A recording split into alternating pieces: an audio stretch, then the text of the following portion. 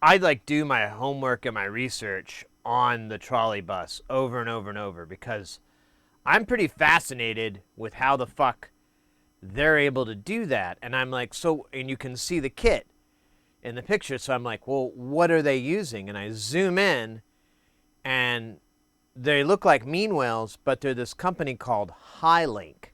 Hi hyphen link. I've never fucking heard of them in my life. I think they're like, I don't know. So, but I check them out, and they make these DC-DC blocks, and they're pretty fucking cool. They're very, very similar to the mean wells, but right, Alcatroid. Um, I'll, I'll get to that in a minute too, because I wanted to talk about that. Anyways, I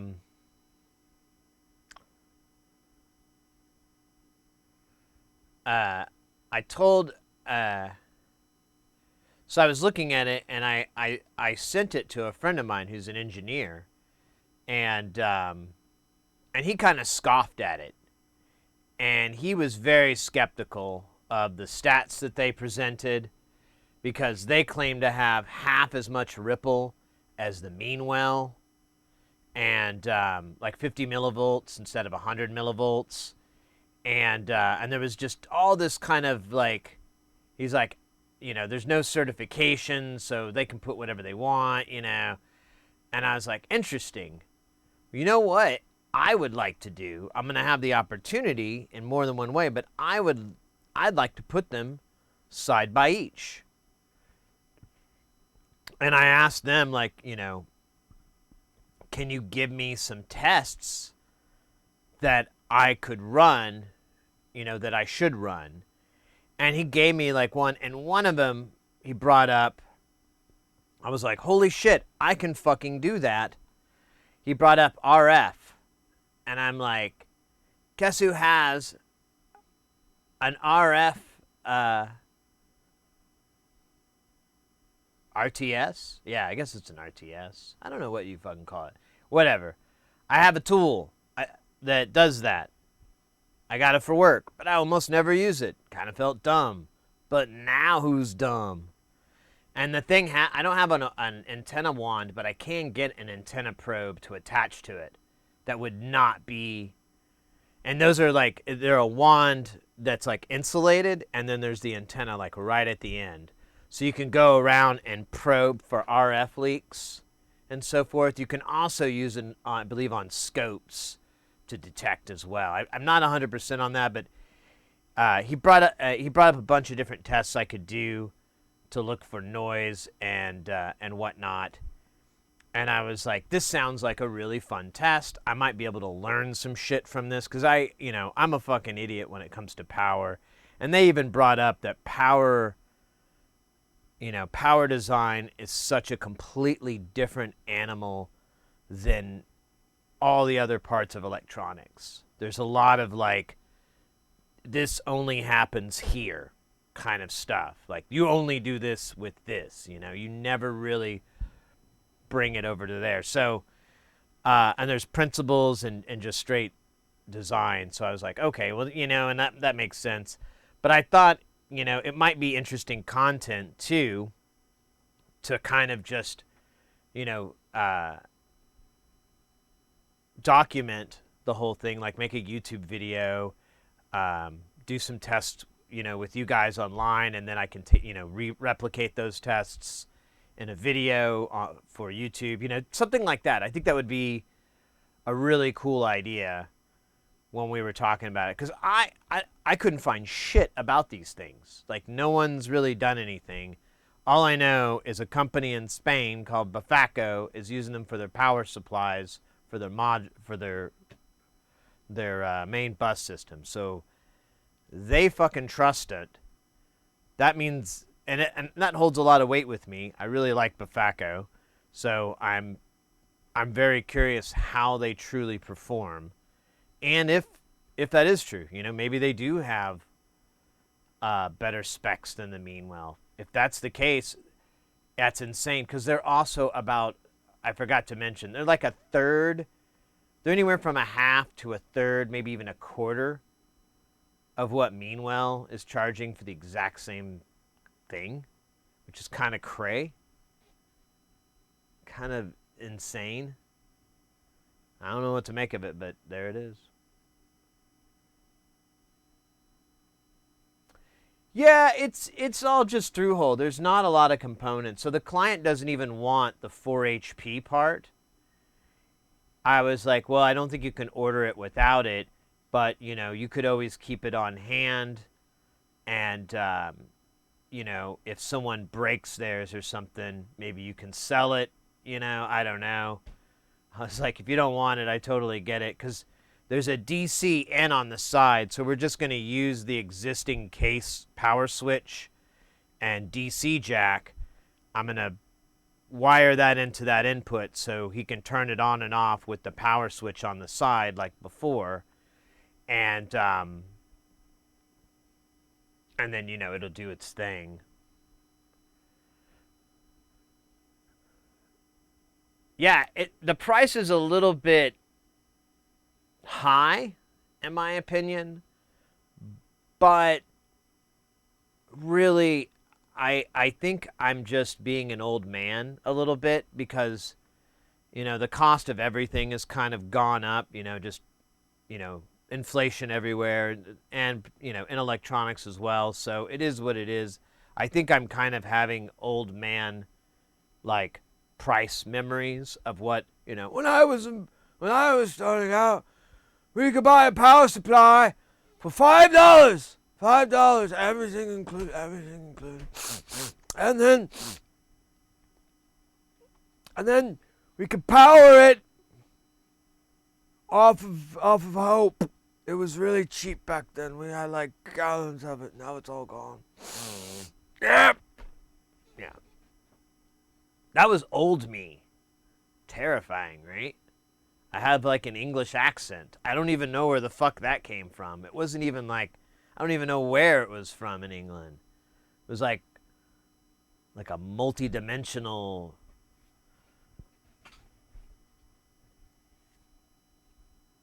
Maybe it was a little South African, you know? Maybe. Oh, Jesus Christ. Oh, I gotta clean my glasses. There's so much gunk on them. From my laughter.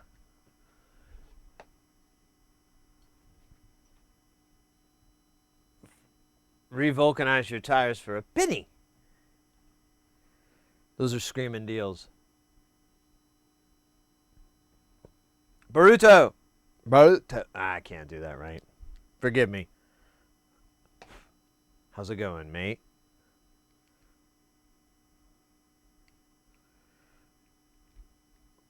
We've got some new repairs in. I'm really excited. We had them sent in, even against my better judgment, and I told them not to, but they did. I didn't tell them not to. I just said, like, you should really try to find somebody local. And they're like, nah, I can't. I'm like, all right. Let's go.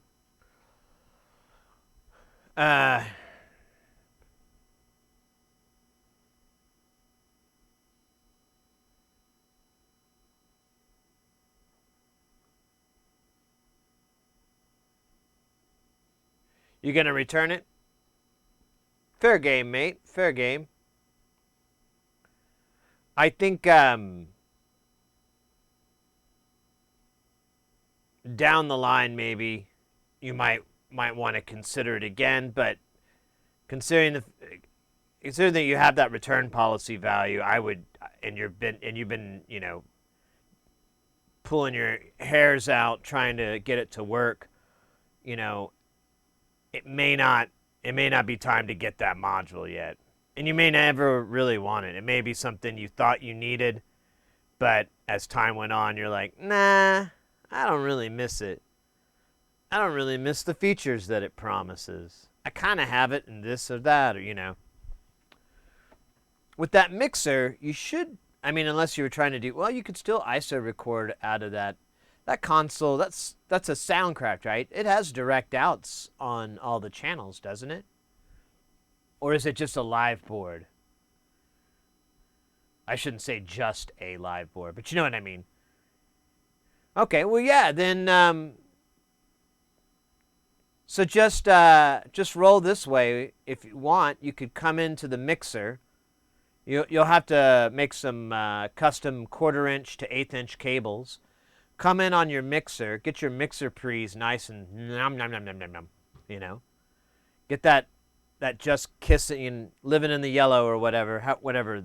I can't remember how those Soundcrafts are metered, but you know, get it proper, and then you could just set up a regular audio interface to go out of those direct ins outs, because those are going to be at line level. They're going to be at the pre-gain level,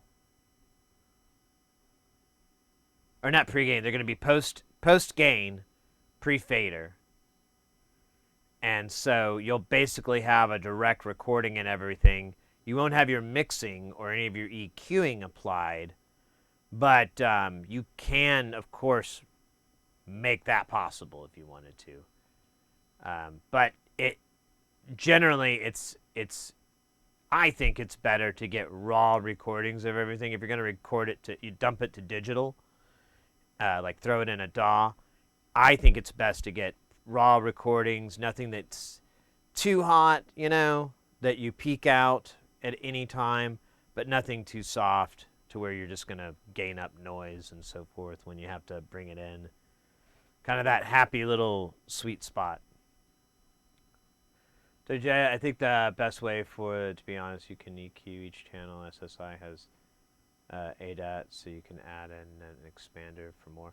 Yeah, exactly. If you have, on those cards, if you have ADAT and it treats it as separate IOs in the interface, which almost all of them do. Actually, I guess I don't see why they would. Anyways, you get my point. Then yeah, you can get 8-channel to ADAT IOs fairly reasonably. I haven't looked at a price for them for a while. I kind of had a setup to accommodate that, but I don't remember why I bailed out on the idea. It was a while back, though. You got 4 DC coupled outs. Oh, interesting.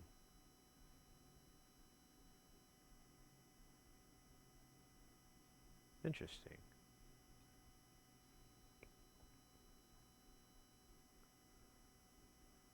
Well, that's nice, mate. Yeah, so that might be the way to go. And if that one day becomes too cumbersome and you've got your rig kind of rolling the way you want, you might go, you know, now I think I want that ES. You know, you might do that, but who knows? You may never. You may find this setup a lot more enjoyable because you got the mixer there and everything. And, you know, a lot of this is one of the reasons I've been happy to listen to dub. If you ever listen to dub music, these people are literally playing the mixer. They're playing the console, you know, when they make dub music and so forth. If you ever watched, like, the Scientist work or Release Scratch Perry, or any of these, you know, any of these dub masters, and they're just playing it like an instrument. And so I feel like, you know, anytime you can integrate that kind of vibe with modular, which are both, you know, were, you know, first coming to prominence around the same time, like, because those type of consoles in the, like, mid to early 70s were pretty mundane. You know, they didn't have a lot of mixes. The mixes were sometimes like stepped switches and all this. But there were a lot of people that came around and started doing mods and so forth, and you started getting shit like dub. Ooh. Anyways, sorry, went on a tangent.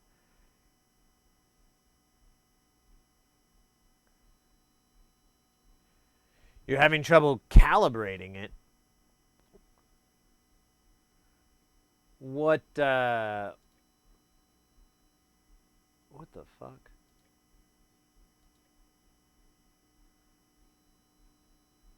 Yeah, shoot me a link here and I'll throw it in.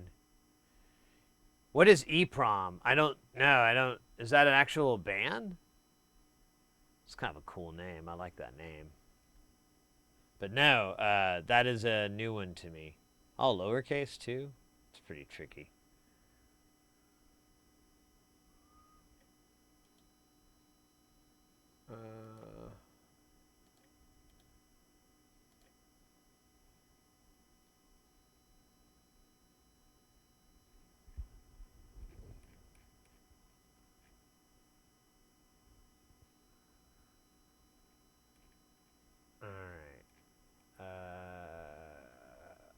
Here, let me pull it up over here so I can see it.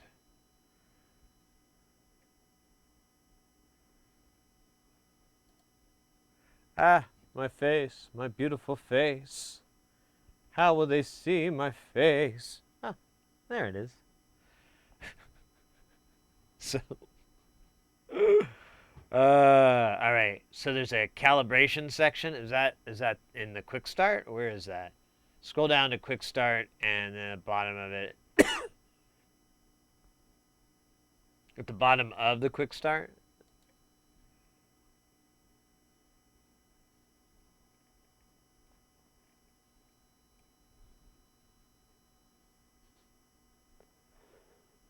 Oh, I see it. Ah, enhance. Magnify. What the fuck, bro? Bro. Sorry.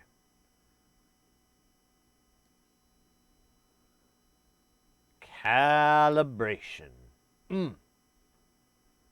Calibrate it. Calibrate. Remember that song from Madonna? Calibrate. It would be so nice. I would like to calibrate. Boom, boom, boom, boom, boom, boom. So wait, Algadroid, did you or did you not finish the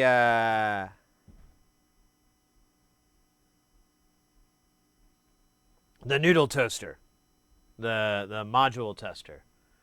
Do do do do do do. Not the calibrate. Do do do do do do. Oh, all right. So let me read what it says here. Jumpers, deck norm invert, set decay output to normal or inverted. Sequence 1, oh, so yeah.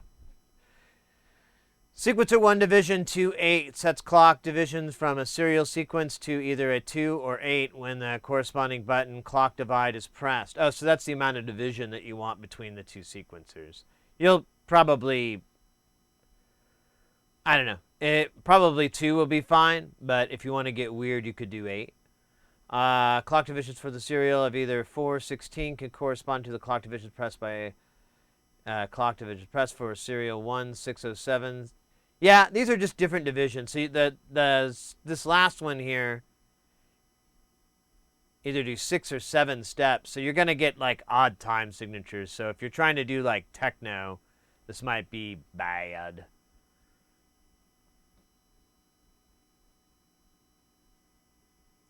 So I think you said the 1 volt per octave. All right, let's, is that, so you've been able to do the gate, decay 1 and 2. Oh, adjust to taste. Gain, adjust, okay, so yeah, that seems fine. So 1 volt, disconnect any inputs from the FM modulation CV, set the frequency control to about 10 to 11 o'clock.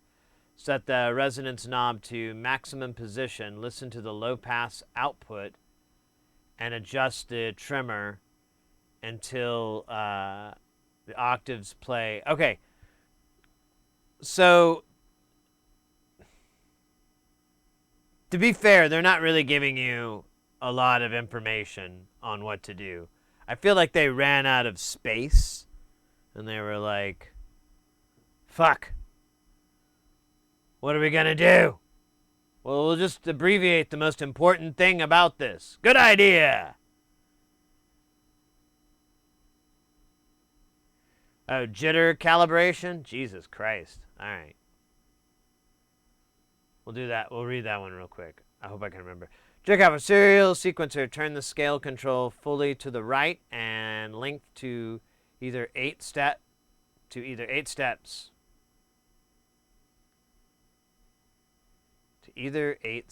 Does that mean any of the 8 steps? Should I pronounce it either 8 steps? I don't know. Connect the pulse VCO to the serial sequencer clock input. Okay, that makes sense. The pitch of the VCO should be in the middle range. Listen to the CV output of the same serial sequencer. Push random loop button of the sequencer and turn the jitter calibration trimmer until no glitch is heard for at least 10 seconds. Oh, this is kind of cool. So, correct me if I'm wrong, but it sounds like you just crank this thing up to where you'll audibly hear it oscillating, but occasionally you'll get this you get this kind of weird dissonant. And that jitter control, you'll just turn it a little tiny bit, wait up to 10 seconds for not to hear any weirdness in there. It should just be a constant, a constant tone. That's my guess. I don't know. What are we talking about in chat? Are we talking about Fight Club? We're not supposed to, you know that, right? That's the rules.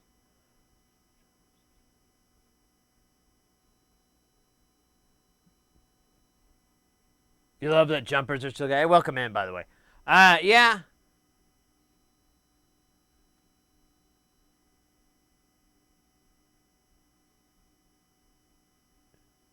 Well, switches are so ungodly expensive. They're probably one of the most expensive components. So even dip switches or like the cheap, they're not. They're always really pricey. I hate them.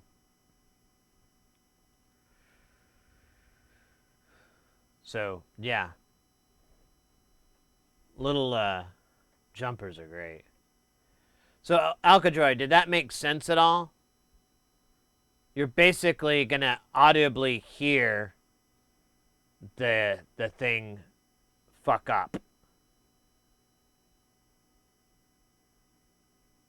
Which is kind of cool. That's an interesting way. I never thought of it. I'm like, yeah, I guess that's a way you would calibrate it. Exactly. The cost of the jumpers it's the same cost, for the through-hole soldering as it would be to a physical switch of any type. And then, I forgot to get a Band-Aid. And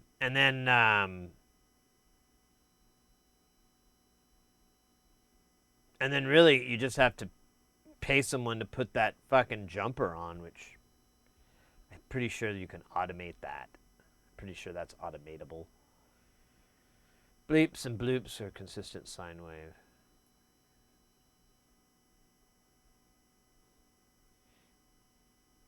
Yeah, you may have to just turn it all the way. But, okay, so, right, let's get back to 1 volt per octave. So this is how I do it, and it works for me really well. Honestly, there's other ways to do it, so if you find a way that's better, just go with it. Don't worry about it. It's not going to hurt my feelings. You don't do it. So if you have anything that generates a constant CV, be it a BeatStep Pro or a module, anything that produces a constant voltage, what you're going to do is you're going to measure it first. So get your meter out and measure 1 volt. Figure out where 1 volt is on that keyboard. It may not go that low. Some keyboards won't. They'll stop. Like 1 volt will be off the map, so to speak. But just find a reference point. Find as low as you can get, because it's just easier to work this way. So, but we'll just say 1 volt. We'll find 1 volt, and then go ahead and go 1 octave up and verify that 1 octave up coming out of your keyboard is almost exactly 2 volts. There might be a slight variance, but that's your meter. That's a couple of other things, but it should be really damn close. There might be a slight offset, like it might be 1.98, and then the other one is, 0.98 or 0.96 or something like that. Whatever the fuck. There might be a little bit of a variance, but just as long as it's double. And then if you want to go really nuts, go ahead and go 1 more octave and check that. Make sure that that's triple, and so on. Okay. Yeah, and it should just keep going like that. Honestly, you really just need to go for like a couple, maybe 4 octaves at the most. But you can keep going for just sheer fun. So, Alcadroid, you mentioned that your multimeter had a volts and a hertz section, and the hertz was like orange or something. It was discolored. I remembered seeing that in the chit chat in the past, like when you were talking about it. Hey, Perchuse, good to see you.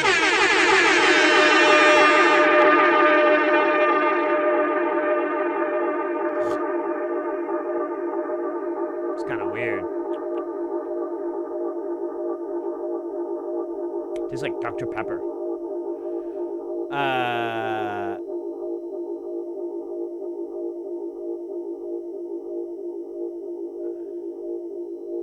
That's another way. So here's the way I like to do it. So if you have if your scope reads hertz, you can plug it into the output of that synth, and it will give you a number.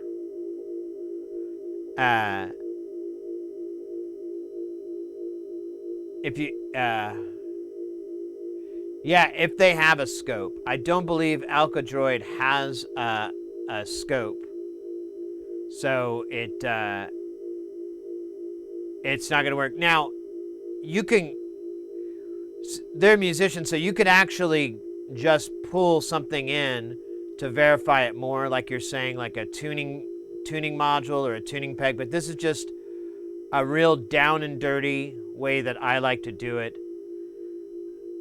And so I'll get anything that can read the frequency, and I'll send 1 volt, and I'll tune the unit, tune the frequency knob to something like 20 or 10 hertz, maybe 50, but really like as low as you can get away with is good, because those are the ones that are. You want the bass, don't you? So you can. This is just the mapping. This isn't going to change. So you'll hit 1 volt, and it'll do 10 hertz, and you've got it perfectly at 10. Then you'll go 1 octave up, which is 2 volts. Sorry for being obvious. And then it's going to go 20 hertz, 40 hertz, 80 hertz, 160. But it's not going to land that way. You're going to have to calibrate it. So it's going to be a lot of push-pull. So what I'll do, I'll get it up to 10. I'll have 1 volt. I'll get up to 10, and then I'll go 1 octave up, and it'll say 23 hertz. I'll be like, okay, so let me turn the trimmer counterclockwise and just pick a direction. Oh! Whoa! Anonymous user gifted a tier 1 sub to PDS for all. Anonymous! Ponies for all. Ponies for all. And all a good night. Thank you, Anonymous. I know Ponies is gonna dig that, because they're kind of cute. So anyway, with the tuning, pick a direction. I like counterclockwise or whatever, but you want to make sure you keep it a direction. turn that, and you know, just a little bit. You'll start one again. One will be off. It won't say 10 anymore. It'll say 11 or 12. And so you'll retune it to 10 on the module itself, and then you'll repeat the test. And now it's like 21. Okay, we're getting somewhere, so you'll keep turning it. Or it'll say now it's 27. Okay, clockwise is the wrong way. Let's go the other direction, you know. And you'll solve it out that way. And then you should be able to keep it going. It kind of depends on the circuit and everything like that. With a module like that, I definitely recommend a couple of things before you do the 1 volt per octave tuning calibration is to, one, let it just sit on power for about 24 hours, give or take. I mean, that's not a hard number. It's just not a bad idea. And then when you're ready to do the calibration, make sure that it's on for at least, I don't know, an hour seems a little bit silly, but maybe just to be on the safe side. I don't know too much about the circuit. I know it's all SMD, so the thermals should be less of a big weird thing. Oh wait, we gotta switch out to the next album. But yeah, if you've already put 30 hours on it, then I would definitely, when you just let it sit for at least an hour on power and then go to calibrate it, should be good. Now, as everybody mentioned in chat, you can use a tuner. That's not a bad idea at all. Just whatever you can. It's a waveform, so it's really easy to figure it out. I personally enjoy the frequency jump, but your mileage may vary. What you're going to find when you're doing the calibration is you'll find a breaking point where it's just like, okay, I could either fuck up the short octave to get the long octave, which is not what you want. So you'll typically try to keep it tight. You'll get 4 octaves, sometimes 6, but which people get upset about. But honestly, what the fuck are you writing that has that big of range? Like, what kind of tracks are you working on? Because everything I ever write in stays in like 2 octaves most of the time. Very rarely, you know, unless it's some crazy solo, you know, never happens. So I don't know.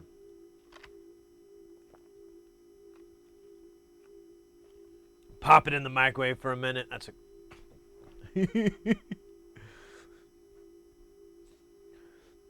I like it when people tell me to throw modules in the oven or something, or circuit boards in the oven, and I'm like, I gotta eat out of that fucking thing.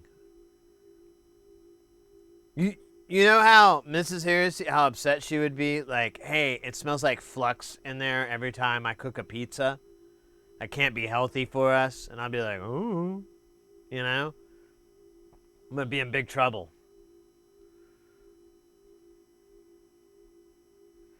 Oh yeah, the crackon. Yeah, a little flux in your chicken, in your barbecue chicken pizza. But yeah, use just, you know, honestly, Alcadroid 2, it's analog. It's never ever going to be absolutely perfect. So, you know, don't strive for that at all. This won't be the only time you calibrate it. You'll probably calibrate it again in, you know, a few months or a year or something like that. You'll go, you know, that every time I hit that, it's fucking, I think I need to recalibrate it. I think that curve is going off.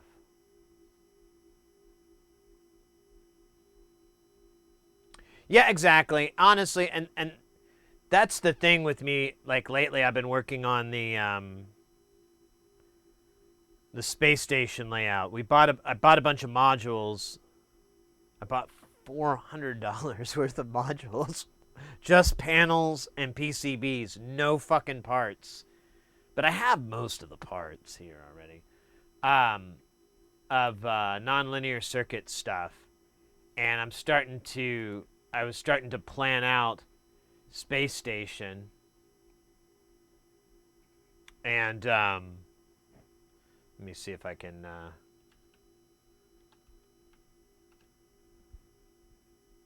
yeah. Scheiße. Second to go. I want to share with you my madness. All right, now I just gotta remember which stupid password I used.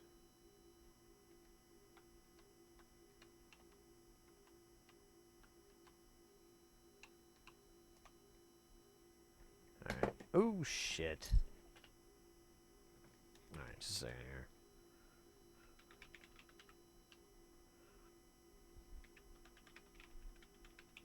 I feel like I tapped that too fast.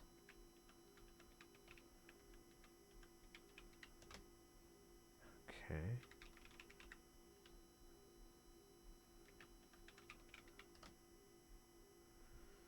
So stupid. All right. I have a tiny little spill here of water. I use my very expensive clean room wipes to clean it up. Be-do-do. Well, the crack on is a module sort of thing. Let's see. So where was I? I was looking at this, and we were going to look at space station. All right. Guess I could do it like this. All right. So this is what I'm thinking right now.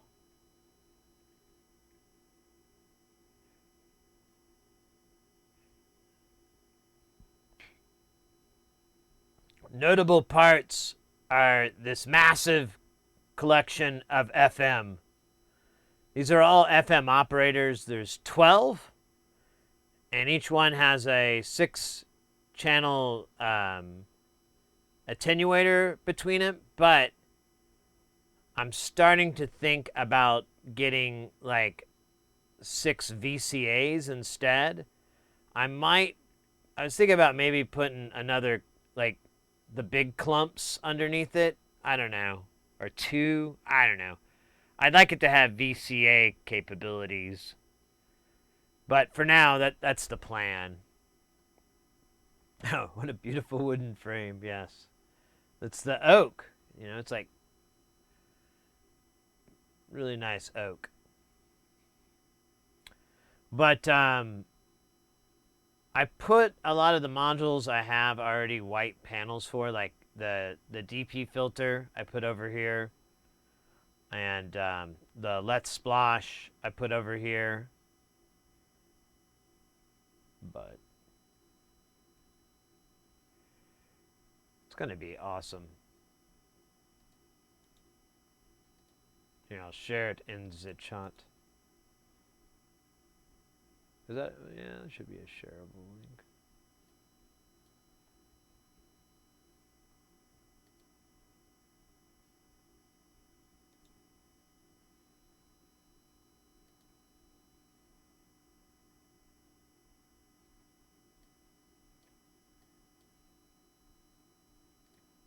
Nice.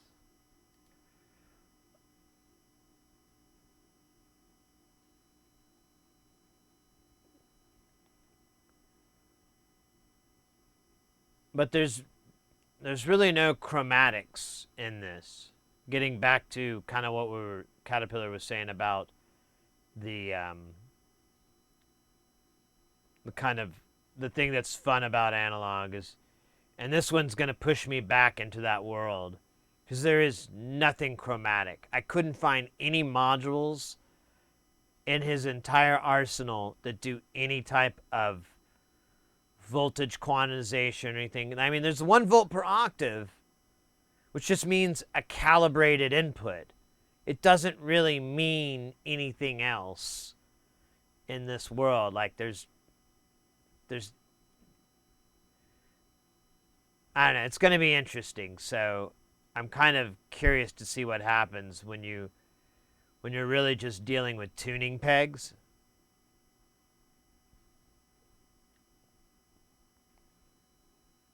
It's going to be wild. I also put a CM oscillator, which is 6 oscillators. There's the Is Carp Lust Wrong in there as well, which is a pluck kind of weird, glitchy. And these are all filters up here. There's a bunch. And then we get into kind of sound generation here. Like the top half is sound generation, and then the bottom half is going to be like CV processing, and those are kind of broken down. Like this area is kind of responsible for gate and movement CV.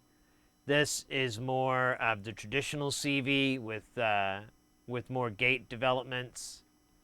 And then at the bottom is sequencers and kind of performance, which there really isn't much other than the LD Rama. But I still have giant chunks to do more stuff, so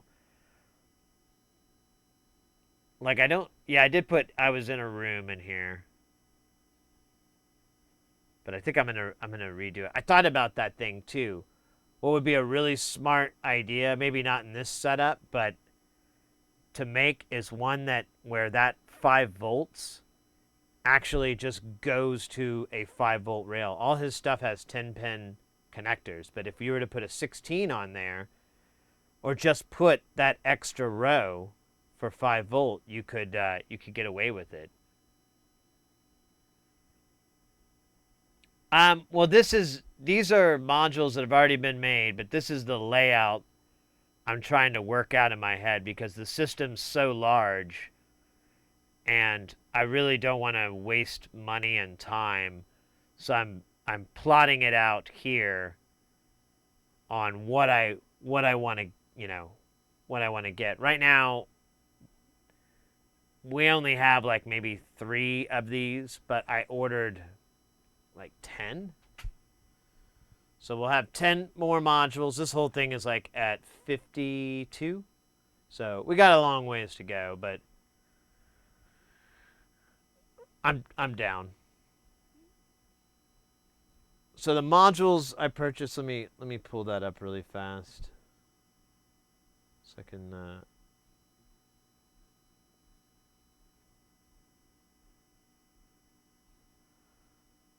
So, yeah, there we go. So there's the Fourier and the Coral generator. Coral.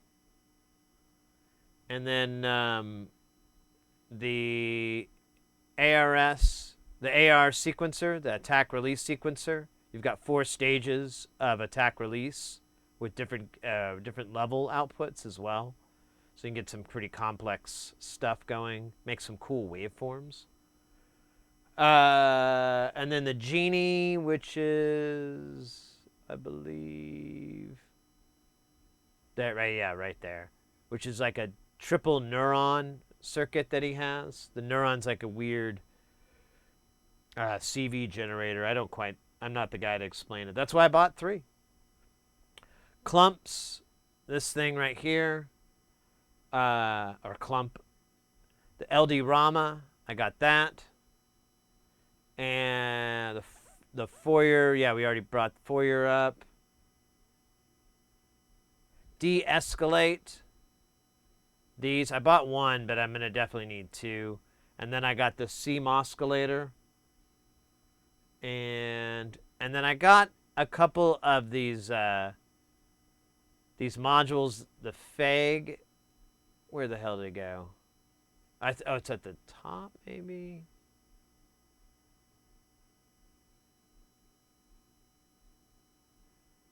Dude, I can't remember where it is.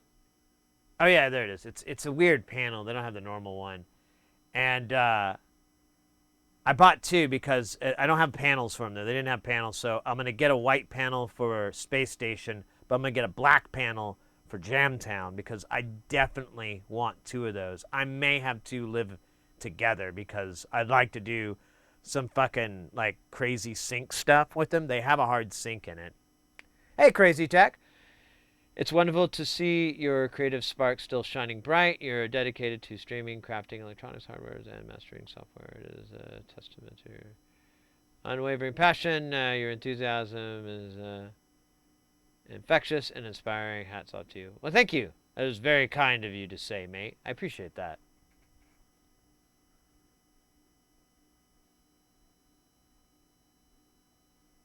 What do you use for power? Oh, you haven't seen the power? My power.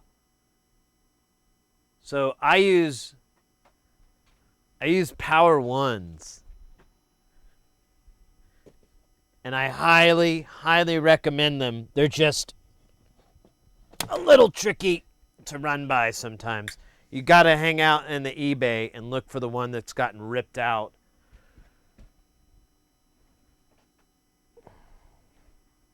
Oh, we're in an ad. I'll wait. I'll wait.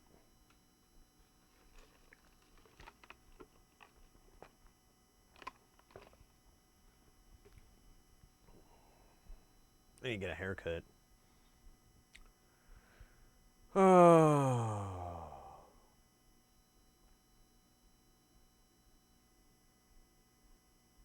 The macho big boy. Mucho macho. Muy buen. Oh, I got two new tequilas. Although one I kind of bought by accident. I don't know what happened. I think it was right next to the one I was wanting to get, and their labeling and everything looks so similar. I just thought it was like, you know, how they packaged their Reposado or something like that. I don't know, but either way, I got. Oh man, what was the name? Oh, I forgot the name. It's darn it. Oh, here it is. Let me see. Don Abraham, which I'm not familiar with. It was rated high, so I'm like, okay, it's not crap. But and I had a little bit last night. It was okay. It grew on me. At first, I didn't really care for it, but I started to like get into it a little bit. The other one I got is a Retta, which is like a pretty inexpensive tequila. Good for like margaritas or shots. So, we were asking about power.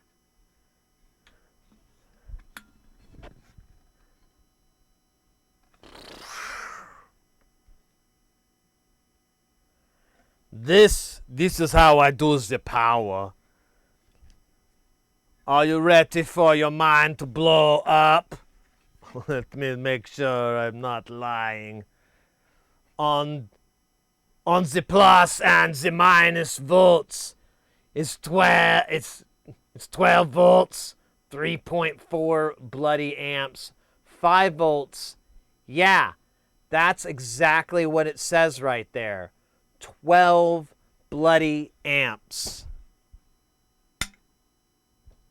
So I have two of the smaller versions of this that do not have the 5-volt rail. It's the HDCC 15 or whatever, or 150. Can a ribbon cable carry 12 amps? I don't know. Do we want to find out?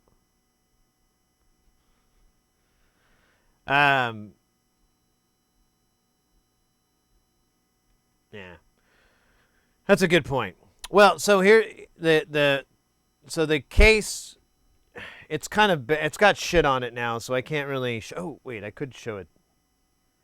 Can I show it this way? Hello. Is it me? All right. So, hold up. So I got this case from a buddy of mine, and it's got a turntable inside of it and everything, but it's a 6U case, and it's really light, cheap wood, but it's good enough. Like the bracing's great, everything's great on it. I mean, I've been putting stuff on top of it just to make sure. Champion. When I got that out, that's what the modular grid thing that we were just looking at. That's what that's going to be. And but he gave me this power supply, and I was like, wow, thank you so much, man. This is awesome. And I started to realize that none of nonlinear stuff ever uses 5 volts. But I have 2 of these in there. One is a 12 volt that's running all the Eurorack and Jamtown. And then I have another one that's 12 volt that runs all the 15 volts that runs all the analog modules in Frac Rack. There's another smaller power supply that's 800 milliamps that runs all the digital ones. There's only like 4. And the Frac Rack, and it's a 15 volt system as well. My plan is to swap out the 2 12s so that I have just a dual 12 here, and then I can put this one in there in Jamtown, and I'll actually have a 5 volt leg that I'll never use because I literally have nothing. Everything that uses 5 volt just grabs it off the 12. It's kind of annoying. I'm kind of irritated about it when I think about it. But I have like 3 modules that don't, so we'll use that.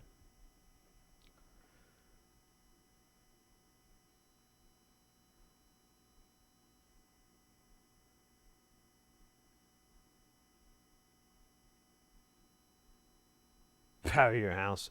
I don't know, it could. So I don't know if I don't have the link anymore. So if you look, so you'll get the model number. This particular one is an HDCC 150W. I think the smaller one is HDC 150 or something like that. I could look it up, I guess. It could be like a smart thing to do. Let's see, power 1 HDC 150.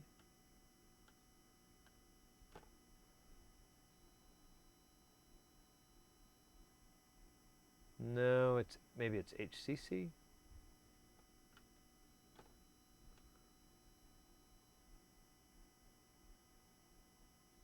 Oh, here it is.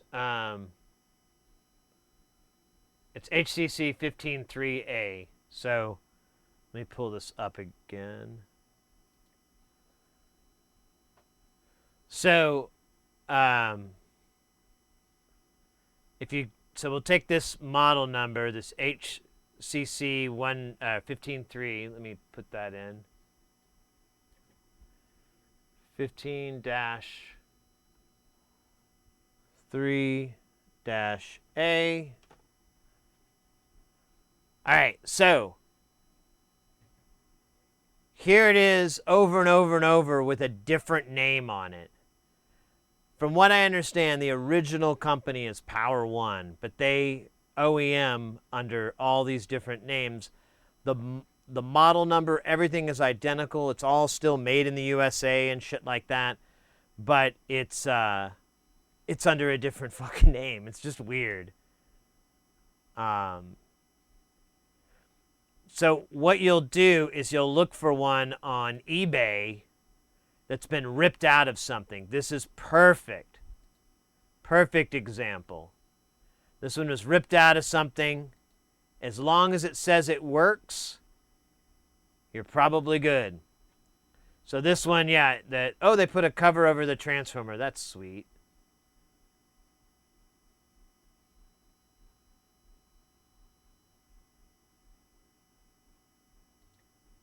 Well,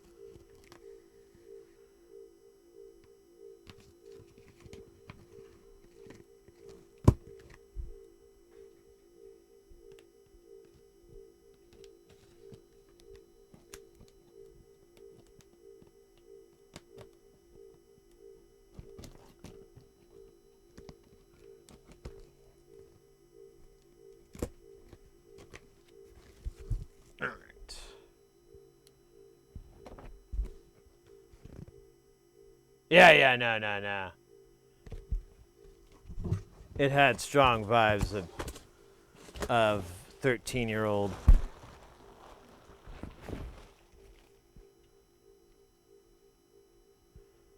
All right, so here's a power supply for a Boss. One Bruce Springsteen power supply. One Bruce Springsteen drum machine. Born in the USA. Wow, this is really great packaging. I'm completely and totally impressed. Oh man, this thing is huge.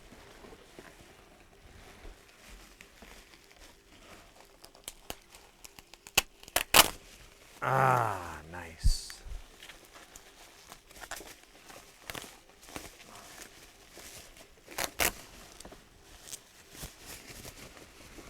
Open for me. I require your contents. Oh, yo, this is old. Got the attached power cable. Classic. Oh my god, this thing is fucking big. Oh shit, who did that? Me? All right. Ooh.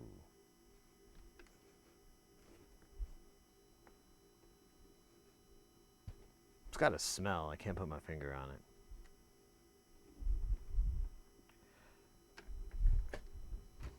It's not a bad smell. It's like a familiar smell. Maybe it's the 80s or 90s. I'm just smelling that. Cigarettes.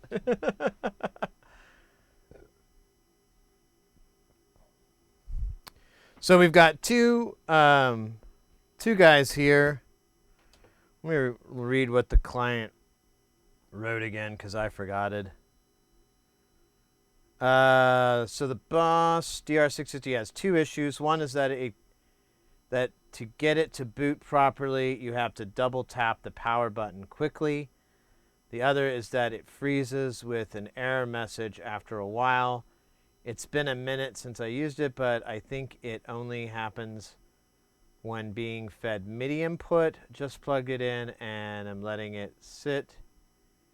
It freezes and what error is. I also see. Okay, so let's go ahead and plug this in and see if we can get it to just do any of these things really fast.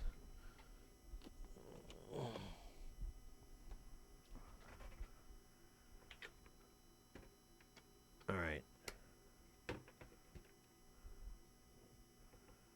Oh. Yeah, it's not coming on all the way. It's coming on a little bit. All right. Kind of know what's probably the problem. So he says you have to. There we go. Now it's booting, but it looks weird. Like the bottom row is out on this panel. I don't know if that's normal or what. It looks jacked up though. So first thing we're just going to check right out of the gate is to make sure the power supply is still good. These can kind of fail slow. And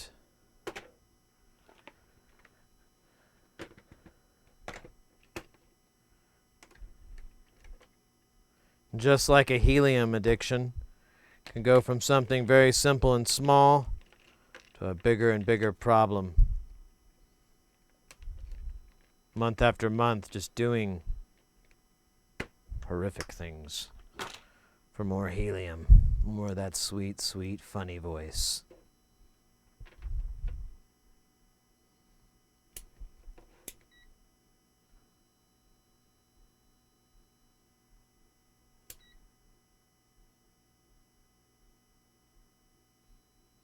So it's saying 13 and a half.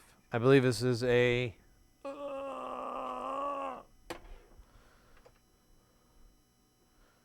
12-volt AC. So the power supply is tip top. It's in great condition. So we can't blame that. So the obvious issue, I think, Or, I don't know. Here's my belief. Switch is a possibility. I won't turn that one down. I think the power supply has a capacitor failure. Like, the fact that you have to keep doing it kind of gives me the sense that you're, like, charging it to try to get the short not to drop the voltage down too much. Because it behaves kind of like it's got low voltage, like it's getting 3 or 3.5, and everything's kind of enough to come on, but it's not working. But if you toggle it, you can usually get the cap to kind of overrun it. So that is more than likely the cause of all the issues is a power problem. This thing is pretty digital, so I'm going to throw that on we'll take it apart and look at the power supply. Let's read what's up with this MKS-50.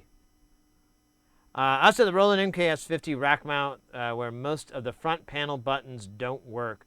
The audio sounds fine if you send it MIDI, but you can't change patches or edit most of the parameters. Would love for you to check it out and see. Okay, so let's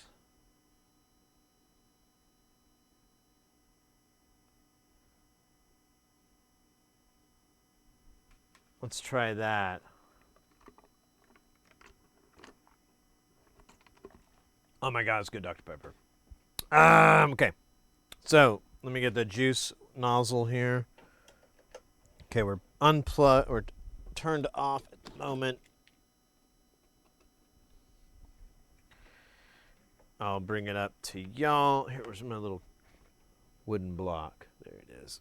Wooden block should give us a little bit of support.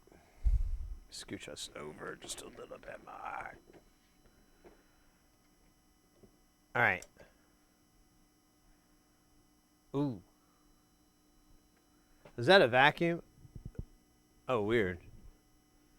No, it is an LCD, and you cannot read it from any other angle than dead on. Like, I cannot see it at all from the angle I'm at. That's hilarious. Let's see here.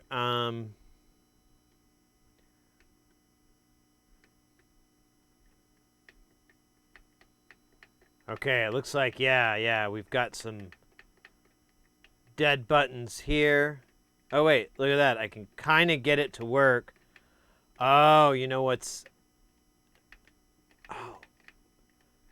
Oh, man, that sucks. I think these are, like, membrane switches. Just like Reddit.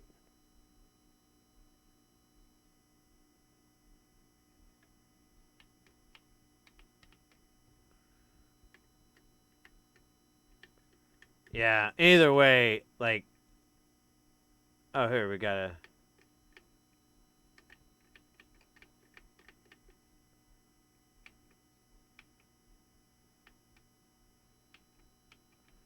Alright. Yeah, the front panels are jacked. It's either the fact that they all feel like membrane switches inside, or... I don't know. I don't have as much confidence in this one as I do in the other one, because like if it's the membrane switches, I don't know what to do.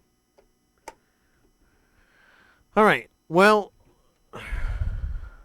let's... What do you guys think? What should we do? Should we do the boss first, the drum machine first? Or should we try out this dangerous piece of gear with a giant AC transformer I can clearly see? It's way up front. That's a little scurry. The manual, that's a very good point. That's a really, really, really super point. Let's see. Roland MKS-50.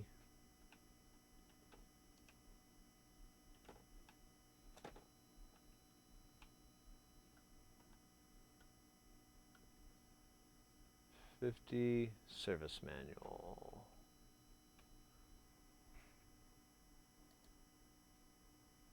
We do now.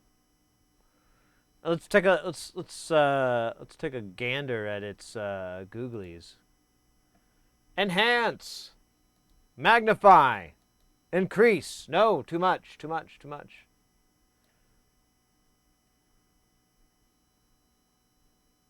Nice filter there. Dooba-dooba-dooba-dooba-doo. Ah. Exploded view.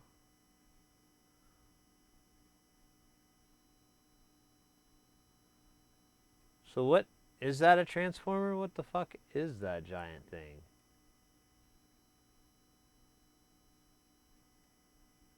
Yeah, it connects to...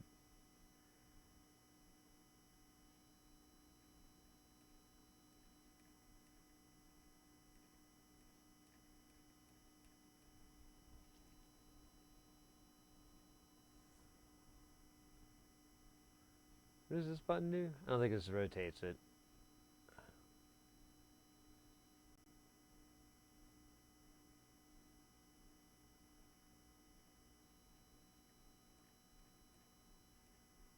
Oh, here we sort of go. Panel board. Oh, okay. That was easier than I thought it was going to be.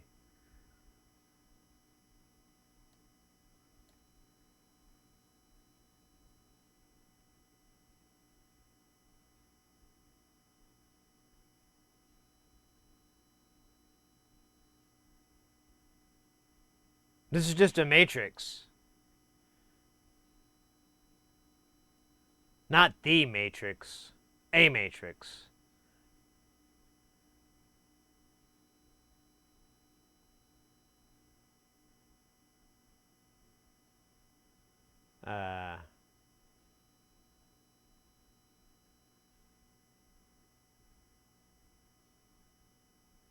Yeah, I think they said they replaced the battery, but we'll check. So, all right, I am infinitely not worried as much. So it's either these buttons are busted, or this interface isn't working right. Because yeah, it's just a matrix.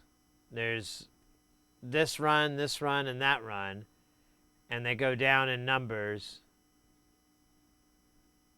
Because you lose one, but it's never a tie of the two. All right, well, and then yeah, they talk directly to these fucking chips. This actually, chips was wrong. Chip. Unless this guy is something.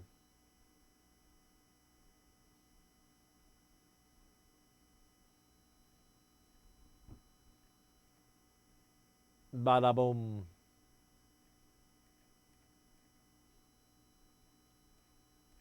All right, well,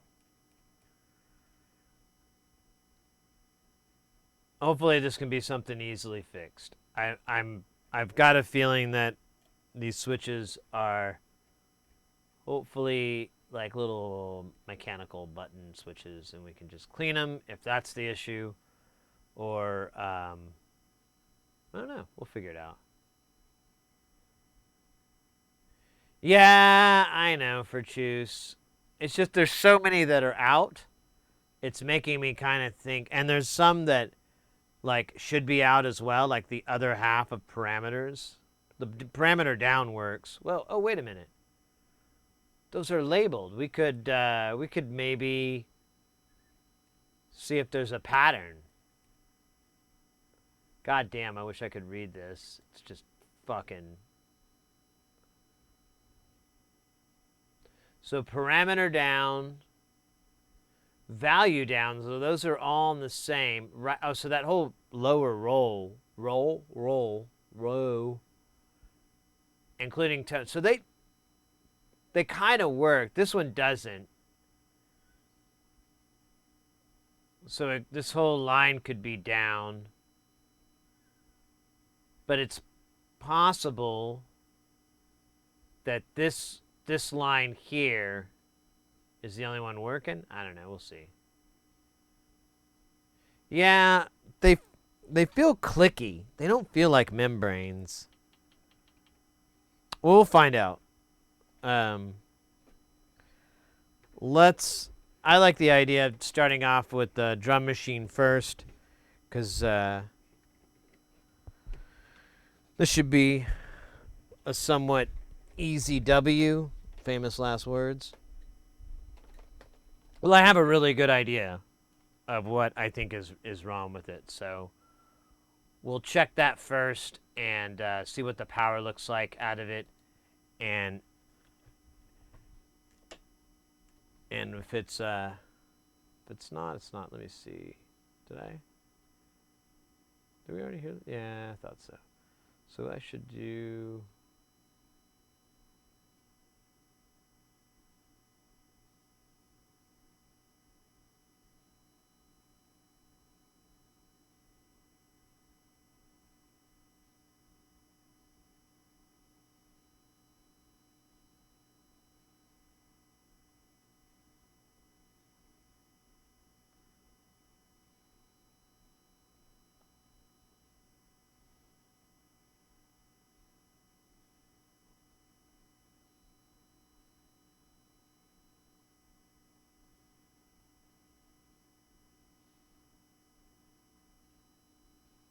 All right, there we go. I think I fixed the issue. Okay, so in order to get inside of these, we must use our friend long-ass screwdriver, which I'm really glad I bought these. At first, I thought that was a fool's purchase. Now I know it's good. How you doing, Noiseworks? Good to see you, by the way. I don't know if I already said hi. I feel like I did, but I think it was in my head.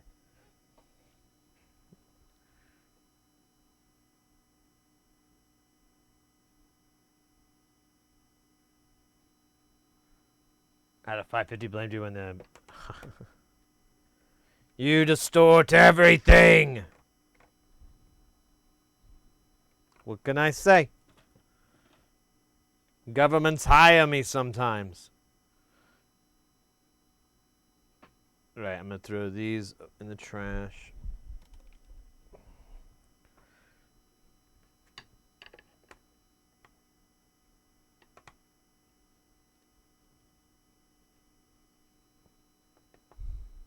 Okay.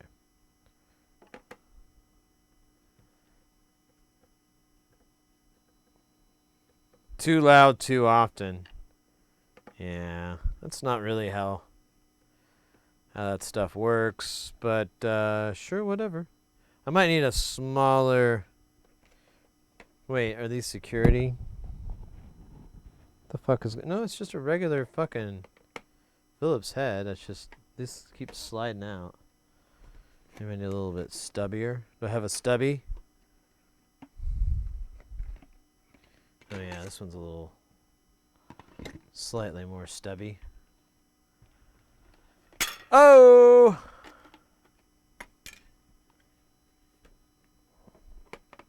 Oh, there we go. That's the connect. Well, wait a minute. That could be something totally different. Nice.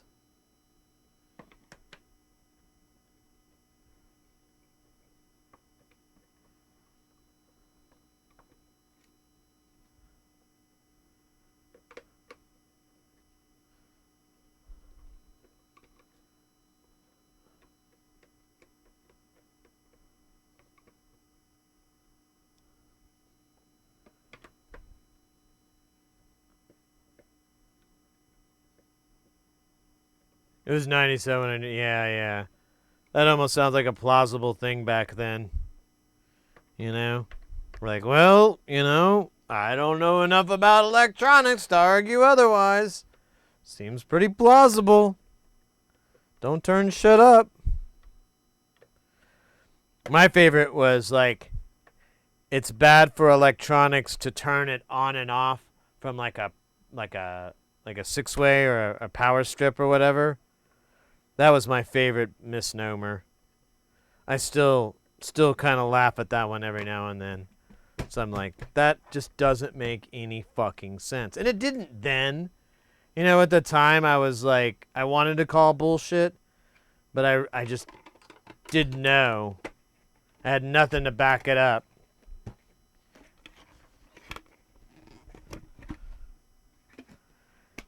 And I even had like a friend of mine, dad, who was like an engineer and so forth. And he perpetuated that nonsense. Although sometimes I think that guy was fucking with us a lot back then. I started thinking about a lot of things. I'm like, I think he was trolling. Hey, interesting thing to note. Inside the Boss DR drum machine, it is Adobe color.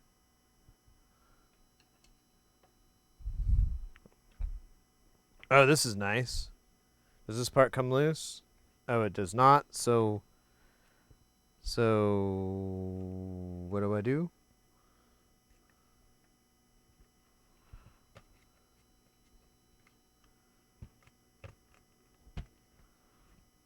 Interesting. Okay, there we go.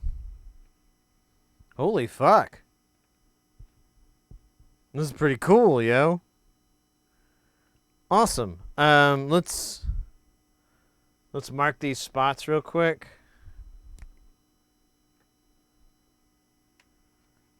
I don't know if I can disconnect. I think I have to disconnect here.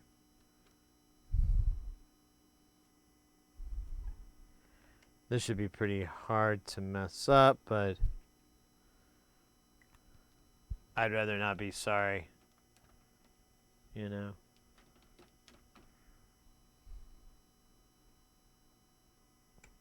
There's one. There's another one. Oh man, how do you get this guy out? I hate these kind. I think there's like a tool you get. Man, let me make sure. Yeah, I think this is bolted in.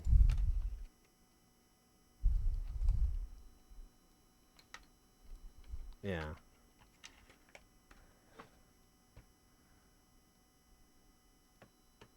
Okay, that part came off.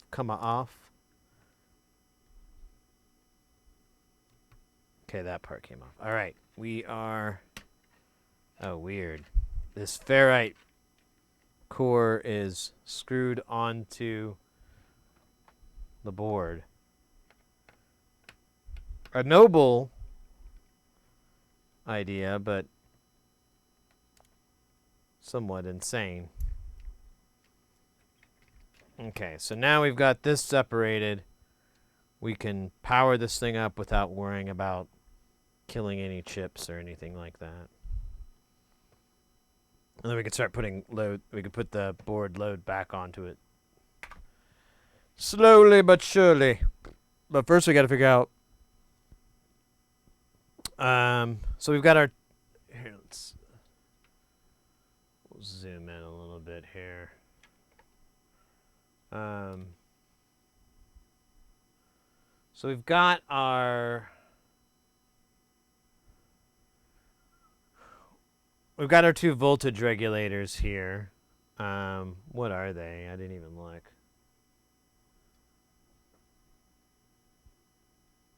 Oh shit, this is all turned that way. There we go.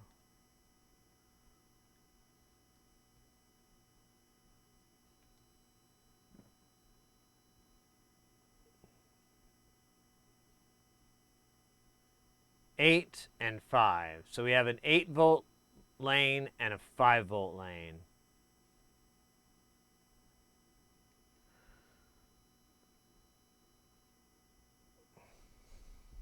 Oh.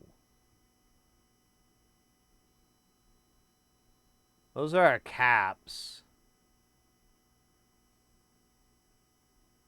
I don't know if it's just wishful thinking or it really is, but they kind of look terrible.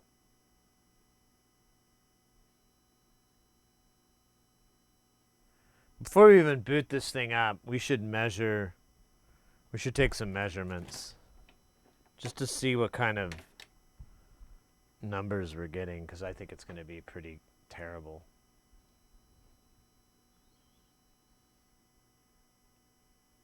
People still get kind of weird. Yeah, that's true.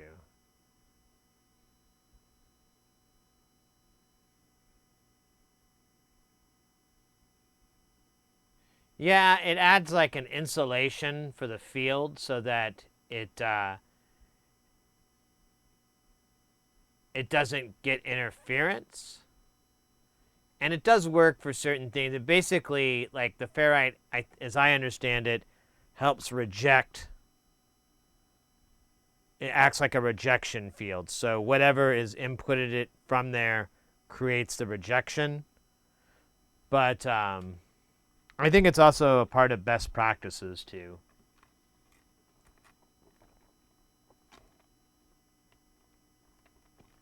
Oh wait, so it's more like a high frequency. Yeah, okay, that makes sense. Is there rust? I don't think so. But I mean, honestly, let's just poke around. Let's do like the House of Pain song and poke around. House of Pain. Such a classic band.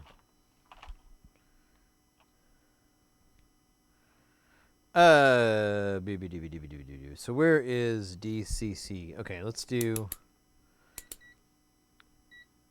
a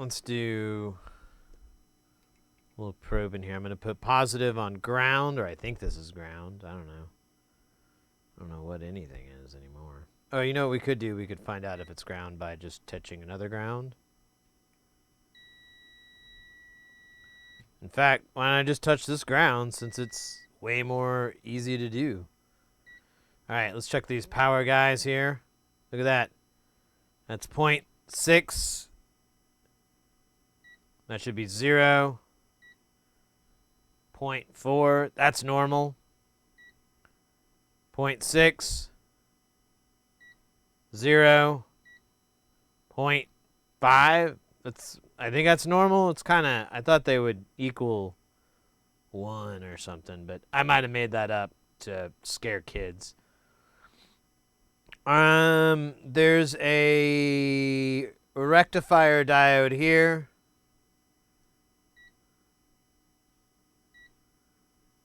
I believe that's what this D103 is. And that's, although it only needs a positive rail, but whatever. It's taking an AC signal, and maybe I should get the manual for this. Because so far, everything's looking okay. It's kind of nerve-wracking. All right, let's try, what's our relationship to, so 500K.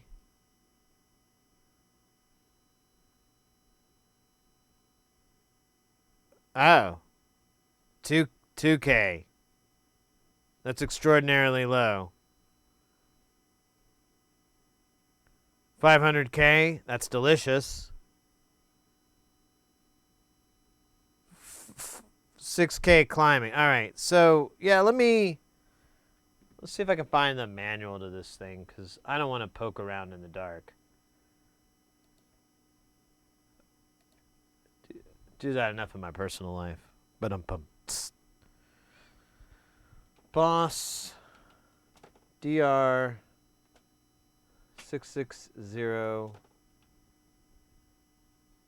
service manual.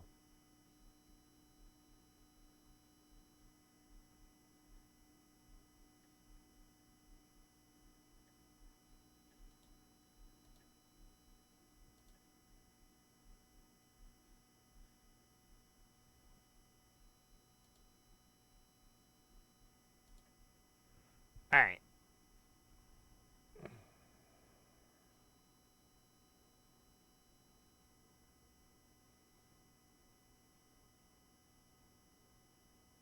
So yeah, it wouldn't have that capability, nor would it really protect against that stuff. It's too tall of an order.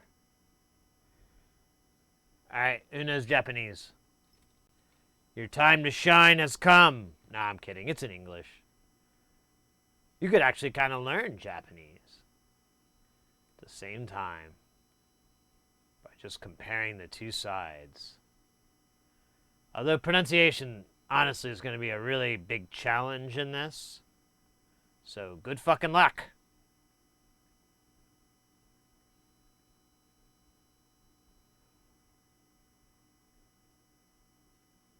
Dude, come on.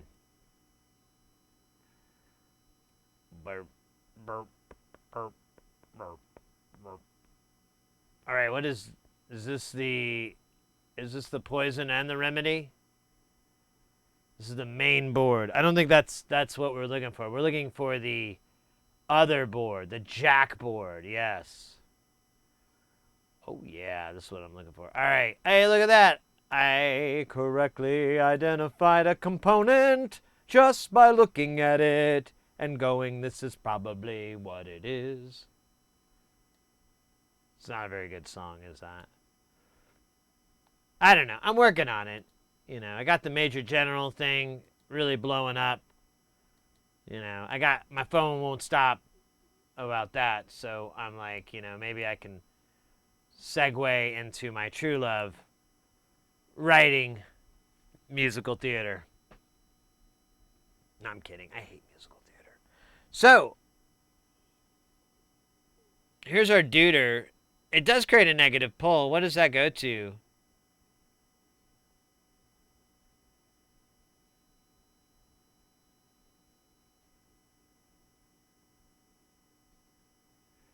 Oh, it just acts as ground? I guess. Okay. It's weird, though.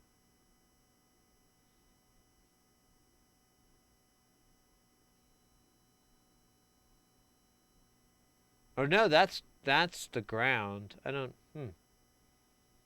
Whatever, man.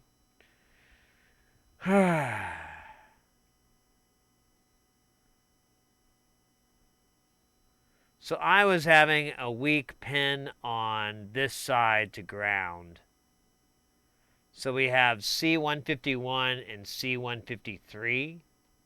It's kind of weird that they'd both be shitty.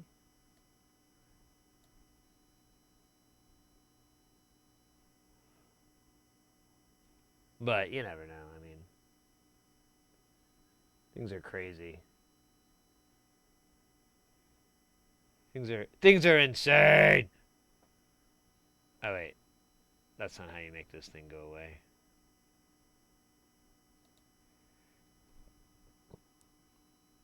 So it's these two big caps here, I believe. Does that say 151? 150. I can't read it. Let's 159. Oh wait, is it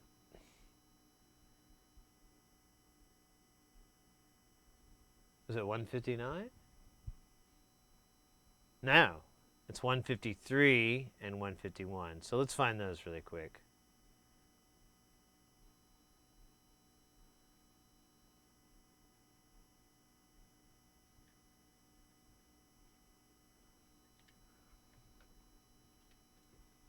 Have you checked the AC noise on those caps? You know, I haven't even gotten there. So we have, I haven't checked it yet, but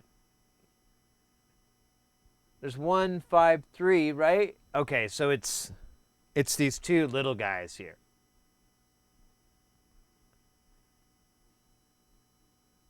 What are these? They're 100 microfarads. Interesting. All right, well, we could do that. So the issue on this, and we should check it now to see if that is the case, is it's not giving it either enough power. It's behaving like it's not getting enough power. Like you have to cycle the power to get it to come on fully, and even then it's kind of glitchy and it'll crash. And that's telling me that the power supply is bad. Now they have replaced the battery, I believe, on this. We can check the battery as well. It's probably not a bad idea. There's some weird tape here. I don't know what that's fucking about. But in fact, let's quit pussyfooting around. Let's actually see what our voltage is on this, because I don't know. You know? I don't know.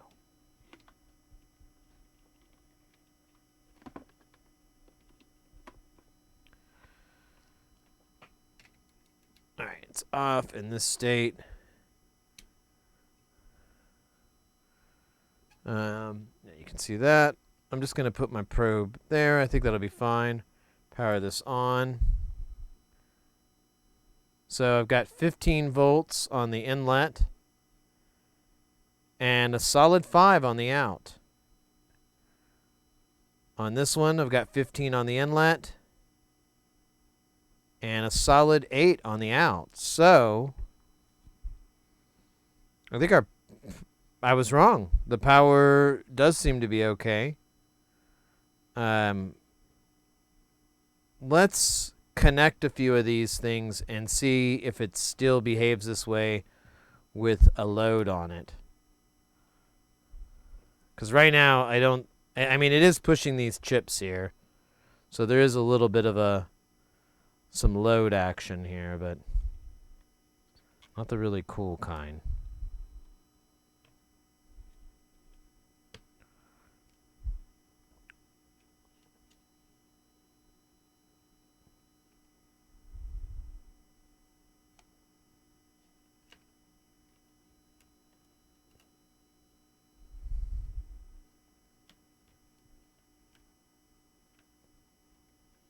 Man, this ribbon cable is, I can't even see, is in a bad place.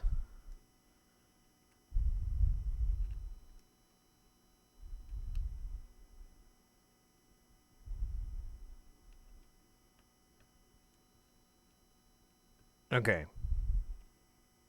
Oh, I still got this guy here. Watch him not be, well, it looks like he's part of that encoder, so guess I need that.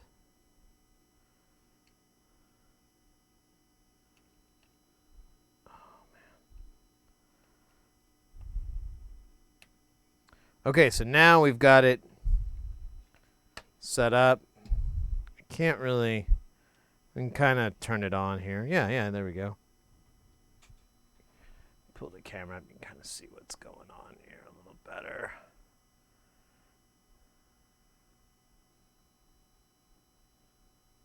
All right, let's turn it on and see what kind of goods we get here. As you can see, it's not powering up. So let's see what our power is at right now. So I'm showing 8 and 5. Interesting.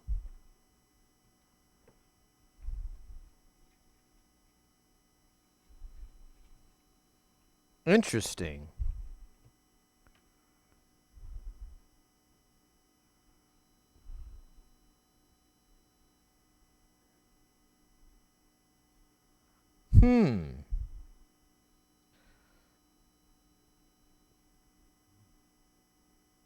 I didn't expect this. I really thought I was right, but I am 100% off on what the problem is. So I guess we'll need to start over on my guessing here. Oh well, it was a good try.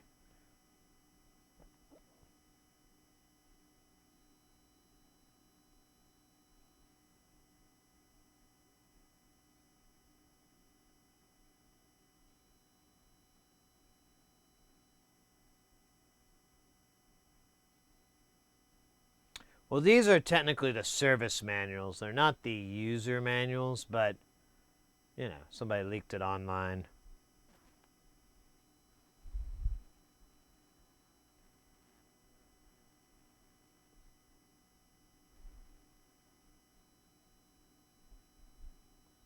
Okay.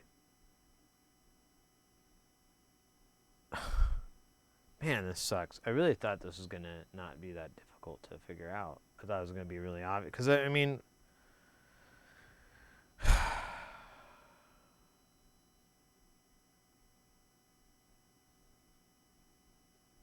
All right, well... it still looks like a power-related issue. So, maybe it's a bad SMD cap. Ooh, that's a possibility. There are several SMD caps on here. And I'm looking at one right now, and I don't know if that's flux or shit on a lot of them. I've got one here that looks nasty. I don't know what that is. It may just be flux.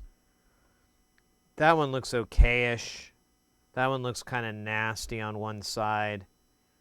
So, all right.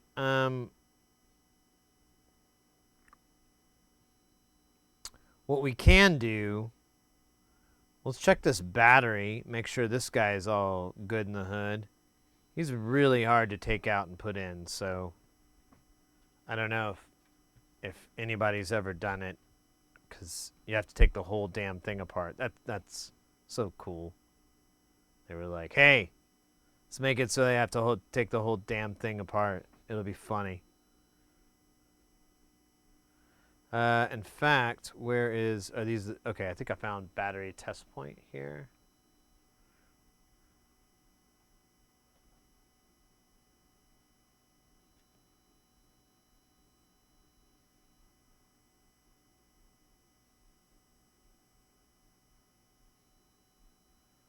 Yeah. Although there's 3 points, so what the fuck does that mean?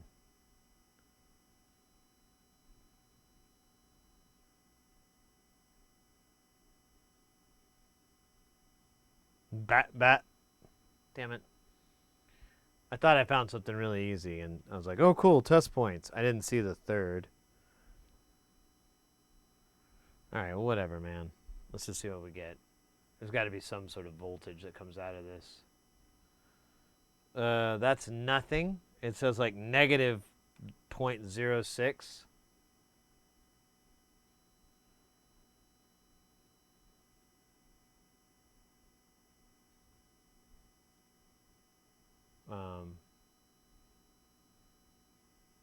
Is this a battery?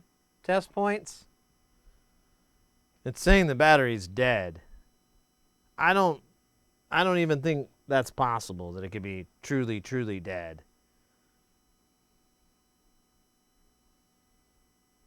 I'm having a hard time. Let me see if, can ground be... Okay, so let me see if I can just do this. And I'm just going to touch a screw with the negative probe here, and I'm just going to probe the top of this guy. Here, we'll just see what we get. Yeah, that's a good battery right there. 3V, 304V. That's hopping. That's what the kids are into. All right, so it's not the battery.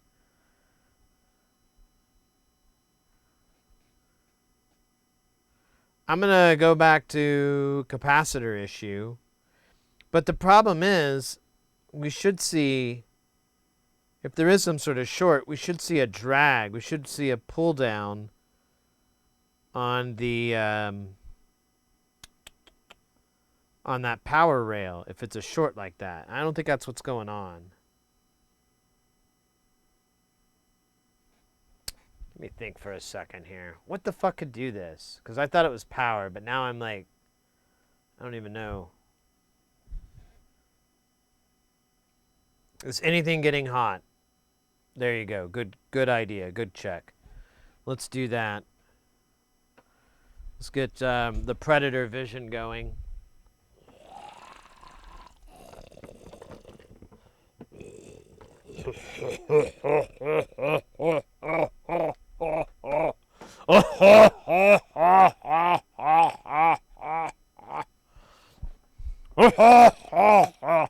It's my predator impression. If you join me at the Laugh Factory this Wednesday, I'll be doing my predator impression my ET impression. I call it the extraterrestrial, and lots of other alien creatures. I do the xenomorph. I do Mark Zuckerberg. I do Alf. I do like a really good Don King.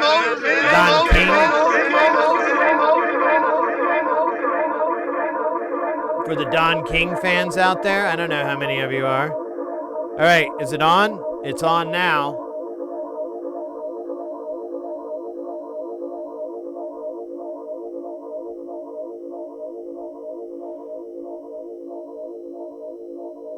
Oh, weird.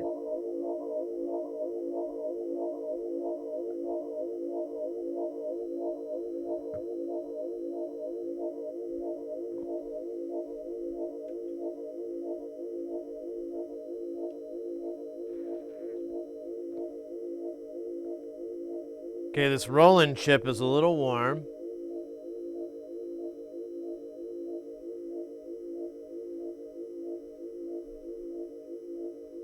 That chip's a little bit warm. This chip, nothing.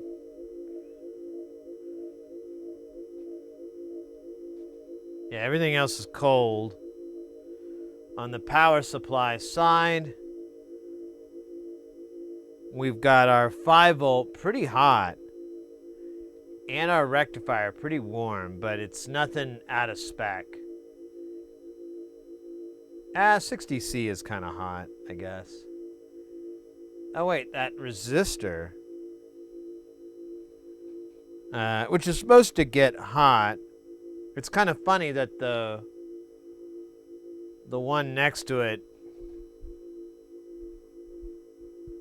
Okay, so they're both, oh Jesus, yeah, they're both nice and toasty.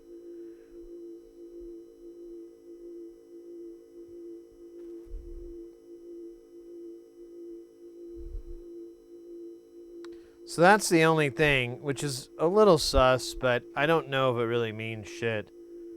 Wait a minute, what's this? Is that a screw?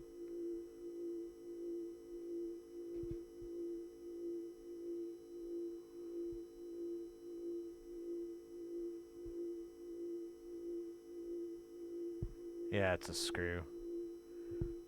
Like, things will reflect back infrared and it'll give you fake false positive readings. All right. So, unfortunately, nothing's really hot. Let's see if we even boot it all the way up. Yeah, we're in that pseudo boot screen. Let's see if we can jog it. Okay, there we go. So now we're sort of loaded up. Man, it looks like the memory's got zapped. All right, let's see if there's a difference. I fucking turned this thing off like a goober.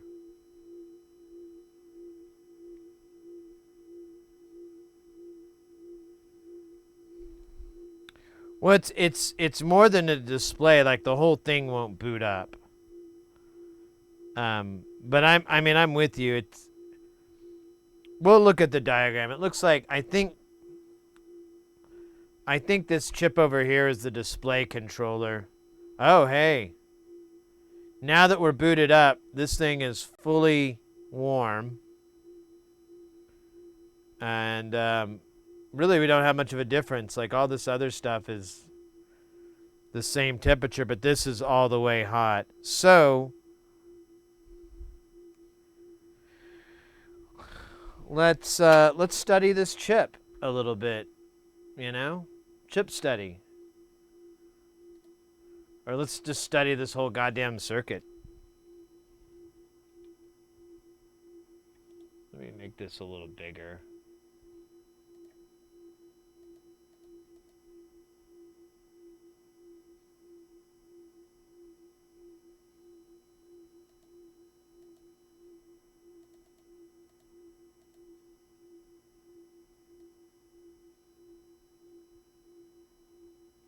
Oh, yeah, that's why.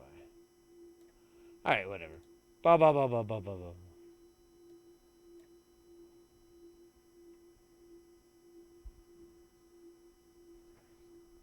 Yeah, the 5 and the 8 look fine. And you have to kind of jog it to get the power to go to the rest of the board. When you turn it on and it's not fully powered up, like it's in that kind of half alive state, the voltage load is normal. Now there is a component over here that gets really warm. I'd like to figure out, I don't know what it is. It just says IC. So we might look at that. There's some pieces around here too that are a little sus. So maybe we can look around on the microscope.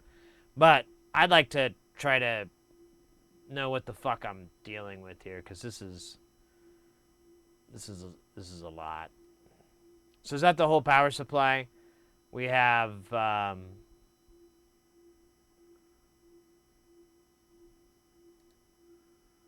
this one leg here though that's a transistor. What is this for? Is this like an enable?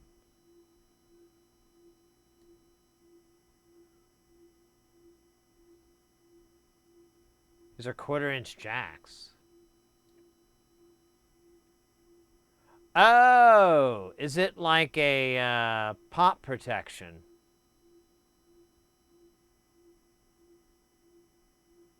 Yeah, because it pulls to ground. Yeah, I think that's what that is. It's like an anti-popping protection when you turn the power on. That's my best guess. It's attached to all these outputs, and it's just like a little guy that pulls to ground. So I feel like that's its job, to make sure that you never get a bump, and if it does, it's fed back. That's a decent guess, but I mean, see how it's not on the headphones, but it's on these main outputs? That would make sense. And you would need something like this to do that, so I get it. Cool. Very sexy. Yes, it's okay, good. I guessed right. What do I win, Tom? Tom? Tom? There is no Tom. Only Zool. Good to know. Looks like MIDI goes straight in and out with the encoder connector. Or maybe not the encoder connector. What is that thing? Oh, I think it is, because it's for the volume.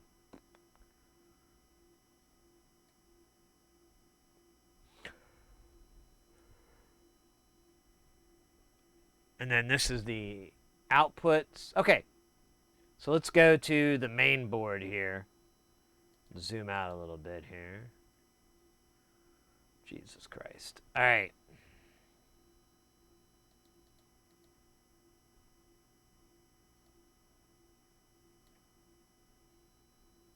So our main Roland chip here is called IC3. Hey, Hayes, how's it going?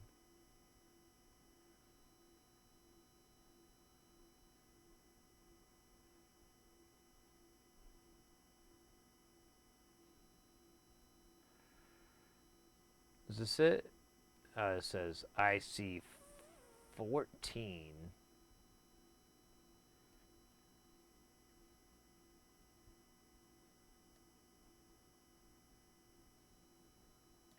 There she be. All right, so this is our main guy. There is a cap on here. It's only 100 nanofarad. It's pretty unlikely it's dead, but we should start our probing there. See if we get a low resistance. I'm still leaning that it's a bad electrolytic cap. I just don't have any good proof yet. I guess I don't want to start pulling them out like a madman. I'd rather pull them out like a surgeon.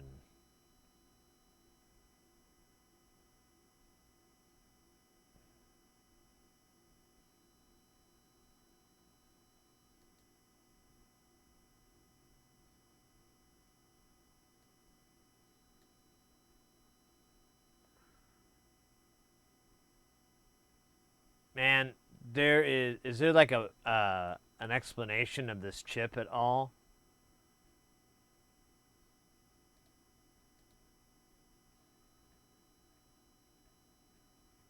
I thought there was something, but I might have just made that up.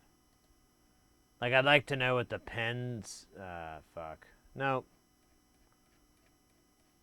Let me see if there's a breakdown. There is not. Shit. Well,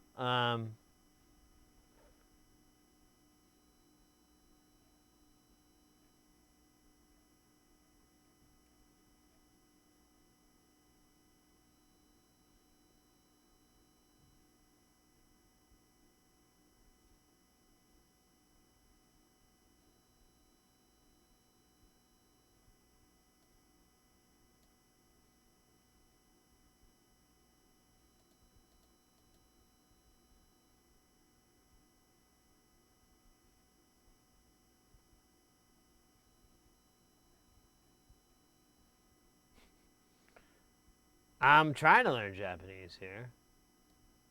It's the pronunciation I'm bad at.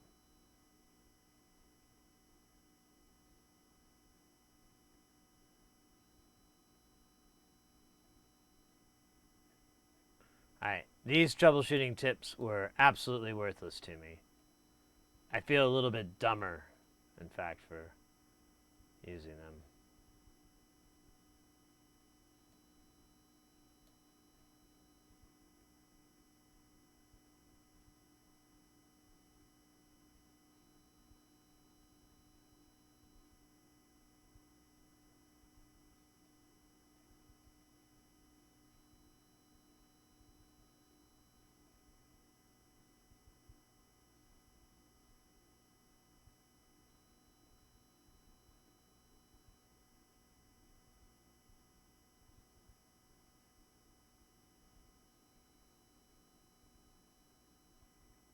I'm wondering if there's like a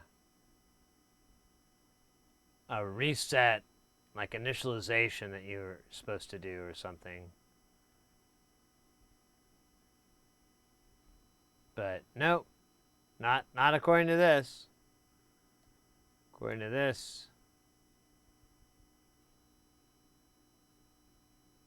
it's broke.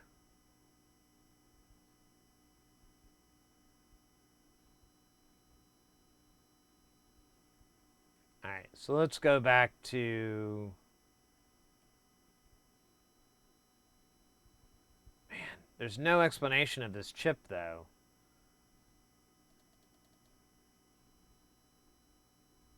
You know, like a pen breakdown or something. It's just a bunch of fucking letters.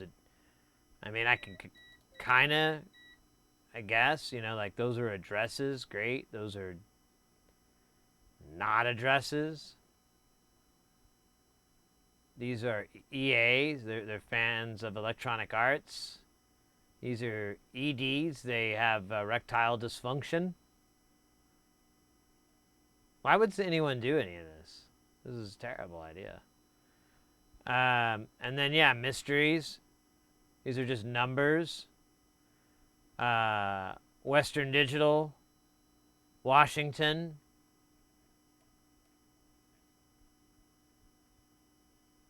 It's terrible, really.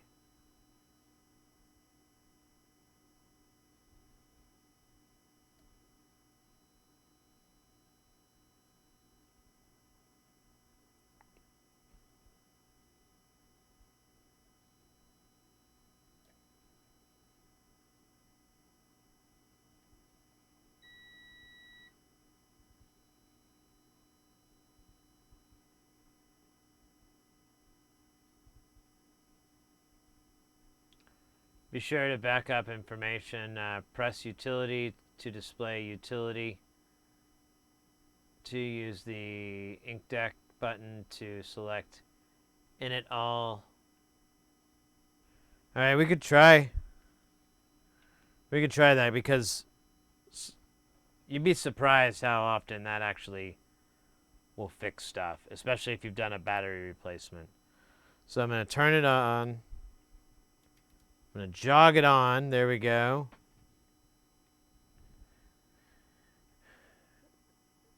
And We're going to go to utility.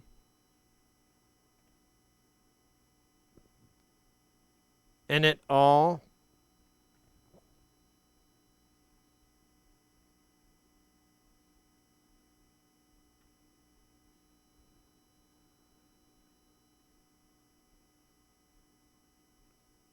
Okay, we've done it twice. Let's turn it off.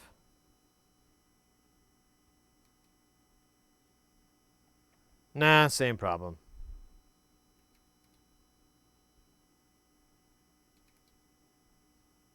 There we go. Now it's alive.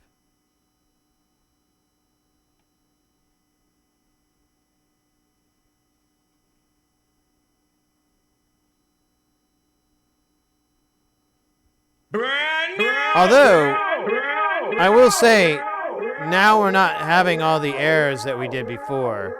So that's actually, this is an improvement. Before, tempo was a bunch of jargon. It just said N. Now we're actually getting data. So we have made an improvement, but it's not, still has this weird power issue, which I can't quite, figure out. Hey, welcome in, Hazer Disney.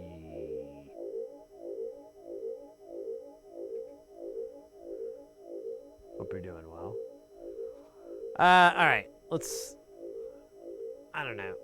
Now I'm in that. Oh, here I didn't want that one. I wanted this one.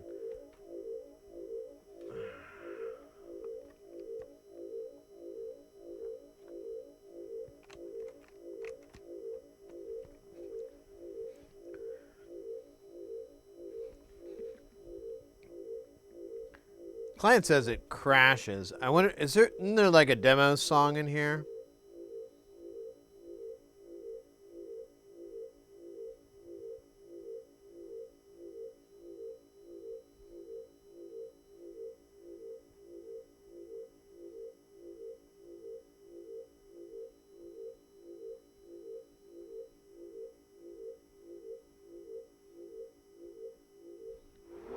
All right, so I gotta play. Oh, guys, get ready because things are about to get heavy. Jump up because we're about to get up. Bumping down on the town. We got another than fix it coming in with that pipe and hop. Won't stop. Skiddly bop, do my bop. Holy lop. Ray.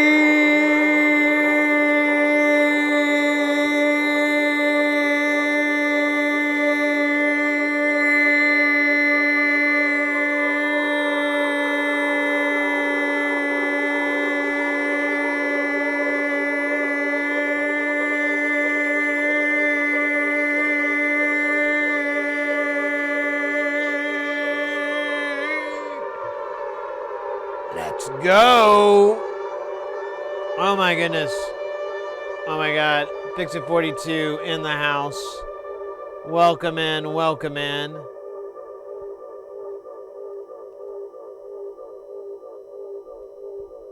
How was your stream? What were y'all doing?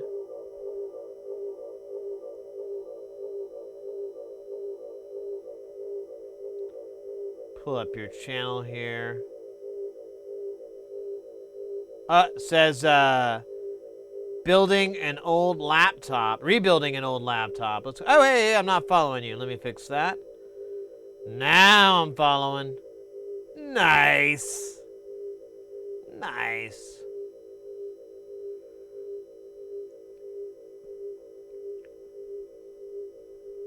Digital Warhead, welcome in, mate.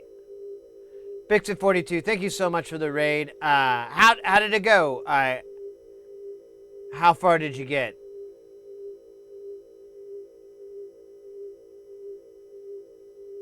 Ah, nice. Yeah, I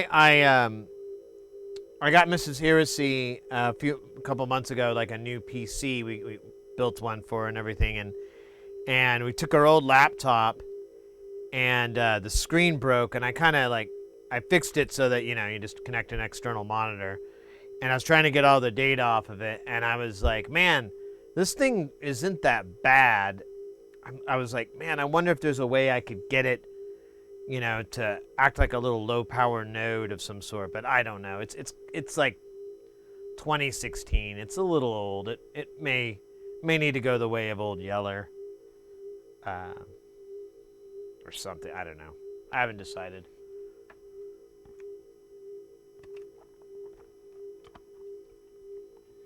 Just part reconnected. Started fine. 2011. Oh yeah. There you go.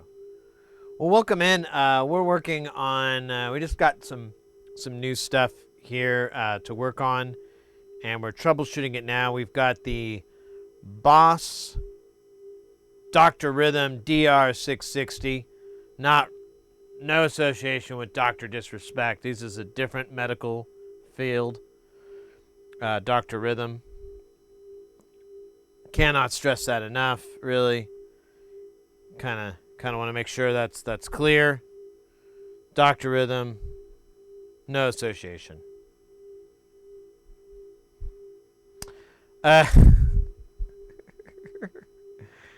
Oh, I do have a mild, there we go, basket weaving session going on. Yeah, welcome in. If anyone's never been to the channel before, we do electronics. We're really big on getting people into soldering, into making, into building. We mostly work on audio stuff, but we'll mess around with other things. Hey, Snake! 93, welcome in. And, what was I saying? Oh, yeah. So, we'll work on it like a console, gaming console or a PC or something from time to time. Welcome in, Friendly Rooster. Welcome in. Back to back. Following. I love it. It's so cool. But yeah, we're working on this old drum machine. It has a weird issue where if you turn it off, give it a couple seconds, and you turn it on, it won't boot up. It just has like a frozen screen. But if you do it fast enough, on off, it will come on. Weird, right? I thought it was a power issue, but when it's in this like zombie state, all the power rails look fine. There's just two. There's like a 5 and an 8 volt, and they both look great. So I don't know. I was kind of like tapping the brakes a little bit on figuring this out, and I was gonna give it some brain thoughts. So we'll see.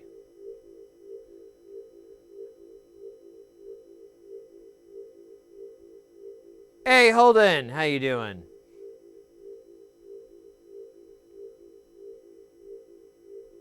You know what else is weird? A meatwad freestyle? Well, I don't know if weird's the right word. So much is fun, son. Okay. Let me see if I can get...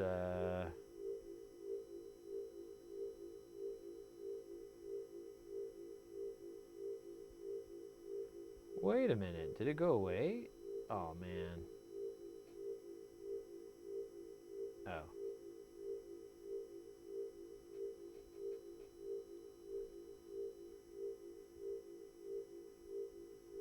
So weird telephone. It is. It is. All right.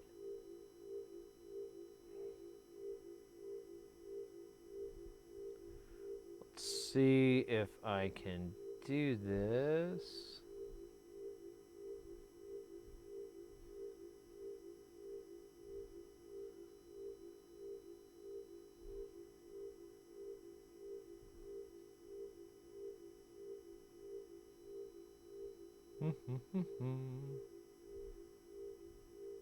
Oh, that's why, because I don't have it plugged in. Oh, this is going to be a little bit tricky because there's going to be like this noise. But we'll deal with it as we have all things in life.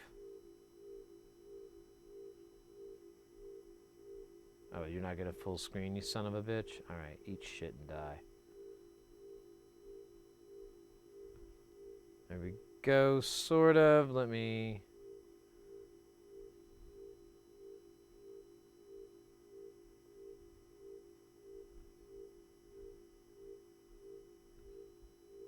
bit more.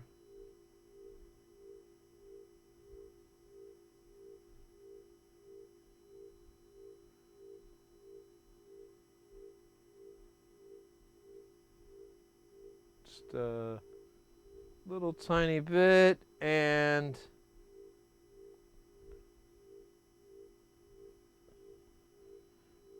you know what? I'm actually gonna fix something here.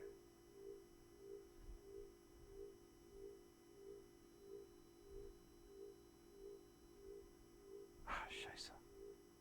This is so much fun to do on the fly because I forgot to do it earlier. Which one goes up and down? Nope, not that one.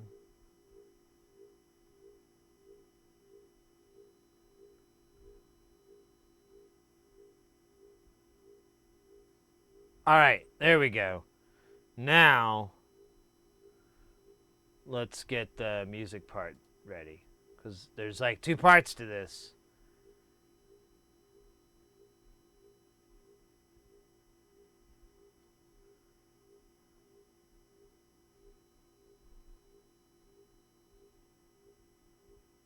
There it is, Stream Beats Hip Hop.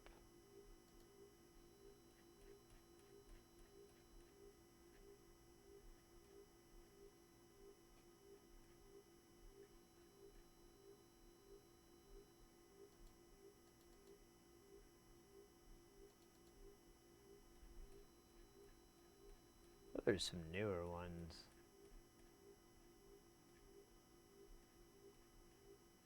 Guess not.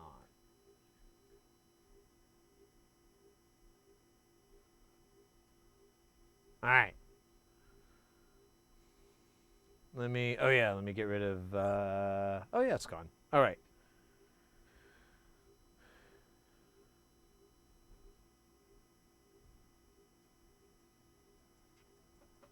Yo, what's up, what's up? How y'all doing out here? I'm doing good. Thanks for asking. And I know you didn't ask, but I told you anyways. Cause that's like a good neighbor. I declare. Alright, what are we gonna do? We're gonna do a rap. Oh, wait a minute. Keep going. Hold up.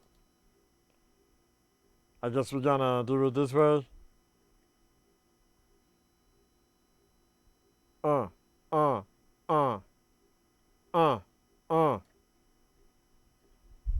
Let me tell you about my name is Meat Rod. Don't you understand? You gotta understand my master plan because I just don't give a damn. And let me tell you about the Meat Rod Squad. Oh, you know I'm rolling hard. I don't be feeling thing. Girlie say, good God. I don't know what to do when I roll, when I rhyme. I just going all the time. I just feel it, just so fine. And I think you could enjoy it if you give it a little time. Busting about. Moving around. Getting it on. Singing the song. I'm the meat man, got a goddamn, don't you understand my own pan? Don't you understand, I don't give a damn, cause my meat man is the sand. Don't, I eat sand. Don't you hear me? I eat sand. Didn't you hear me one more time? I told you, I eat fucking sand. Goddamn, that's real. Oh yeah. Let's break it down for you one more time. Meanwhile, what's it about to the mouth of the fears, the bottom of the mouth? Don't you see that a thing to do? Don't you see that a thing is rude? Don't you know that my life is filled? Don't you know that a thing is real? Don't you see that a thing is built? Don't you see that I don't want to steal your line and steal your face? I'm gonna bump it and I'm rump it. Roll it up in your face. I'm gonna do the hot dog and then the igloo. I'm gonna fuck it all up just for you to do. Yeah, Samurai Lincoln in the house. Quiet as a mouse. Don't you know the pulse? Okay, let's bum When I got done, I never fun. I don't feel it when I'm down. I don't want to. I don't see. I don't want to. I don't want to be the one. I'm on son. I'm down. Kalamazoo. Yeah, I've been to Kalamazoo. It's great. They had a fair there, and there was a man. He took me into a porta potty and he said, "This is how you don't touch people." No. Yeah.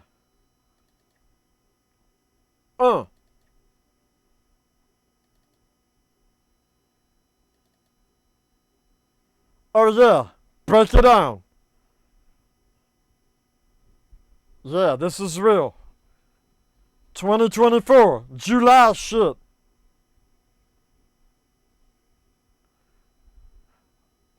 Bump it.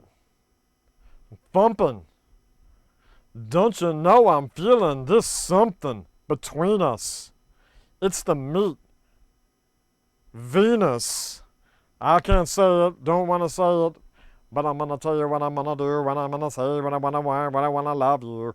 I'm the meat man, don't you understand? I got feelings, don't you know? I grow, and I gotta all the hoes. I gotta know what I'm doing next, cause I don't really know. Bump it on out. Singing on hollers. Taking out rips. Right around the block. Don't you know it's cool? When I'm in the zoo. Don't you know? Ba ba ba ba boo. Even if I never see you, baby girl. I can see you on the TV. You are the puppet of my dreams. On the TV, girl. You're the puppet of my dreams. I don't understand what it means.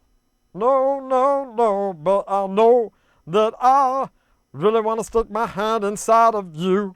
Don't you know that I gotta go when I gotta roll on a roll, and I don't know, whoa, ho, yo, I don't know. But I gotta say it when I say it when I say it and blow all the things away. Don't you understand? I could do it every day. I don't really know. I don't really care. I just want to smell that hair. No, no, no. It's not weird smelling hair. No, no. It's how you show affection. All right. That's pretty good. I feel like we hit like on some levels that a lot of people wouldn't hit on because that's bad. And you're gonna get in trouble for that, and then they're gonna take away your lemonade stand, and then they're gonna replace it with some government tax. And you're gonna say, I ain't gonna pay no taxes on this, and then they put you in jail for not paying the tax man. That should be illegal. I don't know why I brought it up, but I'm sticking to it. Damn them. Anyways, I'm gonna go.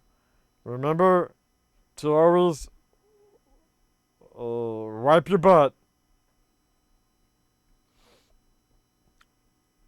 That was great. That was almost as good as my imaginary bar mitzvah that I just had in my mind. Mazel tov. Mazel tov.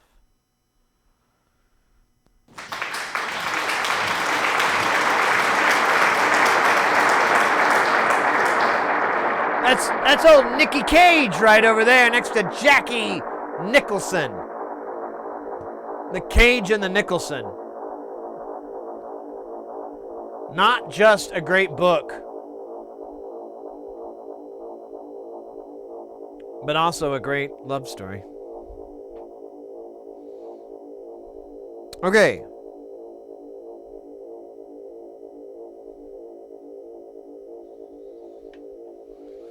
That was a lot of fun. Almost as much fun as my birthday party that I celebrated more than 22 years ago. The last birthday party. Because after that, I didn't want to get any older. And legally, and a lot of people don't know this, but legally, if you do not celebrate your birthday, you do not have to be older. Isn't that crazy? Yeah, a lot of people don't know that. That's one of the things the government doesn't want you to know. Yeah. And they'll try to drag you through court. They'll try to pull some bullshit. They'll try to pull it, but you can already know. Just say, Kumu Sunladi, and they'll fucking shut up. You go, I'm represented.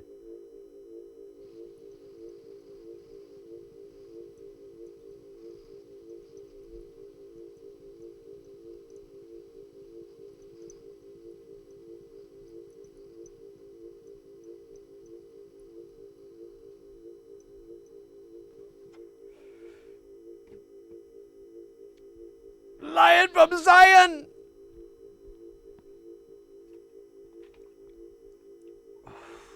It's funny, Mr. X. I went to bed last night and I tried to think of some funny content. Usually I just try to go to bed thinking about a funny this or a funny that or an entertaining this or entertaining that. It's a terrible time because I'm not going to write any of it down, and there's a 98% chance I'm going to forget it. Last night I was thinking about I was thinking about Analog Jones, and I realized, like, oh my God, I have so much new material for him that I could do, considering Alex Jones's current circuit. Because that's what it always is. It's always a parody of that guy who, I mean, is a parody in himself. He's just, whatever.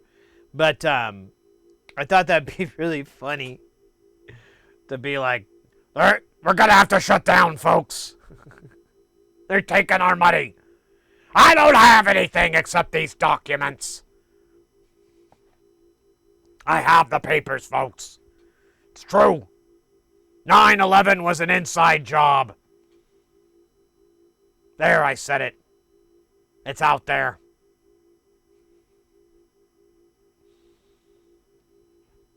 Oh, wait, no, that's a real thing that he said. I'm sorry, I fucked that joke up. I'm sorry. What Analog Jones is supposed to say was the 909 was an inside job, not 9/11. Of course that is. No, the Analog Jones statement is the 909 was an inside job. That's right. God, it's been a while since we've cracked open Analog Jones's nonsense. It's a little bit is an inside hand job.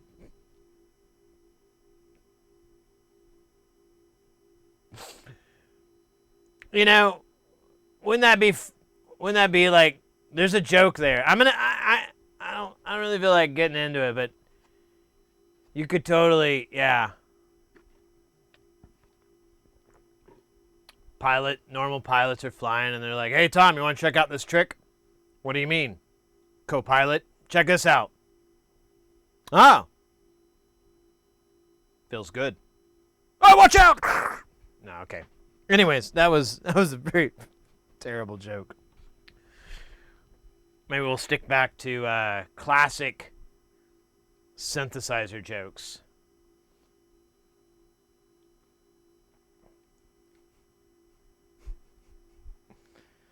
All right. Jesus Christ, this thing is hot. Why is it hot when there's no power going to it? What the fuck's that about? How is that happening? Hold on. Are these always on?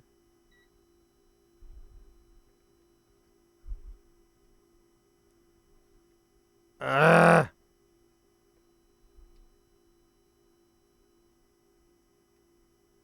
No, it's just fucking really shitty at dissipating heat. That's cool. All right. Well, let's check the power bits on here.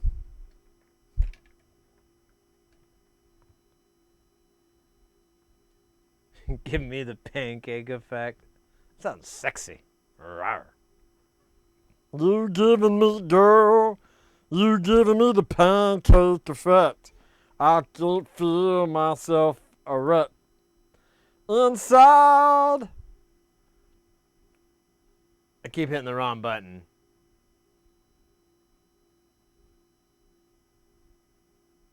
Uh-oh. Oh, yeah. No? Right. You take it on the shoulders and the back. Okay, so...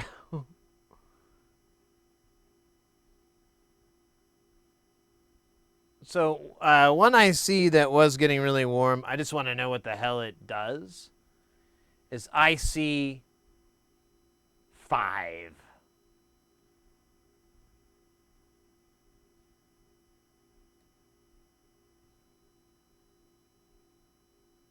It's a 6-pin, so it's going to actually be really hard to find.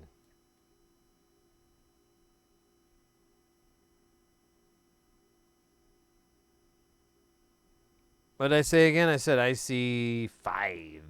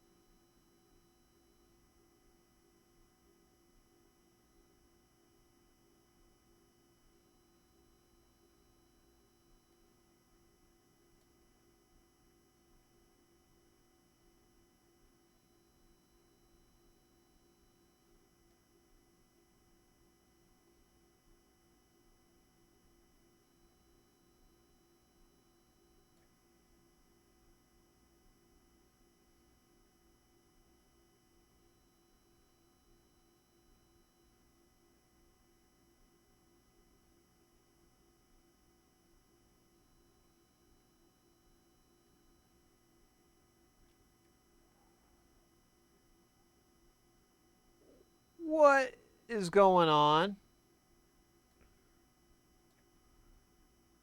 He asked unknowingly. Where the fuck is this little motherfucker? I apologize for swearing, but sometimes the circumstances require it. If I don't swear, then the terrorists win. A lot of goofy themes today here. Okay, so 28 quadrant, so I don't want to go past that. I'm going to go to 20. There you go. There's 28. And I'm going to slide down this whole damn thing looking.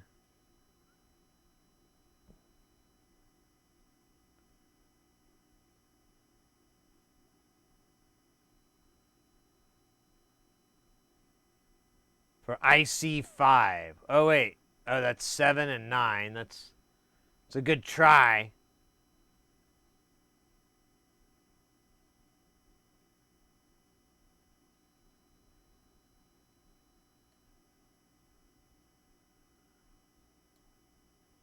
Easy squeezy. Some of these lyrics, I've been listening to them, and then I'm just like, what the fuck is he saying? And I'm like, I gotta kind of tune out, because I'm not reading this. I'm listening to a guy, like, really kind of have some weird, a large collection of just, not my first choice. Oh.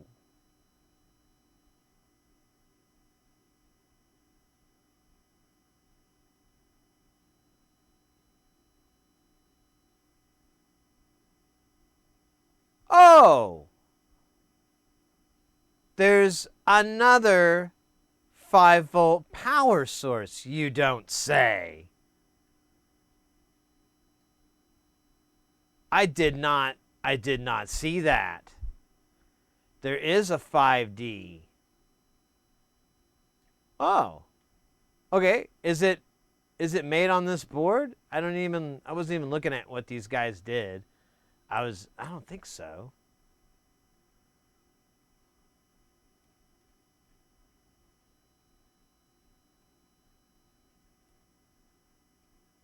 All right. Well, let's go back to the other board real quick.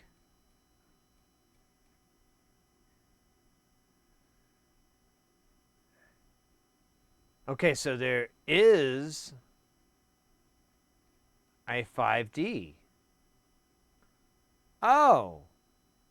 Wait. What? Okay, hold on.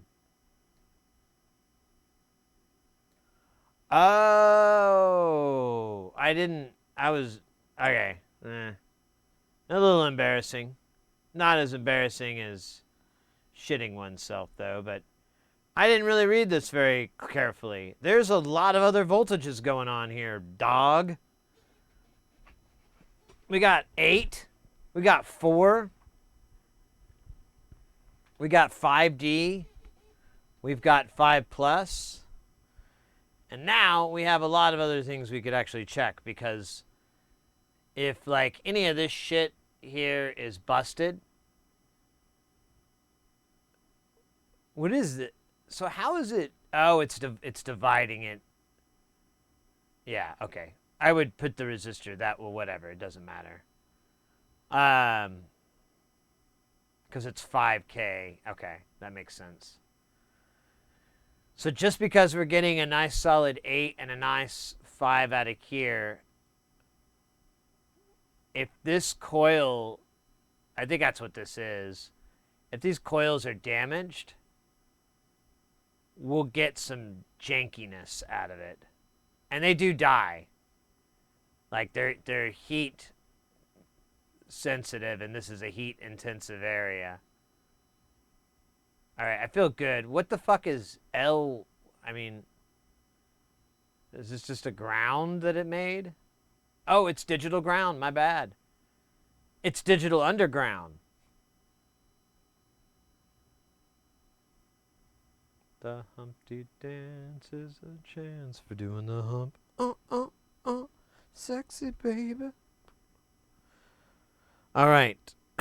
Stop what you're doing. No, we're not going to do the whole thing. Just half of it. Okay, so let's find these L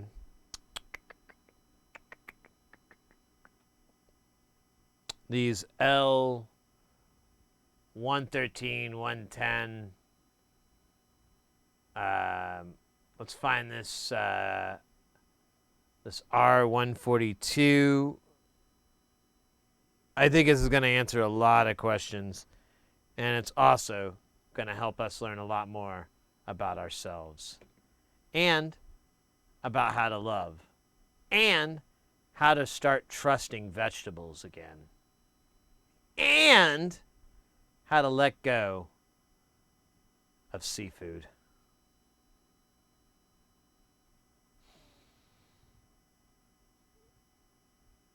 You got to move on with seafood. You can't let it dominate things. You must be in control of it. You can't let it fuck with your fuck. That's not fucking cool. It's not even legal. Get shot in my hood for that.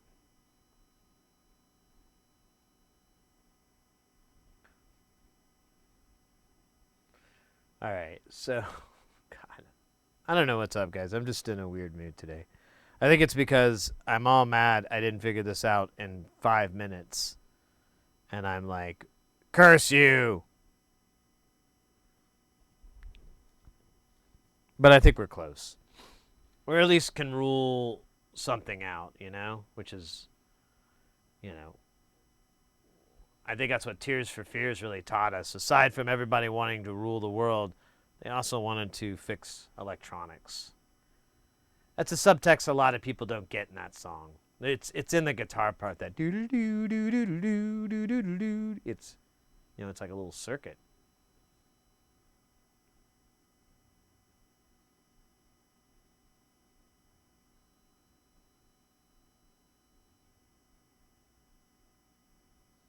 The just available wait, yes. Okay, so I don't know if you guys can really see with this shot. So let's do ultra magnification. So that is LO8 and LO9 or L. Oh wait, there's L111. Which one are we looking for? We're looking for 109, 110, 113. So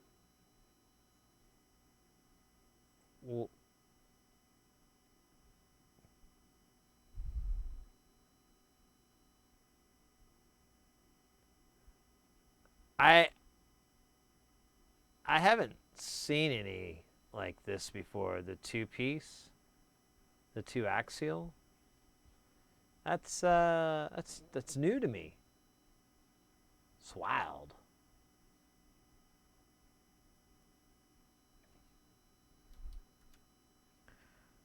Shake it up. I love it.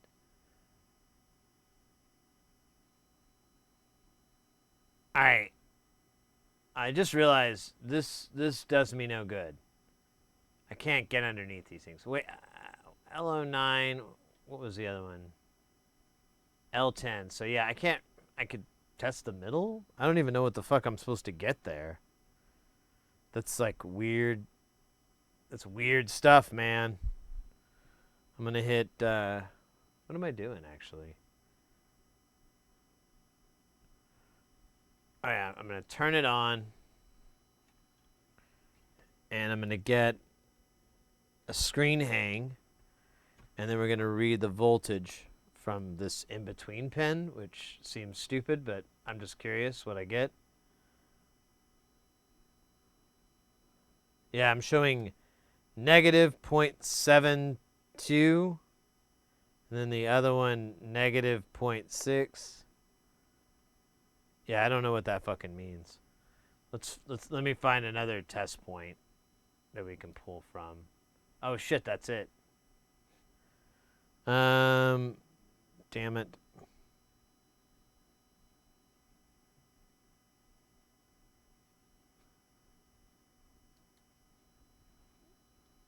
It's a good song.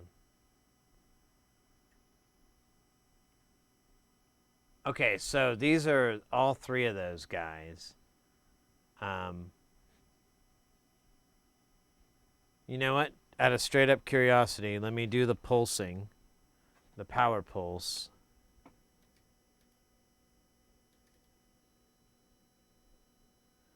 Okay, we're all the way booted up.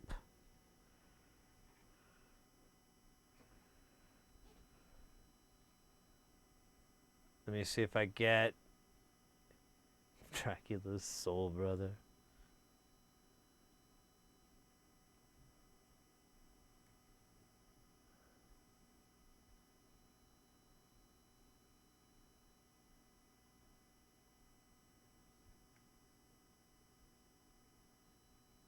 Okay, now I'm getting 0 volts.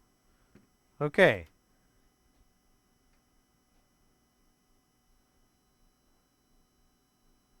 I need to find out what our voltage looks like on the other side of this board. This is going to be annoying. Maybe get a little Sharpie. Can I get a witness? Huh! Remember that from the Public Enemy? When they were like, can I get a witness? You know, that song where they asked about getting witnesses. And then how a drummer get wicked. I think that's one. I think this is one. I think those are the two I really care about. Let's get this one right here. All right, I think those are the only ones I really care about. The rest can go to fucking hell. Oh yeah, with the M.R impression. Oh yeah, that'd be good. Big Bumper Cut, baby, tell me on me head.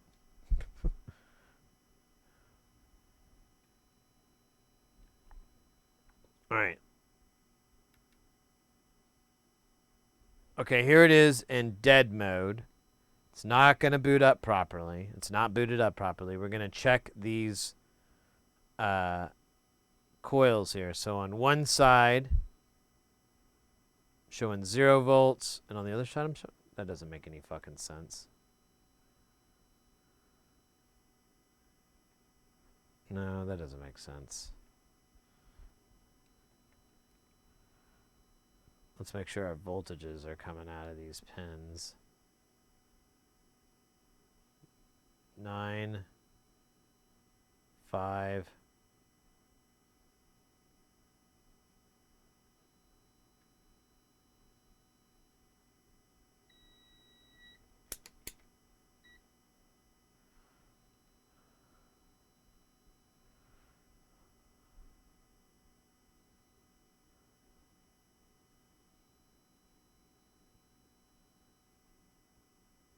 Huh, it's kind of weird. It's, oh, sorry, it's a little bit different voltage between the two. Oh, hey, we got it to boot all the way in. So now let's read what we're getting on those digital out pins. Oh, wait, I need digital ground. That's the problem. Maybe? So I think it's going to be a weird combination. All right, I'm backwards, but there's -5.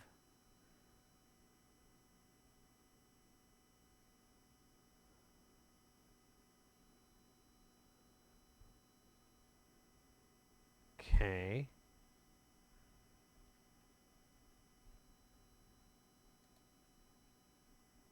So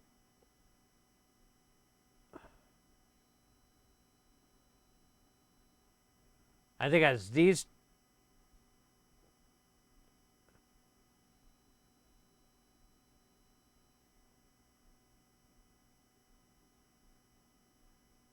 Oh, is that a secondary ground? Is that what that is? So those are both grounds.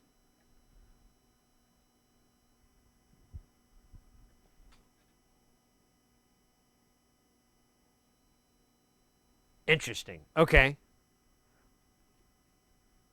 So they should tie together. So with power off, I should be able to beep test this and find which side is the ground side. Because I think it's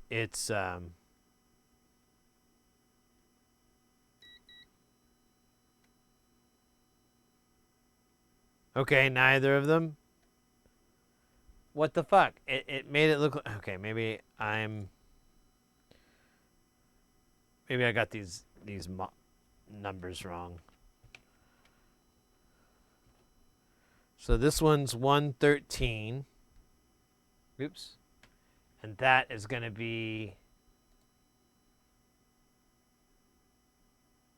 113 is going to be the 5 volts. So that's one that's isolated from everybody is 5 volts. And then I have 2. Oh, this is major D and minor D. Or I don't know what the fuck's going on here. Why do I have 2 digital grounds?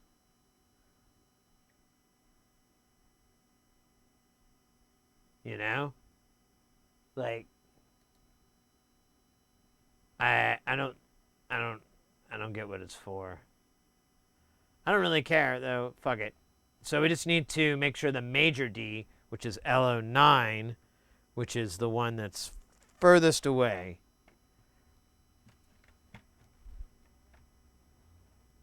from it, that should be the right one.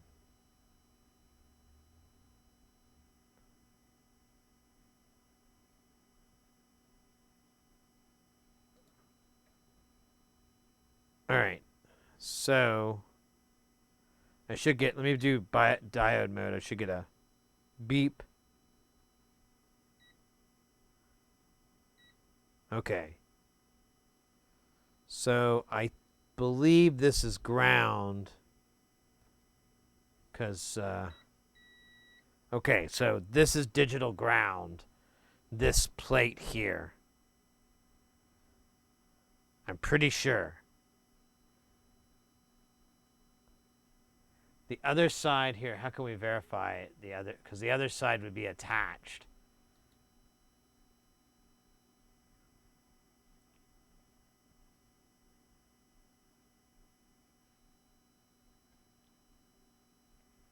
Could be attached to this.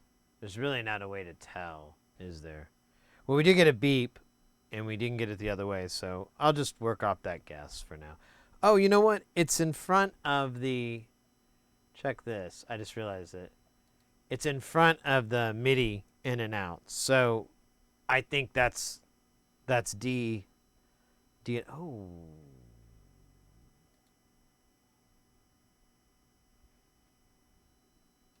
Wait a minute. It lists all the voltages. Did I account for all of them?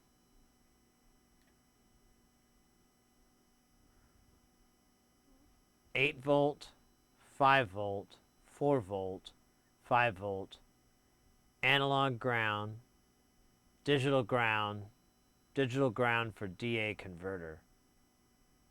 Okay.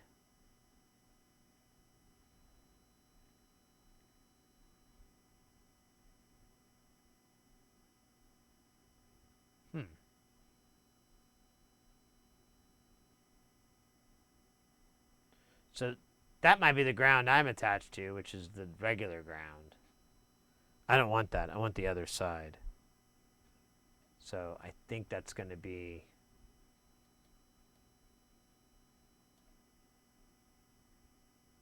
is the other side of this. Okay, cool. All right, I think I'm ready to get wild and crazy as much as I can. Okay, it's not booted up all the way. I'm gonna check 5 volts. No.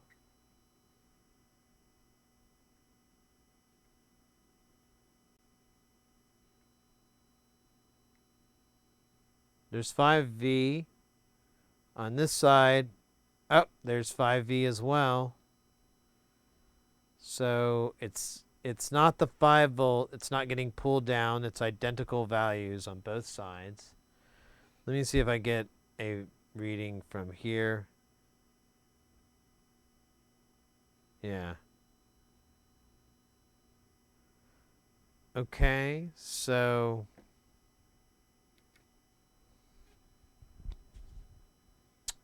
much for that idea.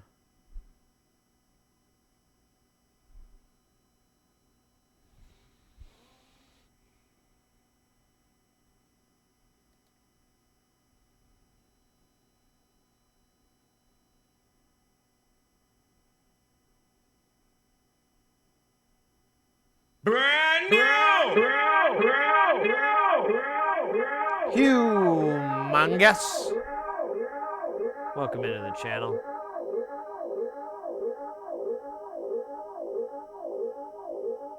How's your day going, Hugh? Hope you're doing well. We are trying to fix this Boss Dr. Rhythm DR-660 drum machine. It has a weird problem. You've kind of seen this before in my life, where you turn it on and it won't come on, but if you turn it on and off really fast, it'll come back. It'll come on. At first, I thought it was a power issue, and I keep falling back to it being a power issue, but every time I test the power, it looks fine. You know, it's not getting dragged down, which is like typically the sign of a short. We just got done. I just kind of realized I was kind of, I guess I was going too fast. I didn't realize how many rails there are. There's an 8, there's a 4, there's a 5 analog, and a 5 digital. And then there's 2 digital grounds, but not really a big point there. Who cares? Fuck them. And we put it in that bad state just now, where it comes on and the screen's not booted up, but it's the voltage is fine. So it's leaning more and more towards something that has to do with the CPU. But the issue is the service manual doesn't have any real documentation on that chip. We can kind of figure out like a lot of it, and maybe I was too slow and I could stumble across. I was too fast. I could stumble across something on it. Here's the fucking chip.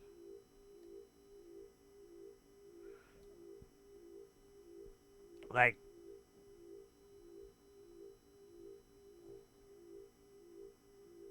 maybe there's an enable on here or something. I don't know.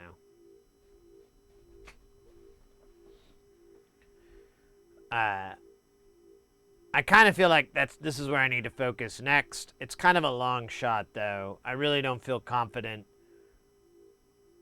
getting into this part because I'm just like, what are the chances? Come on. You know, the power's all tip-top. Everything seems good. Actually, let me check one thing.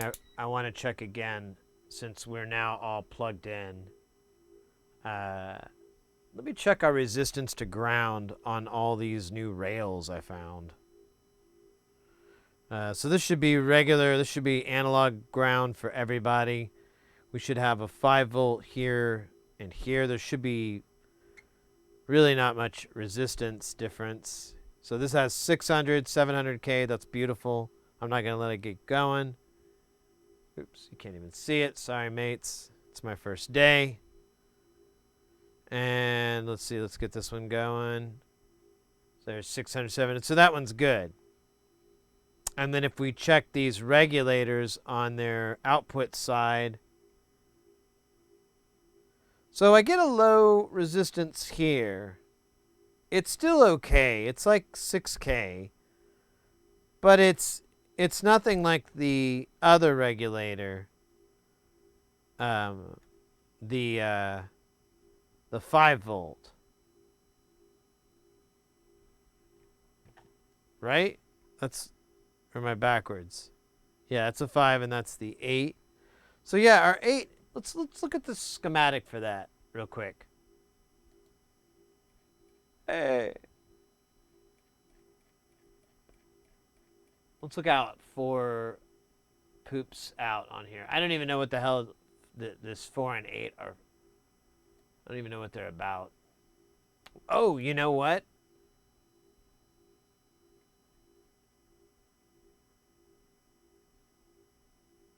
We haven't seen this yet, have we? I have no fucking clue if this is any good or not. Oh, shit. It probably is, though. Spoiler alert. It's fine. The only real problem was inside. So that was a R142. I think it's one of these big fucking...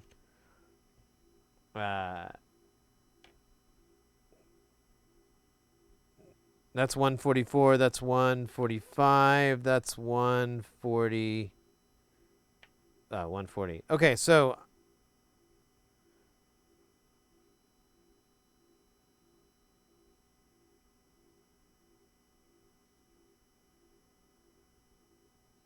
what the fuck?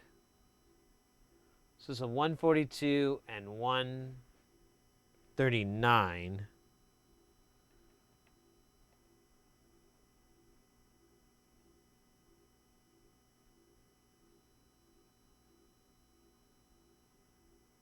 $139 and $142.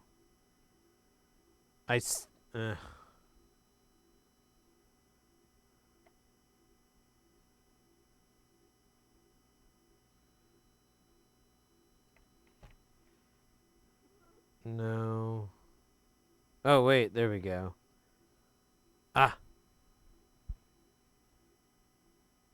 Okay, I found them. Awesome. Let's see if they still have resistance at all. We're not powered up.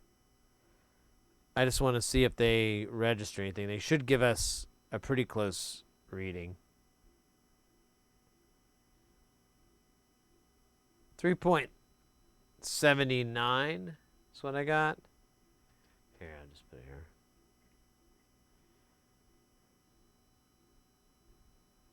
All right. Let's check out this guy over here.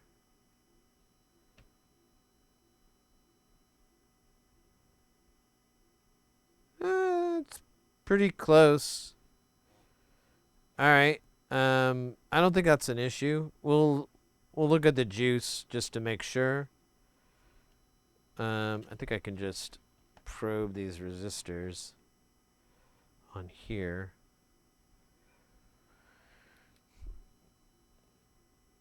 All right, it's in that dead state where it's not booted up all the way. Okay, I've got 13 volts there. That seems high. There's 8. There's 4. There's 0. Wait, why does this have 13 volts? That's not right. What the fuck am I looking at here?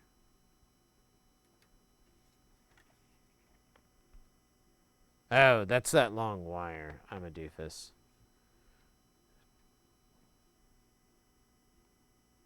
But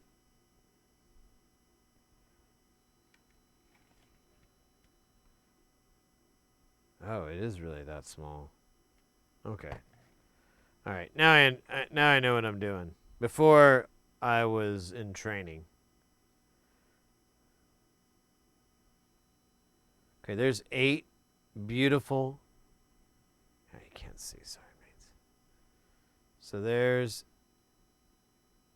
8. Well, there's 8 beautiful, harmonious 8, and then here's 399. There's 399 again, and this should be ground or something stupid. Yeah. So that's not it.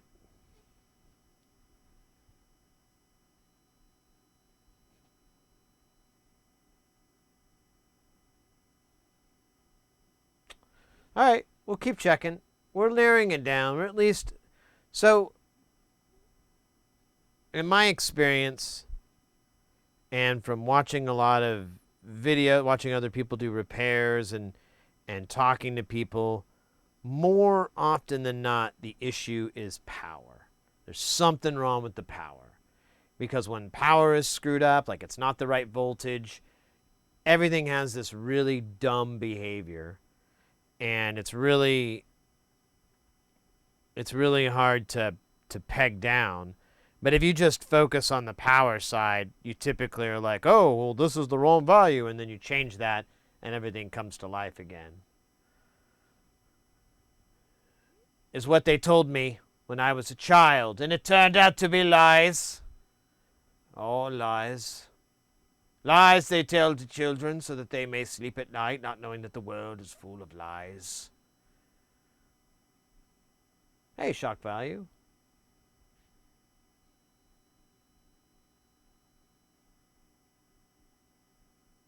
Oh, cool. Should document that. There's, I love those videos on YouTube of people doing like rebuilds of old machines. I got sucked into, oh man, he's really popular. He used to work for Microsoft, like invented a lot of the stuff that we use all the time still, like Task Manager and shit like that. He has a YouTube channel. I'm spacing his name right now, but he's pretty popular. I'm sure you guys know who I'm talking about. And he got this like mainframe computer that is just absolutely enormous. Like he had to get like a car engine puller to try to get it off the pallet and on its wheels and stuff. And I watched like this whole video of him kind of going through and getting stuff working and whatnot. He's an interesting guy. I like his videos, but sometimes I'm kind of like, ugh, bro.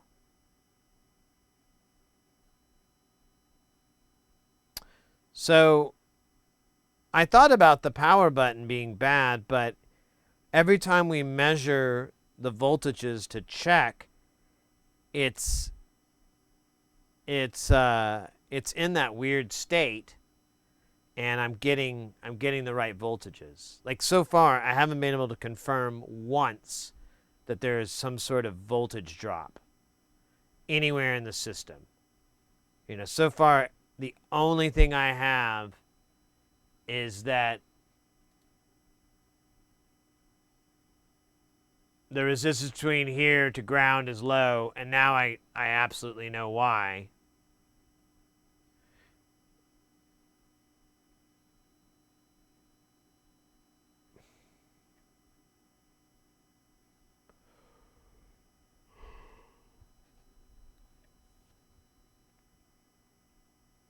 I really don't think it's the 4.8, because what does that have to fucking do with that chip? It's got to be the 5D.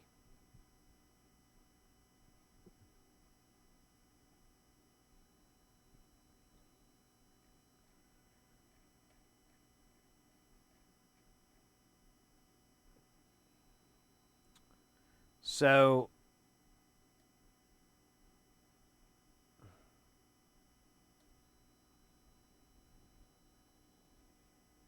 it's never low. That's the problem.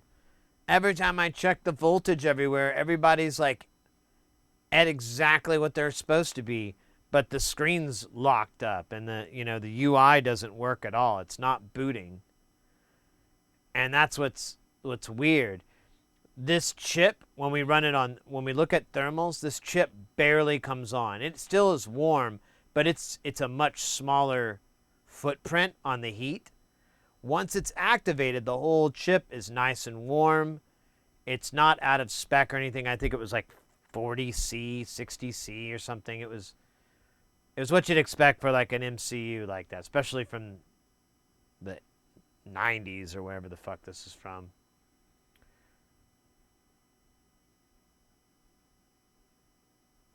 So, I don't know. My next guess is to check here. There's a lot of 5-volt pins here for, I guess, enabling. But, I mean, I don't even know how to fucking find the issue. I might need a little mini break. I'm going to have to break out the speed bag. I keep spitting on myself. I wonder if that's bad. Giving myself the Hawk Tua.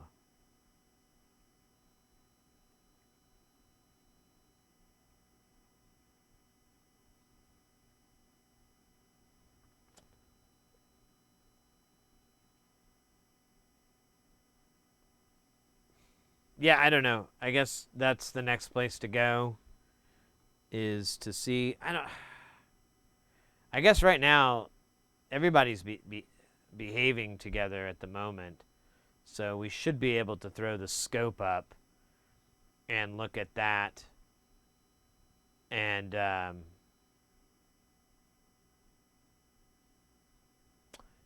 yeah, C7. You're talking about this bypass cap for the MCU. Yeah, that's my next spot. But I'm gonna tell you, mate, my expectations of that being an obvious problem that's gonna show up on the meter so low. Because it's not. I mean, it's behaving. All the symptoms are of a power problem. Like it's not coming on, or it's not getting charged, so it like eats shit. And the legs doesn't heat up, or one of the legs doesn't fire, or it goes to protection, or there's something wrong. But when we go to check those symptoms, they're non-existent. Like they don't. The voltage is fine. Everything's fine.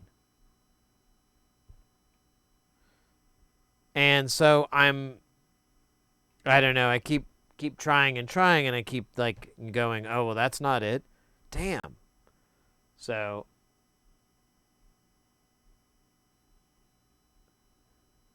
it's not that bad. I'll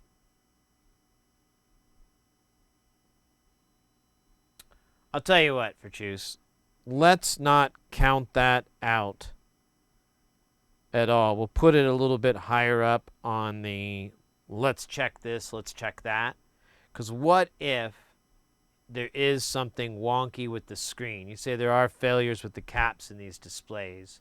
So what if that is the case? We could easily test that by just taking it out of that, disconnecting it. There's lights on these buttons, so we should be able to still verify that it's alive, even though we won't have a screen. So we could pull this off. We have the technology. Oh my gosh. All right, let's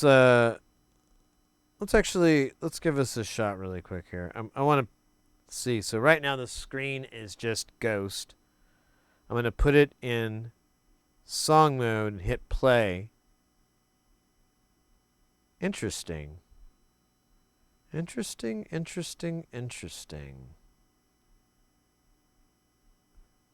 I would like to redirect my efforts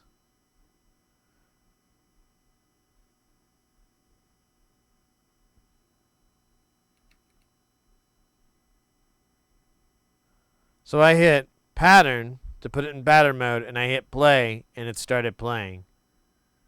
And we couldn't see anything on the screen. It was just gunk. Now we have a dead screen. I'm going to do the same thing. I'm going to change the tempo.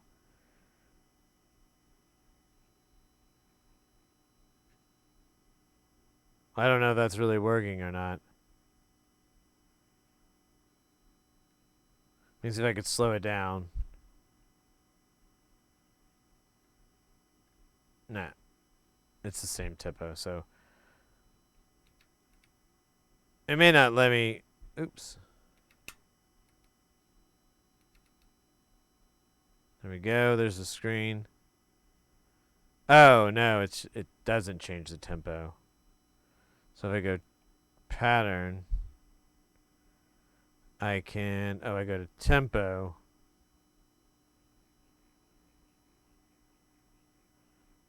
There we go.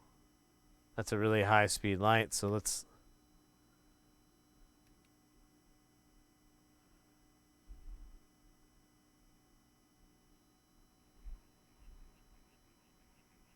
Okay, so it's working, but the screen isn't working.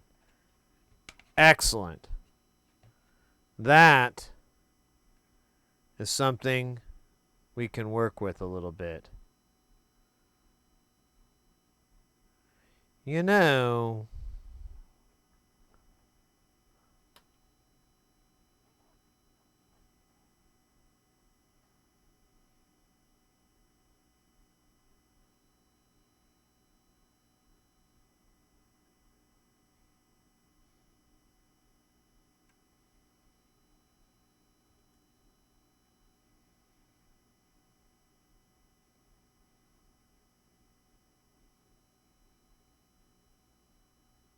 why didn't we just start with this? I don't know.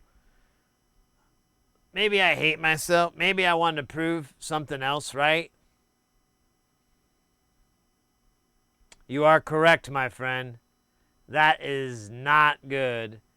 And it might have even taken old C Illuminati 23 to the dumps as well. We'll see. We'll clean this up, and it doesn't look like it did any damage. That cap doesn't look too good.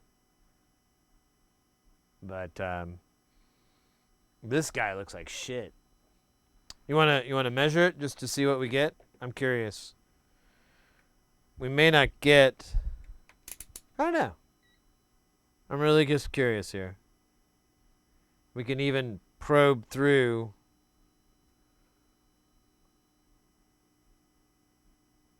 So I am getting like 1.6, 1.7 microfarad. I'm not exactly sure how this is in line with everything, but I don't know if that's a 47 or a 4.7. But either way, it's obviously not going to work. It's not going to work. So let's begin the process of liberating it. I should have. Let's find out what's C23 and what is this one. This is. What is this guy here? C21. I love it. Hey, Kelton, Dr. Frankenstein, and Proton Fig. Hey, mates. Happy Saturday. Happy weekend to y'all. Great to see ya. Hope you're staying guile. Things are good.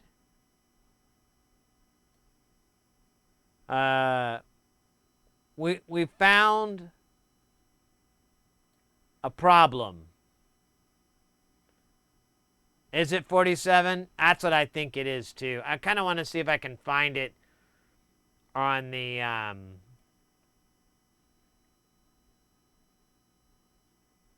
here we go. Here's our display interface. So here's the circuitry for it.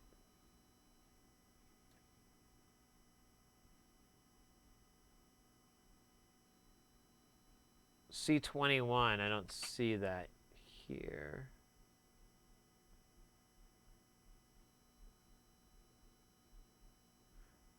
I thought IC16, yeah, it is our driver for that. But it C21, I'm not seeing it in this circuit. What was the other guy? C23.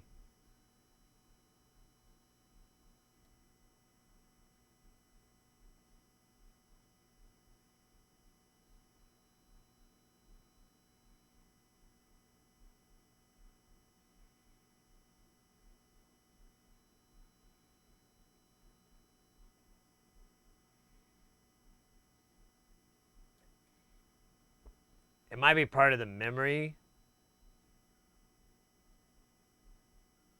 Oh, you know, that does have memory for the screen, maybe?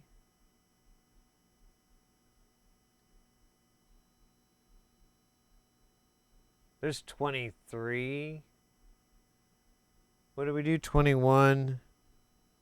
So there's C23. That's not good. This little buffer amp here. Or no, what is this? This is powering. This does nothing. But there is a cap here. That's no bueno. And then C21 should be really, really close by. I hope. Did someone see it already?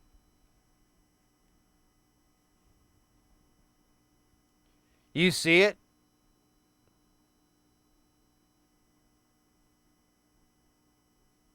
Left of the op amp. Ah! Oh, look at that. Will you look at that?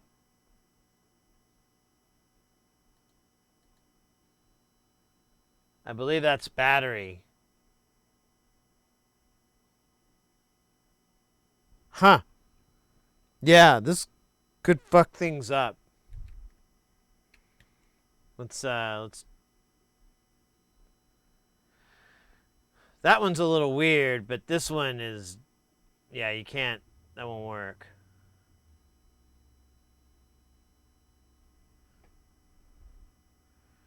Okay, so let's go ahead and remove this rude boy.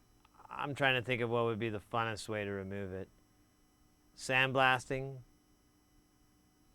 high pressure wash, or heat. Oh, kill the battery. I gotta take it out, you think? Damn it. So I have to take it out of this board if I want to do that. Because there's like no, it runs into the stupid plastic housing, which is not detachable. You know what? Actually, to get this off easily, it would be a better way to go. So fuck it. Let's just do the thing I don't want to do. I don't look forward to doing. I don't wanna do it. Dang it. Are these the same screws as the rest of the screws? He asked the screw fairy. No, they are shorter. Great. Are they all shorter? Yes. All right. I'm just going to go with it, bro.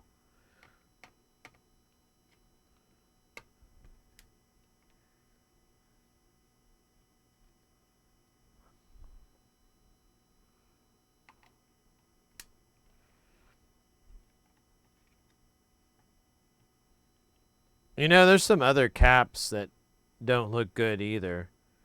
We might be able to fix all our problems by just replacing these electrolytics. I'll show you guys in a second here after I get done. I'll take this out and we'll get back to the scope and I'll show you what I'm talking about, because like a lot of them look like they've got corrosion on it from here. I can't tell for certain because, you know, I got this awesome eyesight.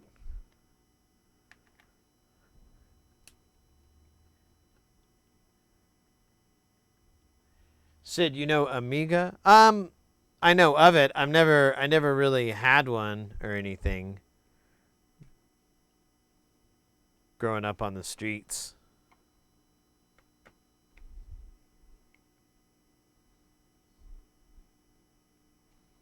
All right, I think I got it.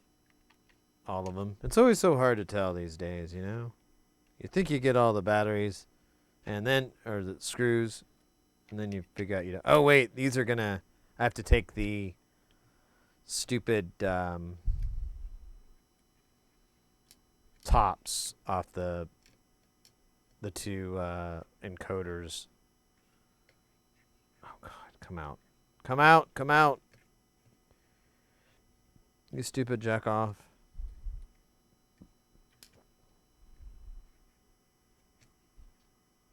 Oh my God, this thing hates me. Oh, that came off really easily. Ah, nice. All right, let's see. Let's try again. Interesting.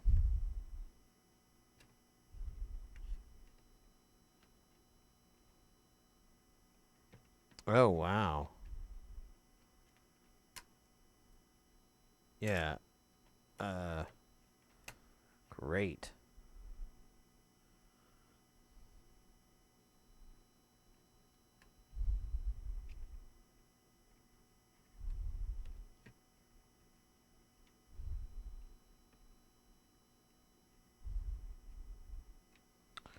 Man, it's got all this great flux. I can't wait to heat it up and smell it. It's going to be awesome. All right, let's get this stupid battery out of here. Oh, is that not going to let me... Wait, did I not have to do this? How do I get it out? You have to bend the plastic or something? Oh, yeah. I don't think I had to do what I did.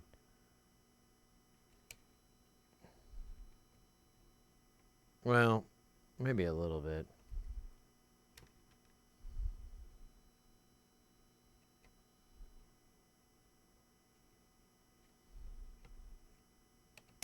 Yep, I didn't have to do that. Oh, well. It was fun.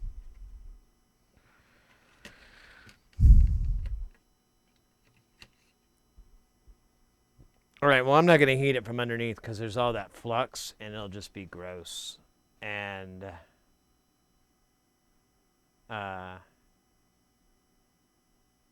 you can move... Ah, damn it. My reading is so bad these days. So slow. Oh, well. Whatever. I kind of wanted to see what was on the other side anyways. Now I know, and now I'm terrified.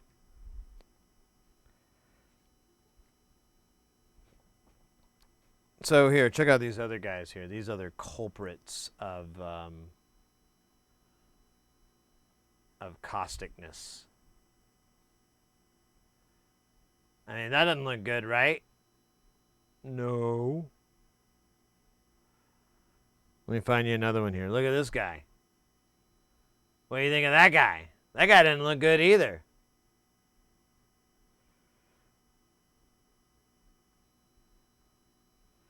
So we've got 3 electrolytic caps, and all 3 of them are really awful looking. So I say we just replace all 3 of them, see if that changes the situation. It's definitely not helping things being the way they are, so. I think I might be able to, I'm going to get the Mr. Snuffleupagus in on this because, oh my God, this is going to smell so bad. Yeah, it's almost in the way, but I don't want any of that stench.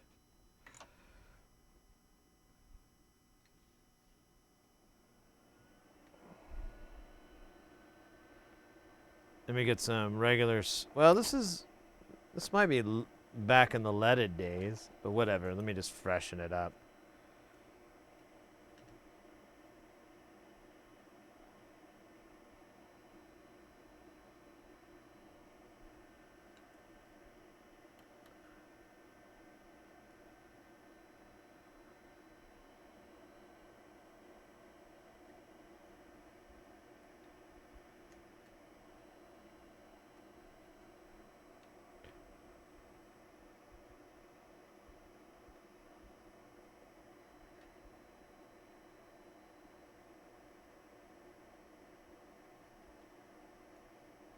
Oh, shit. That's not good. That's my fault.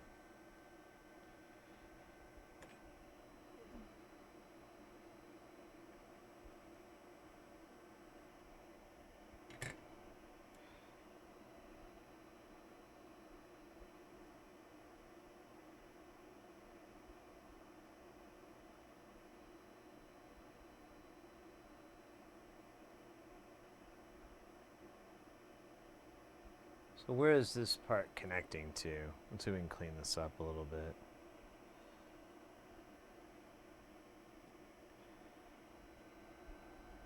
Where's my little brush? Fuck. Where's my little brush? Oh, I see it.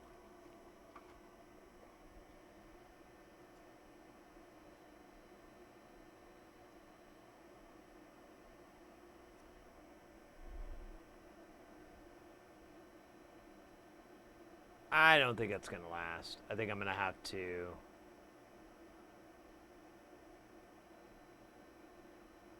I really don't like this pad at all. It's really beat the hell.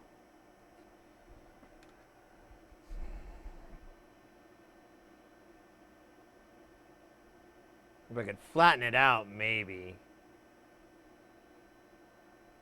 But I don't really think I'm going to be able to.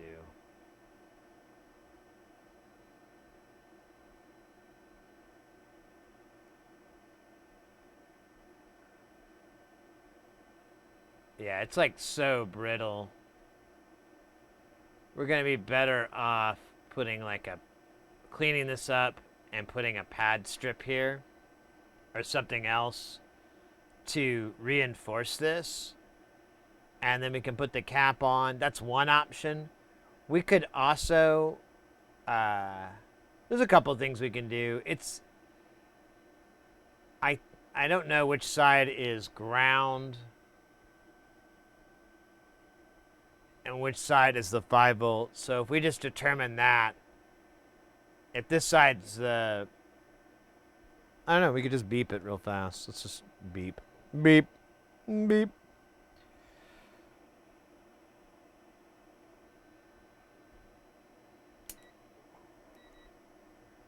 So there's ground up here. Does this attach? No.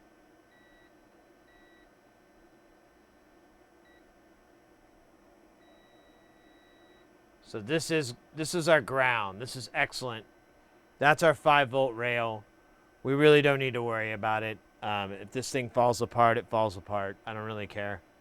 Honestly, I wouldn't mind cleaning this crud up a little bit better.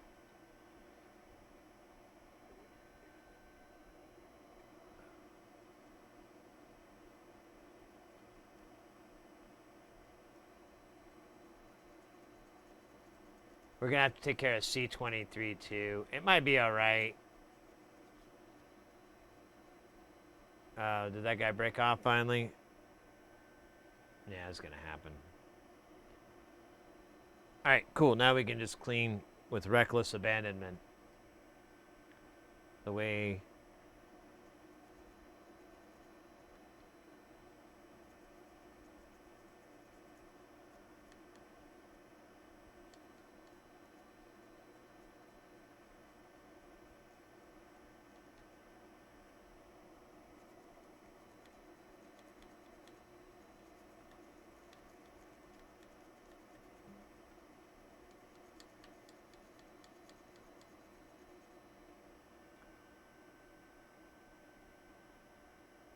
All right, let's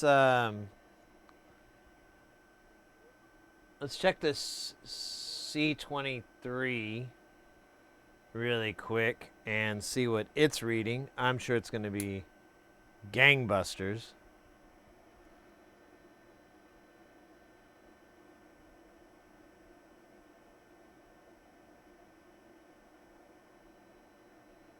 It's giving me like slowly climb. Yeah, it's like 7 nanofarads. What is this thing originally? Holy shit. Yeah, that's not good. This is 100 nanofarads.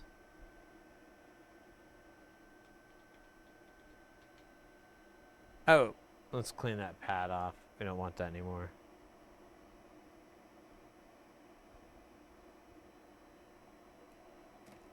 Oh, shit.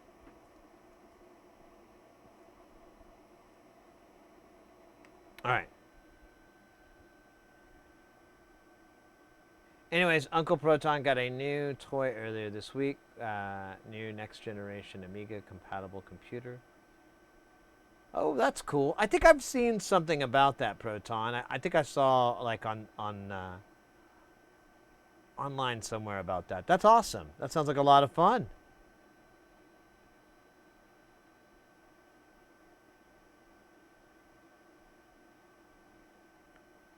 The schematic? Yeah, just a second here. Let me give it one more good clean in here, because that's still pretty gross. Now I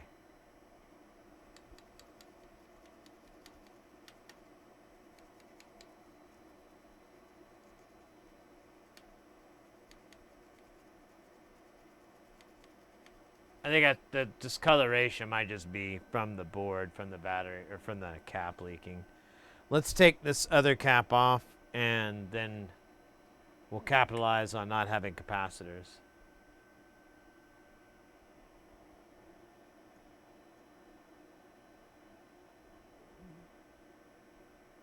Yum.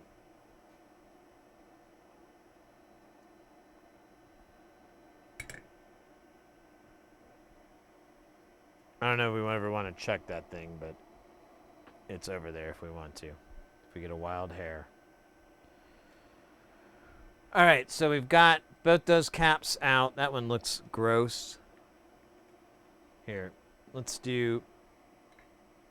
Well, here, let me just give it a quick brush, and then I'm going to give this thing a flux bath.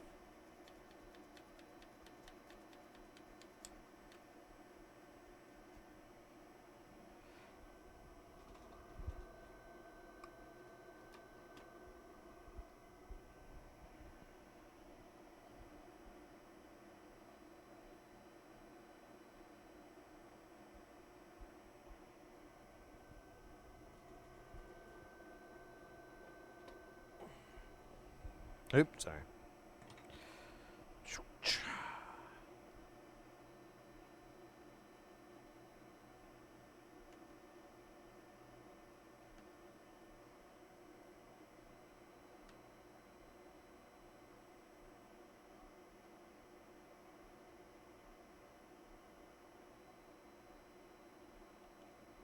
All right. That's not so shabby.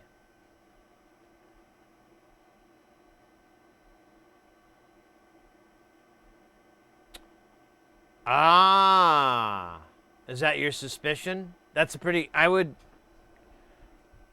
could see that. That would make sense. Plus that, I mean, we've already got, like... I don't know. I guess it's just a different frequency. We didn't test the resistance on that cap there, but whatever. Let's, we've got replacements.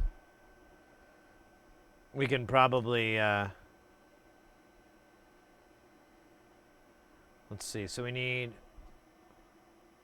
47 and 100 nanofarad. We've got both of those in big O tubs. Was that 805? I think it was 805.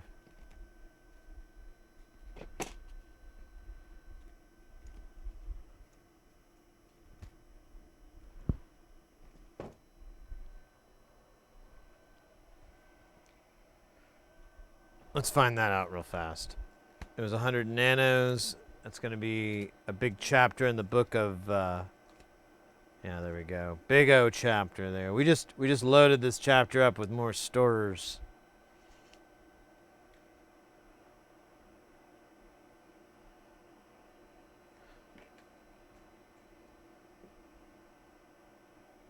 Stories of the prophet Babraham, who went around just being a hot babe.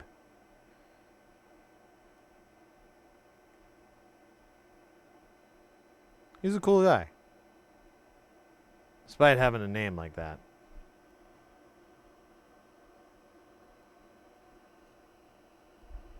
Okay, there's one cap, no cap, full cap, recap.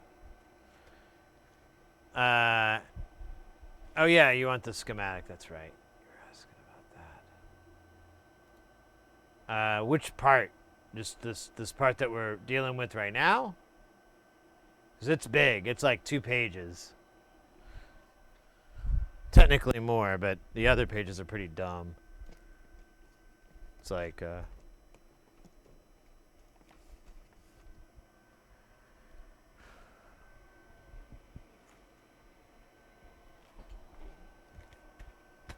we'll do 47, which I'm pretty confident I have, and I think I have it in the right size. Might be a little big, but we're just going to work with it because we don't care. I don't care. I do need to buy more of these, though, apparently. Because I'm about out.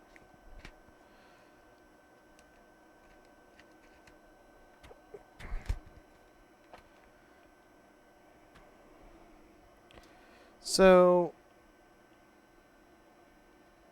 I don't know what to do here.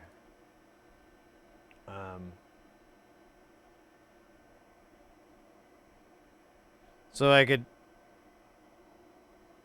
So it'll fit.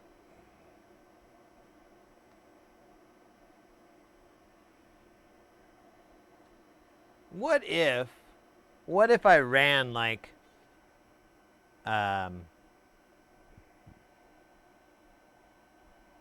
pad strip?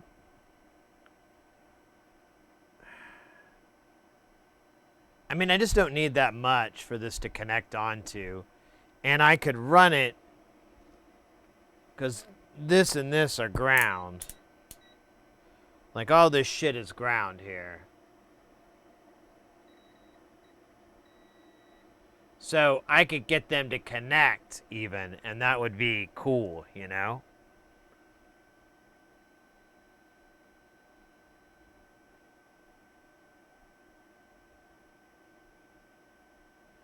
Hey, Andromulus, how you doing, mate? Let me put this guy on so I don't fucking lose him.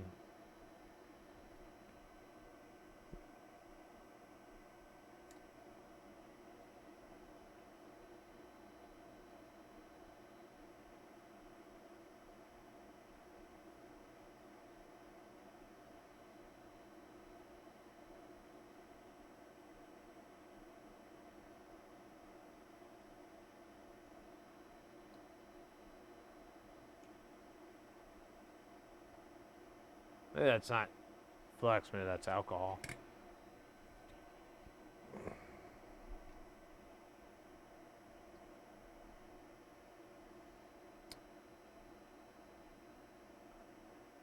So I think what I'm gonna do is just solder this guy in and run a wire to it. I think is gonna just be... You know what? Actually, what I could do, hold up. I could just scrape this. Let's do that. There we go. We'll scrape it, and I think we should be able to tin it. Because that's all ground.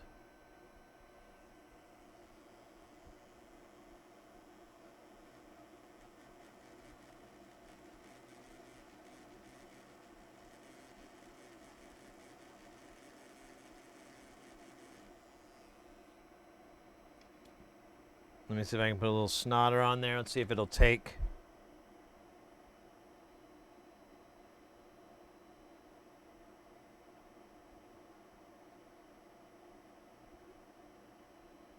Kind of.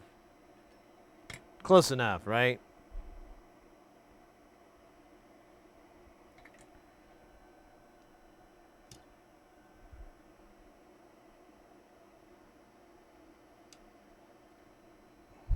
There's like gross stuff on my tweezers. It's extremely distracting.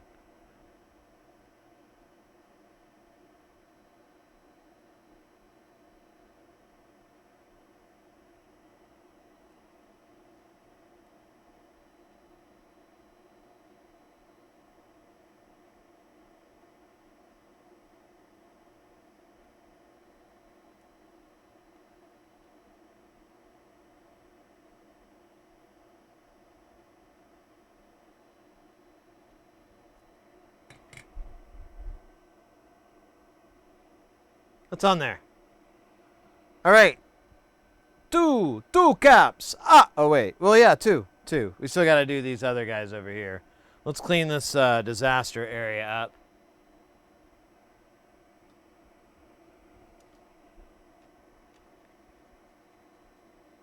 Still be a little gentle. It's not on there like glue, but I mean, as long as the person doesn't take it to like, you know, beating the hell out of it during their sets, I think it'll be good, you know? If they're working on like country western jams, you know, we're going to be all right. All right, now this is going to be a tricky one because I don't know what the fuck those numbers mean. 50 volt? Like,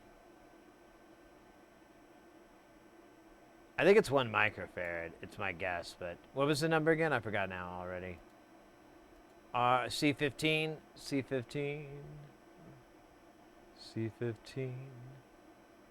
Shoot.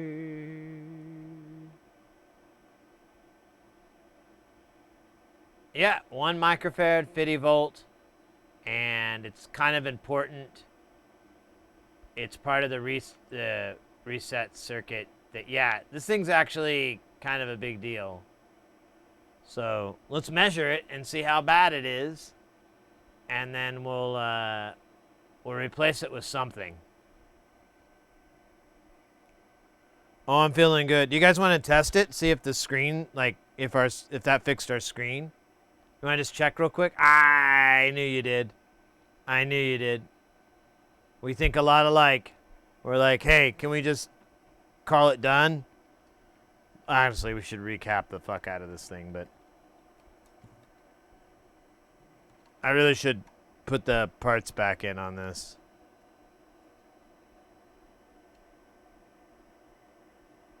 All right. Let's power it up.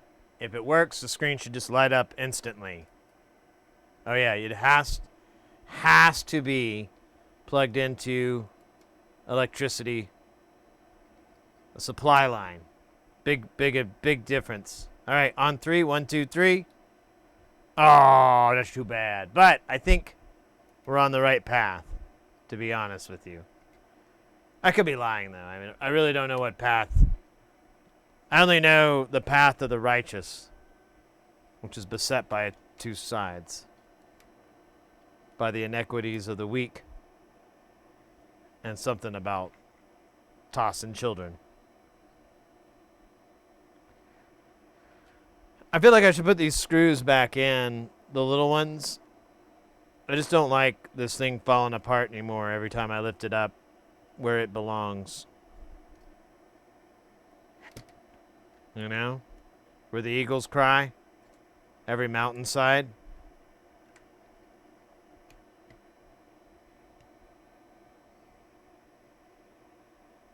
I'm just going to put a couple in. Not enough to make me regret it.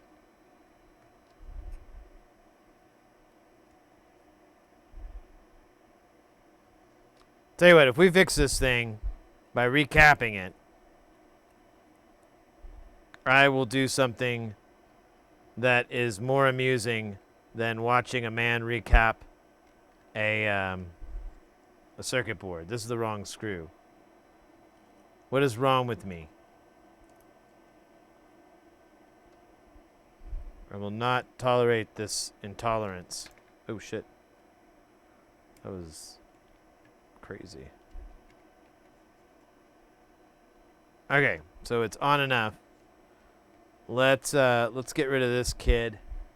We call him 1 microfarad to paradise.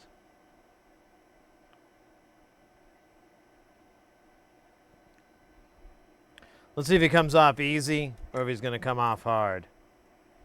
I've seen their kind before.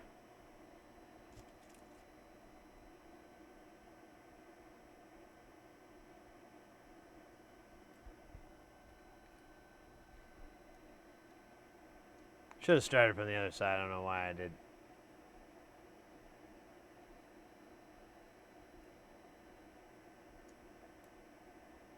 Oh my god, I forgot to get the fucking fume extractor nearby. Oh, it smells so bad. It's like a baby farted.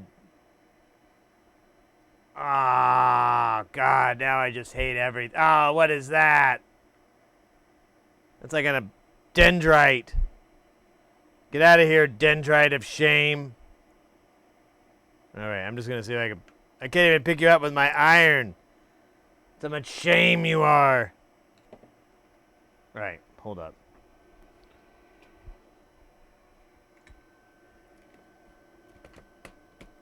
Okay, no more of that fucking stink. That was so bad. I can't even describe it legally. All right, we're just going to slurp that up with the old iron there. Burp.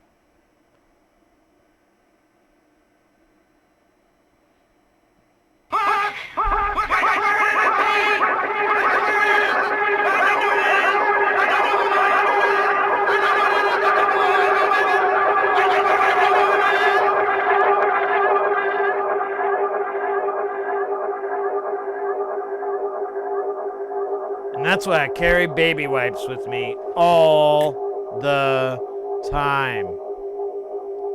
There's never a wrong time for baby wipes. Well, that's not good.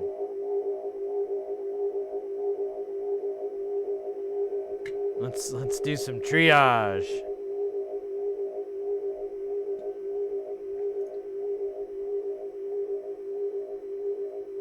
So far, it doesn't look like the pads are gonna fly off.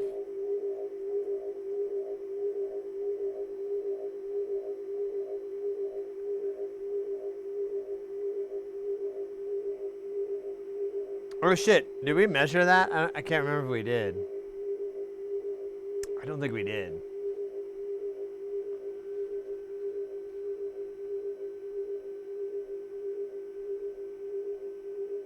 Oh, the battery. That's right. All right, well.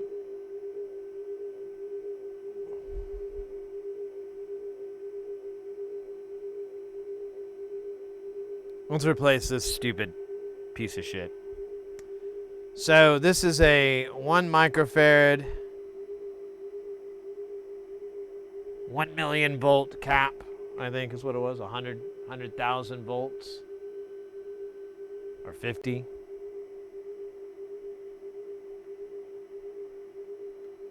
All these pads are so jacked. Here, let me hit it with the wire brush a little bit.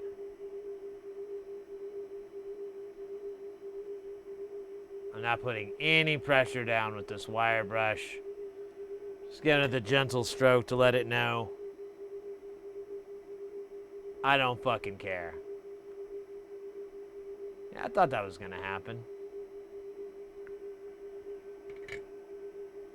All right. Let's try finding a 1 microfarad cap that's going to fit. I don't know. I'm not feeling good on this. Yeah. Oh. There's one. Yeah, the lowest I go is 4.7. Now,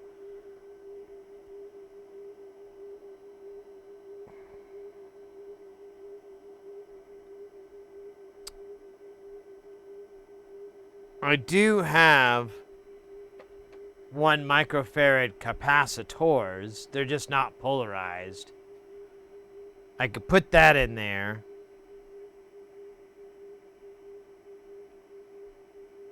I don't think it would be a problem. Here, let's put the circuit back up.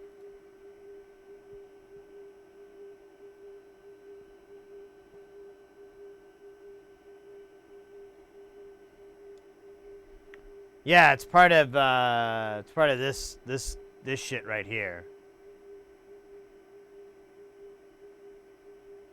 I don't know exactly what an M51954BFP does.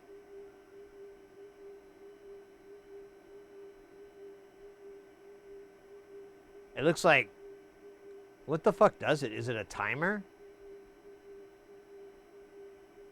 It's a reset. There's a reset signal.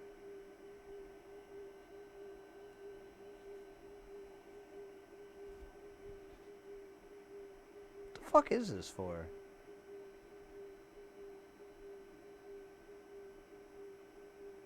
That is a reset IC. That's what I thought.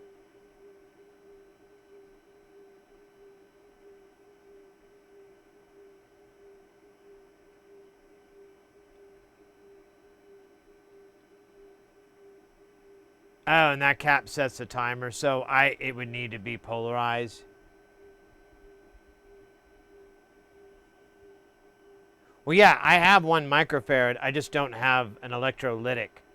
I have 1 microfarad in MLC. Yeah, no, the voltage is it's at least 25. I'm not matching this 50 that it wants.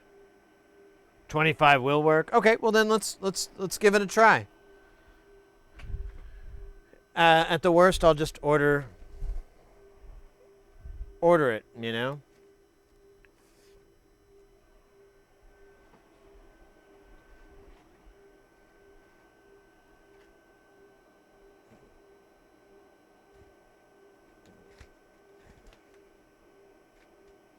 Yeah, I have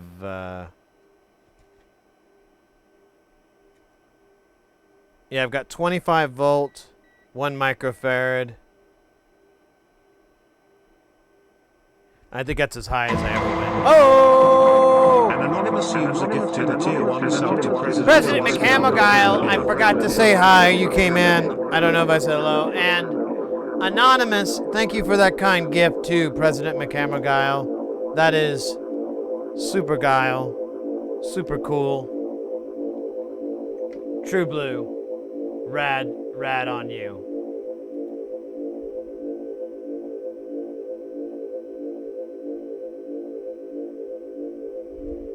Anonymous has been tearing it up lately. I don't know if it's one or many, but... Uh-oh! An anonymous user gifted a tier 1 sub to Caterpillar 1. Ah, there you go. Thank you so very much.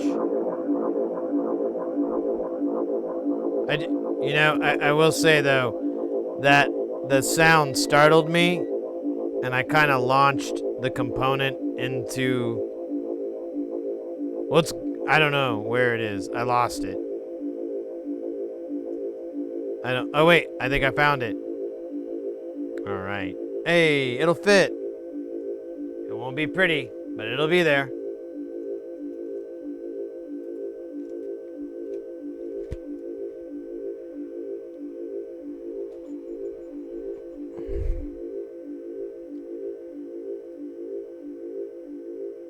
Where the fuck am I? There we go. All right. Hey, all right, man. It's gonna be great.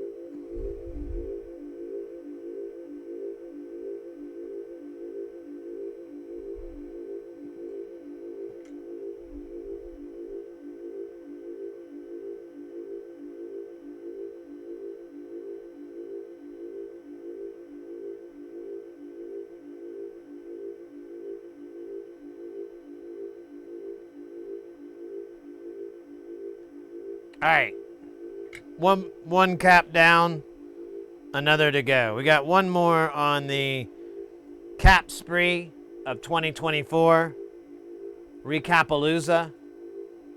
You can look at this fine specimen here.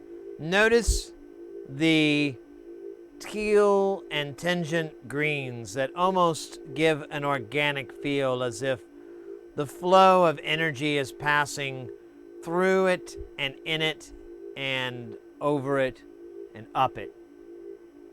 Kind of like a colonoscopy. So what the hell does this capacitor do? I ask myself, because I don't know the answer to these questions. Probably a lot of really naughty stuff. Let's find out on Capacitors Gone Wild. We went down to Redondo Beach and asked capacitors what would make them get wild, and you'll be shocked at what they did. Capacitors completely unleashed. No manufacturers watching them here. They are completely let loose. Actually, I'm really kind of imagining what that would be like, you know, for the joke, for the comedy, for the lulz. But yeah, it's actually, that sounds really kind of something I might like to watch. You know, just capacitors, just getting wild. You know, they don't fucking care. They're capacitors. What are they?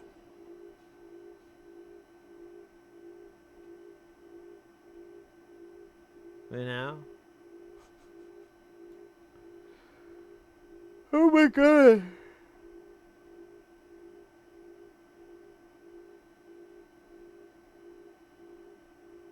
Yeah, capacitors and bikinis, mankinis, unikinis, trikinis, quadrakinis. I need all the kinis.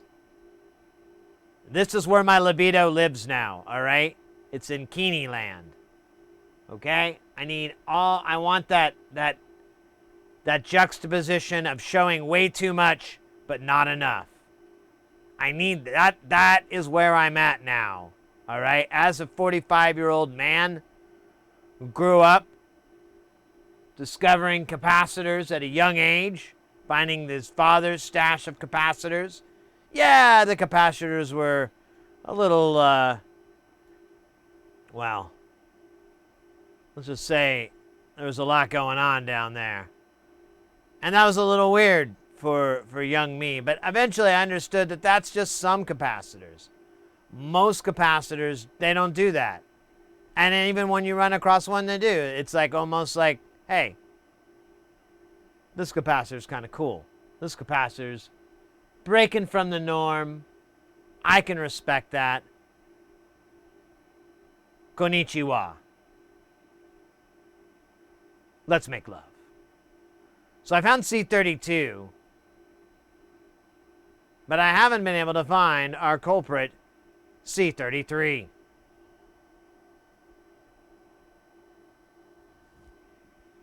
Pentakini? Oh my god. Thank God we're filming from the chest up, right? That could get awkward. Pentakini. That would actually be a funny bit. Hi, I'm Sid Heresy. You might know me from the internet and as the inventor of the Pentakini. And I have something important to tell you today. Vote. Get out the vote.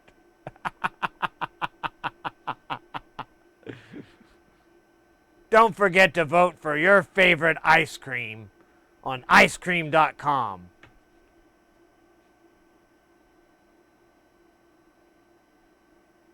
The Pentakini.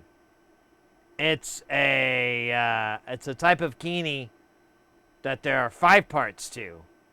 Honestly, I feel a little bit condescending describing that. I don't mean to. It's just that's what I'm feeling. I'm like, God, does it really come to this?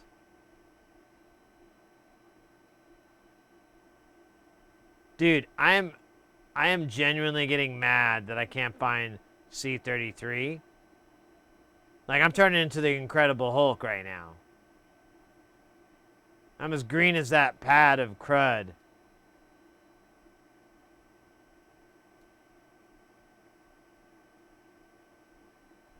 What is it near? It's not near shit. What the fuck? Okay, so if I could find C34, I might have a rat-ass chance in hell.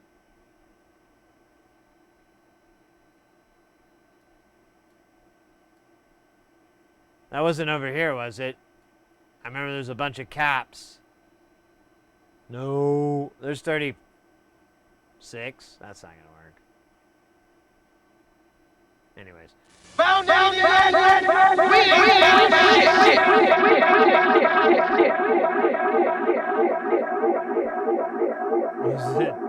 Thanks, President McGregor. Keeping it real.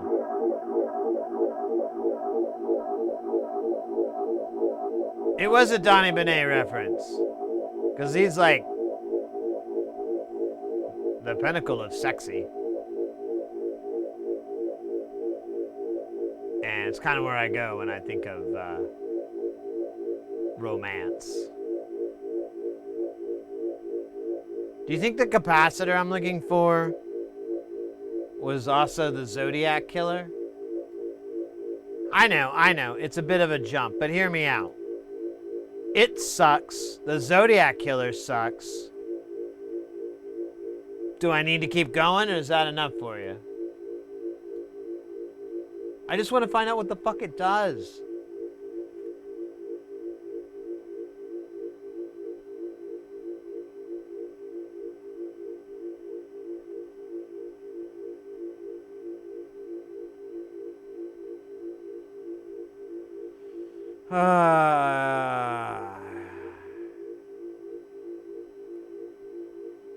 I love his little bits he's been doing about just say no to water.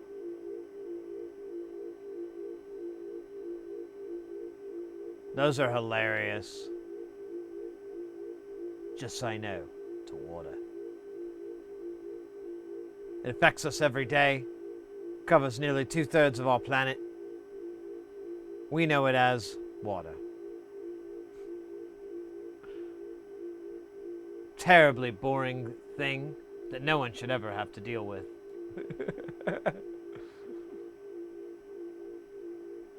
Hey! Hey! Hey!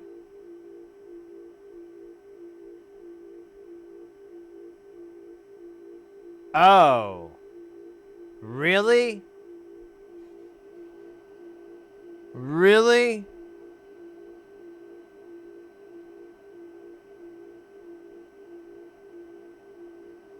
Really fucking crazy it's that far away from the board, but okay.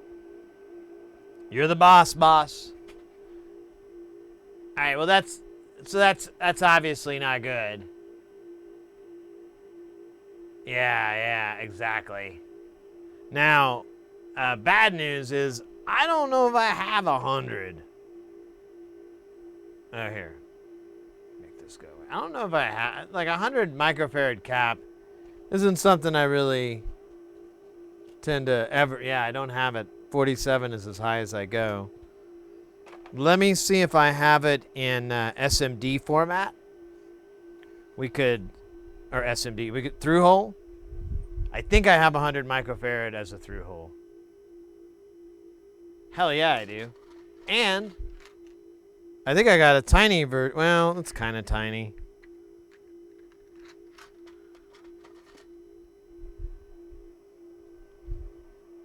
We could put on the real deal Holyfield later. But the way everything sits, this shouldn't be in the way. I can have it lie on its side, and there shouldn't be any problems with it. So.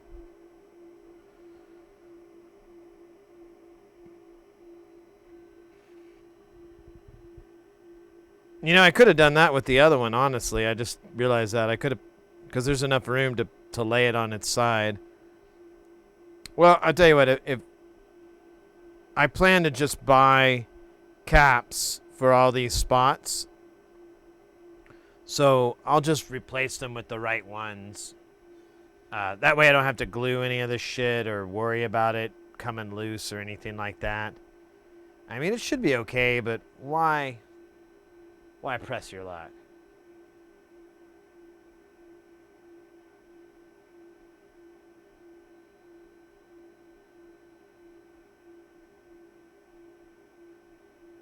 Yeah. No, it could definitely be causing our issues with interfacing with the screen. I mean, there's a modicum of things this could be affecting. So, and even if it's not, it needs to be changed. It needs to be swapped out. Let's measure it really quick here. So this one, oh wait, we're gonna measure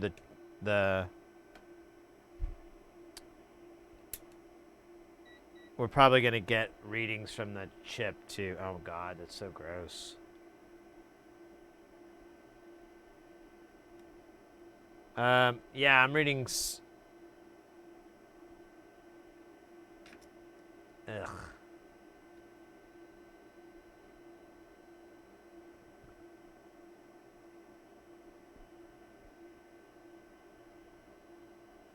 I'm getting 1 microfarad. Yeah, that thing is toast. There's not enough farads inside. It's all defarad.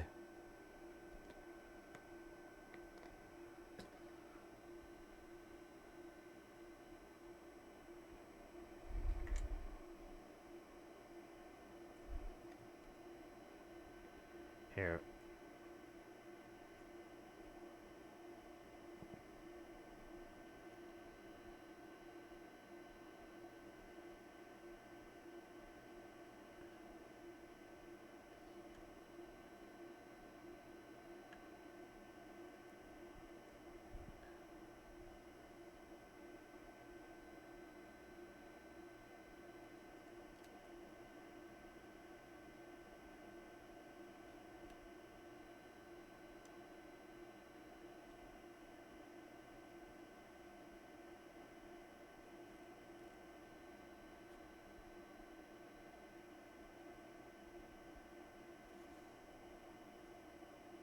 Oh my God, this thing cannot suck up the stench enough.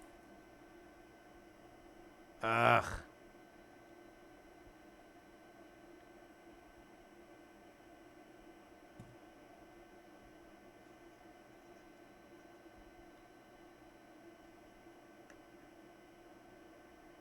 Here, let me throw some goo in here. See if that can help.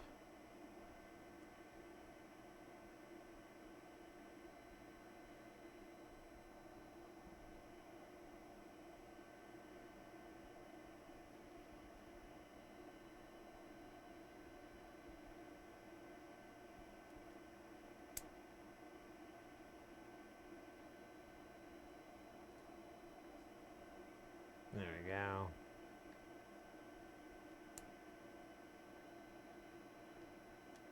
Yeah, I was afraid of that.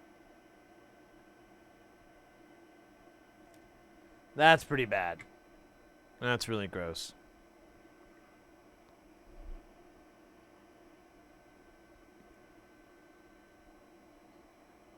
So I kind of want to try to save this.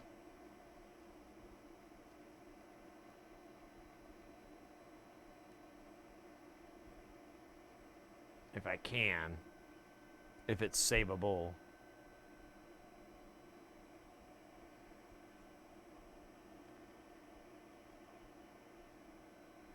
It looks like we're okay.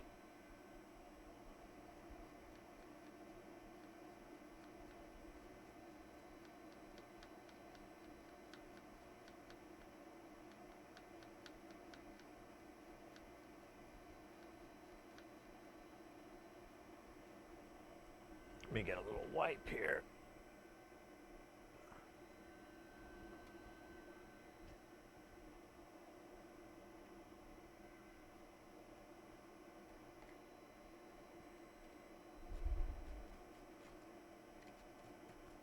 Oh wow. My iron was, or my brush was really dirty.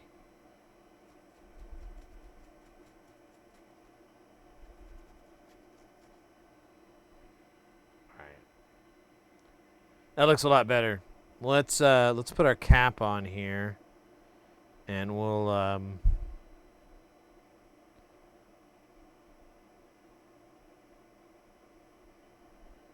me think. I think so. There's a screw hole nearby, so I have to be kind of cognizant of that. But I think it's just a mount, so I think I can get away with just spreading this guy out. Ooh. Getting all naughty like. Shrat. Getting it naughty. Just putting it, bending it over. Like some naughty not. you know, right, shot. I'm going to put a little bit of this on and a little bit of that. And we're going to hope like hell this sticks. So here we go.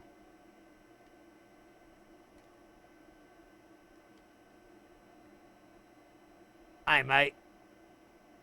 Top of the morning. Eat shit. There you go. All right, now next.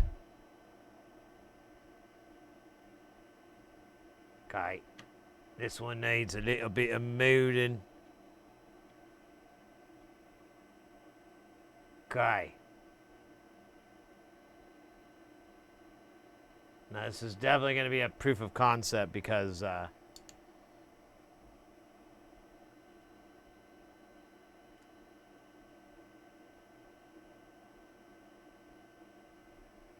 pad is still really loose, and it's like it's going to rip off if we're not careful, which we never are.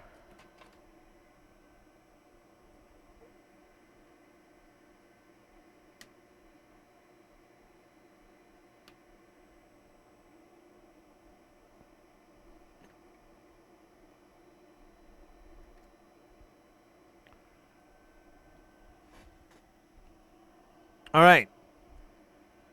We are ready to put the battery back in and see if any of this helped with the screen issue.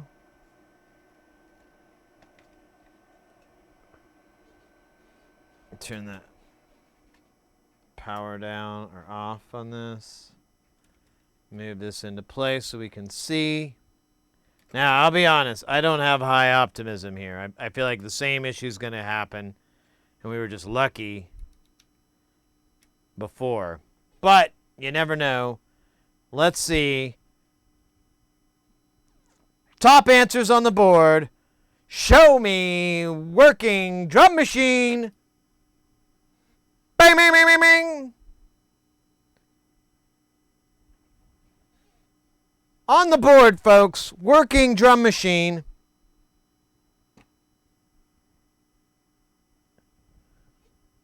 All right, let's make sure that's not a fluke. Let's turn it off. Let's even give it a little bit of juice discharge there. All right. Now we're going to plug it back in. We're going to turn it back on. And will it give us top answers on the board? Working drum machine. Bing, bing, bing, bing, bing, bing, bing. Absolutely, folks. I learned something new today. If you really hate something so much,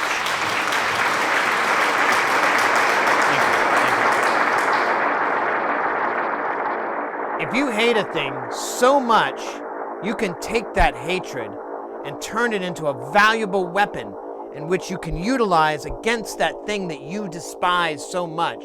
Taking that hatred into a finite ball of pure malice, and then focusing it onto the problem, and then fixing the problem. That's the lesson for today. Oh my God. All right,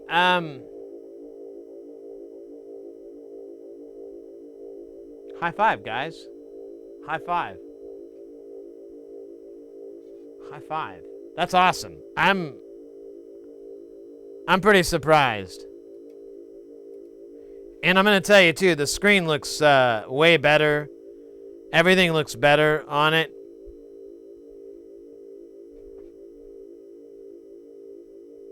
Well, that part's kind of hard to read.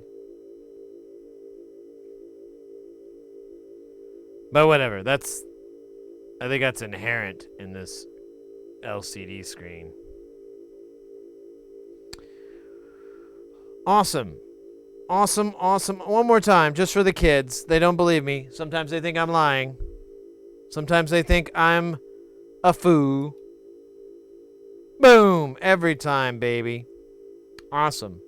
You know what? That kind of makes sense, because here, one thing I was thinking, but I couldn't really articulate it because I don't fully grasp that, is the reset and enabling circuits. Yeah, I need to maybe fix this. This is all goofy.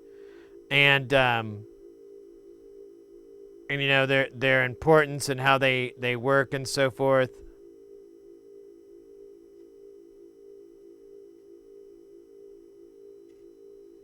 Okay, cool. Yeah, everything seems to be working. Let's write down the values of these caps that we need to replace. One was like a 1 microfarad 50 volt, and then the other one was a 100 microfarad, like 25. What was it again? It was a 6 volt. It was a really low voltage, so we could really just do whatever we feel like, as long as it's not below that. And that should put the thing to 100%.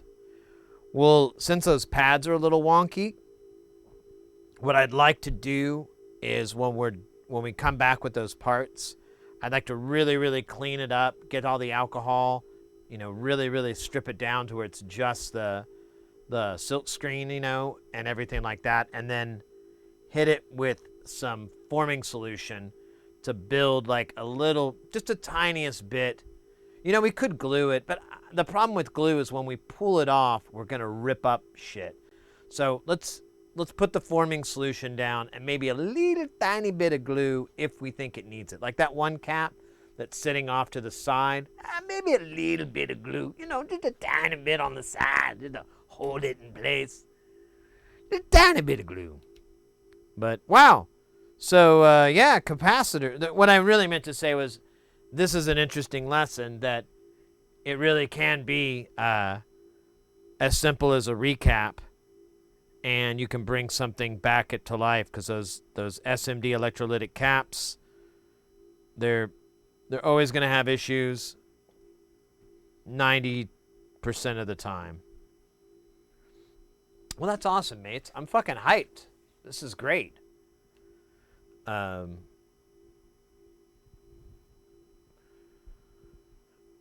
Orange Hue, how you doing, mate? So what you're saying is I should buy a whole bunch of used, wonky, broken stuff and reverb I couldn't afford, and then just pay you to fix it. Yeah, I think that's the moral. That's the subtext. That's called subtext. It's very interesting that you picked that up. You probably would like Cronenberg movies and David Lynch movies and stuff like that. Have you ever heard of Hal Hartley? Hal Hartley movies? There you go. That's subtext.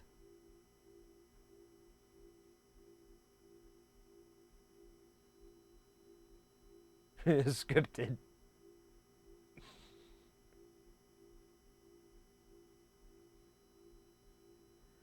Which brands have you found the lowest quality internal build?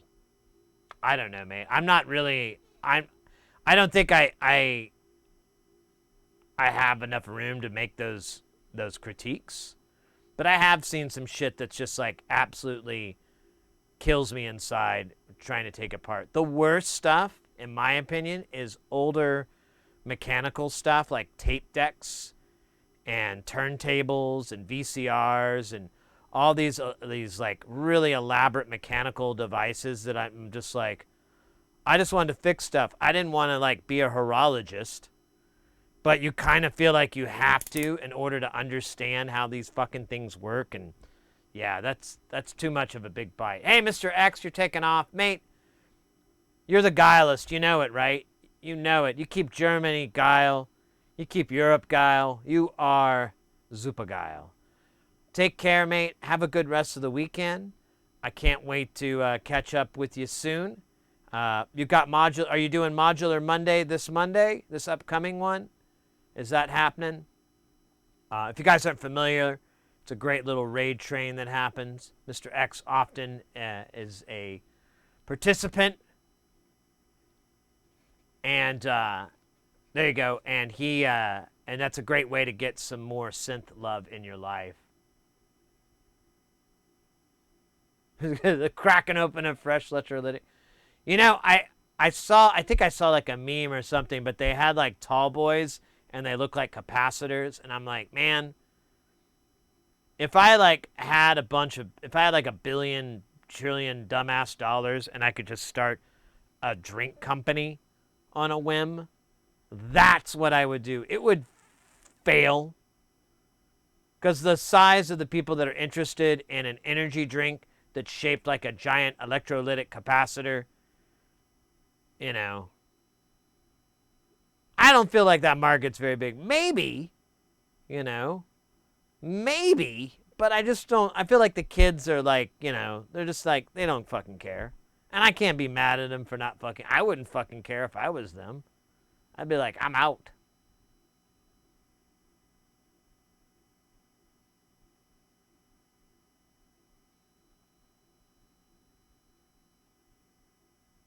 The super caps, yeah, whatever. I'd like just a tall boy. I just want the line down it. But the problem is, I'd put like Panasonic or Nichicon, because that would be your brand. That'd be the flavors, right? I love the Panasonics. They have a wonderful aromatic flavor, and I'm, you know, I don't know. I don't know how to describe my imaginary soft drinks that I'm inventing right now, which makes me want to get a beverage after all this talking. Oh my gosh, guys, I can't believe it. We did it.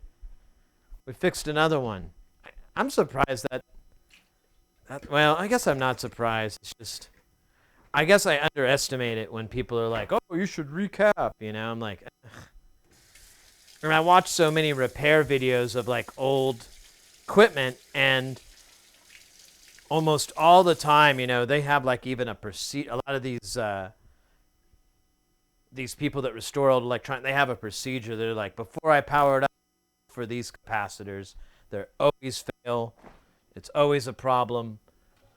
Better to head it off early than to wait for it to get to me. That kind of attitude. Woohoo!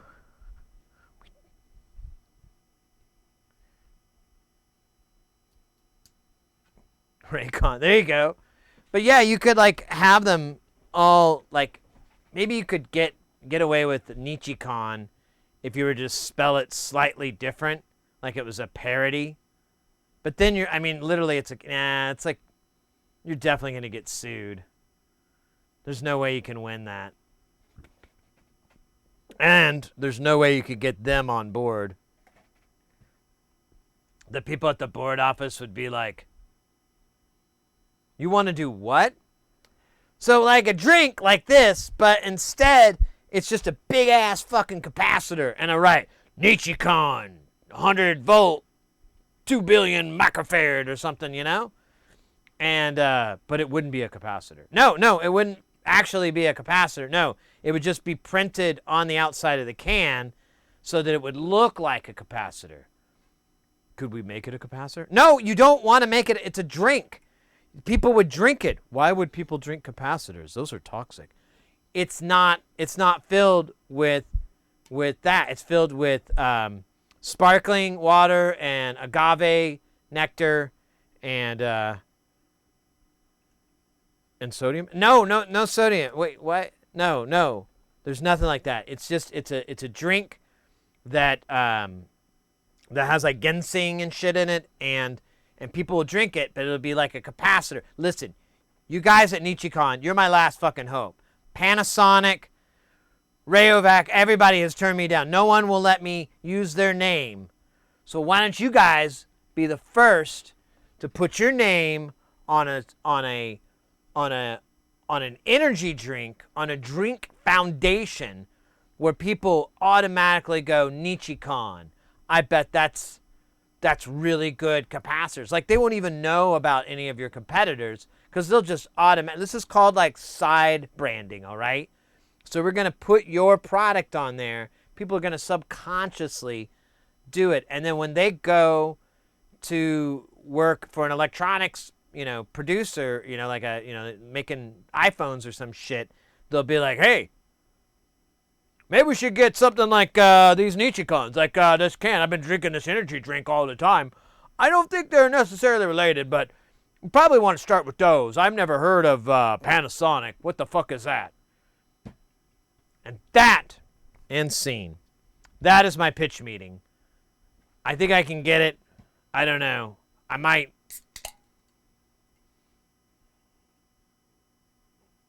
It's got electrolytes. It's what plants crave. Leo, how you doing, mate? I'm doing good. I think we fixed this this drum machine here. I don't have the picture of it anymore. There we go. So I think we fixed this drum machine. We had a bunch of nasty SMD caps. We replaced them all with what we had laying around, which I'd like to actually get something better. And but it'll work. And yeah, it's all working. The next thing I'm gonna do, we're gonna put it back together, and the client said that it fails when it's getting MIDI. So I'm gonna hook it up where the 909, where the Nava is, and just send it MIDI shit. You know, I don't know what the fuck, but it's gonna do it.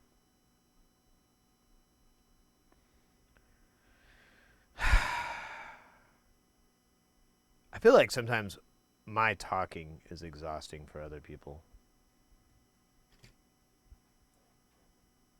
Sell it to the gamers. That's what I'm thinking. I think it has like a viable. This is not a stupidest idea I've ever come up with on stream. No, that would still be the robotic circumciser. The robot.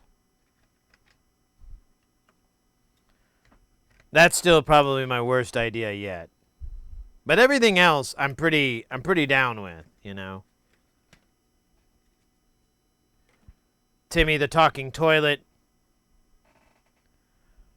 The exploding toilet plunger. I had a lot of toilet related stuff. I don't know why. I was kind of on a, you know, just kind of brain stuck in that world, I guess. I think you should celebrate with a good tequila. I appreciate you so much, my friend. Appreciate your sentiment, your thoughtfulness, and your coolness. All right. Well, I've got 2 bottles here. Now, one that I bought is a Retta, which is kind of an inexpensive tequila. It's not a bad tequila or anything like that. And I got the Reposado just so I could get it a little bit tastier. But I have a feeling I'm not going to be too happy. And then the other one, the Don Abraham, which I've never heard of before, and it rates well, but I didn't mean to get it. It was right next to the one I meant to get, and their packaging, I guess, was the same. I don't know. I was kind of embarrassed. I almost kept that whole story to myself, but I guess I fucked that one up.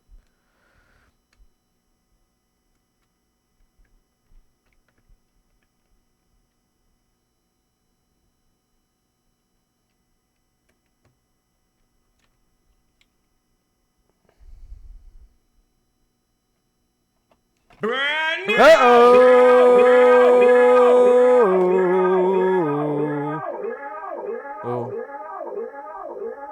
What do we got over here? We got none other than our new follower, 30 and just started chess.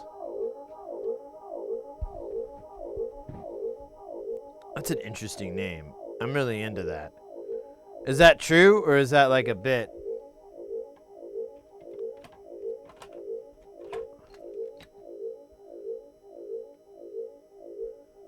Okay, I'm a little bit troubled here. Oh, wait a minute. I don't think... Alright, where's the case? I think that's what happened. Stupid. Womp womp. Oh yeah, and that's exactly what's happened. I just put those in. Those were supposed to go there.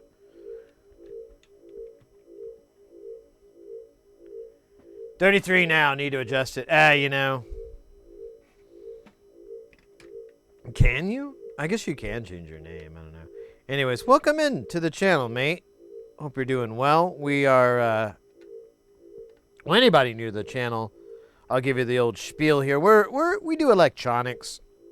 We really focus primarily on getting people into soldering, getting people into making, into building, getting people comfortable with it. We mostly do audio equipment, so a lot of our stuff flows around that. A lot of our work flows around, synthesizers and audio gear and things like that. But we do work on other stuff. It's just kind of what comes in and so forth. Let me see. It's so weird. The inside of this thing is like Adobe tan. But yeah, if you're big into synthesis and so forth, or audio or any of that, this channel has some good info on it. I forgot which one worked better. I think it's the stubbier one. I'm an audio engineer by trade, and so I know a couple of cool audio tricks, or two, or a lot. And, I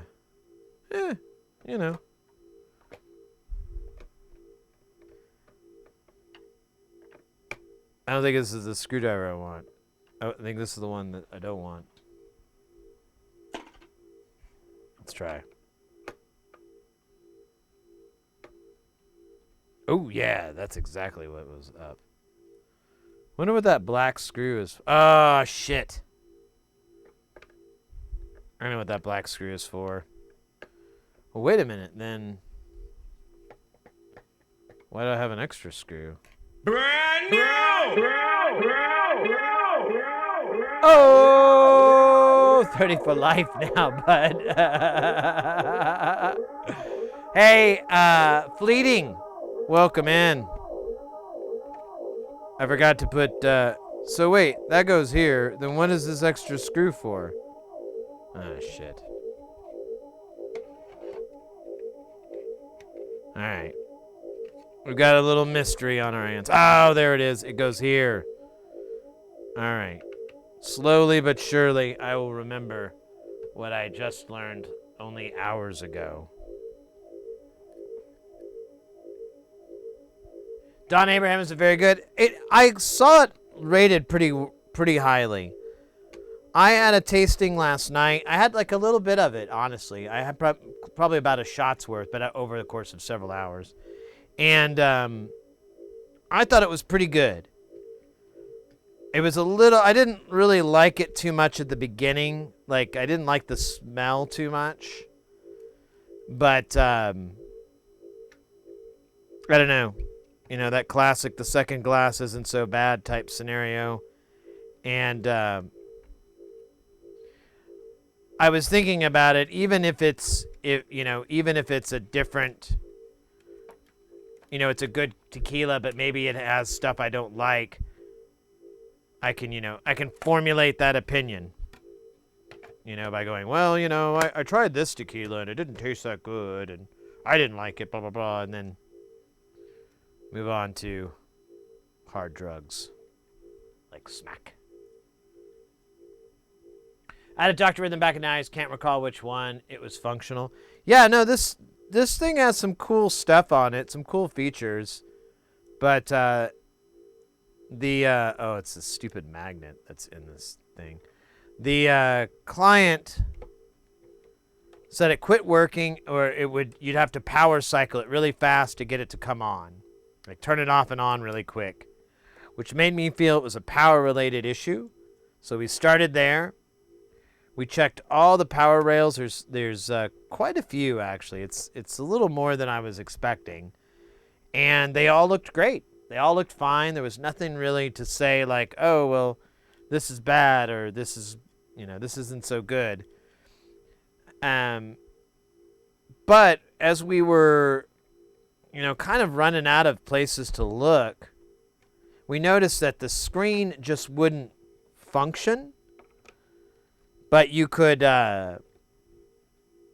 still, the unit itself still worked, so you could still access the patterns and so forth. It just the screen wasn't working. So that was kind of an interesting clue.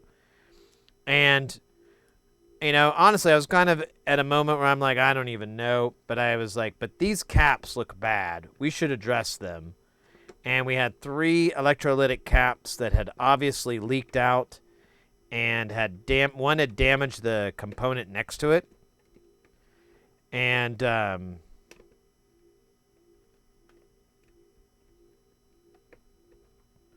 so we replaced those 3 caps. We only had one that was identical.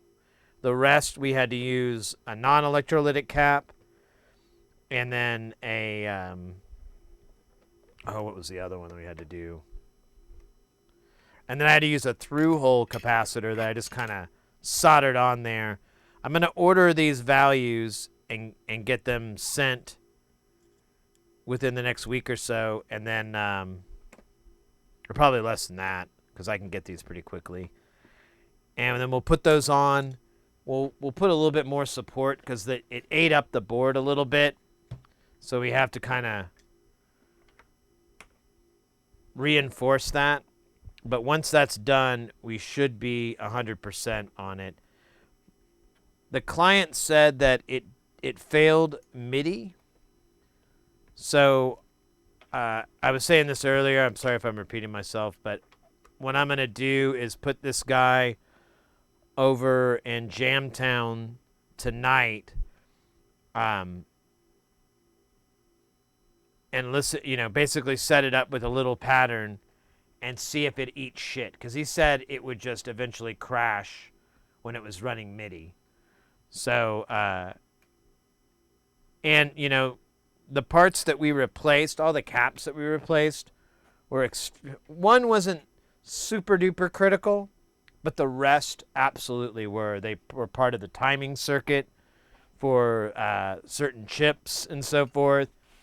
And they were just way off in their values. And one we even thought like maybe it wasn't even touching. So, you know, we had a couple of, like it was floating, like the ground wasn't touching. You know, I never know how to shut this thing. I always feel like this is some sort of puzzle.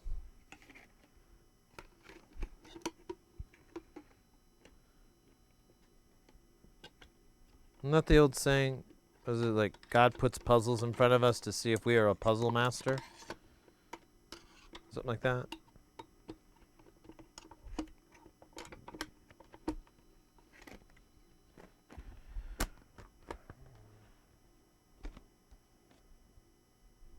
They make small quantities. Oh, okay.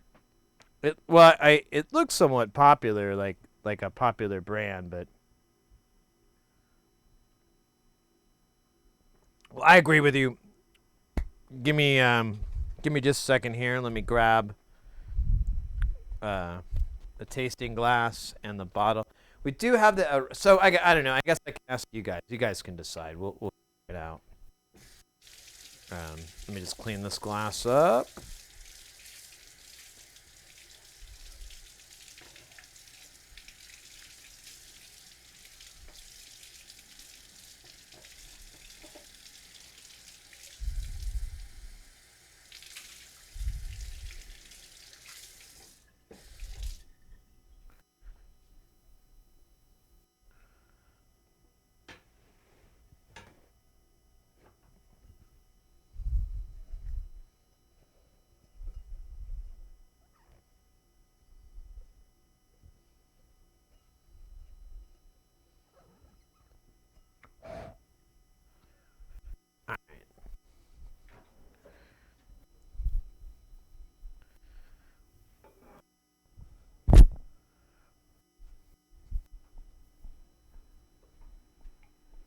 So we got 2 new flavors here. Let's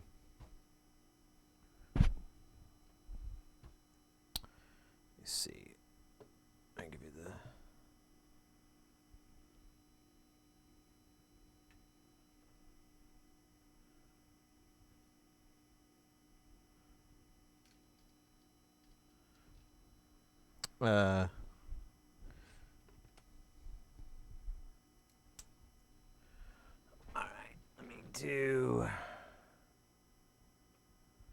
All right, so we have This is the Don Abraham, and then this is Areta. This is the cheaper of the two.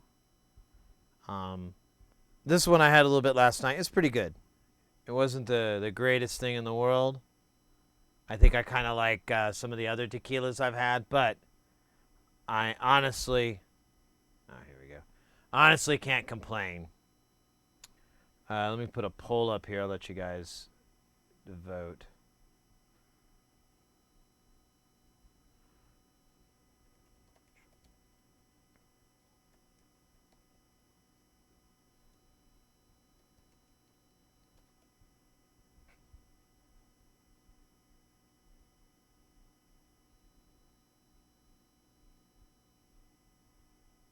All right. The test is a Ford. I'm gonna go to the restroom really quick while you guys decide, and then yeah.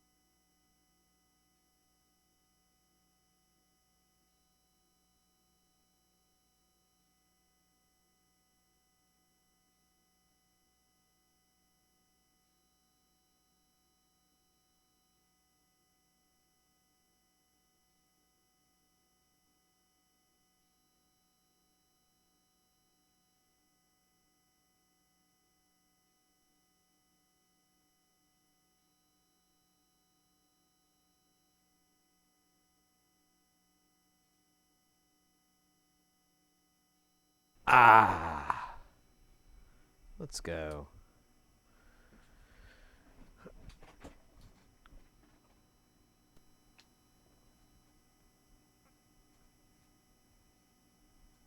I don't drink, but I like the horse. Yeah. I mean, by the way, anybody who's not into this or lives sober or whatever, I apologize. Hopefully you can tolerate. Oh, this isn't too big of a pain. Yeah, they're kind of. I don't know. I don't know if they're similar or not. Like I said, I had this last night. I've never tried this before. I know it to be a good one for like shots, you know, and or if you're making like a margarita or something like that. This would be the less expensive choice. This is still 100% agave. I believe no additives. Yeah, both of these are no additives.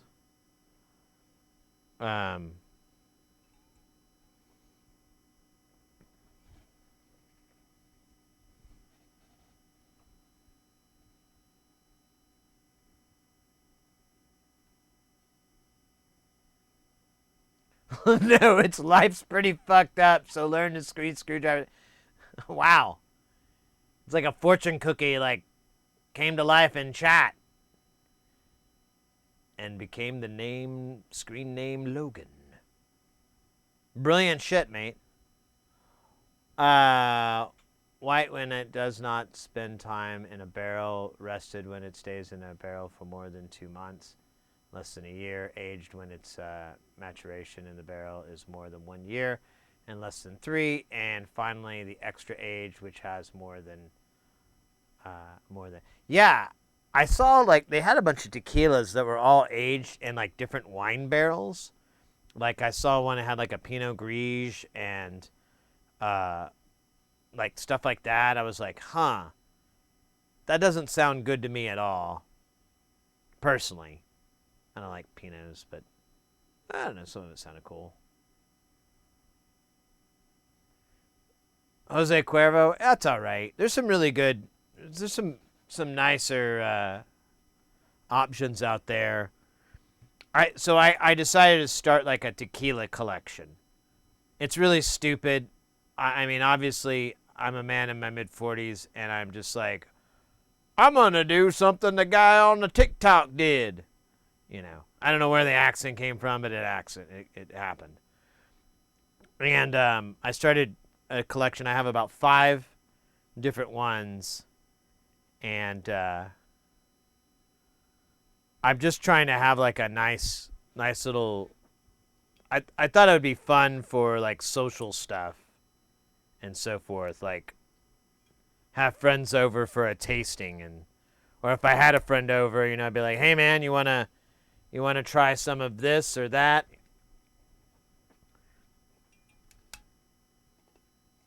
This one has a screw-off cap. This is the only one I have ever. It's the only vodka. This is the only tequila I have with a screw-off cap.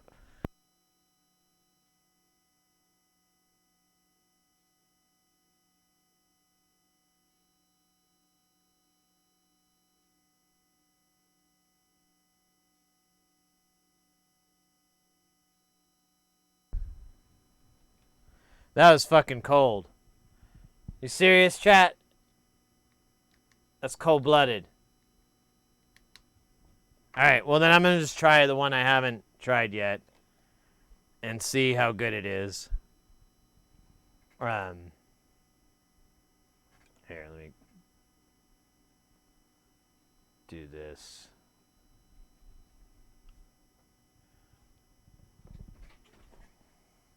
You gotta do both. Okay. Oh, shit. Right off the bat, this has a really great aroma. Now, by comparison, yeah, this one has more of a kind of that burning alcohol smell. This one, man, it's really faint. Okay, that's a great start.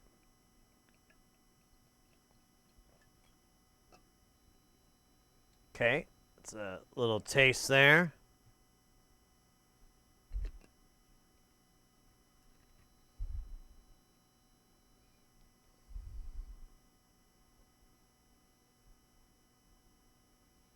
Imperial Stouts. Now that's a, yeah. Those are really good too. Like I'm more of a beer person, but lately I've just kind of gotten burnt out on beer, and I just don't drink as much, and I've kind of just been putting on weight, and I'm like, man, it's probably the beer, you know, it's probably not good for me. So I'm trying to find my way through, you know, my ever-changing old manedness and in the flavor town. This smells really fucking good. I don't know what it is. There's a little bit of burn, but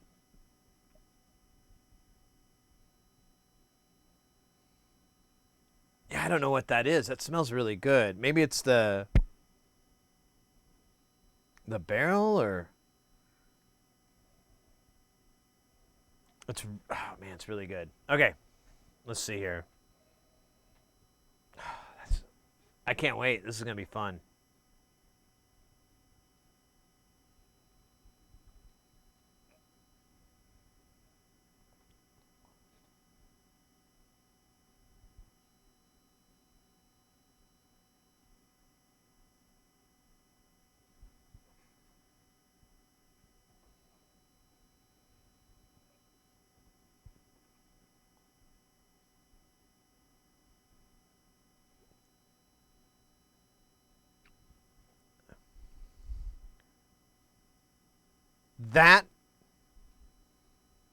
That might be my new favorite. Thank God it's only like 35 bucks a bottle or something.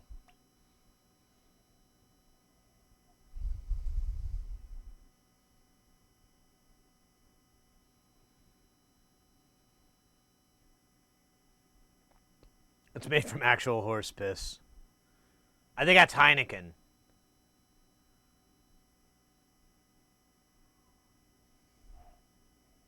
This is great. So there's like, I'll wait till the ad ends just in case people are actually curious. I don't want to have that cliffhanger moment, and then I just come in and go, and that was incredible. Now back to you, Ted. And Ted doesn't exist. All right, so we're back from the ads. I did 2, maybe 3 good sips. One more.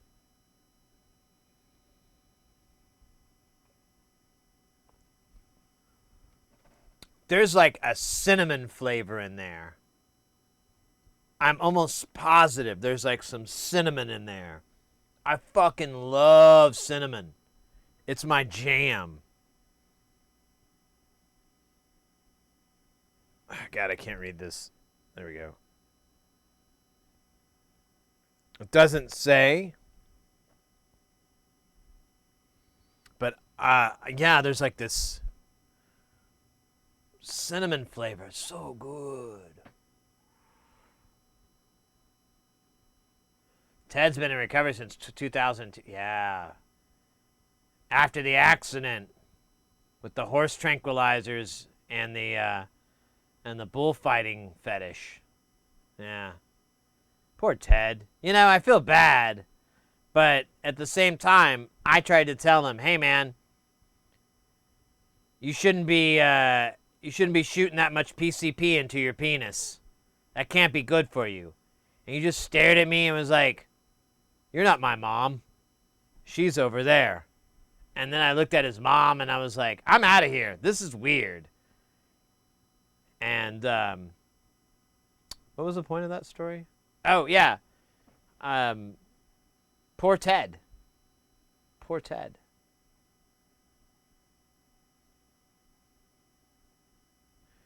Triple distillation.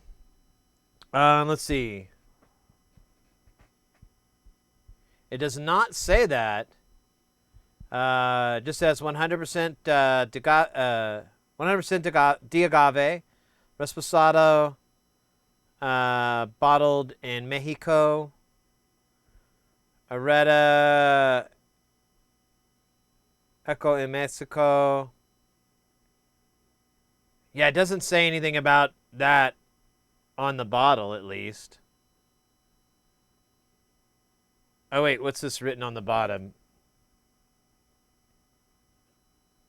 Ambassador de Origin. Oh, wait, I don't think that's what I'm looking for.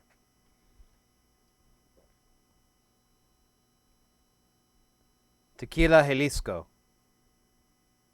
I don't know.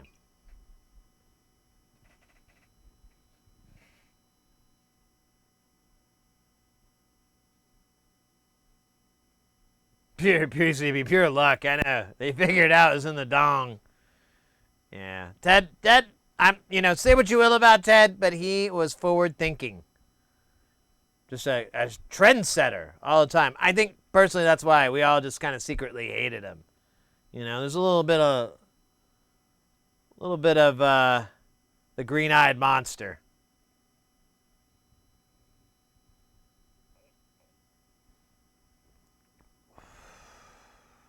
This is my new favorite. I'm so glad they sell these Retas in big O 1 liter bottles. I will definitely be purchasing one. I almost did, because I was like, well, this is supposed to be really good. I'm like, nah, let me just buy a 5th. And then if I like it, I'll come back and I'll buy a 1 liter or something like that. Back in the early 90s, I was told tequila was shit if it didn't have a worm in it. Isn't that, I think that's mezcal. Is it mezcal, the one with the worm, or which? So I have some mezcal that has worms in it. So I'll have to take a picture sometime so I can show you guys. But I have like this little shelf hanging on the wall. It was like the shelf my dad built a million years ago. And I when I got it, I was like cleaning up and I found he had this massive collection of little airport bottles of liquor. And it was like 40 bottles, and I added another 40 to it. And now that whole thing is filled with little airport bottles of just like almost every liquor I could find. Like eventually I quit getting certain things, so I'm like, who the fuck wants to drink like, Di Cerrone and shit like that? So I do have some decent rum, but I mean, I put the deal on it, and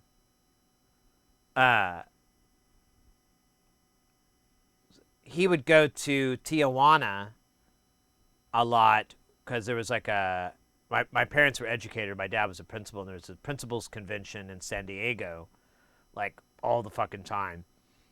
And he would go to Tijuana and buy like mezcal and switchblades and all kinds of silly shit and bring it back. And those were some of the bottles. And I still have them. I have no intention of drinking it. It sounds terrible.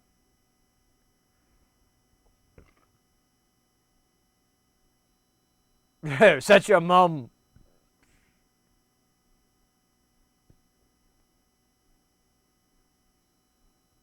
Ah, you're fine, Logan. I don't take anybody too seriously. Not since the accident.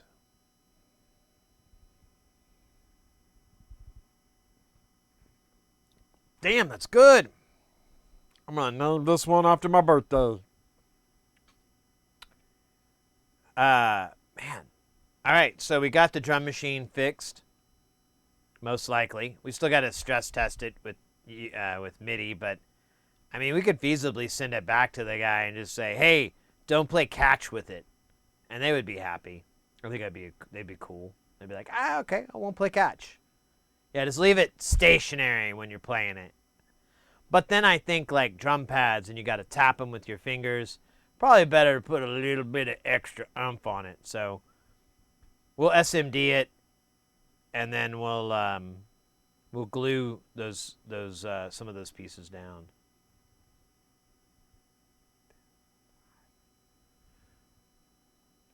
He turned it up way too loud. Yeah, I almost bought a bottle of mezcal when I was at the liquor store the other day. I thought about it, but I was like, I need to do my research. I don't even know where to start. What's a good brand and whatnot. And honestly, at the liquor store I was at, I went in. It's a big, giant chain, like all the world. And they have like aisles and aisles of booze. And I went to the tequila aisle, and there was like a guy working there. And he's like, "Can I help you?" And I'm like, "Nah, I'm good, man. I'm just browsing." And then 5 or 10 minutes go by, and he's like, "Can I help you find anything?" And I'm like, "Well, let me just level with this dude." And I'm like, and I have my phone out, and I'm like, "Listen, I have this list of tequilas, and I have a thing where I come by here once a month, and I buy one of the bottles off this list, so I'm just trying to figure out which one I want." "Oh, okay. Well, let me know if you need anything." And I'm like, "Yeah, totally." And then I towards the end when I was like, I got to get the fuck out of here, is I'm looking at, and that's maybe how I actually got this Don Abraham. They're just like two of them meet up, two of the salespeople, and they start chatting, but they're talking loud enough to where I can hear them, and it's almost like they're trying to get me to hear them. And they're kind of talking about how slow things are or something like that, and I'm just like, this is why I buy everything on fucking line. I don't have to stand around and hunch around. I can just, sort by this. This meta is dying. But yeah, so they started to get on my nerves. I'm just an antisocial jerk, I guess. I don't know. I didn't really need any help, is what it boiled down to. Like, I just needed to shop. I really didn't want him to go, "Here, I found the bottle you're looking for," and then stand there. Like, "Great, thank you, bottle boy. Now, about with you." How the fuck does that work? I don't want any fucking help. I'm not that out of it yet. I mean, I'm working on it. And then I thought maybe they thought I was trying to steal. And I'm like, how the fuck do you steal a bottle of booze in Arizona? We're dressed in the lightest of clothing. I'm we're. Anyways, it was stupid. I might go to a different liquor store now.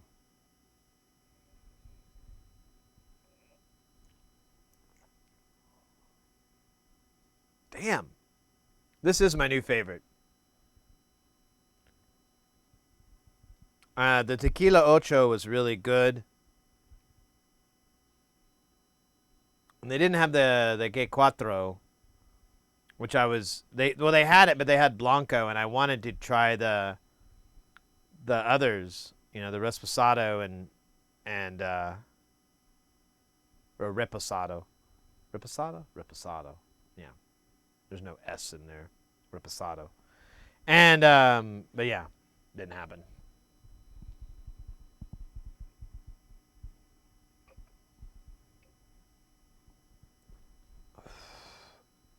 Dude, that is like incredibly smooth. Like I started not even drinking it right, just like tossing it, not even trying to like inhale it. And it didn't feel like shit. It was like really gentle. That's my jam.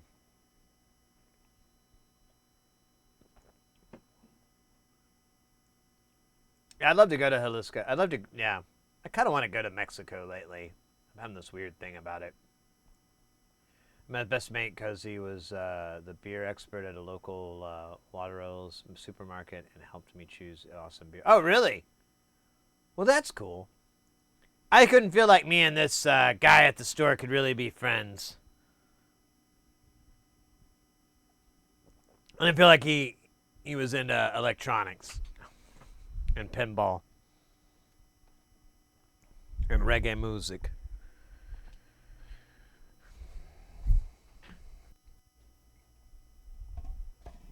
Damn. Well, that's two W's today. The Areta I thought wasn't gonna be a good tequila, and it turns out it's a fantastic tequila. It's probably one of the better tequilas I have, and it's cheap. It's the cheapest one I have. It's like $33 or $34 a bottle. I don't have anything under $45 on the rest of the collection, so that's great news. And that cinnamon flavor is to die for. Well, figuratively speaking. I don't know if I'd really die for it. It's pretty fun. Corlejo? Is that a brand? That sounds familiar. I think I might have saw that. But there's a lot that start with C. And I get them confused because I don't know Spanish. Chimitequila? Is that a thing? I've never heard of that. All right. We're almost ready to start phase 2 of the repairs.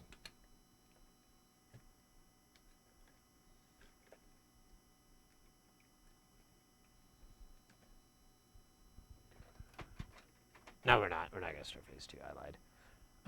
So I'm honestly debating. Do I want another spoof of that delicious Areta? It was pretty good, but it is like, well, it's 5:45. That's not too late in the day. Corlejo triple distilled. Let me check out. Let me see here.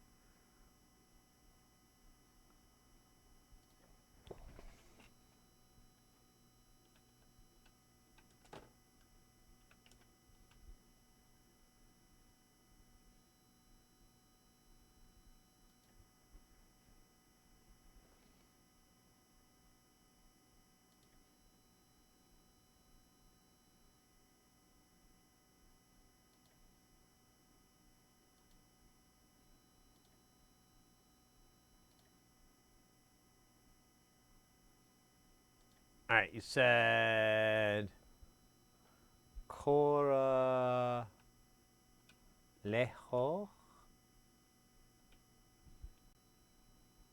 Corlejo tequila. All right, here we go. Oh, this looks like fancy.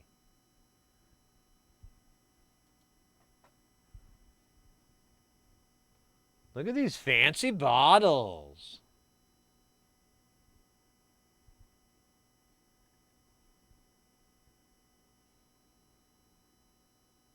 You said triple, right? Yeah, 2 Reposados, very different prices.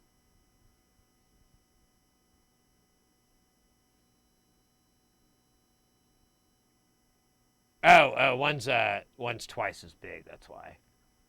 So it's these blue bottle guys. That's like an extremely reasonable price. That's actually the lowest I've seen.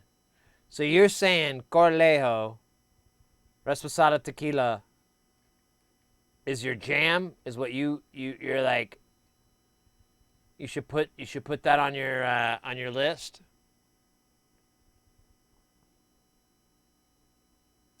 Oh, it has a history. 3 different oak barrel. Nice. Oh, there's a citrus flavor. I'm in. I like this. I like that profile.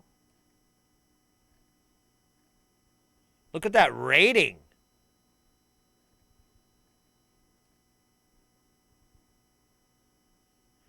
No hangover. Typically that means there's not any impurities in it. You know, it's just straight. You said it was triple distilled, right? Well, mate, I'm all over that. That's an awesome price for tequila. $28. I would get all over that. Oh, Logan, you got one here? Let's see.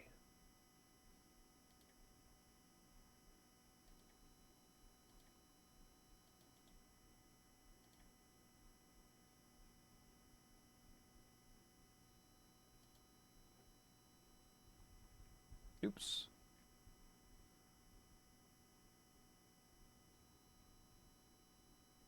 Oh. Is this the super real deal? You only get hangovers when you stop drinking. That's your body telling you you're stopping. Can we all live our lives like a hard-boiled comic, you know, like a noir, like, you know, we could just be drinking straight out of the bottle. She left me.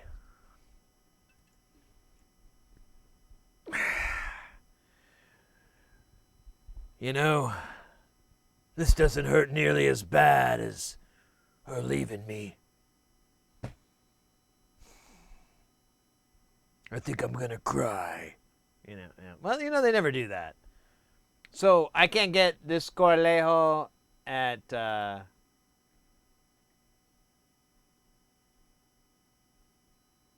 liquor store. I gotta go out of my way. But it does look like, oh wait,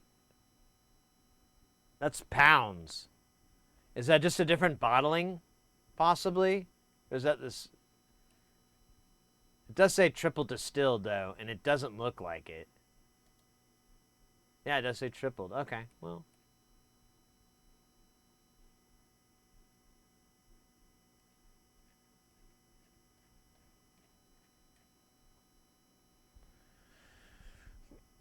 Oh, wait, that doesn't make sense.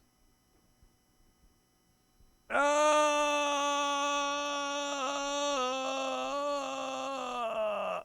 We got like in between. That was cool.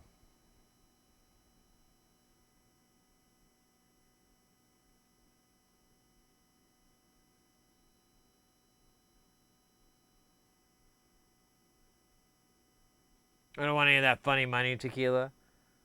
Well, I'm just wondering because sometimes they'll bottle it differently in different places, and sometimes you can't get.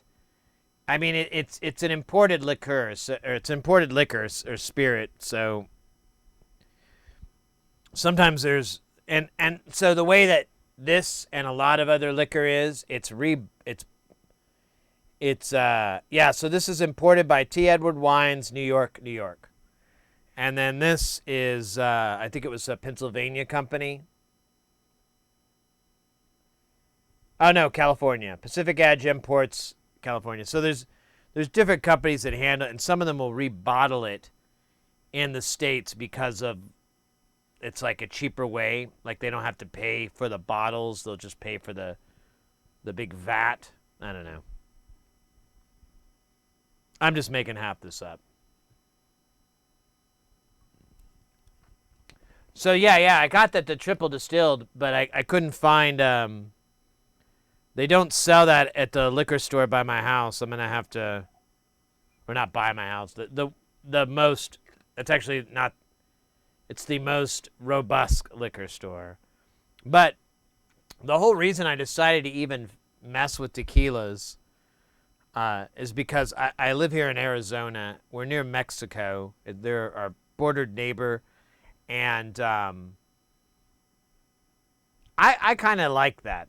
I think that's a cool thing, you know. I like the idea of a totally different country and culture, like a few hours away from here. And I think that's really neat. That's kind of a neat thing about living here. And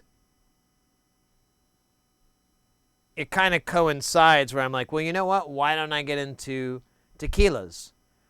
I live nearby. There's probably people here in Phoenix that could actually, you know, they know a few things about tequila. They could maybe teach me a thing or two.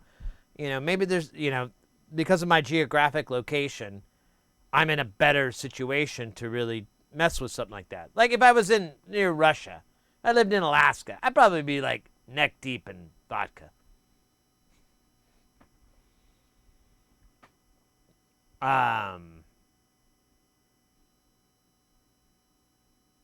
Yeah, Jamaican rum and just Caribbean rum. Like I was in, I did like a cruise a long time ago with my mom and my sister a long time ago, and we went to this really cool rum shop, and they had like every fucking flavor, like bacon flavored rum, and I mean just maybe not that, but there was just a lot,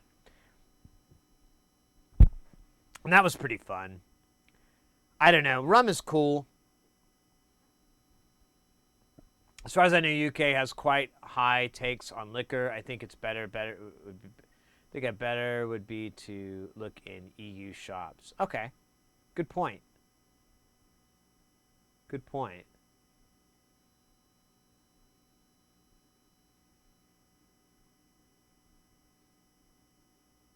Yeah, at 20 for that blue bottle, I'm buying that all day.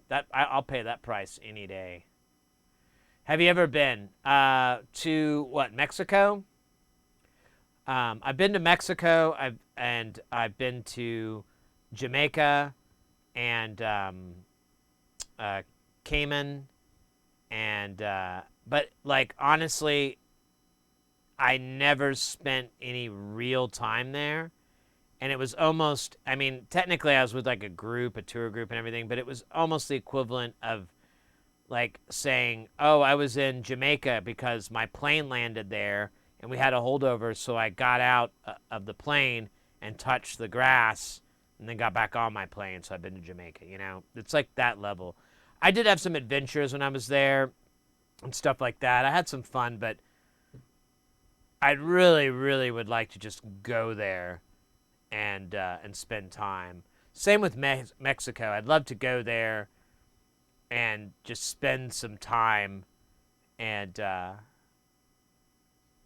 but you know, that option hasn't come up just yet. I hope you wouldn't. Vodka is cheap crap. The best vodka has no taste and isn't a. So I'm with you on that to an extent. So but typically before I even bothered with tequilas, the only hard liquor that I really liked was vodka. Like on my birthday, I'd have like a shot or something of vodka. And, but in my opinion, and I think we share it, there's really only like, for me, I only like Kettle One. I don't like Grey Goose. I didn't like, oh shit, I can't remember that other brand that's really nice. There's some other brands that are vodka that are high end, but honestly, I felt like Kettle One, Dollars to Donuts was the cleanest tasting. Everything else tasted like hairspray. And I really hate vodka that tastes like that. It just grosses me out.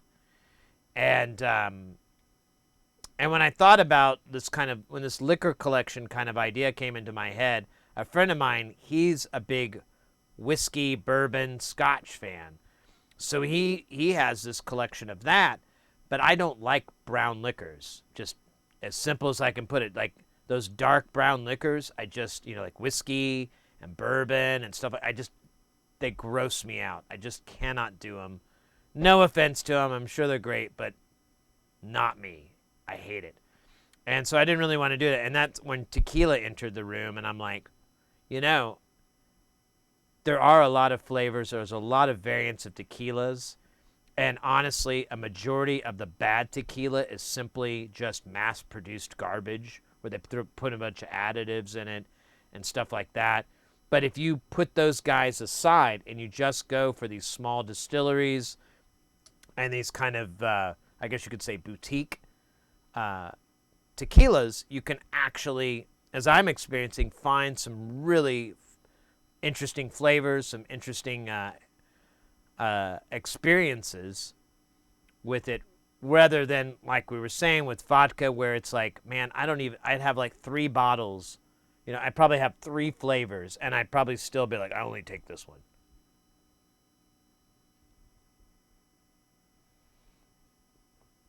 Santa Teresa 1796 for me is about, I think I saw that earlier. We were talking about that. You've been to Mexico 5 times. I'm quite old for a lot of my life, having read On the Road, the Electric Kool-Aid, Acid, and Fear and Loathing. I'd still fucking love to road trip across the states with a full trunk. Logan, I won't lie, I'm with you there too. It's weird, and it's kind of as I get older, I don't even know if it's like a midlife crisis type thing, but I don't have any children. My wife and I, we don't have kids, and we don't really, our cat is literally the thing that is keeping us from going on vacations together and stuff like that. That's how tied down we are by our pet. So it's not that big of a deal. And I keep thinking in the back of my head, Sid, you can do whatever the fuck you want, man. As long as you don't hurt anybody, as long as you don't take anybody down, as long as you don't take yourself down. I mean, you could if you want to, but, there are people depending on you. So as long as you don't go full stupid, you can do anything you want. And so, like you're talking about going on road trips, maybe going on psychonaut adventures and, in the woods or in the desert and having these cathartic kind of experiences. I'm all into that. I feel like I miss them. When I was a kid, when I was younger, I've just lived off that shit. Because I'm just like, who cares? Let's just go. Let's just fucking eat this whole strip of acid. I don't fucking care. What's going to happen? No one's ever died from this. So I can't die, and that's the worst thing that can happen, so beep. And I had that mentality, but as I got older, I'm far more cautious, and it kind of bums me out a little bit, but at the same time, I do have some friends that are not that cautious, and they still don't have their shit together, and I love them to death, but I kind of like, I could be him. Could be him, maybe this is a smart way to go. But yeah, the psychonaut life would be great.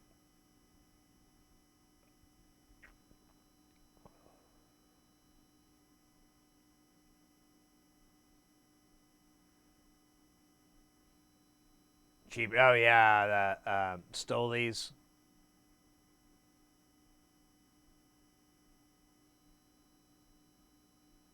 You kids and your mushroom. I can't eat mushrooms. I have a bad experience with it. I had to give it up.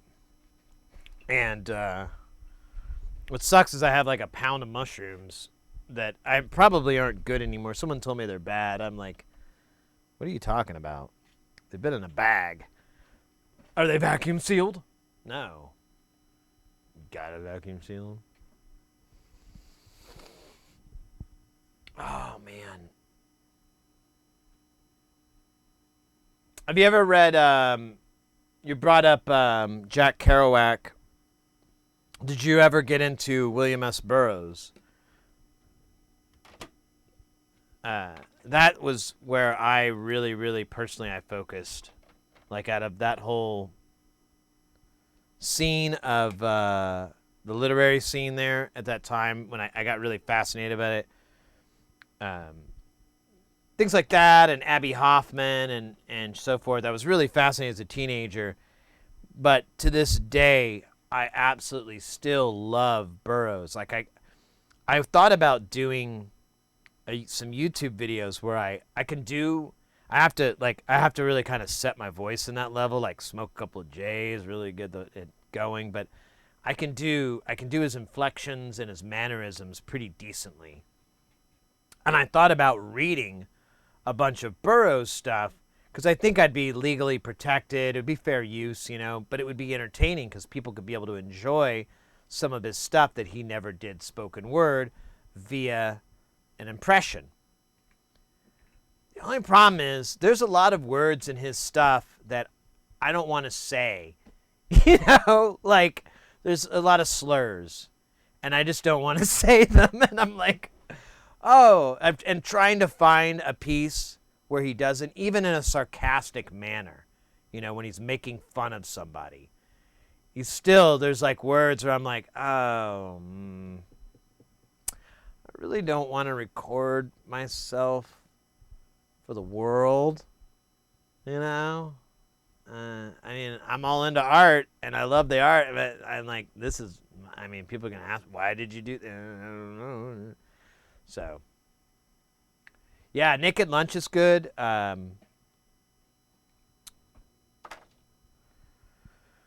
Junkie is a really fun book. Honestly, I really enjoy his later stuff when he was much older. I think those the stuff that James Gerholtz put together, those are really fun. What is it? My Education, which is like a dream diary, that's really fun. The Cat Inside, I think is what it's called, or it's basically it's about cats, and it's such a fucking fun book. It's one of my favorite books of his. Well, it's weird that I can't think of the name of it, but I think it's just called The Cat Inside. And he basically talks about how much he loves cats and how he thinks that dead friends and relatives visit us through cats, stuff like that. I love that sentiment. Even if I don't think it's real, I still love it.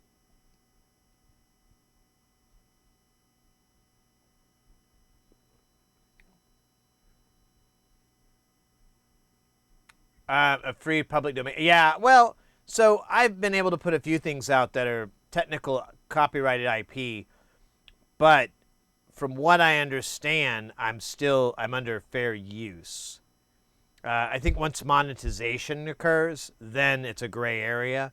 But since none of my YouTube shit is monetized for me, I'm not making any money. I think I'm free and clear.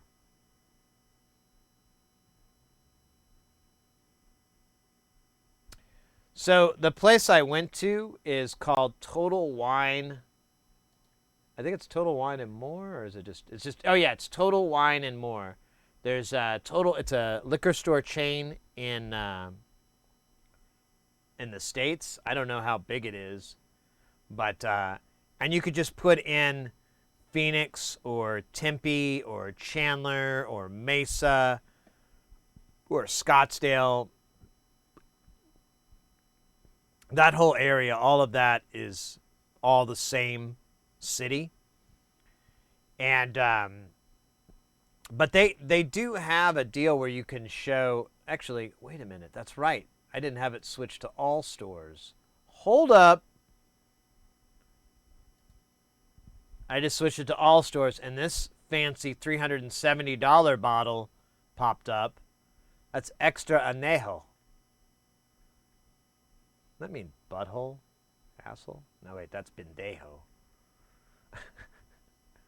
There we go. Oh, wait. 99,000 Horus? What the fuck does that? Uh-oh! An anonymous user gifted a tier 1 sub to Ryler78. Anonymous! You total ledge! Hey, there we go. There's the triple disc, $47. That's screaming. And look at that. That's in the valley. Camelback is in the valley.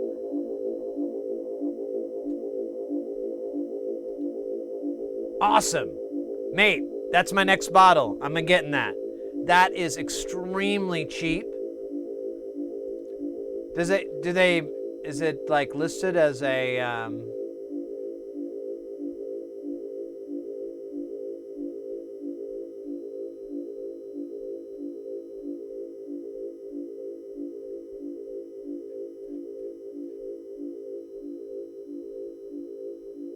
Oh, these are great reviews here. So, this guy didn't like it.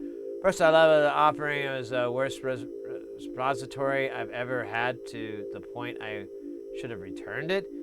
Couldn't put my finger on it until reading other reviews, which should have first, but the lingering taste of rubbing alcohol? Oh, fuck off, bitch. The lingering taste of rubbing alcohol. Bro, how much rubbing alcohol are you drinking right now? Piss off. I know there's like certain booze do have that alcoholic I don't know. I'm not buying that one. Here's a 3-star review.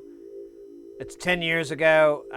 It's the first Corlejo line I'm trying. I won't be rushing back. Oh, so it didn't leave them with a good impression. This sounds fun to me. Everyone's saying it tastes a little different.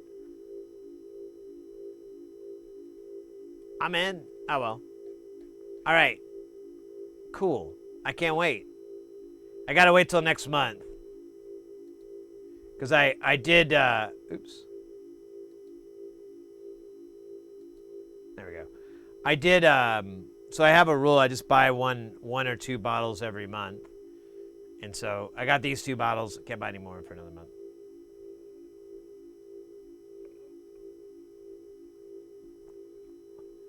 Yeah, I didn't understand what he meant by a repository. You think he meant...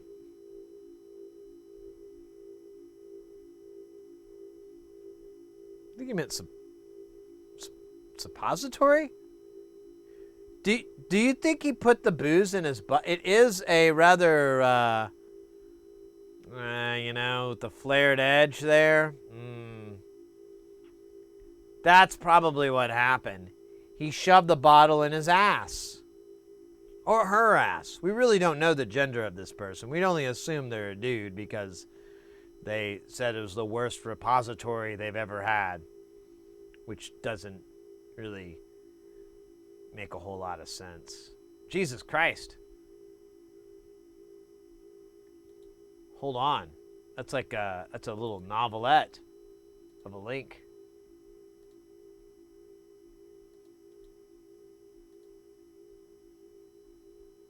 Oh my God, I have to accept so many cookies. Oh, is this okay, good. I'm not. Oops. I gotta bring the window back. Oh, look at that.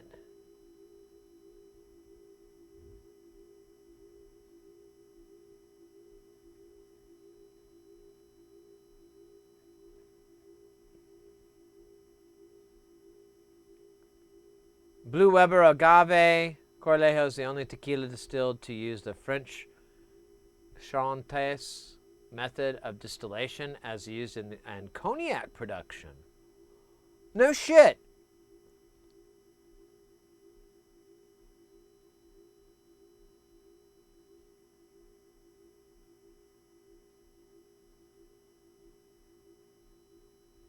This sounds awesome.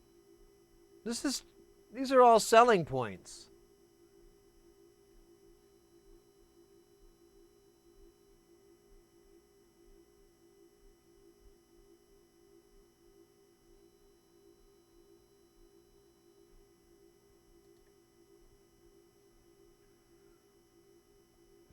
Oh, you got.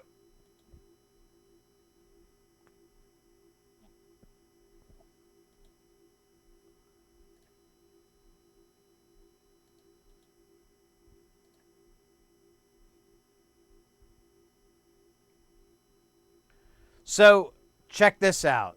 So you bring up Don Julio. So Don Julio is like, I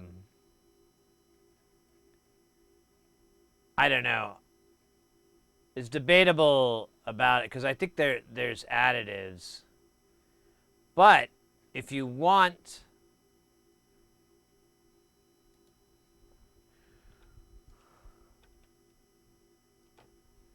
you can go with Lalo, which is the grandson of Don Julio. And this is I have a bottle of this. It's fantastic. They only make a Blanco, though. They don't have anything fancier.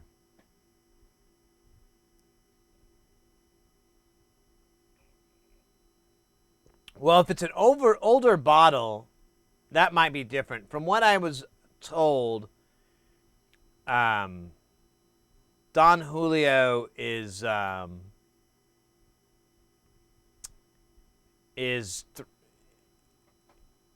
made by like a larger corporation, and there's a lot of additives, and it's not that pure of a tequila. It's not as good of a tequila. Again, very subjective, of course, but that was something I heard. And if you wanted something similar, you could get Lalo. But again, it's just a Blanco. It doesn't have any aging or anything. Oh my God! I gotta stop. This I finished this, and I want more. That's all I keep thinking. That's so good.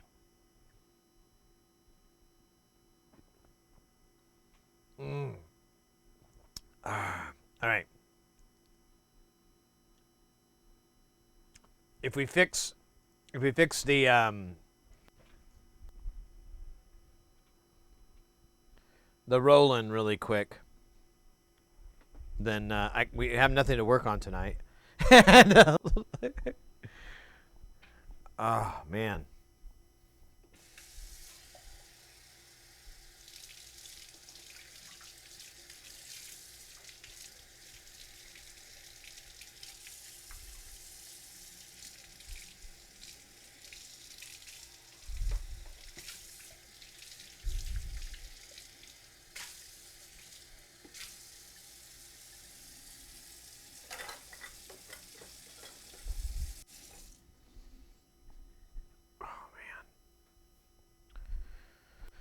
Oh, good stuff, guys.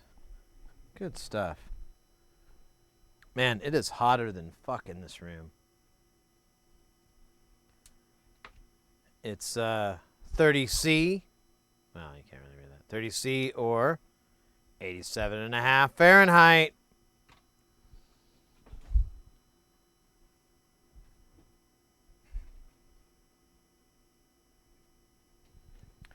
As you recommend, I add to my wish list of. Oh, there you go. There you go. SC55 when I was a kid, then I forgot all about it. I don't remember the SC55.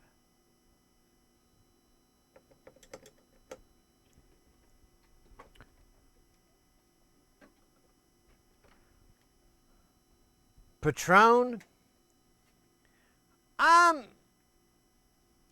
You know, like, I haven't heard anything particularly negative about that, so I don't know. I've had some Patron in the past, and that was kind of my watermark for tequila. Like, it needs to be Patron or better, and so I've always considered that to be a really good one. But I have not had Patron since I've started, getting into tequila. So I may be able to my palate may be a little more. This tastes terrible.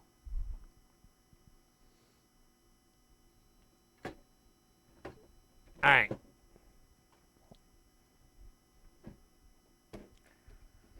Let's turn this guy on.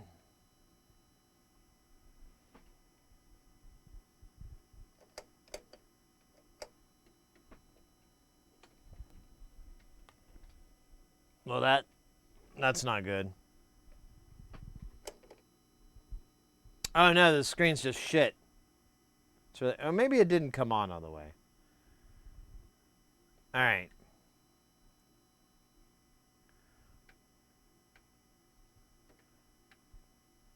We can get name to work. We've got memory protection enabled.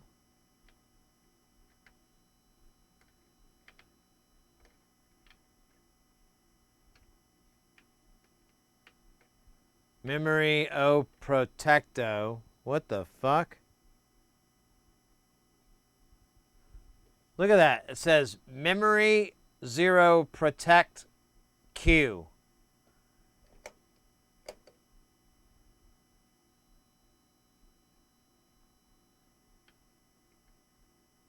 Data dump.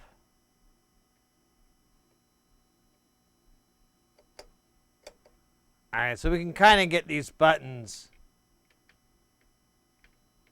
Look at that. We can actually cycle through. Oh, but I can't go up. So I can go down, but I can't go up. Excellent. So what it looks like when we were looking earlier at the matrix, the way this thing is set up, the buttons are all in a matrix of switches. And only one of them seems to be working, but the other ones seem to be bad. So let's just let's pop this rude boy open, see what's inside. How do we get... Oh, shit. Really? God fucking damn it.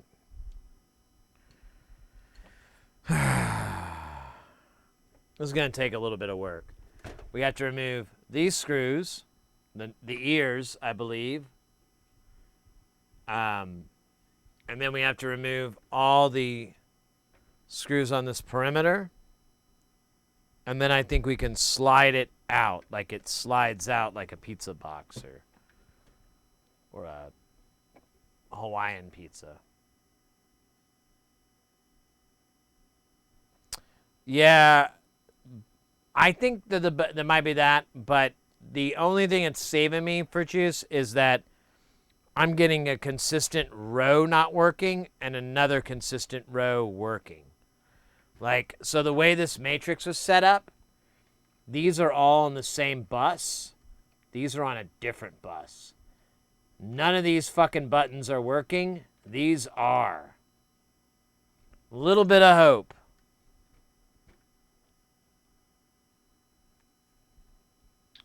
Little tiny bit of hope.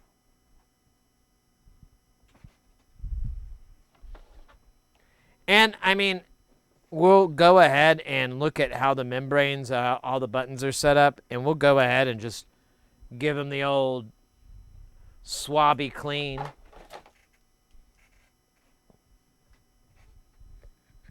It'll be sexy. Oh, Caterpickle says it's a cap. Hey, no cap. That might be the case. Trying to use slang so I sound cool.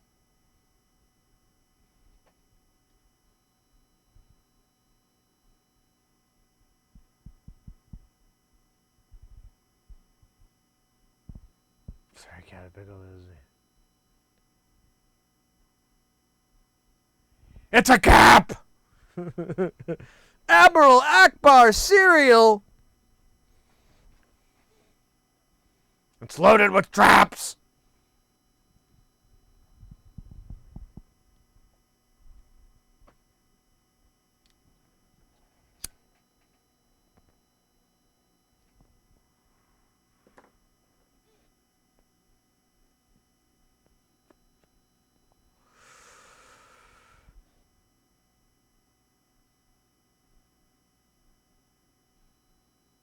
She packed my bags.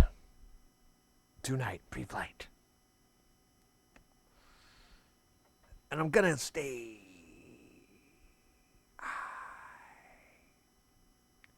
And I know it's gonna be a long, long time. No, wait, never mind. I was gonna do William Shatner's great scat. She packed my bags. Tonight, pre-flight.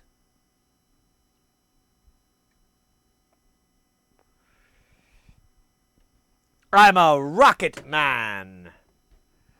Rocket man. Ooh.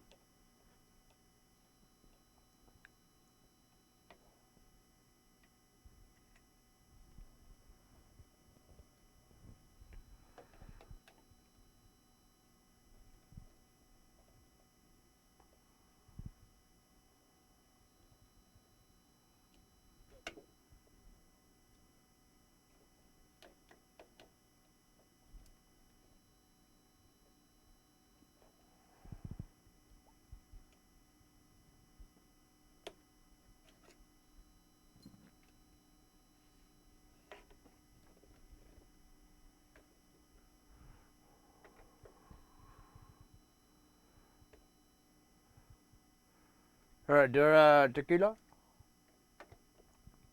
Gracias. Gracias.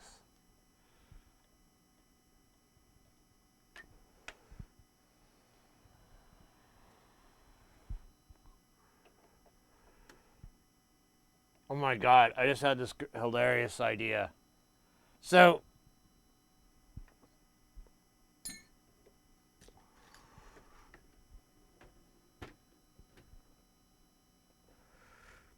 when COVID, happened, that's when I started to shift gears and I started to move into this. I thought, well, maybe I can do repair work as for, a job. And I started to put feelers out. Like, one was a friend of mine, but he kind of gave me the impression he couldn't really afford another tech right now. And then this other cat, he offered for me to be there, but it was a weird, I don't know, there's something was wrong with it. I couldn't abide by it. I wasn't ready, effectively. So I was trying to explain, I'm like, I don't think I'm ready to be a tech yet. I need a little bit more time fucking around.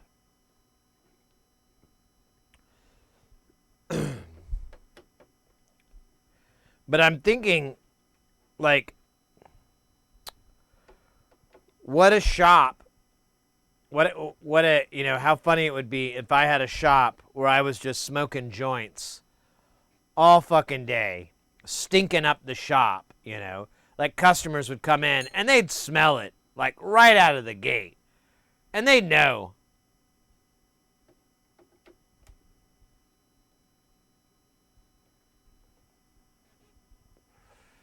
Okay, in the end, I bought a bottle of Terramana Reposado tequila. Oh, nice. What, like just now online? Or are you at the supermarket?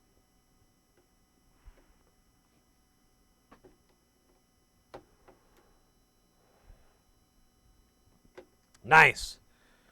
Well, if I can, like that, those prices are low enough to where I could buy like 2 bottles. That's what I did this time. Is I was like, well, I don't want to spend more than like around $100.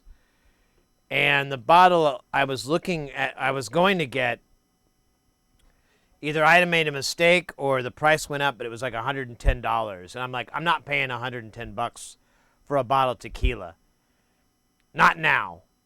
Once I have a bunch of bottles of sub $100 tequilas, and I got a nice collection there, then I'll buy one of those and I can be able to enjoy that. But right now, I need a lot of cheap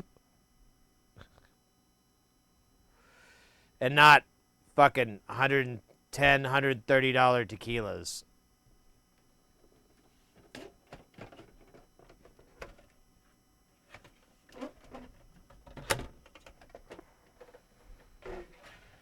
Look at that.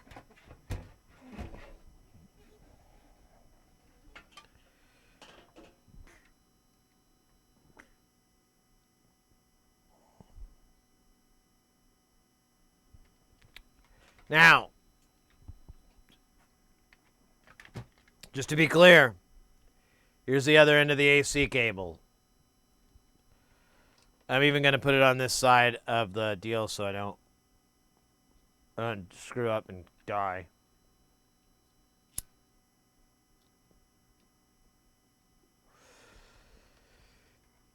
So I think it was called, I want to say J7. That's weird. This is like at a fucking angle.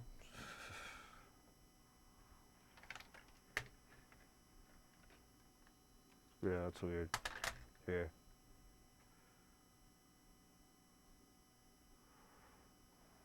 Look at this.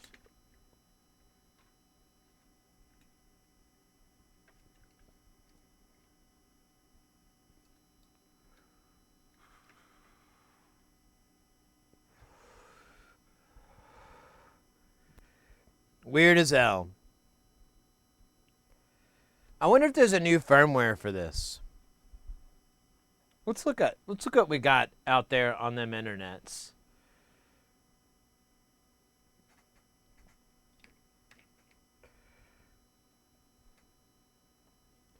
MKS. I'm looking on the wrong computer. I forgot, but let me just look firmware.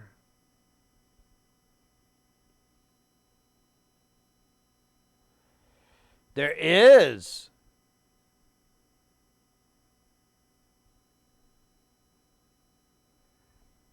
There's a custom firmware for this. Holy shit. Are you fucking with me? This is awesome. Roland MKS-50. Oh my god, we should talk to the client, see if they want to invest in this.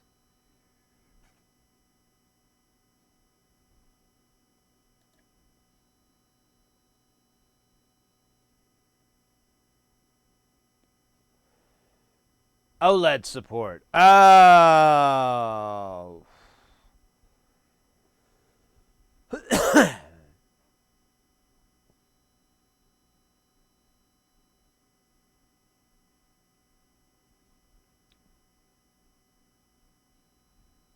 Well, that's something to think about. See if the client wants to upgrade it.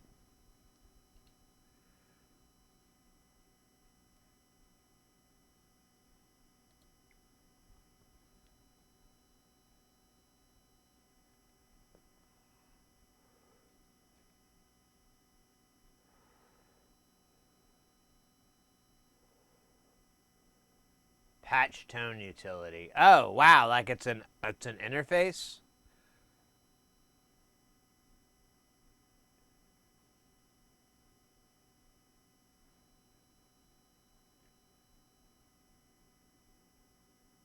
No shit.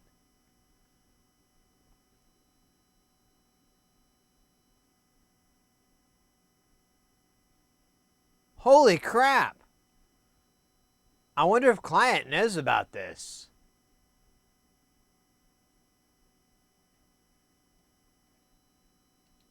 That's fucking awesome.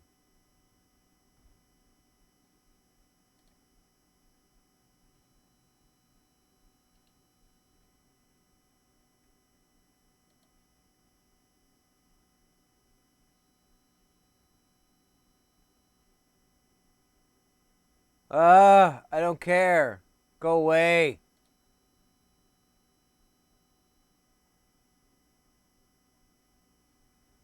Version 3.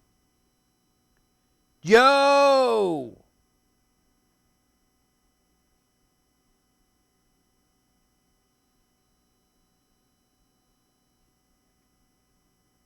The one in here is version 1.102.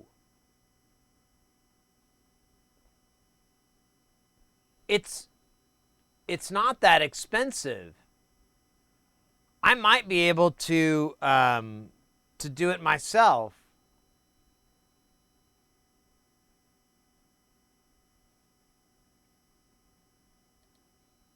What else does it do? What, I mean, is it just OLED support? Because I don't think, unless they want to do that, which I don't think they want to, but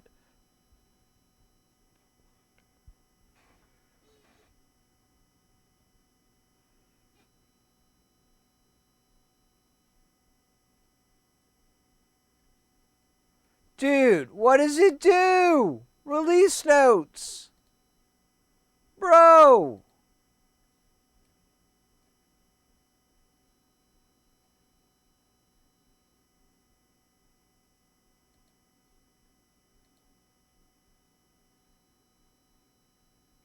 Uh,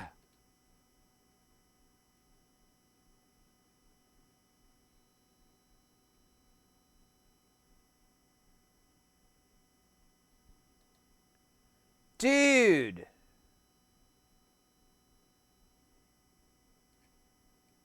What is this? What is this fuck? I've never ran across this. I haven't ran across a sense so far that has a firmware that is older than what is currently available.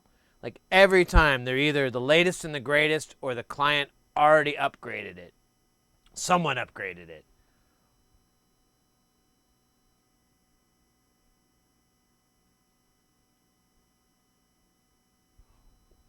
Where's the release notes? What is the purpose? Why would someone do this?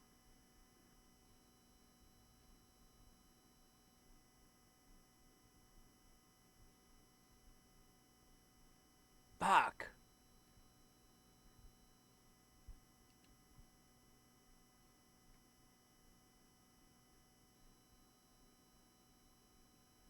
Yeah, 210 is the last official firmware. And then and 3 is the upgraded OLED. This is fascinating.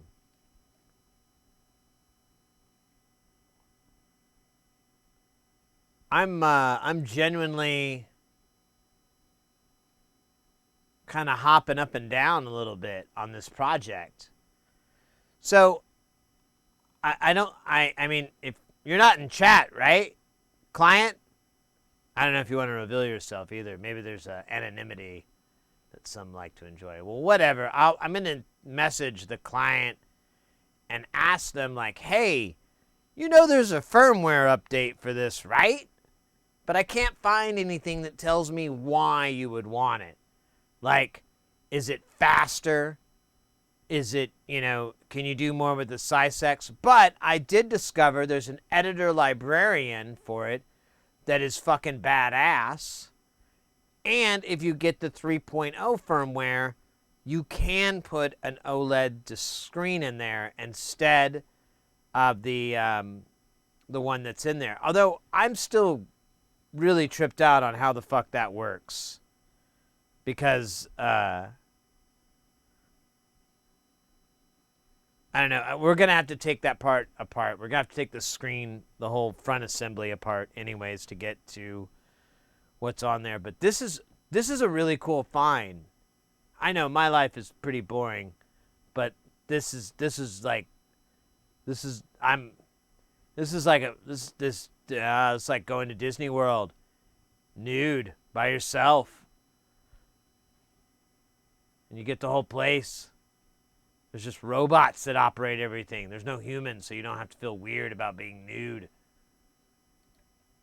Or that you went there by yourself.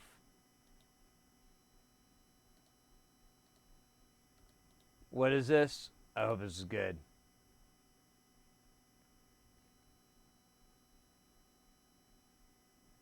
Is this the downloads?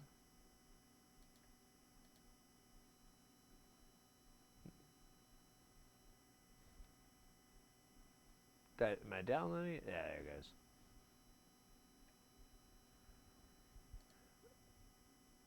Let me look at this.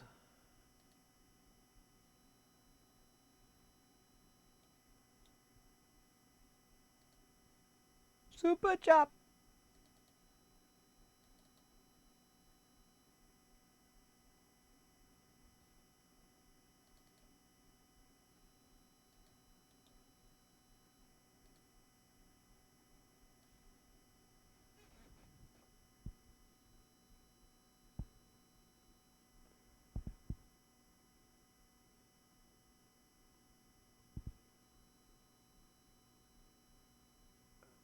Oh, okay.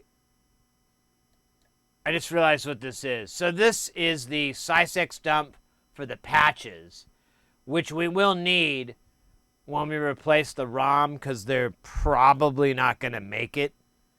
And if we replace this battery, they won't make it then either. So this is excellent. This is good to have. Good call. Good catch.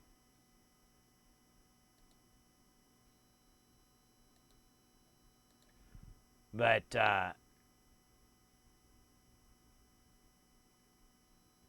I'm definitely gonna try to talk the client into upgrading.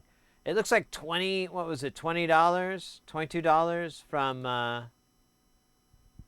no, these guys want the expensive one and they're overseas. This dude on Reverb, what do you want? Or her want? They want free shipping when combined. Oh, so it's gonna be $28.50. Ugh. You're killing me, Smalls. You're killing me.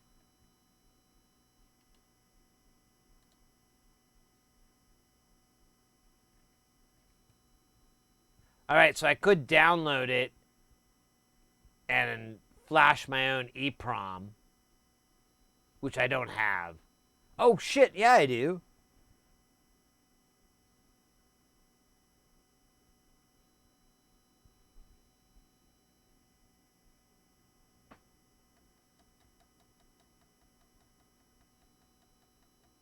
I do have an EEPROM.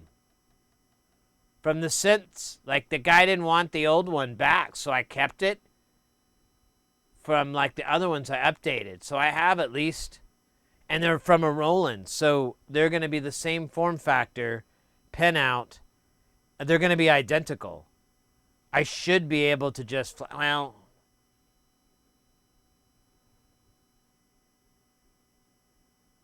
whatever. I could also just buy one. I'm pretty confident you can just buy them. Brand new! Buzz Guns! Welcome in, mate. I just discovered there's a firmware update for this guy. For this synthesizer that we took apart because the front panel don't work. You know, there's a lot of don't works up here.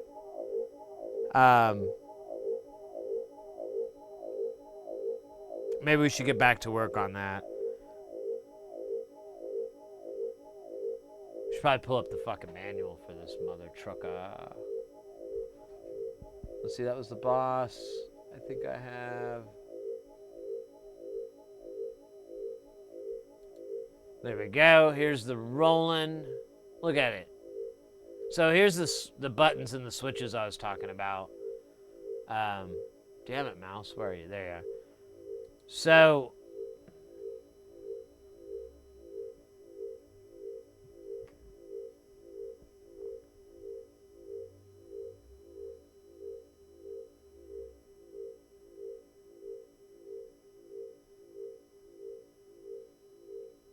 yeah, all these buttons work.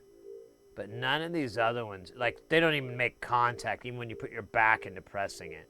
So I think we have a bad one. So this connector is called CN2.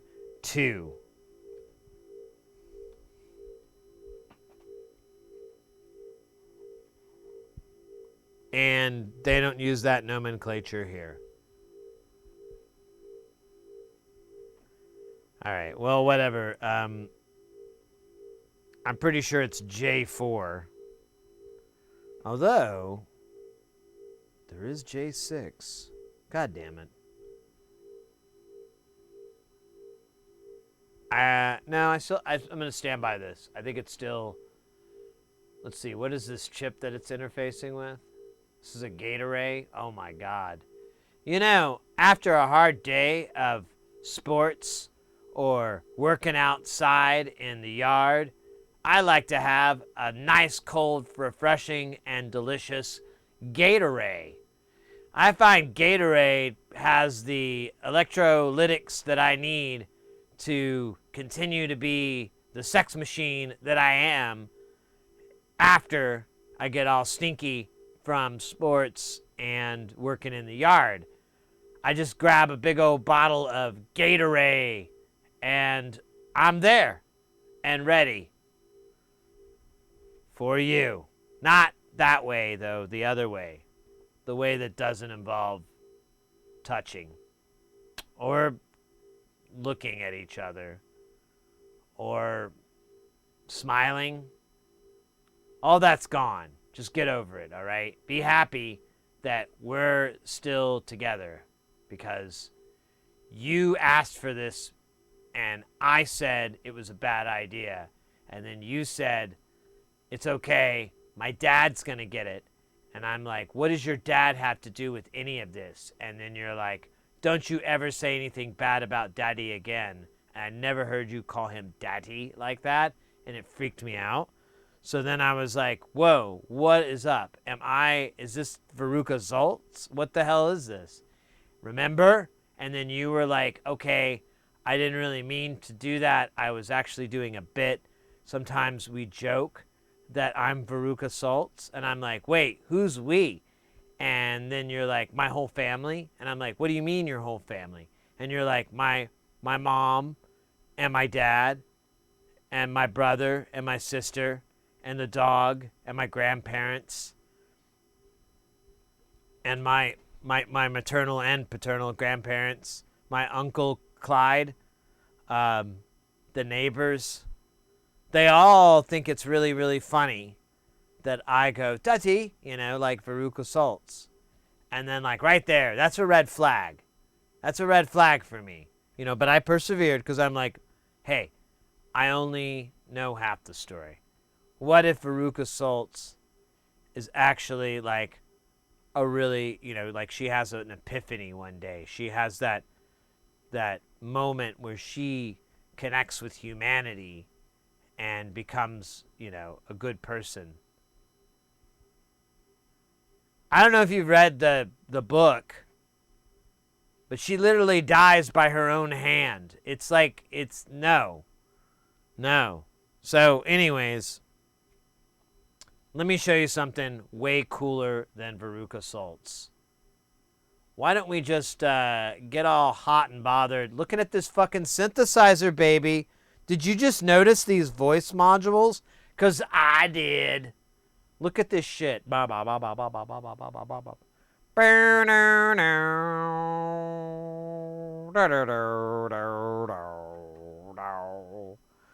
Look at that. I didn't know that was there until I looked at it. So the IR3R05 is not what I originally thought, which was a pirate module.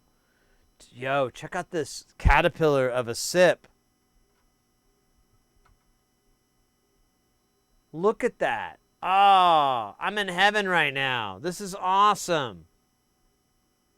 This is so cool. Oh, it says Roland. Man. I know I'm a bit of a dork, but these old synths,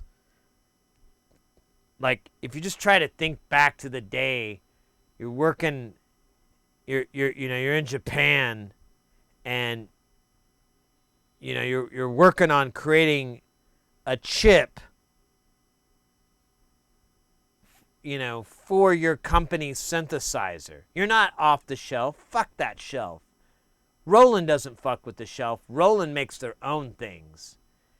And you're fabbing your own chips. Maybe they're outsourced. I don't know exactly how that worked back then, but just that's not done anymore. I mean, it's done in, Apple does it. Nvidia does it.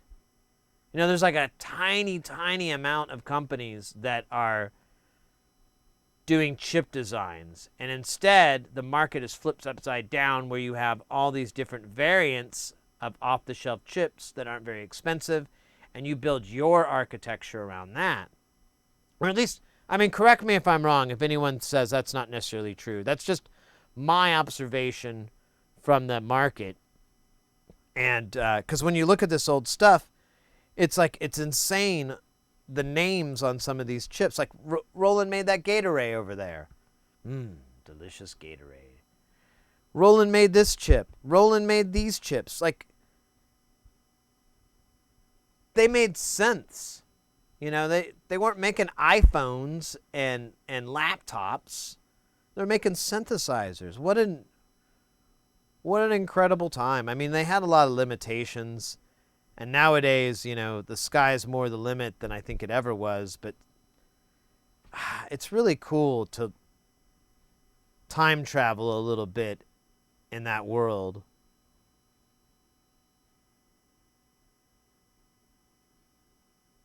Yeah, now it is. But back then it was part of the thing. It was part of their... And that's what makes a lot of these synths really hard to repair, because those chips are not made anymore. The IP is still with the company. You know, maybe someone decapped it and reverse engineered it, but, you know, producing that, mass producing that in any form, nope. Oh, I should check that out. No, I was not aware of a Roland documentary. Yeah, and you got to make a chip, exactly. I don't know, it's so fun when I open these things up and it's just a sea of like, oh no. Like all these SIP packages. Roland fucking loved SIPs. I don't know if it was because they were more readily available, they were less expensive, they had design benefits maybe, you know, and make, I don't know. I'm ignorant on this topic, but it's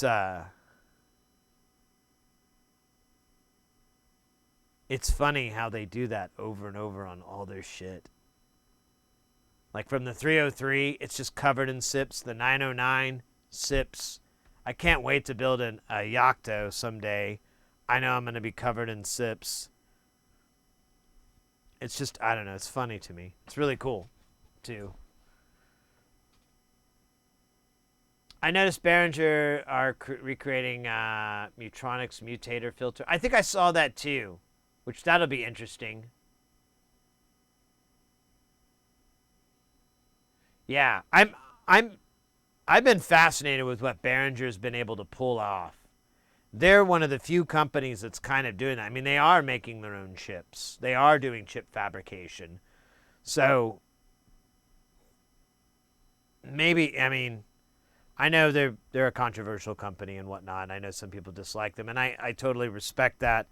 But just as looking at it objectively from what they're doing and so forth, they are really meeting the market demand. And they're doing, they're like, hey, we need to make these chips. No one will make it for us. Let's make them ourselves. No one will release this drum machine. Let's just release it ourselves, Those kind of things I find, I like about it all. I find that kind of interesting and amusing. Man, this is cool. So there's let's start around really quick, kind of identify what we're working with, and then we'll troubleshoot.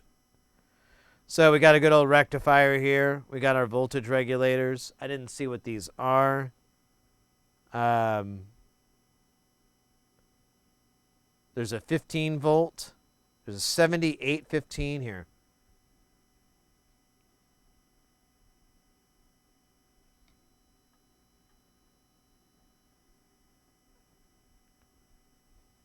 There's a 7815, so that's a positive. There's a negative 15 volt, and then our good old buddy. How you doing, buddy? Are you D1406? I don't know what that is.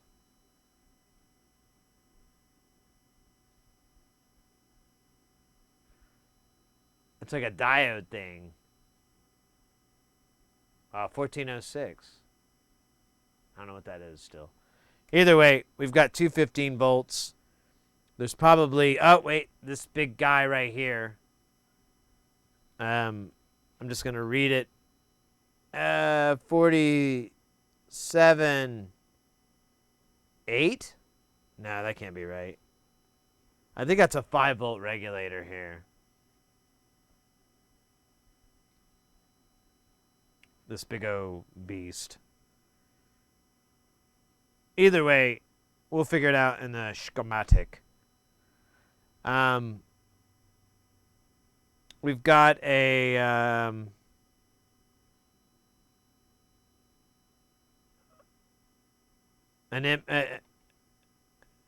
80C31 controller for the main brain, the CPU. We've got that gate array we were talking about. Delicious gate array. You know, when other arrays fade, Gatorade is always there. There's our EEPROM that we can replace. I believe this is RAM. Like memory for patches and shit. I believe that's what that is. I could be wrong.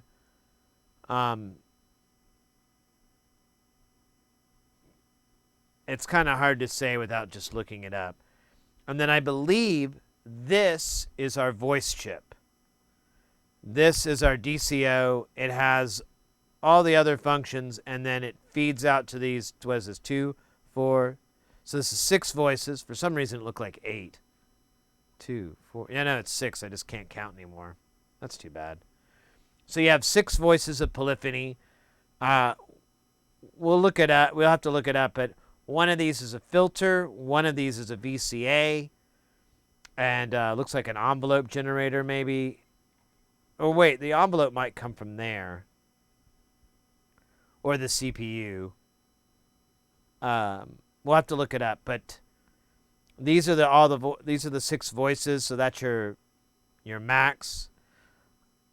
Isn't this based around the Juno, which we worked on as well, and the architecture is very similar? Honestly, I think I just answered my own question. I think this is the same architecture as the Juno. So we have the 6. I don't remember them being this long, though. But, you know. What is that? So here's our op amps for audio. Those are there. Those are cool. Famous SIP op amps that they do. Resistor arrays. Yeah. This honestly isn't too wild. I think we'll survive. Some of us. Some of us may not.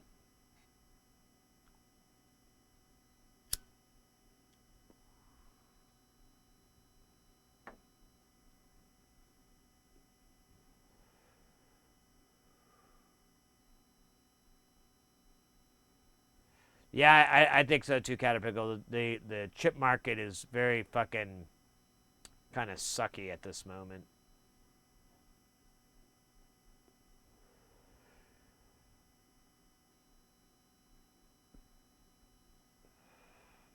Yeah, right. Hey, yeah, as long as there's some sort of compensation.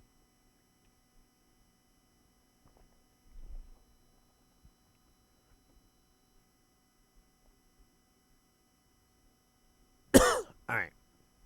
Man, this guy is a little rough. I don't know, man. This one's hard for me.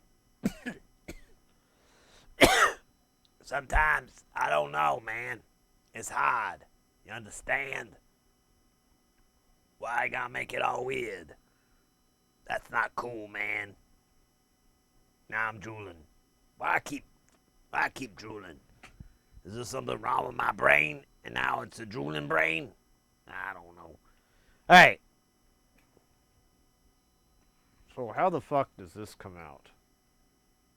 Oh shit. Yeah, god damn it.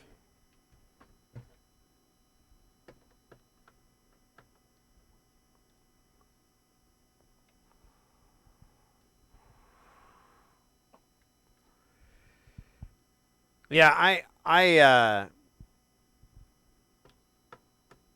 don't have really any hatred for Behringer personally. like I said, I get it if people do, and I respect it. I understand where you're coming from. But I've been very happy with what they've been doing. The quality that they've been able to accomplish with a lot of these products is where I was sold. Initially, back in the day, that company, anything associated with it, put out subpar gear. It would fall apart. It would eat shit. And it was just guaranteed. And, oh, weird. Oh, yeah, because we got this button switch. But they have managed to overcome that. And I don't feel that way anymore. Oh, weird. So is this attached here? Oh, God. Great location, buddy.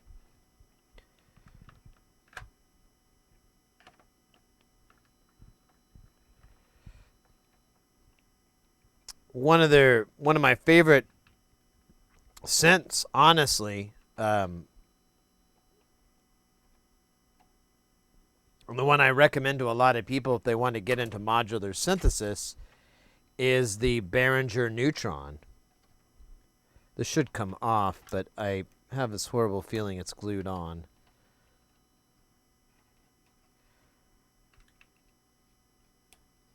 Oh my God, is this really?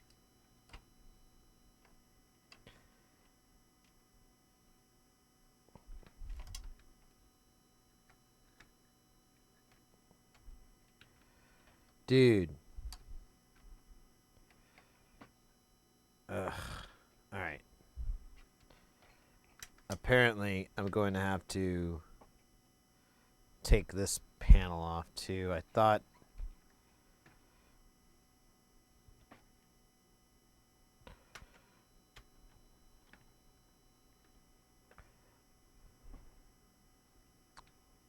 take the volume knob off here.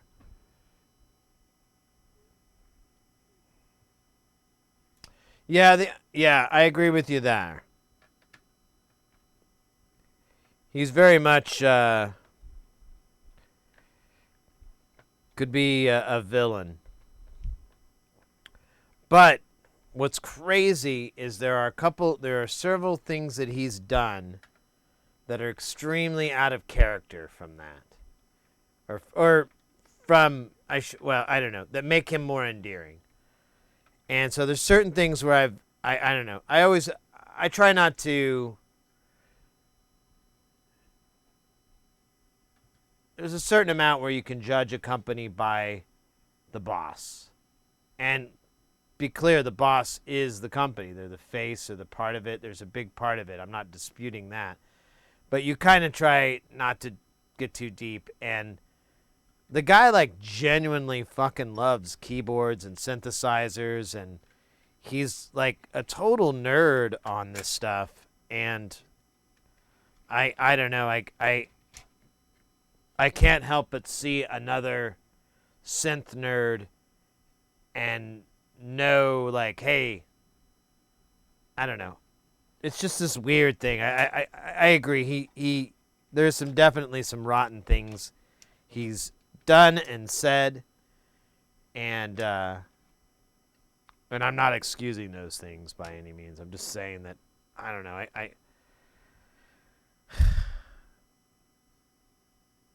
I try to give him the benefit, you know. I try to be a good guy and try to be a good person and whatever.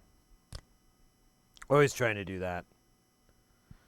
This is gonna suck. Why don't I just take this ribbon cable out instead of all these bazillion... Oh, because it's not that easy.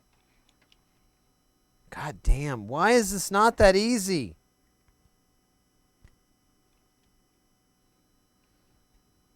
Oh my God. I think these are bolted in. Are these Michael Boltoned? I think they are. Fuck. Why? Why?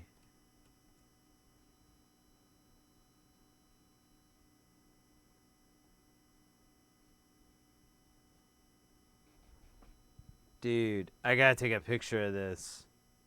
There's so many fucking...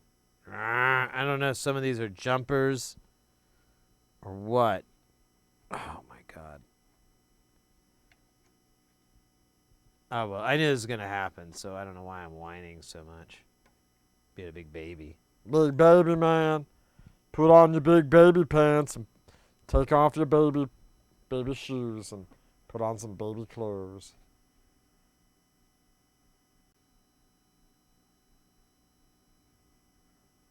So I believe so.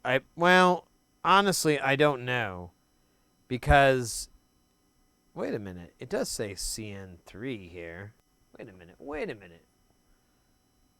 Before we go nuts, you're right. Let's just check continuity since we have this off. So this says CN2. I have CN3 and CN1 on the board. So maybe that's a 3.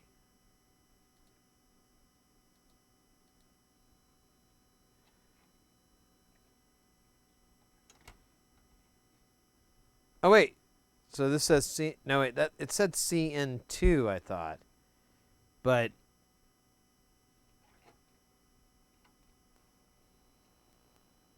I don't know where that is. I'm thinking it's this guy. I think it's CN3, so 3 is a 2. So let's do some quick continuity testing here. Let me bring closer Cameron in. So we want to confirm this. It's all 1-to-1. There's no funny wiring or anything like that. So this shouldn't be too hard.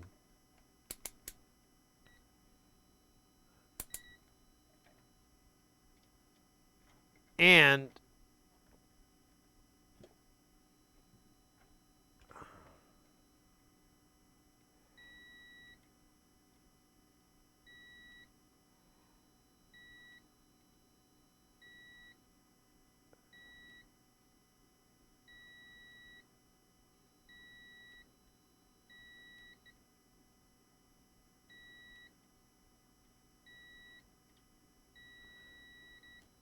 okay, so those are all good.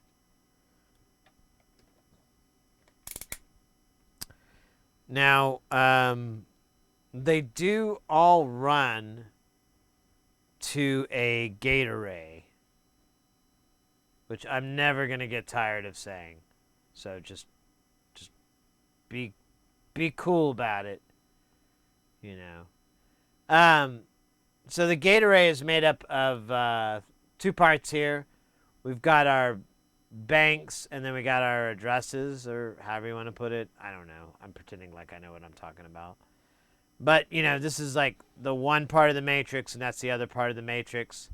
This part is Neo, and this part is Morpheus, and over here is Trinity, and they're going to fight Agent Smith, which is over here with these switches, and it's going to be some really sexy, very cool kung fu. I hope you like it.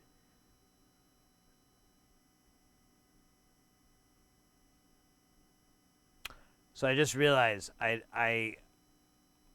don't know what I'm talking about. Okay, actually, to be honest with you, that insane ramblings, that was my brain just like unloading stupid mean. It's kind of like dopamine, but it's stupid. No, honestly, I thought about it and I'm like, wait a minute. Well, can we confirm these switches are working? Why, yes, we can. Because we have that matrix list, we can just beep pop pop beep pop pop into the great matrix and find out if Morpheus can tie a tie, or if it's only his like ego version of himself can. While we're in here, I'm gonna definitely have to clean. There's a big smudge on this screen that's killing me like snake bite venom.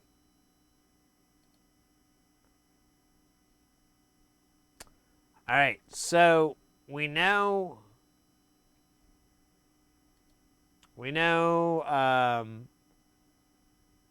value down, right, name. These all work. Wait, where is name?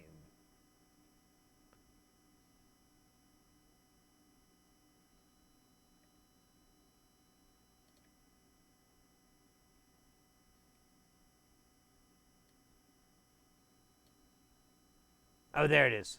Okay, so all these buttons work. So we'll start from there, and we'll be able to map out where we are after that. So we need to find...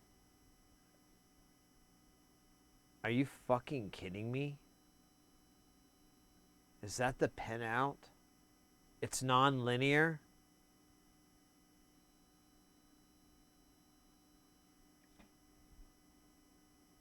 Are you...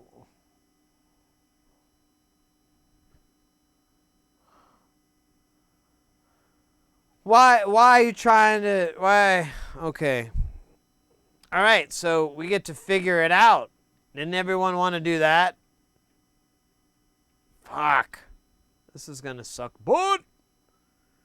All right, whatever, man. I'm cool with it. I'm cool with it. I'm okay. I'm not going to be mad. We at least know that the aisle I need to look for is pin 2. And I know where pin 2 is because I went to pin 2 is stand. Okay. Ba ba ba ba ba ba ba ba ba ba ba ba. Oh wow! It went through all that reggae music, and now it's playing stupid shit. Let's see. Or did we never come back to the reggae music? I think that might have been what happened. I don't remember.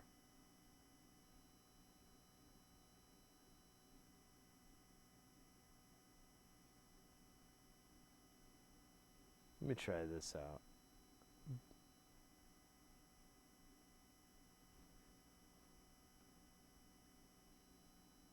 Oh, there we go. Let's so hopefully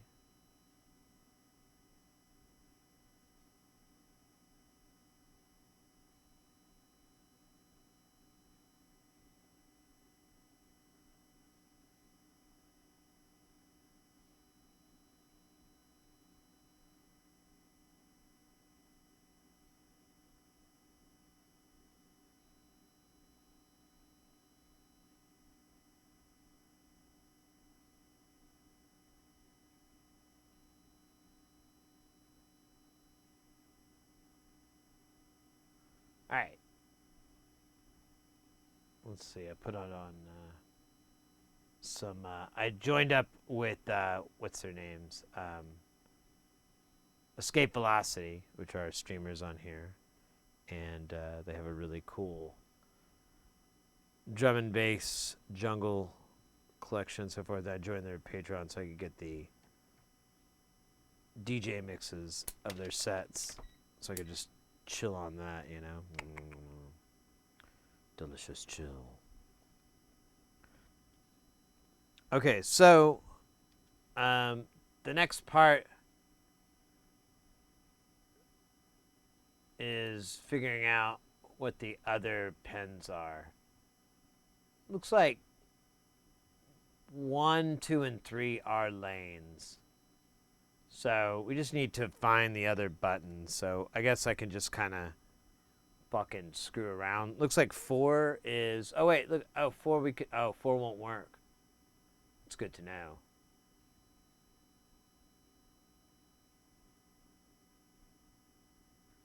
But that looks like a 7, kind of. You know? So let's do that. Let's see what 7 is going to be.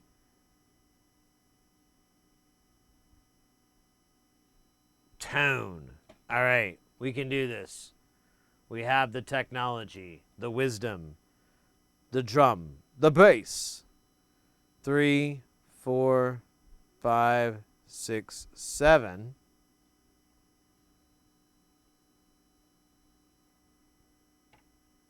Alright, I can't get it to, like, fit in there nice and snug. And then, what was the button again? It's tone?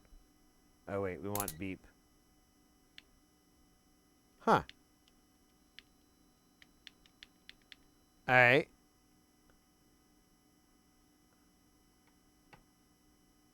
Wait, it says 15 here. How the fuck is that a real number? So 2, 3, 4, 5, 6, 7.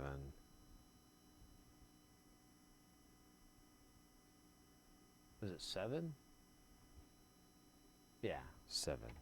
So this is purple. Maybe I was on the wrong spot. Nope.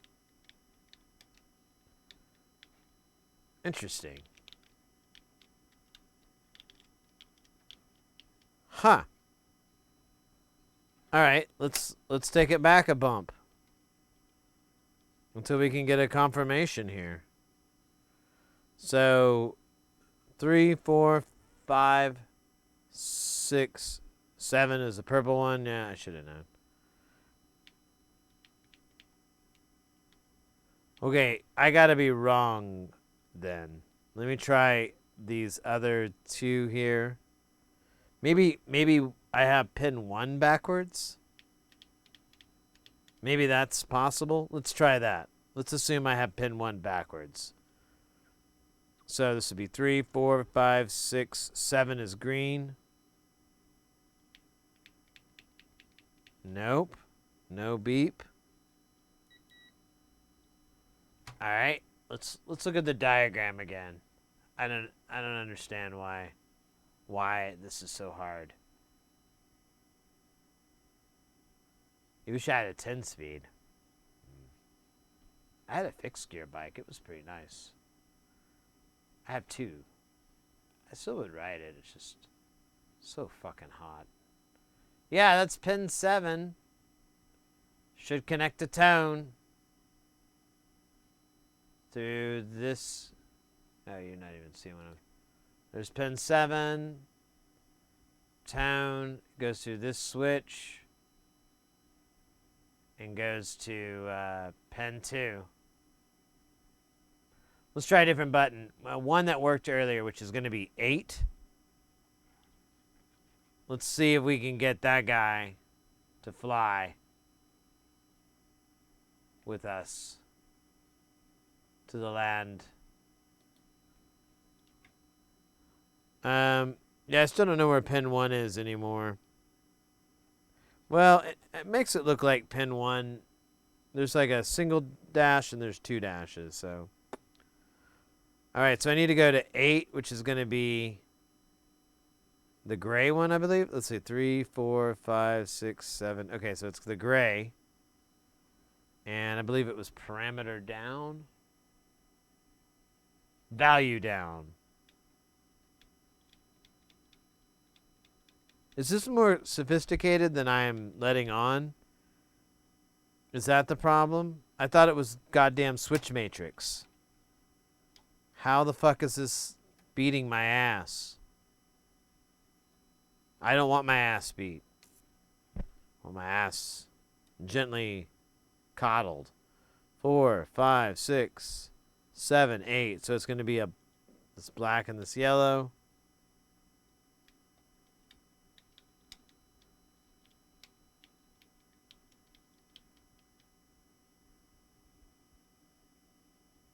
Now there is a diode. Am I stupid? Is that an issue? Oh shit, there is a diode. Maybe I'm being stupid. I didn't think about that. Stupid factor. Oh wait, I think I had it in the wrong spot. It's like my wedding night all over again. Okay, let me flip it around.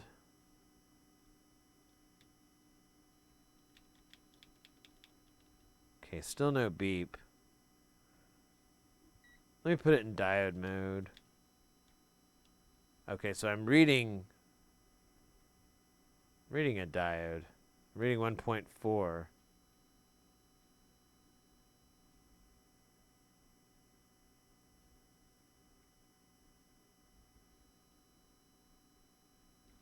Oh, okay, so diode's not going to work for me because it's just going to show up on everything. Let's see. Yeah, I'm just getting...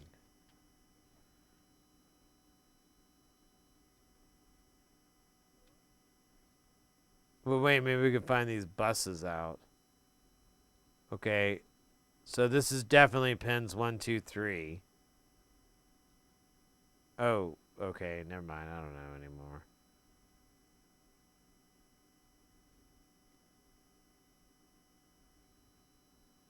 All right.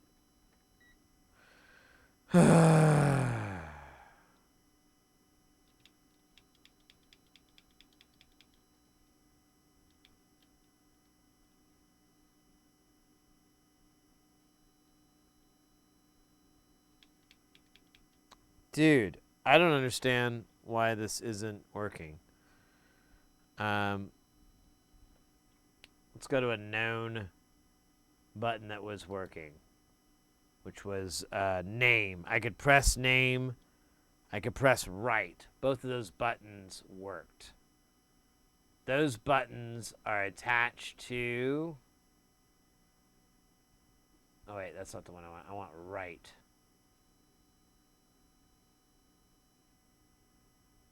Pen 10. And then what was... Oh, name. Name. Oh, that says... I thought it said something else. Name is pen... Pen 1?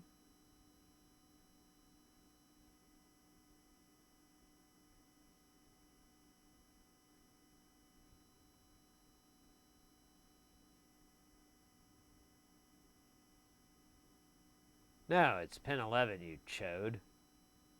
This is an 11 pin... Oh, it is. Okay, cool. Excellent. So we could check pins 2, 11, and 10. Awesome. I'm feeling better here. Kind of. I don't know. This is weird. 2 and 11 are going to bring me... It's either name or right. Dude, come on. Give me something. What if I put you in diode mode? What would you change? You son of a bitch. I hate you. Let me flop you around.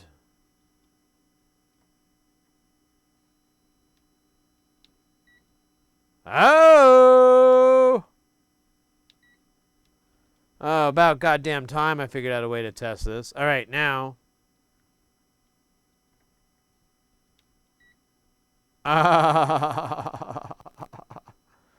Let's fucking go.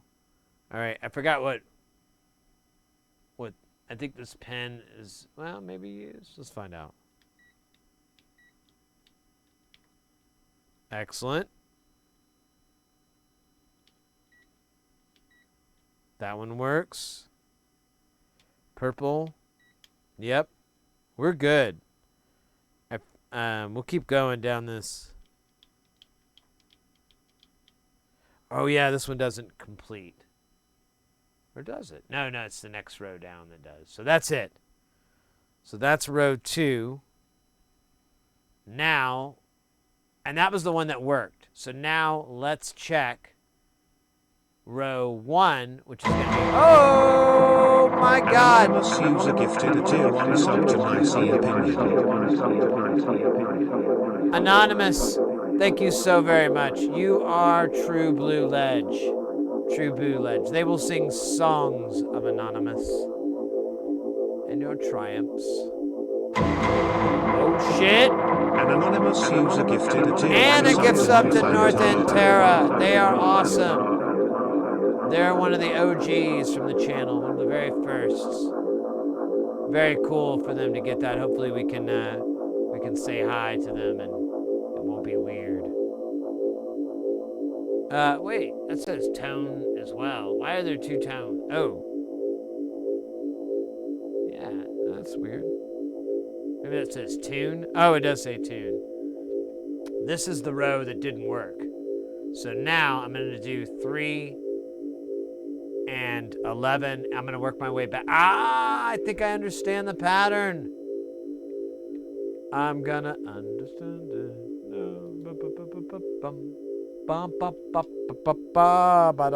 Oh, shit. Was it... I know I forgot the... Was it black? Okay, yeah. So it's going to be pin 3.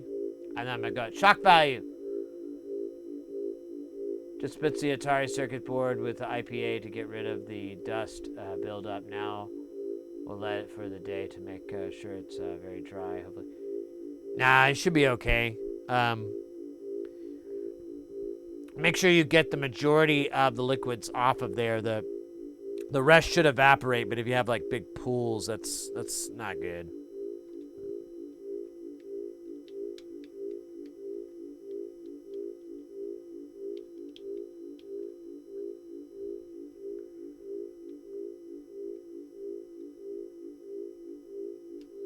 Uh-oh.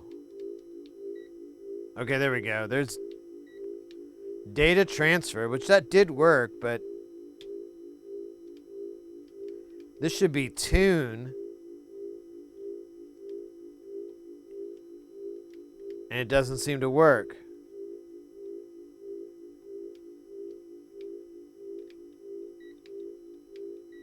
There's parameter, it works if you put a little muscle behind it. Let's do value up. It works. And then patch AB.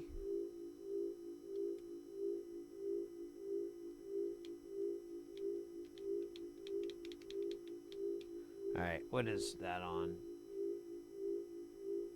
That's going to be on 7, which that is 7.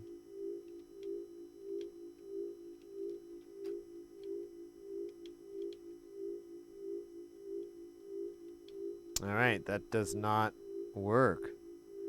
Let me try the neighboring one. So we do have 2 dead buttons here. I cannot get them to come back to life at all. So we'll need to make sure that if the mechanical button's broke, there are diodes. It's unlikely the diodes are damaged, but I mean, wouldn't that be sweet if we could just fix it that way? But yeah, it's not even making it to the connector, so we need to disconnect this from the board, I guess. How does this... Oh, okay, I see. Can I pull this off? I don't think it'll let me. Yeah, I think these are...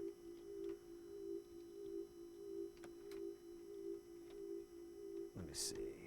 Let me get a little plastic sponger here. Well, I can't even get in here.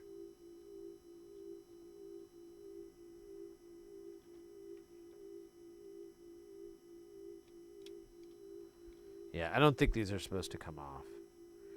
We'll just work around it for now. Man.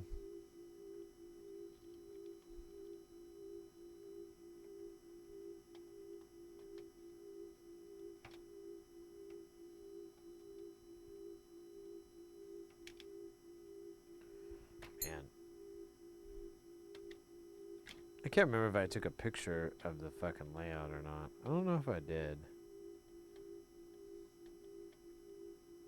The screw shouldn't be that long. What the fuck? There we go. Whatever. We have video of it being taken apart. Oh yeah, the delay. That's the good old Line 6 DL4. I've been wanting to try to spend the money on getting a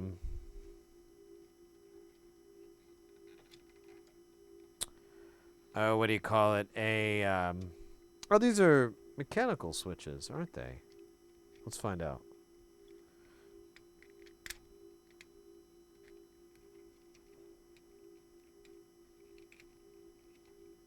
They all have to come off at once? Okay, they come off in clumps and pairs. Trying to be careful.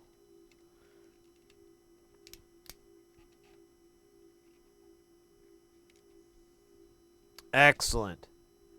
Excellent, excellent, excellent.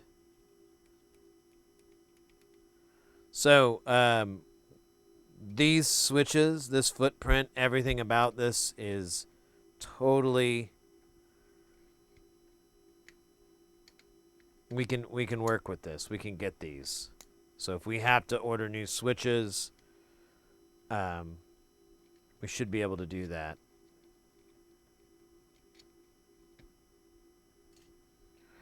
So for now, let's focus on these two switches here and see if we can determine that they're broke. And it may not be a bad idea if we can find replacement switches just to replace them all. So I have... Oh, how does this work? Is it top to bottom? There we go.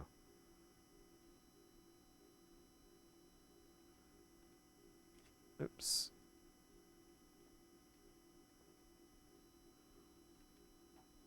Here, let's get a working one.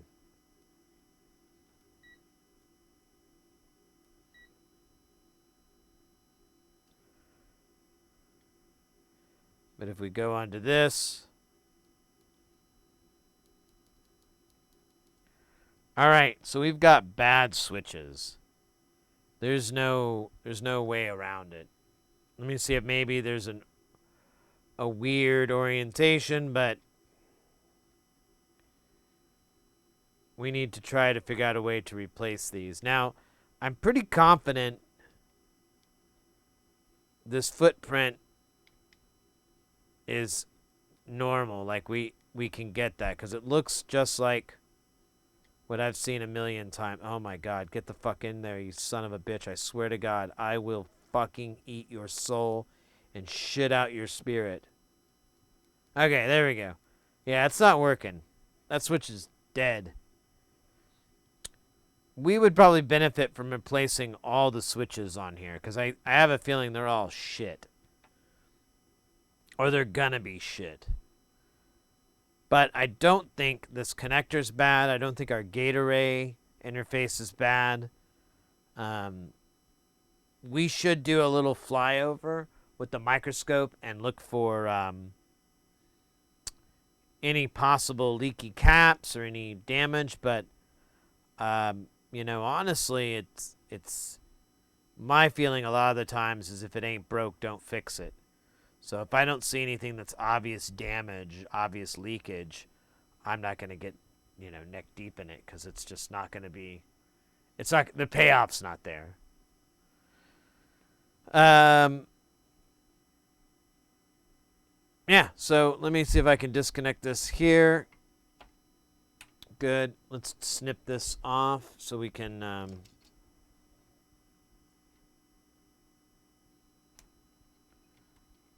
get this through here. Maybe. And, oh shit, this has got to come off here. I almost broke it on the side.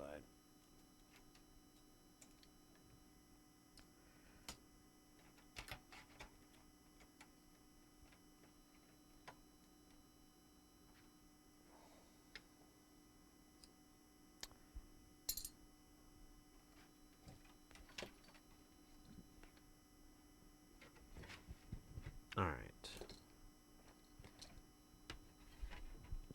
So I think these button heights are totally normal.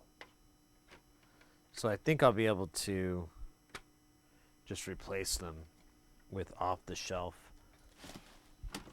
buttons.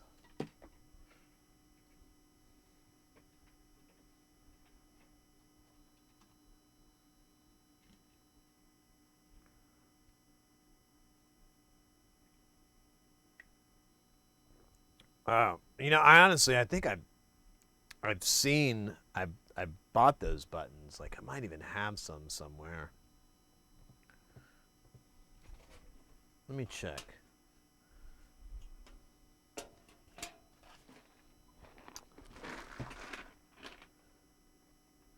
Okay, no, I don't. But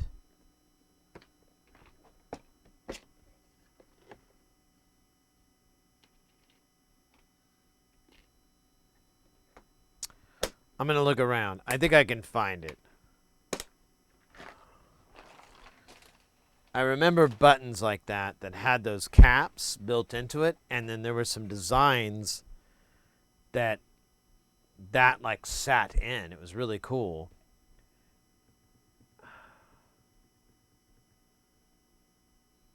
I don't know which module. I can't think of what it was that we did that.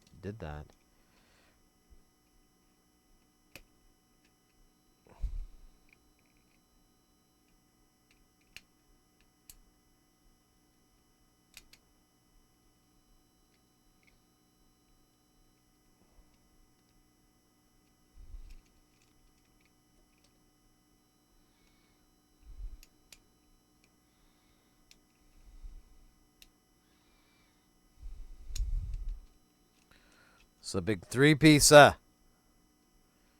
Crikey.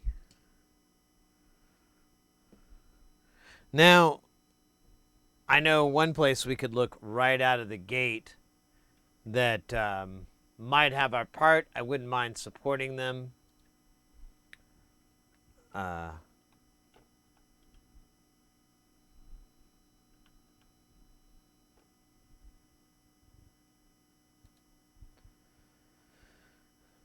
Let me put their website up. So Centaur. Let's go to parts. Gonna go down to Roland. Shit, I passed it.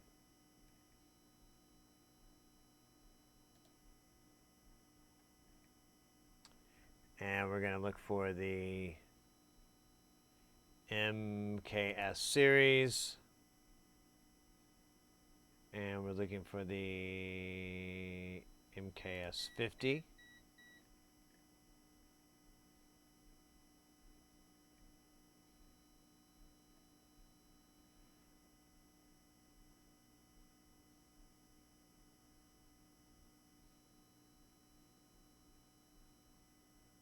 Let's fucking go. Are these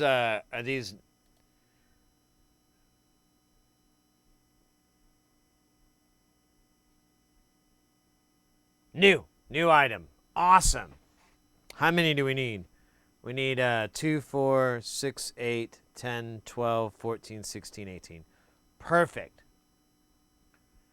I will recommend replacing all of them to the client because I think they're all kind of in various states of dead. However, we could do a Hail Mary and try a little bit of Dr. Delicious's rejuvenation powder, aka DeOXIT.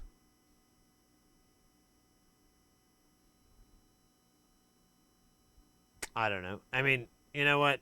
I do know, and it won't hurt anybody. No one will die. It won't be like San Diego. Nothing could ever be like San Diego. Oh, Grego. How you doing, mate? Let's cover the item with WD-40. There you go. We just add a tiny, teeny, tiny amount of the magic stuff.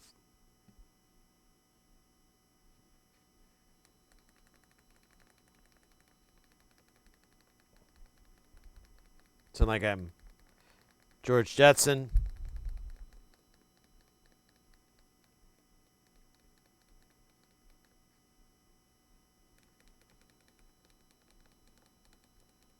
I'm just pressing other buttons just to be cool.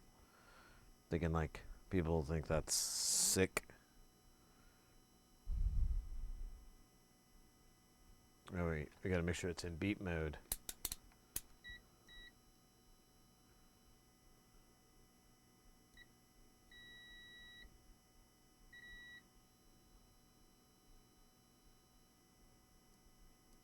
Hold up.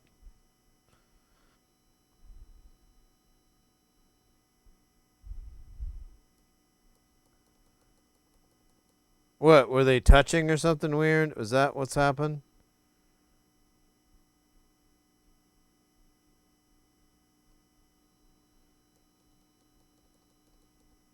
Here, let me do it this way.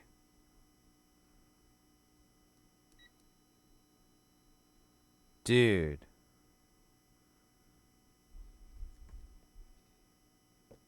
Why is it beeping from time to time?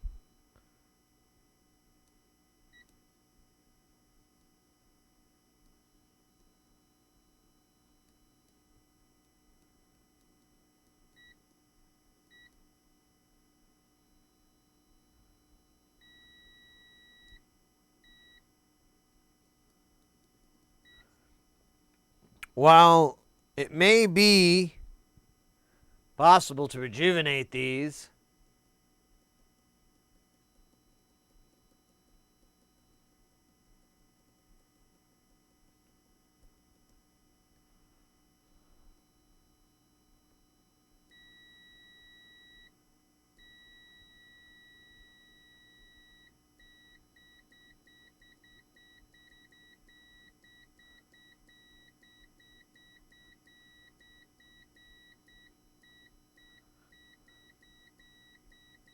I'm doing some sugar.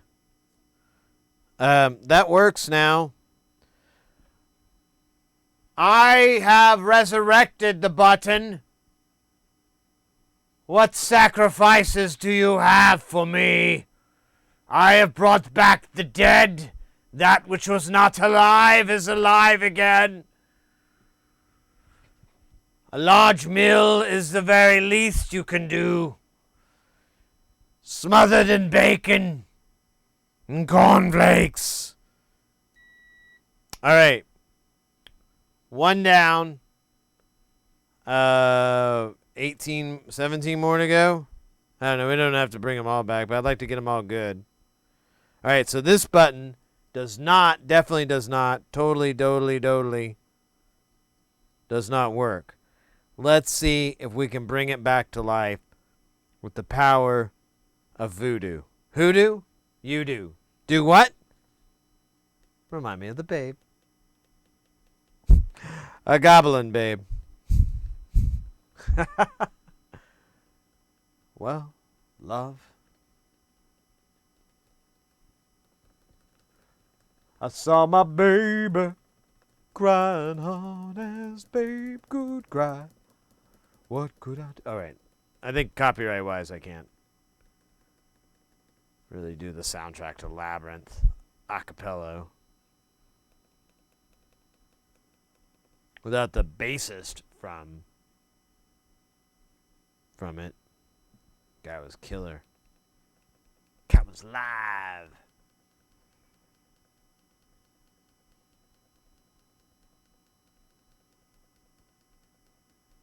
Here's a large crow. I know, I can't wait to eat crow. I hear when you do it, all the rest of the crows will hate you forever, and they'll tell each other. So you'll be always hated by the crows.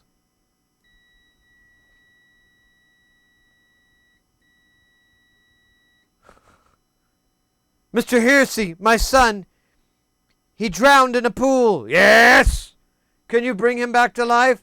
I will feed him the elixir, the DeOXIT. Bring the boy to me. Where's his button? What? His button! I must press it rapidly. That will bring the boy back to life. You mean his heart? Is there a button there? I guess? Then I shall press it. What's his name? Timmy. Timmy! Come back. Your family misses you. How many days has it been?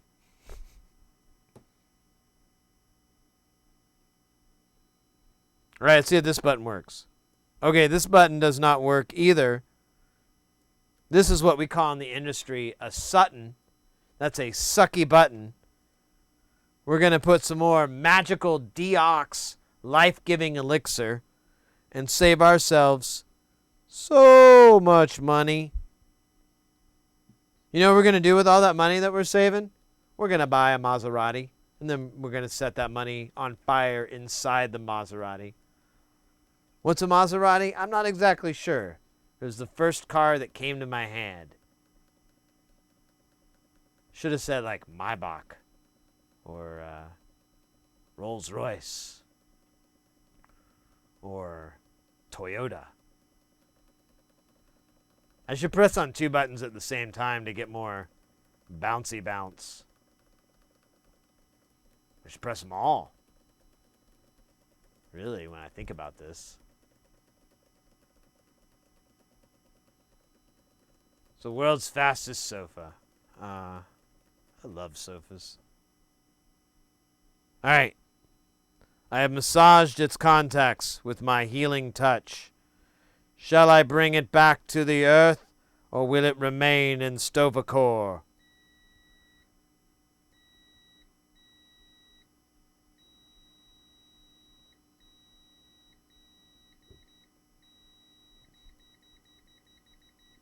You could probably use like a little bit more of the juice, but it's back to life. All right, Switch 2. How are you doing, Switch 2? You got to be fucking kidding me. All right. Let me give you some of this. It's called Life Giver.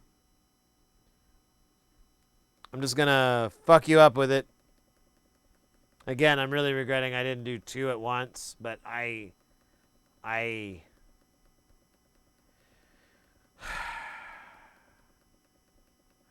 you know that scene in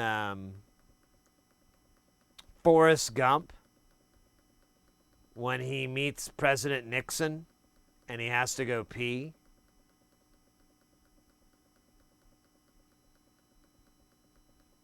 I felt like Nixon right there. That's how I always feel. Constantly terrified someone's gonna just urinate on me in front of other people. It's a fear I live with every morning and every night throughout my life. It is very real. I don't want you to make fun of it. Okay? The fear of being pissed on, or pissophagia, or pistophobia, is not like a joke.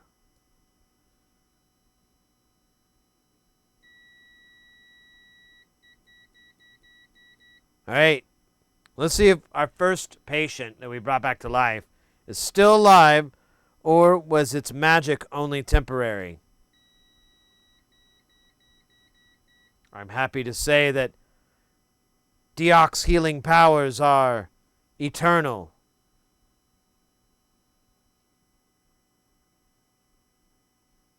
Just like the love of Modoc, slayer of Tiamat.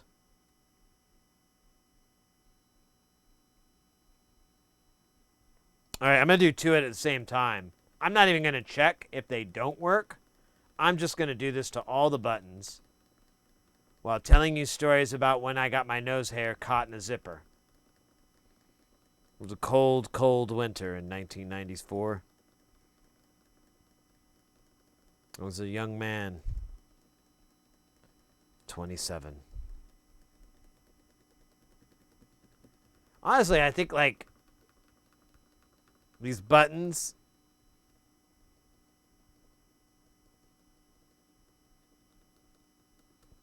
might have murdered somebody. You know what I mean? Like, I mean like they didn't pull the trigger. You know, like a Manson style thing, like they influenced. I feel like it's that.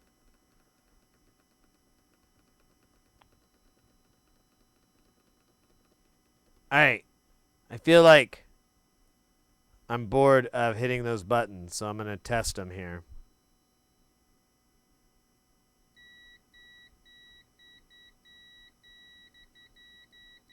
Did you like that? That was Jump by Van Halen. Here, let me do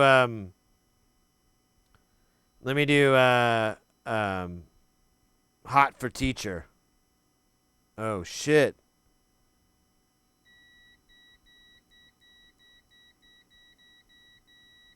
Hot for the teacher. Wow. Remember that? All right. Not a lot of Van Halen fans in the chat. I understand. You know? Post David Lee Roth was very polarizing. While I brought them a lot of fans, I think it alienated a lot of the early fans, the Roth fans. They got it bad too. And they were hot for teacher. And really, Sammy, I mean, it would be weird if he was hot for the teacher.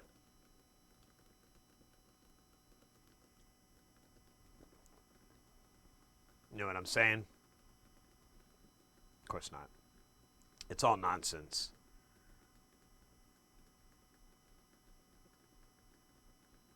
Mates, if we fucking bring this synth back to life by simply doing this, I'm going to have more tequila.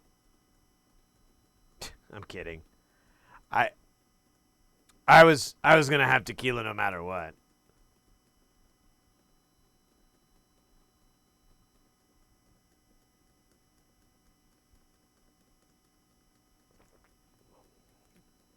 Oh yeah, Sammy can't drive 55.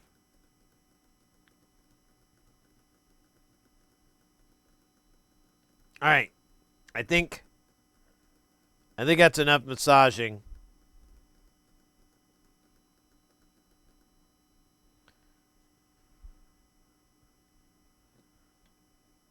Let's find out if we have brought more life.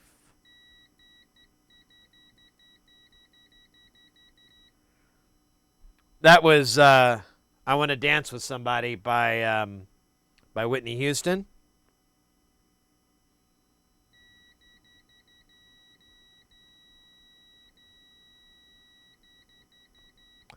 That's Walk Like an Egyptian by the Bangles.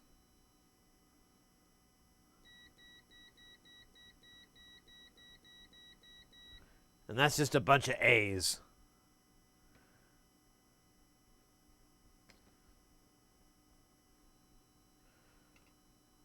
All right. We're almost done here. Well, we're halfway done. Honestly, the last piece of these, we're just going to kind of juice them up.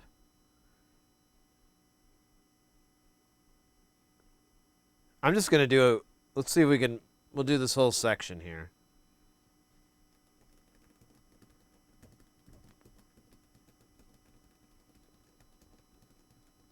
This is actually a good idea. 4 a.m. where you're at, Logan. Get some rest, mate. Take care. Stay guile. And thanks for stopping by. Always appreciated. Always love when you guys hang out. It's fun. It's great. And it keeps me legally unobligated to pay property tax. Or at least that's what I'm arguing in court. They don't like it, but they don't know what I'm talking about. So I have the upper hand.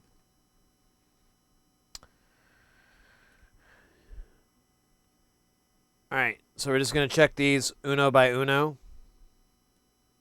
That was Tainted Love by Soft Cell.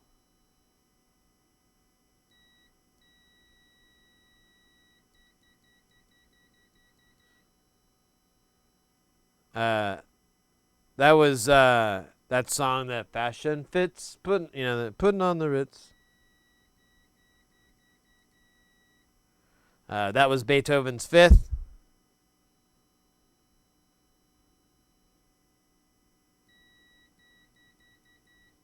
That's a song about raindrops.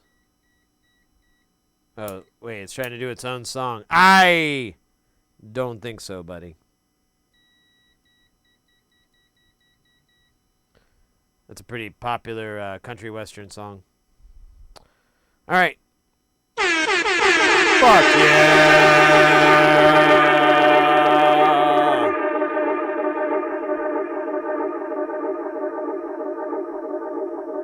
Oh, Roxanne. Ah, that makes way more sense. I thought they were always singing about box fans. I thought the song was like, box fan, beep, beep, beep, beep. You don't have to blow on me all night. Box fan, I got tinnitus and it's rings of time.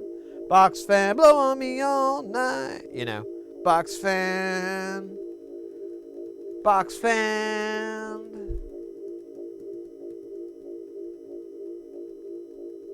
Honestly, when I was a child, I really wondered, I really took those words literally, like, what's a rock sand? I didn't know it was a name. Even though I think my parents had a friend and that was her name, but I put an X in there. I don't know. It was a really weird time back then.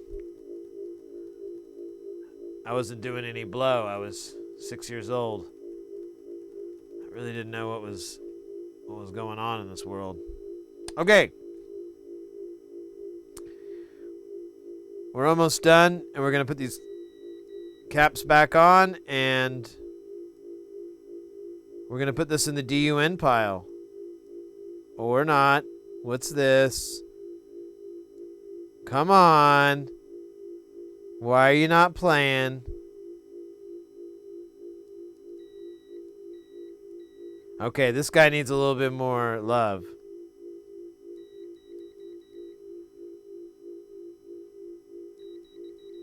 And then our first one, to make sure this isn't a fluke. Awesome. So yeah, let's give this guy a little bit more juice. And we'll give it a little bit more love. All we're giving these things is DeOXIT, and the switches are coming back to life. In a zombie state, where they must eat the flesh of another button in order to survive. But really, when you're working on this kind of gear, you know, you're kind of a dick if you know, are like, hey, it's working, you know? I mean, just like be happy for once.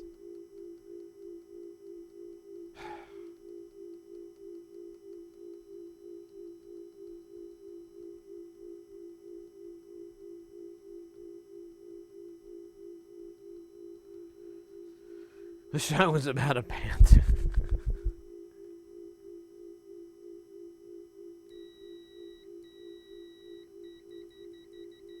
All right. All our buttons are good.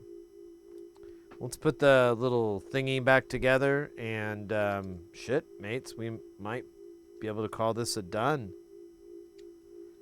I'm going to contact the client and see if they want to upgrade the firmware or do any upgrades on this. But I think their primary interest was just getting it working, which hopefully we've done. These are very creepy. Try to put on. You don't want them to crack.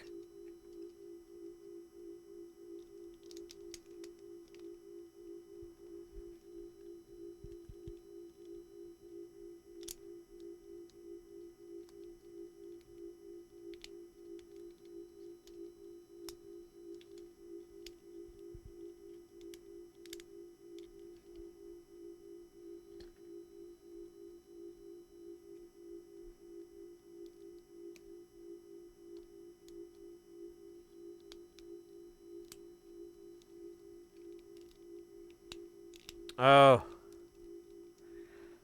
This is dumb.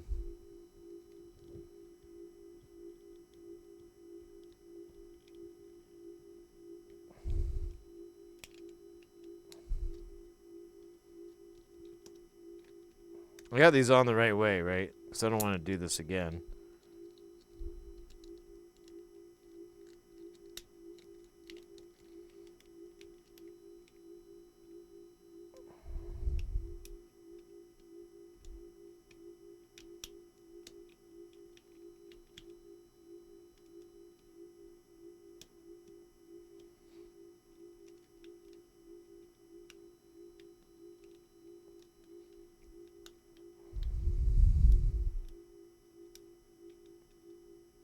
Oh, wait. So it's not marrying down for some fucking reason.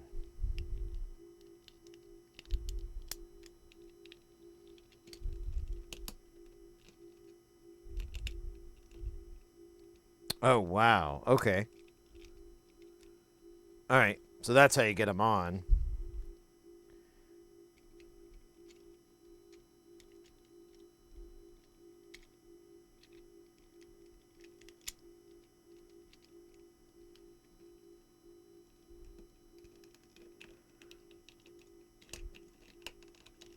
You just kind of push it into the opposing side, and then it clips in.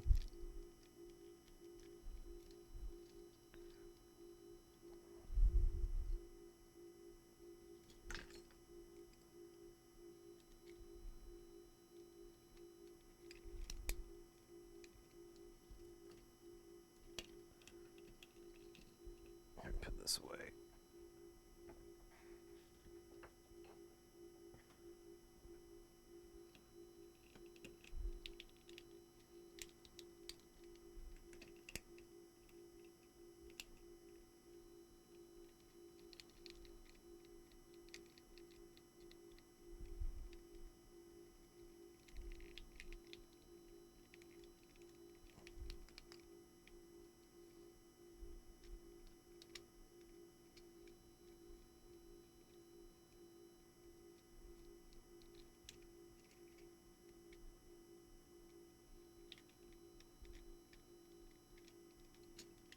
Oh my gosh, get in there, you bastard. I'll tell them. I'll tell them. Tell them your dog's secrets. So get in there then. Oh my god, I hate this.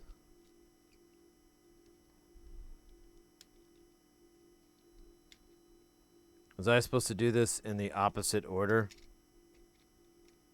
No.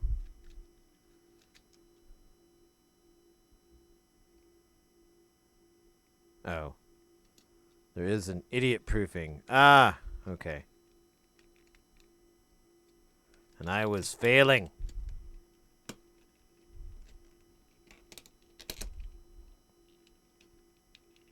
I think. I don't know.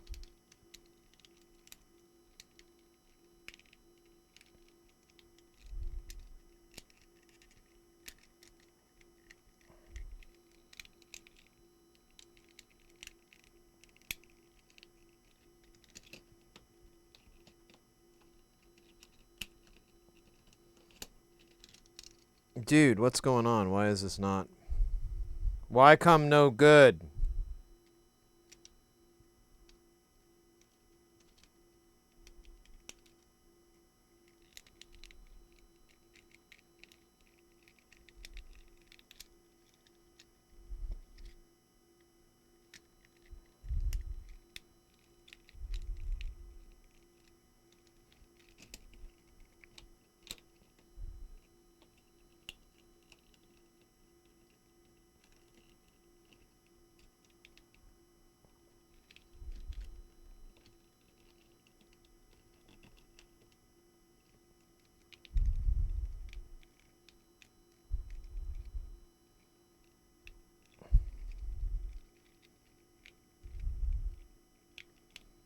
There we go. There it goes. Okay. It's a little extra muscle. All right. Let's just do a quick little matrix check here. I think this was the aisle that was bad. Oh, here, I just do it this way.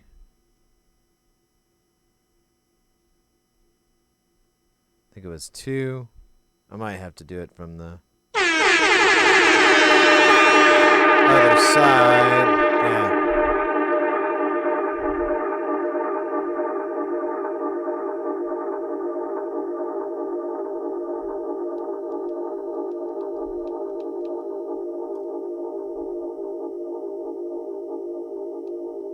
Uh-oh. Oh, wait. I remember now I have to have it because there's a diode. I'm gonna have to put it in diode mode.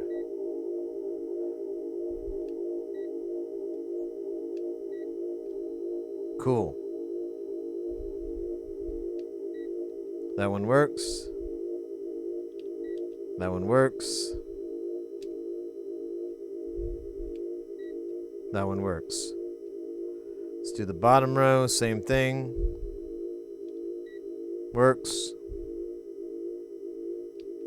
Works. Yep. Yep. Oh, I forgot to do the tone buttons. Cool. And then we have the numbers. I believe those all work. I don't really want to run through them. Let's put this thing back together and let's put a chef's kiss on it, maybe. Maybe. Which is great, because I did not want to, like, wait for parts to get ordered. So boring.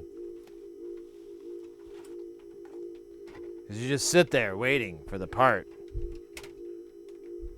And it never arrives.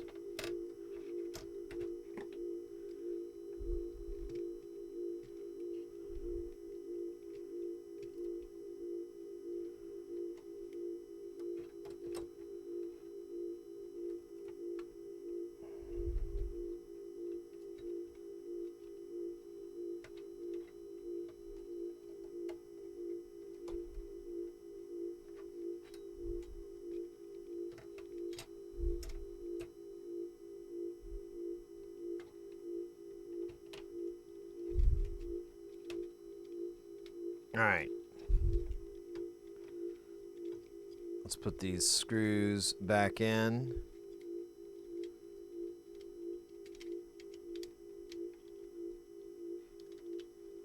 Oh, shit. That's these Goldies. It's appropriate we're listening to jungle music, Goldie. One of the founders of the UK jungle scene.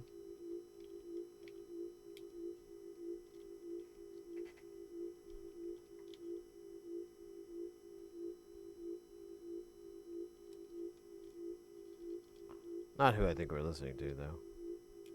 Dude, the screw is not, like, sitting in there, and I can't get it to, like, kind of go in. Okay, there we go. We got it mostly in. Sort of in.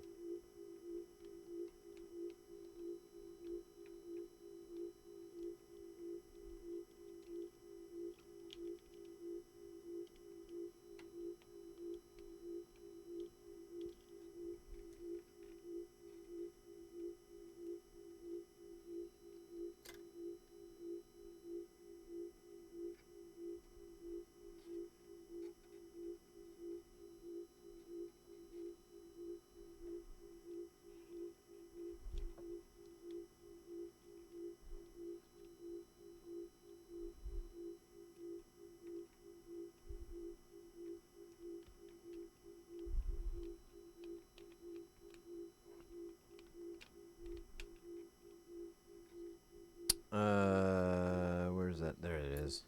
It's like there's one more screw missing here.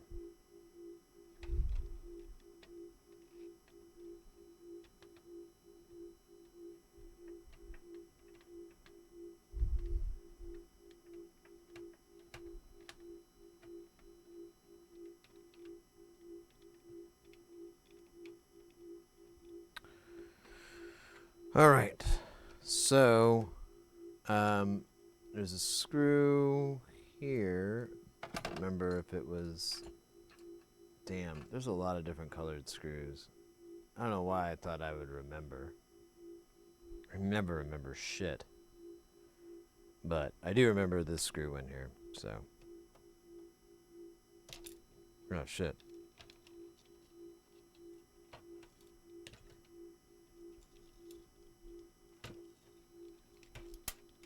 Bastard.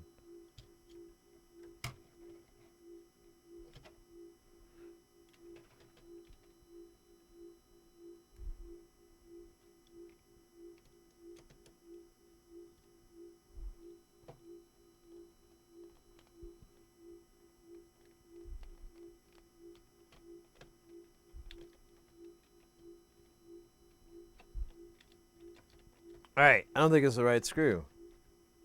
This thing like ran out of room.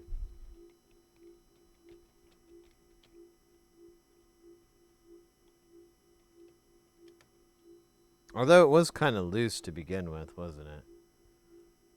I don't think it was one of these black ones or these recessed ones. Honestly, I'm going to go back to my original. I'm going to say it's this screw. I'm just going to put it in. It doesn't have to be on there super tight. It's being held in by like the fucking frame and shit.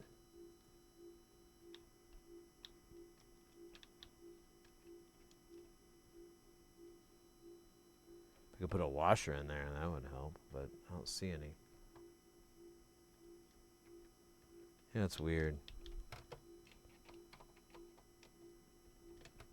Oh, wait a minute. Is there like a nut?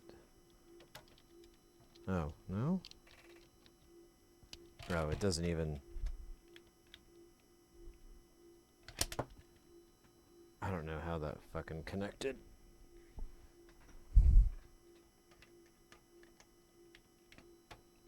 Oh, wait a minute. Now I do. You gotta be smarter than the gear. It's set underneath it. Okay, never mind. I'm not even gonna explain it. It's kind of embarrassing that I didn't figure it out until now.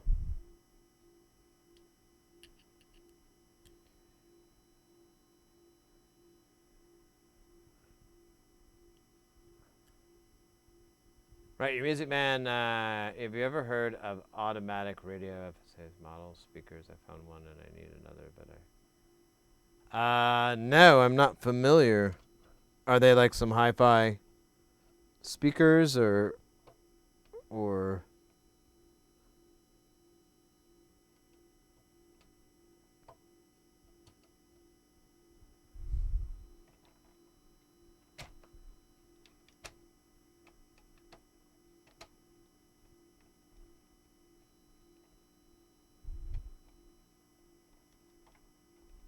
Ah, there we go.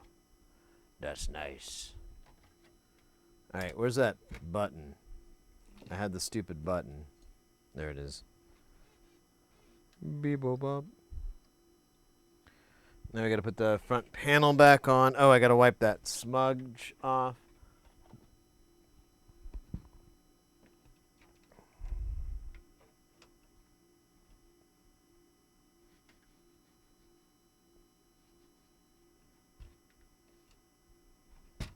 Make sure there's no smudge on the inside here.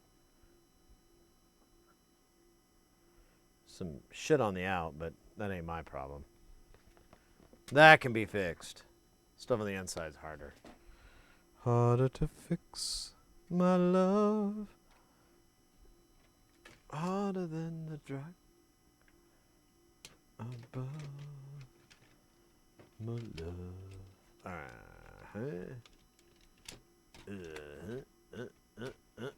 Come on there. Or wait a minute. Did I put this on first and then it bolted in? Can I just overlook that argument, that necessity? Is that okay?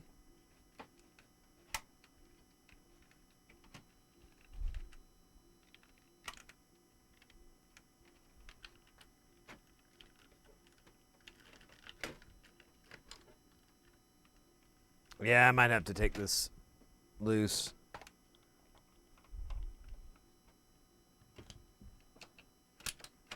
Ah, just loosening it fixed it.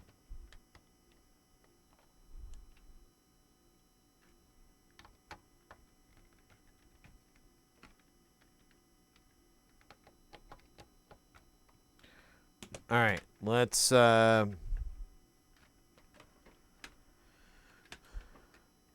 connect these bits in the bottom. These are going to be recessed screws. There they go. And it's just going to be on the insides. Well, where are they now? I saw nothing but recessed a minute ago, and now I don't see any.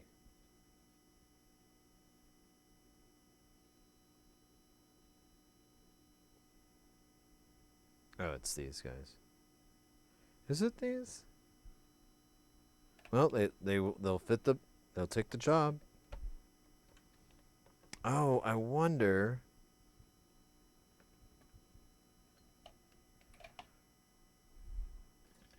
Hold up.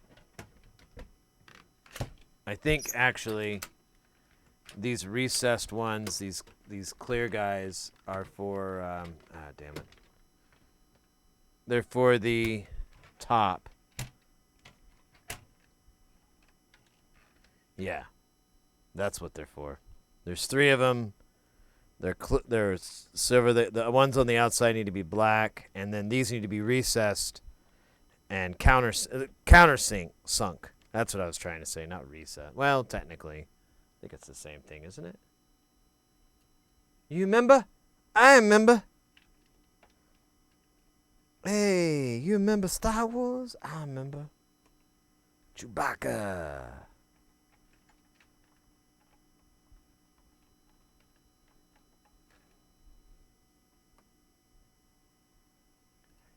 Darn, it's old vintage speaker from I don't know any time between. Oh, wow.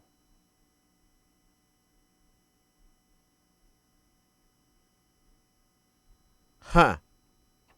No, I don't deal too much with like hi-fi speakers too much. I mostly deal with like live PAs and like line arrays and stuff like that.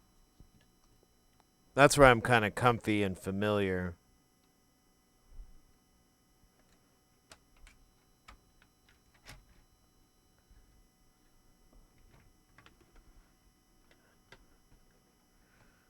Like, you know, if you want an opinion on an L acoustic system, I'm there for you. I got stuff.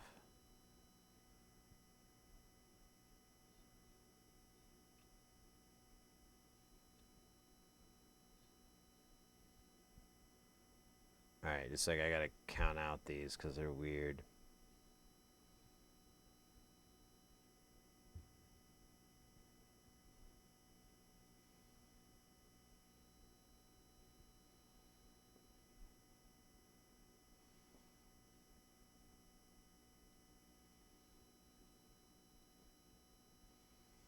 So I've got 4. Seems like way too many screws. I don't even know where half of these screws are coming from. Alright, well, there's 4 of these big honks. I don't know what the fuck those are for. I don't even need that many more. What the fuck did I screw up here?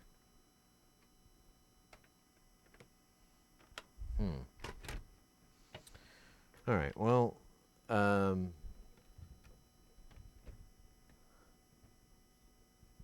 there's 4 of these. Why do I have 4? That doesn't make any fucking sense. 2, 4, 6, 8, 10, 11. And then I have the 3 on each side for 6. So I've got that. I've got 2, 4, 6, 8, 10, and then 12, 14, 15. Yeah, so I don't know where these other screws came from. So embarrassing. Oh, no. There's 2 points here. I think I might get it. Okay, I think I know what's up. So I'm going to drop these bigger dudes in here because I think they attach to the faceplate. And they're what secures the 2 together. And it's a bit of a bigger screw, so it's a reasonable assertion.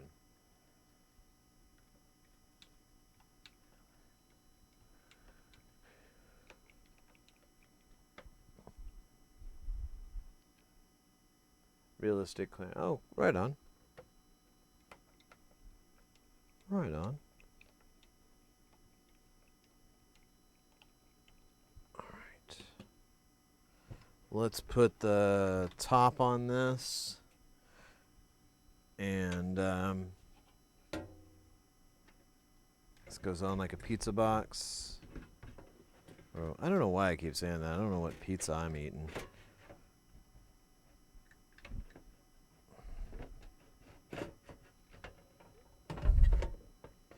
Don't get stuck in there, little guys. There you go, you little buggers, face pieces of shit.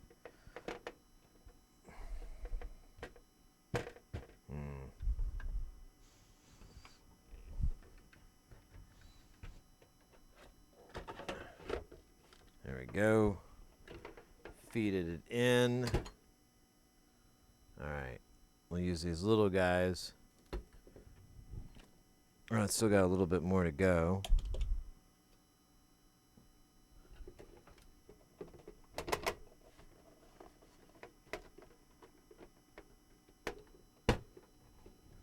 What do we loosen this up a little bit?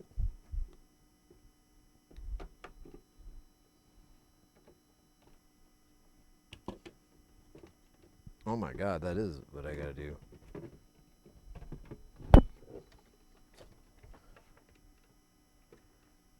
Yeah, it's got to meet up with the... Oh man, there's so many things it's got to meet up with. That's crazy. The fun this must have been to make. Oh wait, that's one of the big guys. I need one of those smaller dudes.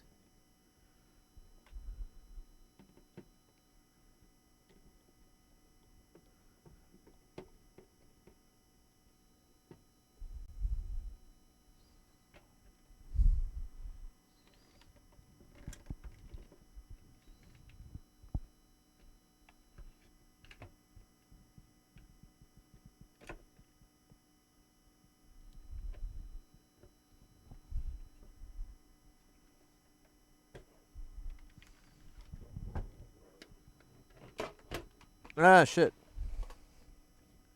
I need a little bit more leverage on this thing. God damn, why is this so hard to put together now?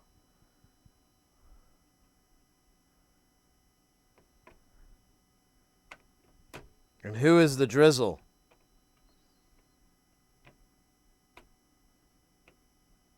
You're the drizzle.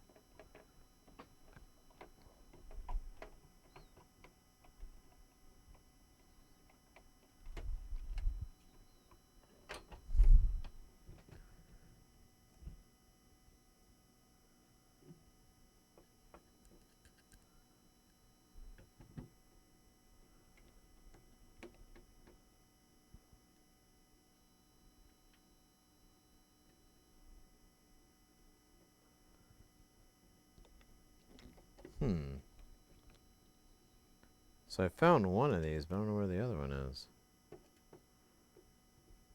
It's probably underneath something here.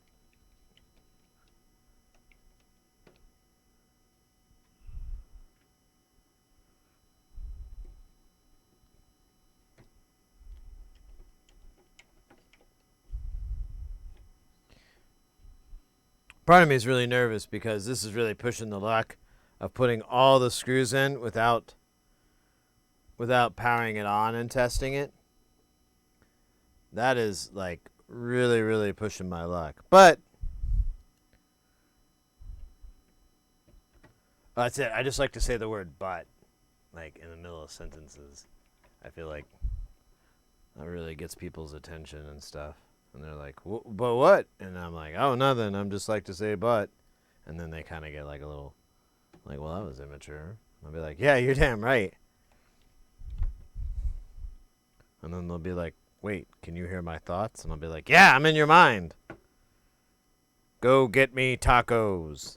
And then they're like, I'm not getting you tacos. And like, no, say it in your mind, not with your mouth. And then they go get me tacos. It's pretty cool.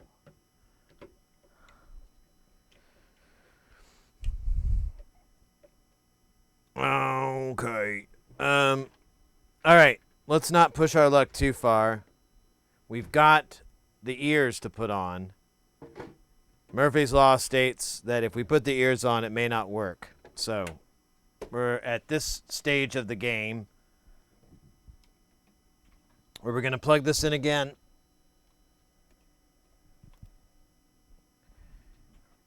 We're going to power it on.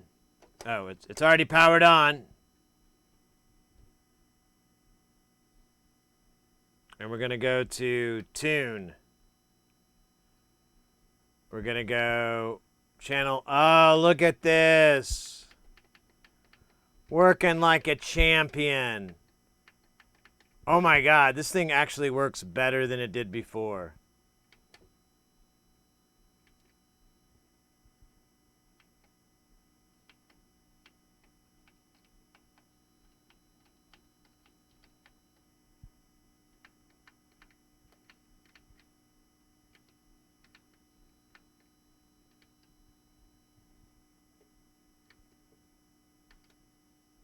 How do I get to...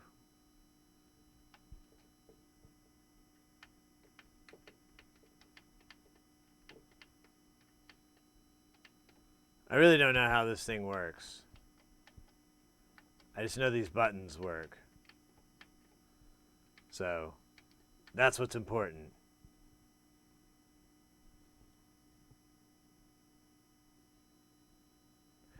The issue was this whole top row of buttons, like these two buttons didn't work at all. These kind of worked, but you had to put your back into it, and then it was kind of intermittent on if any of these would work. Oh man, I just noticed something. I wonder if I can fix it from here. I think I kind of fucked up.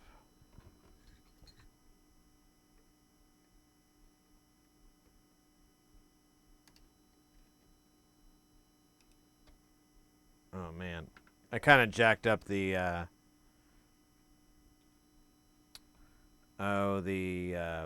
power light here. Oh, it doesn't even come on. It flashes. Oh, should we fix that?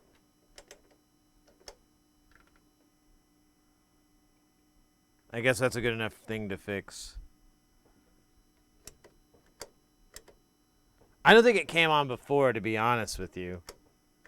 So,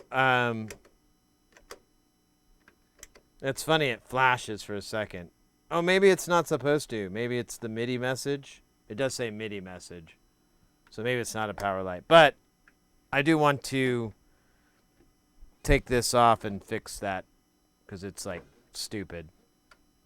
So let's do that real fast. And be glad we didn't put the ears on because that would have really sucked. Oh my gosh. Give me just a second here, though.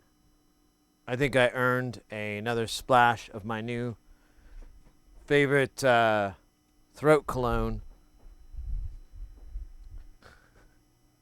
Oh my gosh. People are firing fireworks. What a bunch of dingus.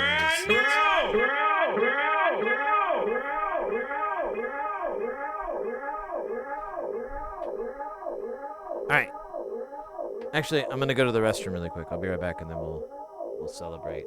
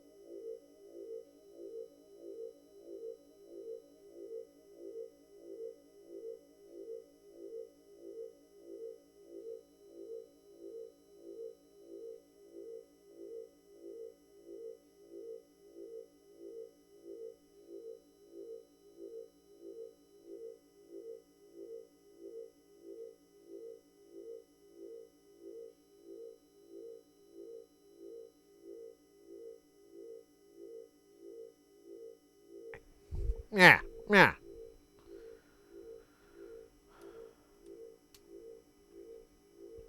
Unhip Cobra 54 with that follow. I think I missed hearing the alert there, but I see it in the chat.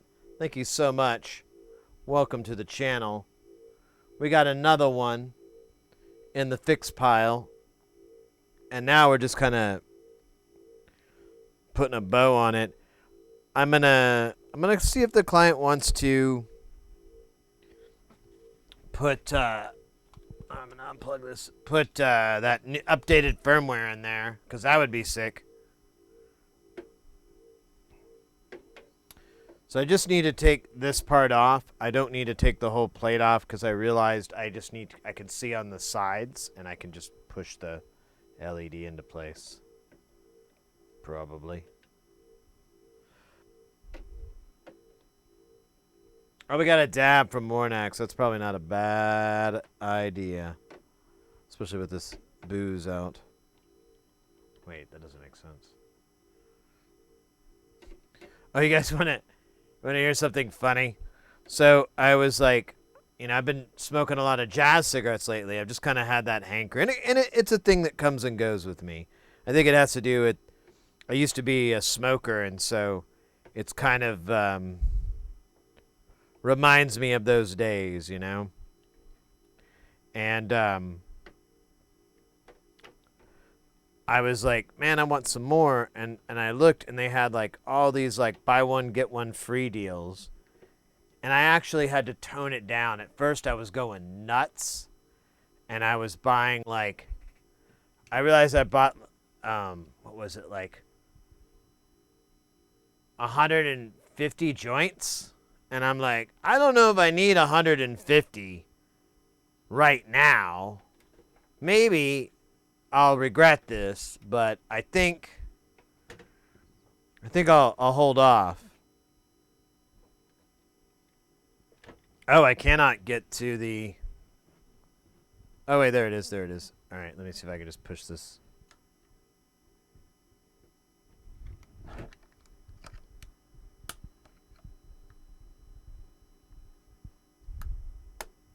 There it goes. Haha. All right. Okay, now we're 100%. Let's put all the bits on. We'll see if the client wants to do the what I call it, the firmware update.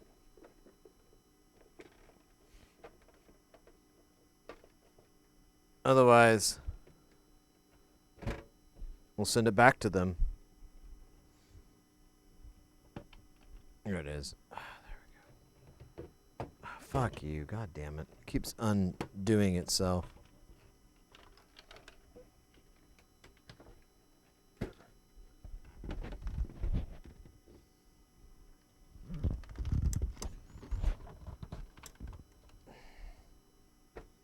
Alright, we'll screw one side in, and maybe I can get the other side to work with us.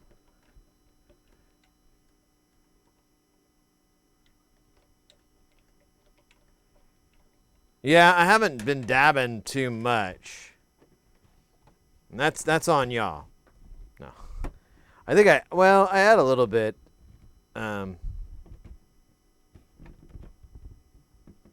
is this so hard to get in? I don't understand why it's...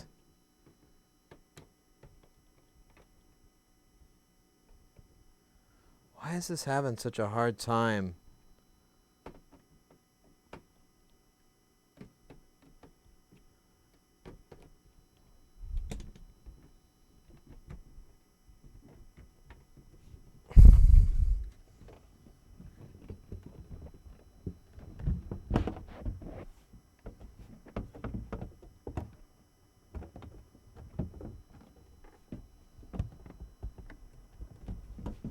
It's, there's like a bump, and it's not sliding in because of that bump.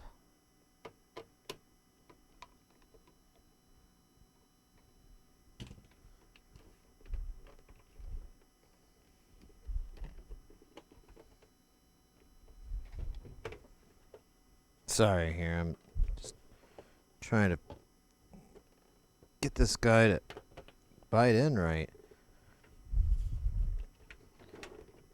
But it's putting like so much pressure on this plate,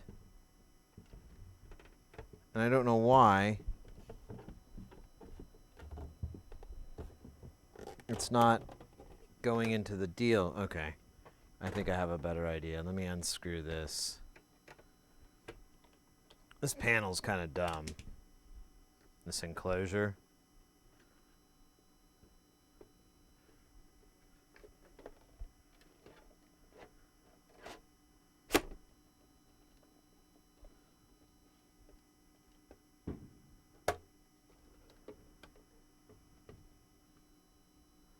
Okay.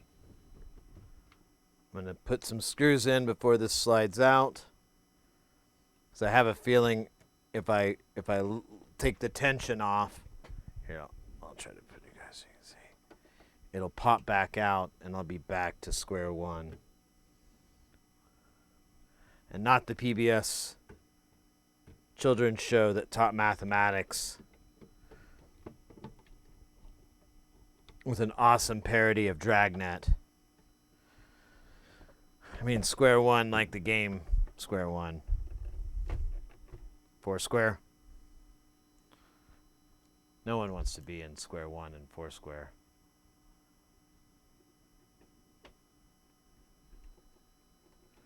Unless you're gambling.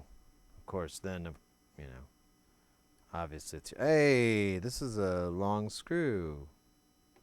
This should be over here. Ha ha ha. I knew I'd find you one day. Hiding amongst the revelry.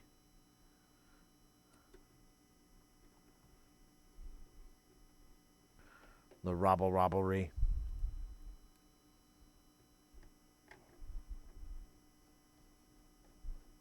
Man, I'm excited, guys. This is great. We're kind of fixing things at a reasonable pace. I mean, don't ever talk about that MFOS ADSR. Pretend like that never existed. But everything else, we're just gangbusters on it. It's kind of like Dave and Buster's, but Gangnam style.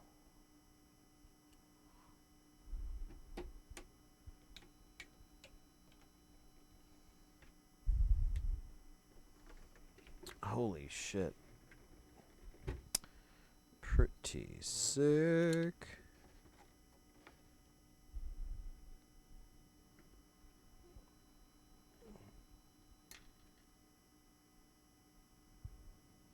Oh, okay. That's annoying. I missed a screw.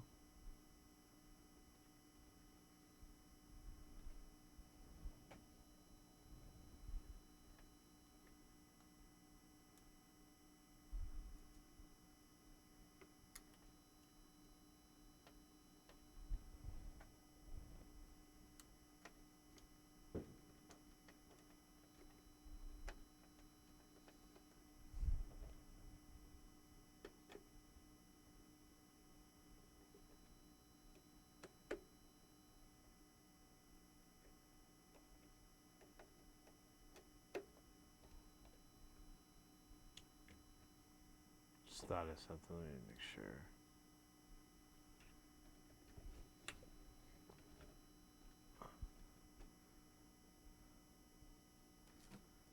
Wait, where did the other part go? Scary. Not really, I mean. Scary is spitting out all your teeth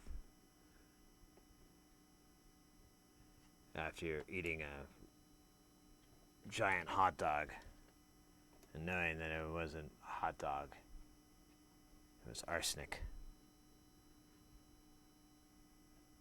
Arsenic dogs, the worst kind of hot dogs.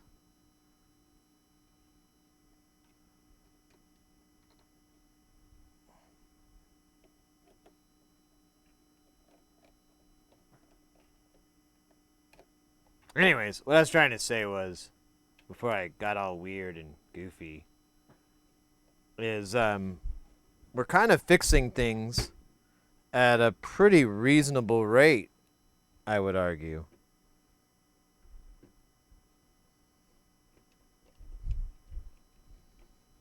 Like, most of the stuff we're having come in is fairly straightforward repairs, nothing too wild.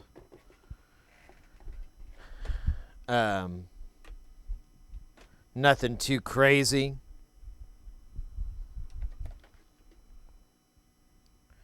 Honestly, that drum machine was the hardest thing we did, I would say.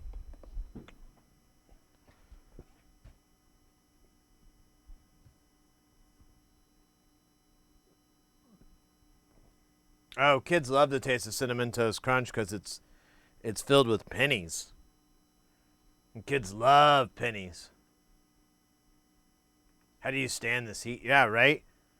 What are we at? Like, we're at 88 degrees Fahrenheit in here. What is it outside? It's a $1.06, 104. It's cooled down. Yeah, I stay indoors. That's how I do it. I go out for very, very, very, very, very, very, very short periods of time. Usually to warm up.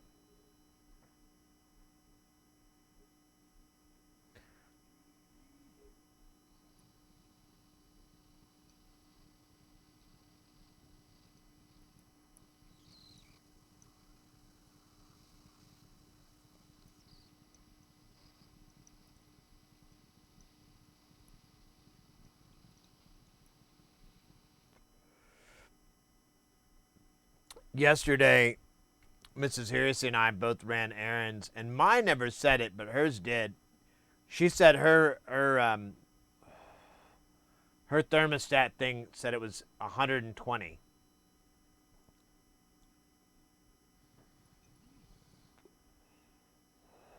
An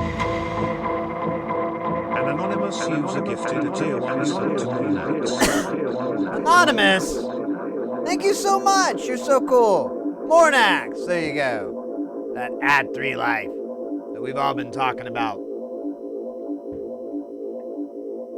The kids are so damn excited about.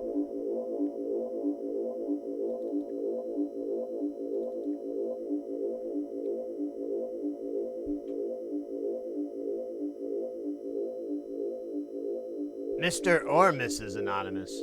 We know very little about them.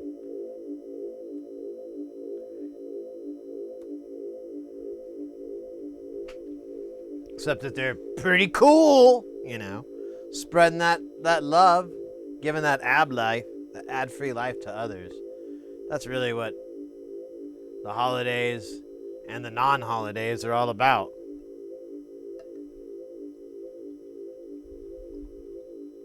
All right, I gave myself a nice little generous, that's almost too much of, well, I'm gonna drink it very, very, very, very, very slowly.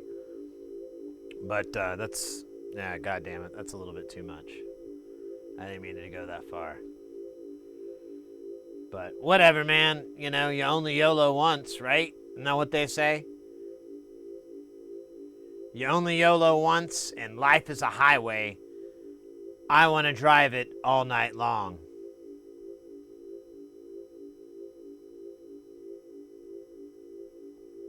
What the hell does that even mean? Do you not gonna drive life in the daytime? Do you sleep during the day at a Motel 6? You know, they won't let you check in till like 1. That's really hard to pull off.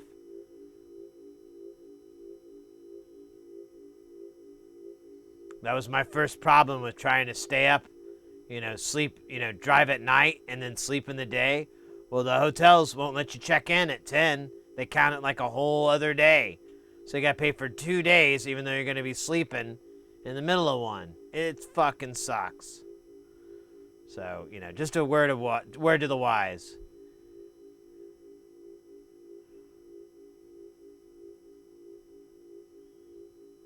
Welding goggles. Jesus, that's awesome. That is awesome. Man.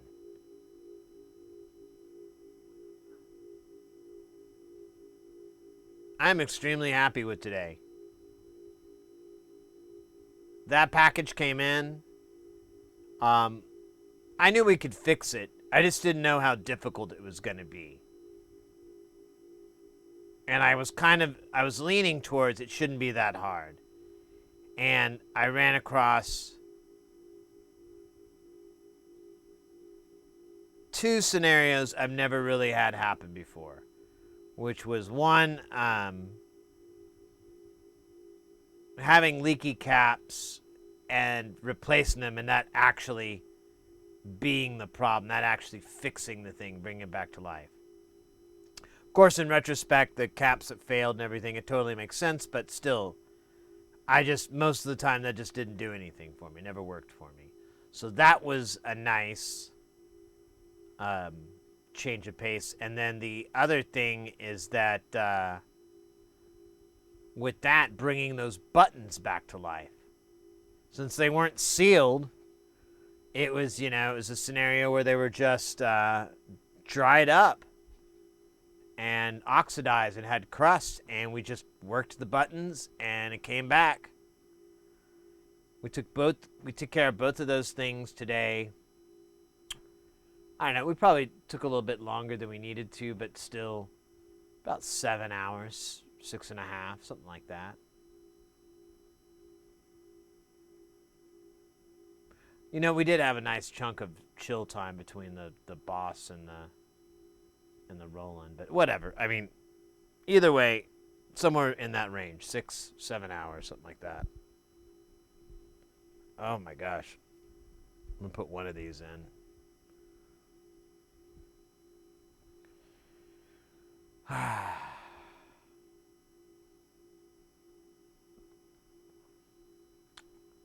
But we need to ask the client on the MKS, hey, do you want to upgrade the firmware?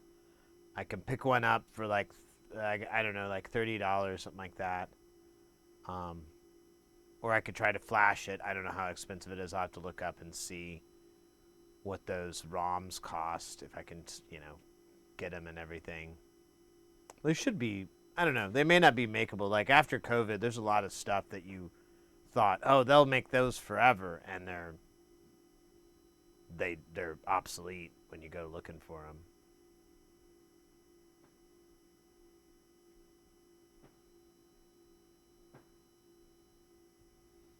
But firmware update,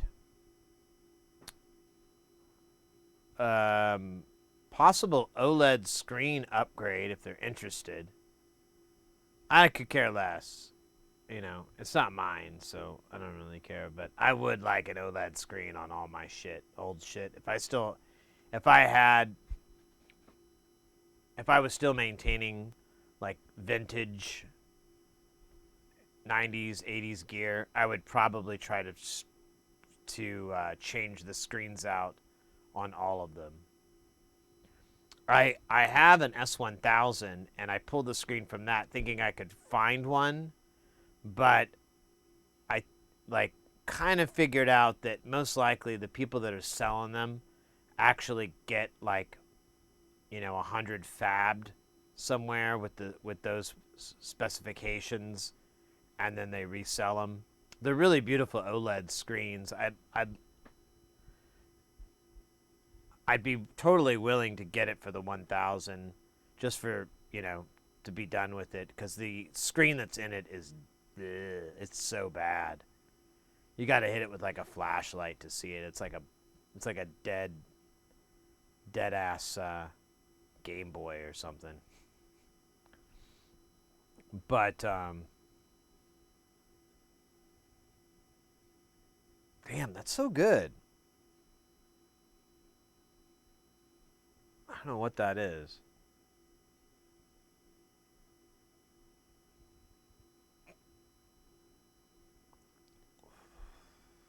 I swear there's like cinnamon or something in there. It's really yummy. Anyways, we'll see if they want to do that while it's here, since everything's pretty much fixed. I'm going to order some replacement caps. I'm not sure where I'm going to get them yet, but because I kind of want to get them quickly, and I don't really want to put a Mauser order in right yet, because I have all those. Well, I guess I could sit on the couch, put on a movie that I've seen already, so I don't have to be invested. Ooh, I know just the movie, too. All right. So now I know what I might be doing tonight. Tomorrow, I might work on this project, this little side project I have, because I think it's time to progress. But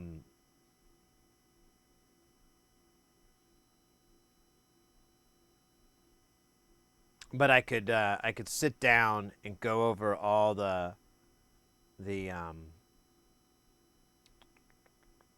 nonlinear circuit modules I ordered, and basically start doing damage control on components I'm missing.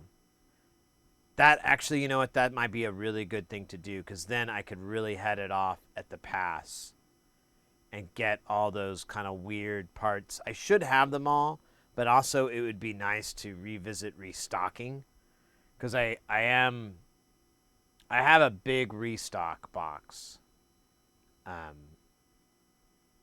So, you know, you guys see like these booklets that I have, and you notice how some of them are full pages, some of them are divided up into third. Oh, weird. It thought I said I wanted a timer. But they all live in like this giant, in this Tupperware. I think these are resistors. There's another one that's all capacitors and silicon and stuff like that.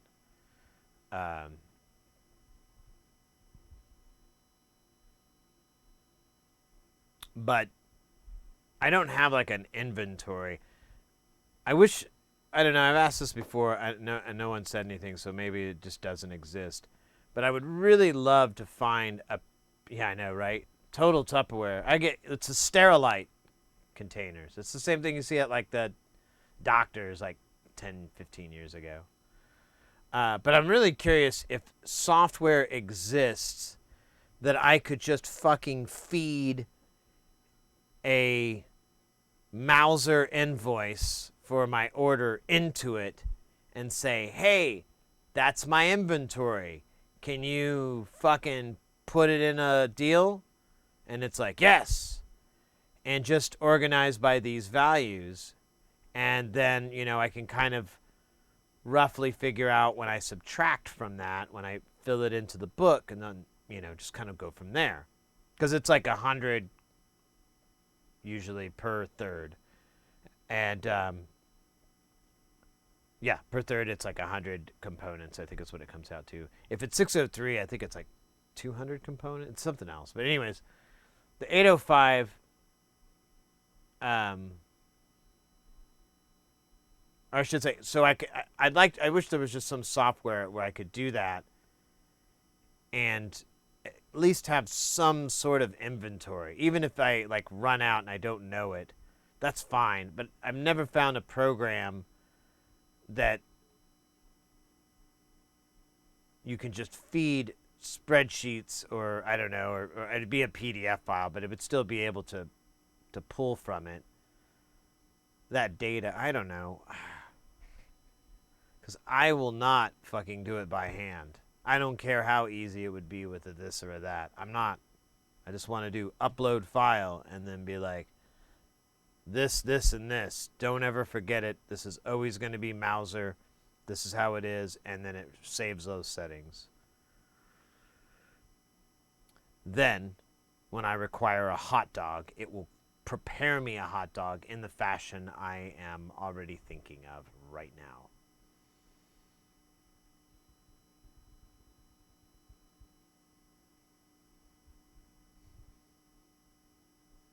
There you have it. Robots aren't real. Sorry to put it to you that way. I know I was a little bit upset when I just discovered it a few seconds ago, but now that we know what we know, we can begin the healing process. A long, hard healing process.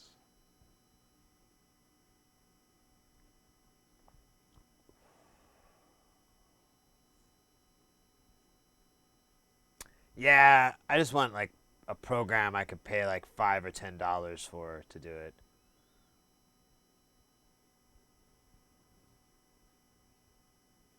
chompers will help healing. That's nice.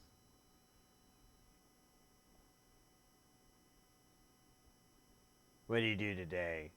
Today, he woke us up, and then he got in his little cat thing, and he threw up out of it. So it was kind of projectile. It was kind of cool. I was like, oh my God, I'm just trying to fucking sleep. And I get up, and I grab my bathrobe to put on so I can go lay down on the couch. But upon putting my bathrobe on, I realized that he had vomited on that. So I took the bathrobe and I threw it in the washing machine and started to load. And, 6:15 this morning on a Saturday or whatever it was. It was fucking, the sun was up, so maybe it was 7. I don't know. It was early. It was early enough. And then I just kind of slept on the couch, but I really would prefer having my bathrobe on when I'm going to sleep outside of the bed. It's a really comfy bathrobe. But I did not, so I just kind of fucking,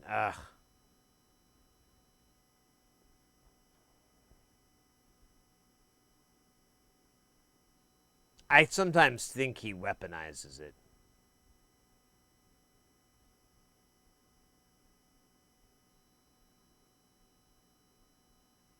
Yeah.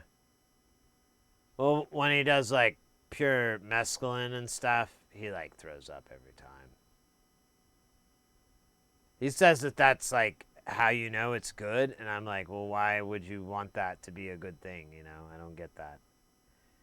And he's just like, you wouldn't understand. You're not a cat. And I'm like, yeah, you're damn right I'm not a cat. And I'm glad that that's what separates us, Your comfort with vomiting and my discomfort with it, fair enough. I guess that separates the cat from human. He didn't think I was funny. I didn't help that I did the whole thing in a Jerry Seinfeld voice. That was kind of mean, but I mean, it was funny. Why are you doing it? Chompers. It's my accountant's nightmare. He's like, how can you write this off? You can't write this off. This is for a cat. And we were like, he's not a cat. He's a munchkin. And he's like, what? You have a dwarf living with you? I was like, no. Well, yes and no. He's still a cat, but he does have dwarfism. And then he's like, how does that change anything? And then I was talking about the Americans with Disabilities Act, but he was like, well, technically cats aren't Americans. And I said, but I had to get like a passport for a cat one time when I had to travel him. And he's like, well, that's not the same thing. That's like a code of livestock or whatever, carry thing. I don't remember, but, then we got into it, like physically. We were like throwing each other around like rag dolls. That's what I'm saying. Oh! Guys, get up because we're about to jump up. Go down because we're throwing down. Get ready for craziness because it's about to get haziness. Go with the het tennis coming in with that piping hot. Won't stop. Skilly bop, dee bop, oh my bop. Hooray!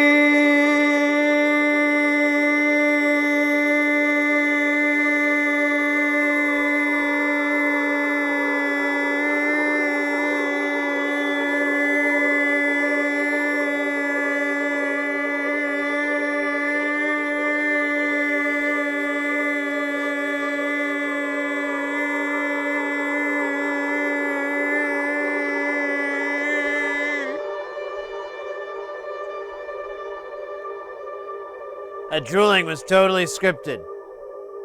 I don't know why I keep doing it, but it's making me laugh. So that's the important thing. You laugh inside. Guys, we got Het Tannis in the house. Welcome in, mate. How was your stream? Welcome in, Raiders. Here, let me. There we go. Let me pull up.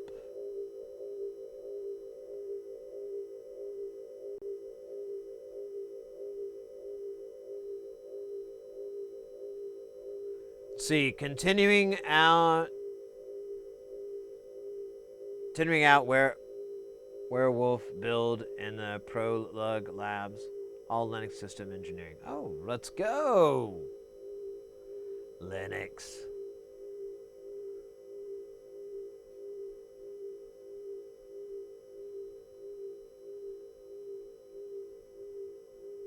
Real soccer? Oh, yo, I should do that. I don't know. I wanted to do WWE because you could do the let's get ready. You know, that whole thing. I'm not going to do it. You guys already went through one. Maybe later. But I'd like to do that and get paid a hefty amount of money. I don't know how you apply for that. I went on Job Monster or whatever the fuck it's called, and I went on LinkedIn, and I looked for those jobs, and I searched, and you know, I've been searching those sites for like years, and I haven't seen like one applicate, you know, like one thing pop up for soccer commentator. Just needs to say goal, because I'm gonna level with you. I don't really know soccer very well. Not much of a sports guy.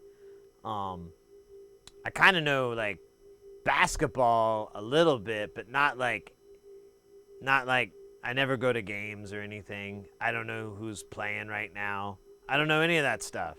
None of it. But you know, you put me in front of a basketball game, I'll be like, this team is that scoreboard, and this side is that scoreboard. Now we just need to figure out which jerseys are which.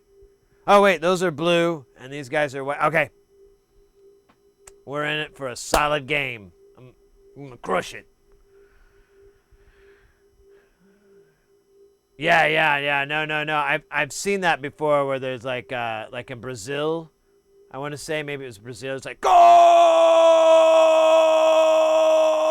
And you have to like keep going so that when the guy like is running through the field and the camera's like panning with them, you have to keep going, go! And then when they pan out, like, oh! Yeah. You know, I don't speak any Spanish, really. I mean, I can kind of count to 5 in Spanish, and then kind of eat shit after that. So I don't know if I could ever do that. What was the other country? Arabic? Oh, man. I know even less Arabic than I do Spanish. And I didn't even know that was possible. But lo and behold.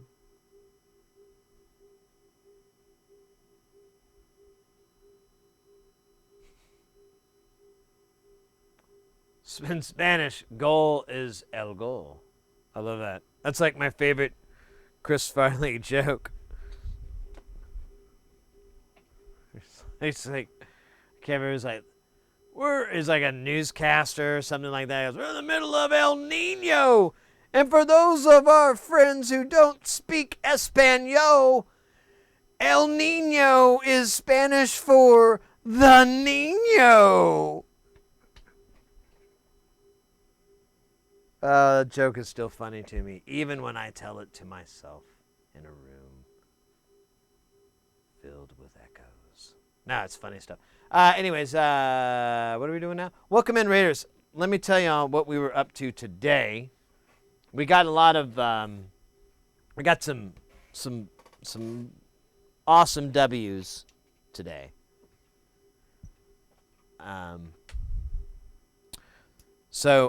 I had a bunch of gear sent to get repaired. One of them was this guy here. This is a Boss Dr. Rhythm DR-660.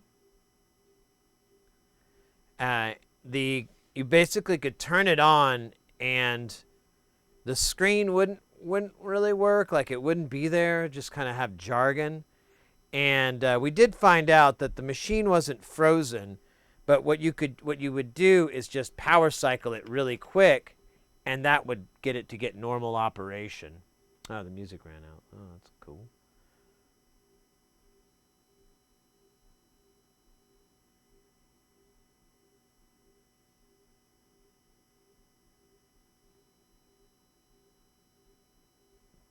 Which one? Oh.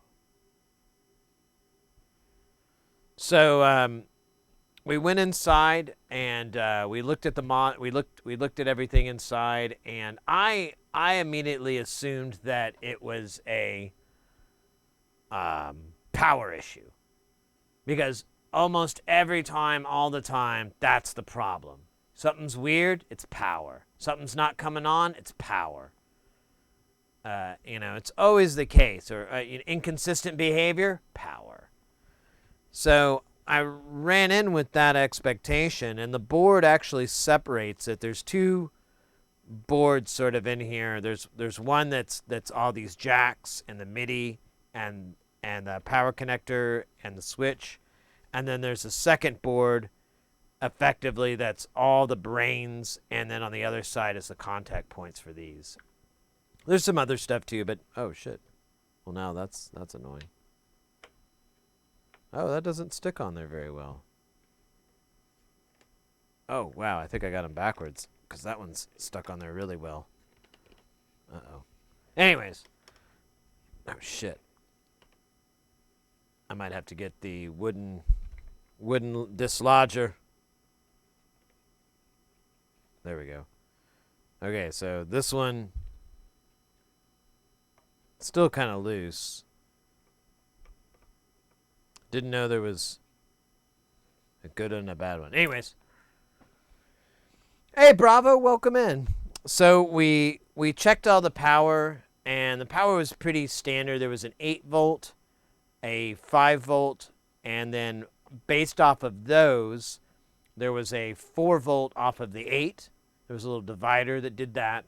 And then there was a digital 5-volt, which was separated by a coil. And then there was a digital ground. There was some other stuff, but I mean, that was effectively it. We tested all of them, and they all would look normal and behave normal. We looked at it under thermal. It really didn't, nothing lit up, nothing was wild. But as we were starting to kind of like run out of ideas, I'm like, well, hey, these caps look really bad. And there were 3 capacitors, the SMD electrolytic caps. And yeah, they'd all leaked, and there was corrosion. There was like, nastiness. And I'm like, well, let's replace these because, they might, I was like, I don't know if it'll matter, but, it's not supposed to be this way. And we looked them all up, and a couple of them were very important. One was for the reset timer for the whole damn thing. So that was critical. The cap that was part of the timing circuit was... So we replaced that with a through hole for the time being. And then we had another cap that was part of, I think it was power or timing or something like that for a chip. And that one was shit. But we didn't replace it with a polarized cap. We just did it with a regular cap, a non-polarized. And it worked. And then there was one other one that was kind of like just a power regulator for that side of the board. And then right next to it was like a little 100 nanofarad that was part of a loop or whatever. We replaced and cleaned both of those up and turned it on, and it works like a champ now. It comes on every time, all the time. We do have a little bit more to test. The client said that it crashes out when it's getting MIDI. So after the stream, I'm just going to throw it on Jamtown. There's a drum machine there. I can plug the MIDI in, and it'll just get a clock. Excuse me. And I'll just let it run and wait for it to crash. If it doesn't crash after several hours, I'm going to consider it good. I'm still going to order the replacement SMD parts for all this so that it's legit, just in case there's some weird problem that occurs later on. So that was that guy. That was about half the stream. And then the later half was this this guy here.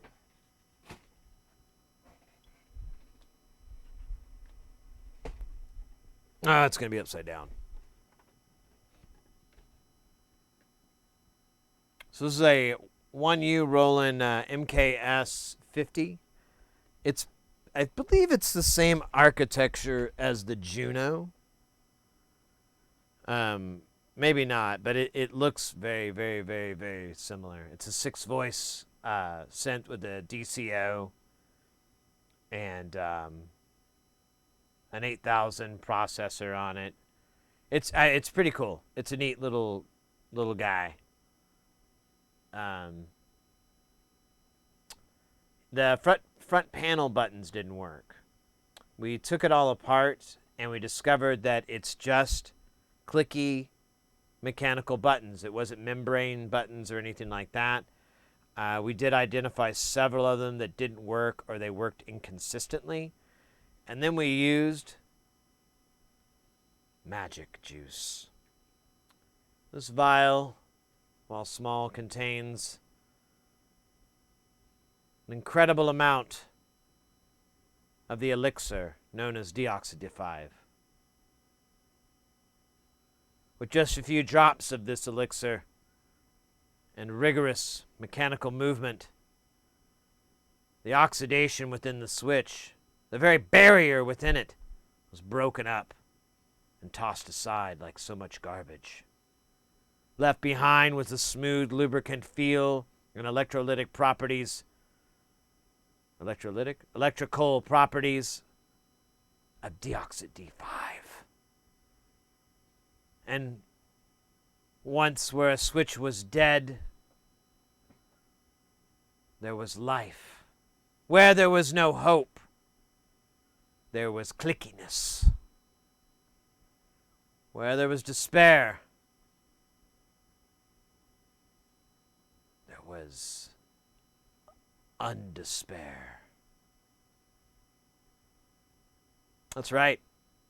We brought that buttons back to life. Not only are they back to life, they met somebody special, and it looks like there's a bun in the oven. Looks like there's going to be a little buttons coming around here soon. Now, sorry, I got a little weird at the end, but I was thinking too much about how when I used to ride this ride called the Himalaya, and it was like the teacup ride, sort of. It was pretty cool. I don't know, that comes up in my mind a lot lately, ever since today.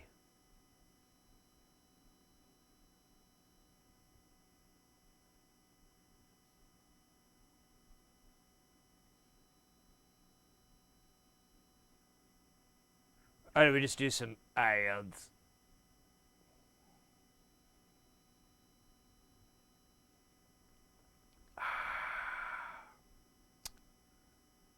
Damn, that's still good. Oh my God. Anyways, welcome in, Bravo. Welcome in, Raiders. Yeah, that's kind of what we were up to today. We fixed it all. The buttons all work. We did find, so that was kind of what we were talking about, I think, when you guys came in. I was kind of wanting to go over anything the client wanted to do. The MKS has some updates and some upgrades. So they may want to get the updated firmware. It has the original 1.2 or 1.20 or 1.02, I think is the firmware. And there's a 2.0 firmware. There's also a 3.0 modern firmware that allows you to connect a OLED screen. I don't know much about that mod, but I was going to look it up later on and see if you can even get it and how much it is and see if the client wants to do it. But either way, I'm going to see if they are interested in at least updating the firmware in that, because there might be some benefits. I did find some editor librarians that were really badass for it. So and I imagine you're probably going to need a newer firmware than the 1 series. Typically, as I recall, and my memory serves me, is that they usually have those firmwares and they add a lot of SysEx functionality, which is how those editor librarians work, is all through system exclusive messages. But we'll see. I And then we have, it should happen up soon. I'll bug the guy a little bit. We should have a keyboard coming in. That's going to be, I forgot what the fuck. It's the MV? I can't remember. It doesn't matter. It's a Roland keyboard. The glue underneath the weighted keys starts to melt and it gets stuck between the keys, so you just got to clean it off with soapy water. So we're going to take all the keys off, let them soak in warm soapy water, and then do a little bit of damage control on any of the weights that might have fallen off. Clean the key bed, clean the rubber, clean the pads. Just do like a good cleaning because it's got to be gross in there. It always is gross. And then once we're done with that, we can put it back together and give it back to the client. So I don't know. That might happen Tuesday. I haven't gotten notified from what are they called? SynthCube. That my order is been shipped.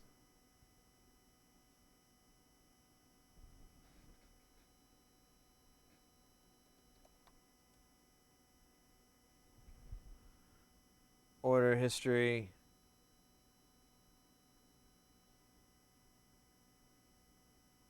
What?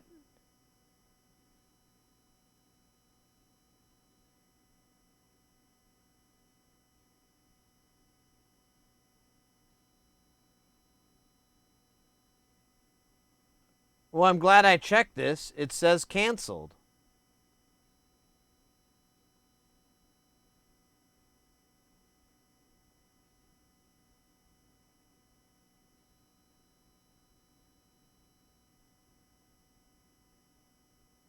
All right, well, I guess I have some work to do tonight.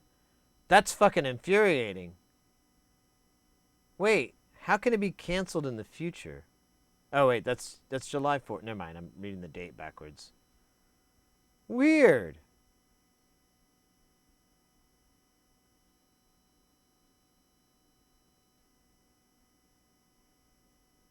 I kind of feel like they hate me there. I don't know why. Sometimes I figure I'm just being paranoid. But, you know, still. Well, shit. Well, now I want to reorder all this shit. And I'm going to.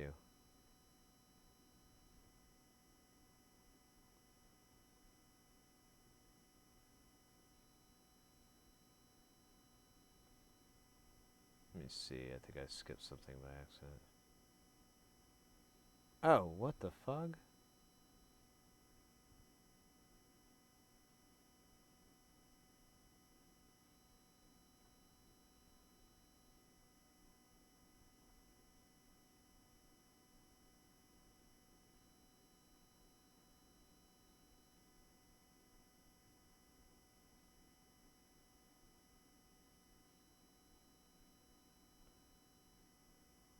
I'm so confused.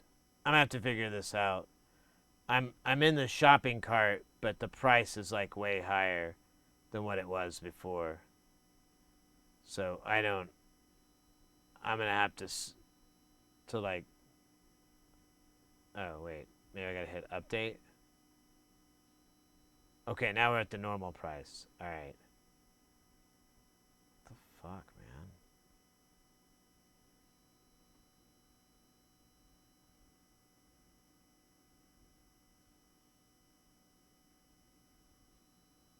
Oh, I guess they ran out of clumps. And instead of telling me about it, they canceled my order. Okay. Cool. Goddamn SynthCube, man. That's annoying. Oh well, whatever. Anyways.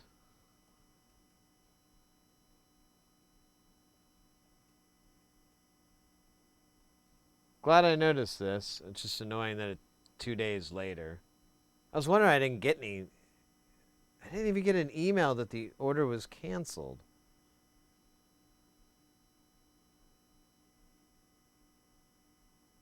I'm still flipping out about this. This is so fucking weird.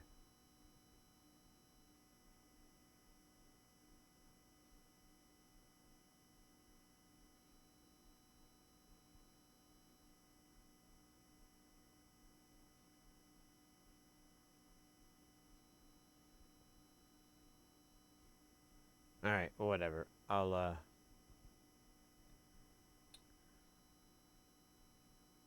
wait a minute, I just thought of something. What if they did tell me and it got sent to...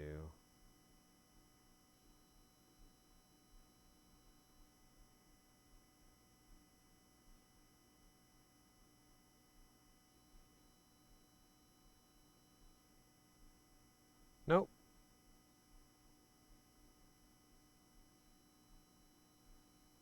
Oh well, whatever. Oh, that's what I'm gonna do tonight. I think I'm just gonna chill out and put together a shopping list.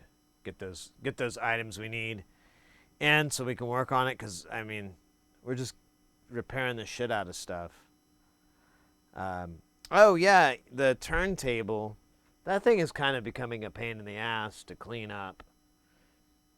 I don't know if I can really get the grime and grub off of it. And I can't put alcohol on it because it will take the paint off.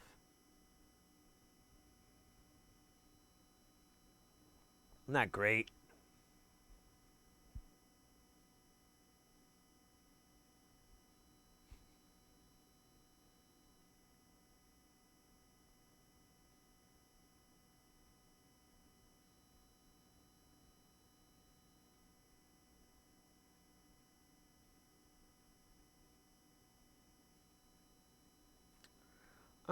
Let's see.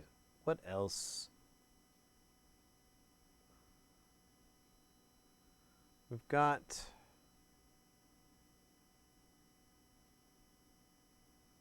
we still have a couple projects. I still have no idea what to do about that MFOS ADSR, that envelope generator. That thing is absolutely a fucking nightmare for me. I cannot understand why it's such a piece of shit and why it hates me.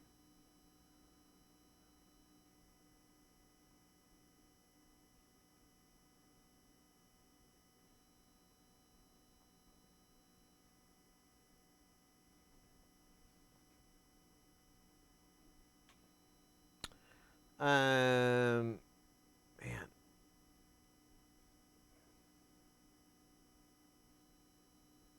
Yeah, we're kind of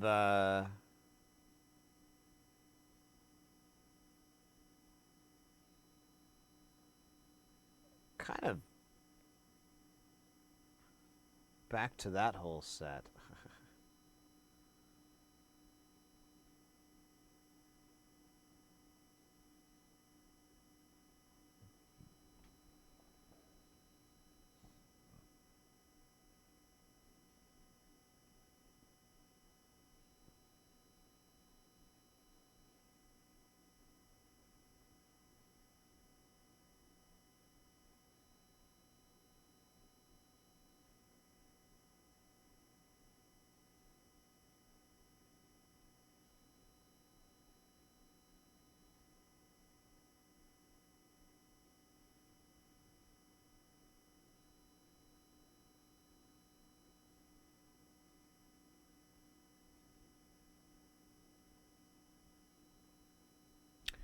All right. I'm sorry, I'm zoning out a little bit, mates. I didn't get that much sleep, you know, cat vomit story and all. Took a lot of energy out of me to tell that story. Made me very tired. Honestly, I'm getting kind of hungry. And the missus should be home here in about a half hour or so, maybe a little longer. So, thinking about trying to eat as much food as I can before she gets home and realizes what I've done.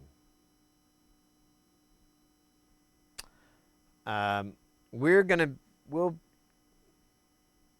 be back on Tuesday.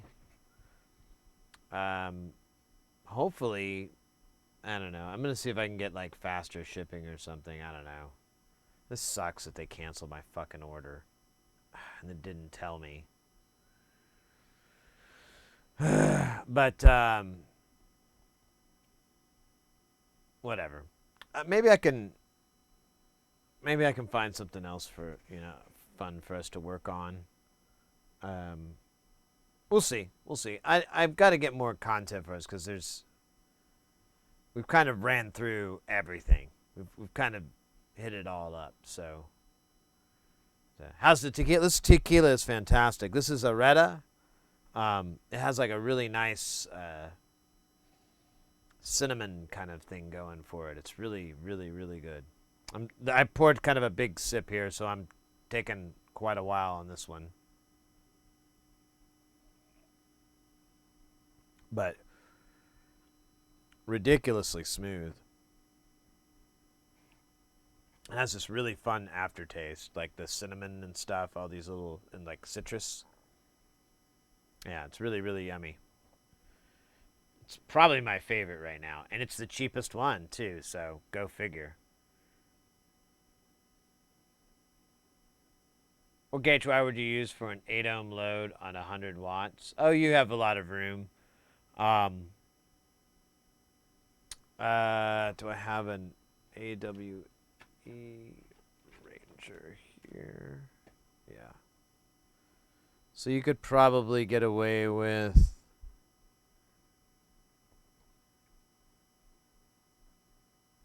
16 and down. Maybe 14 gauge. That's probably safe. You could always go lower if you wanted to, but if you're trying to save money, I don't think you're going to have an issue with 100 watts on 14.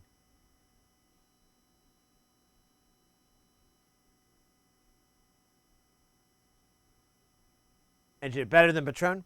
I haven't had Patron in a long time. Before, that was my high water mark back in the day, but I haven't really had it that much in a long time.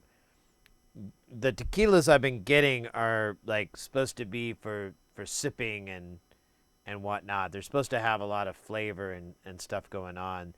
This is the cheapest one. This is supposed to be, I got it for like tequilas and stuff, but no way.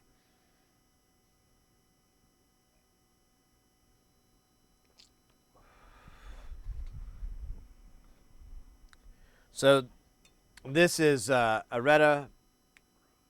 It's a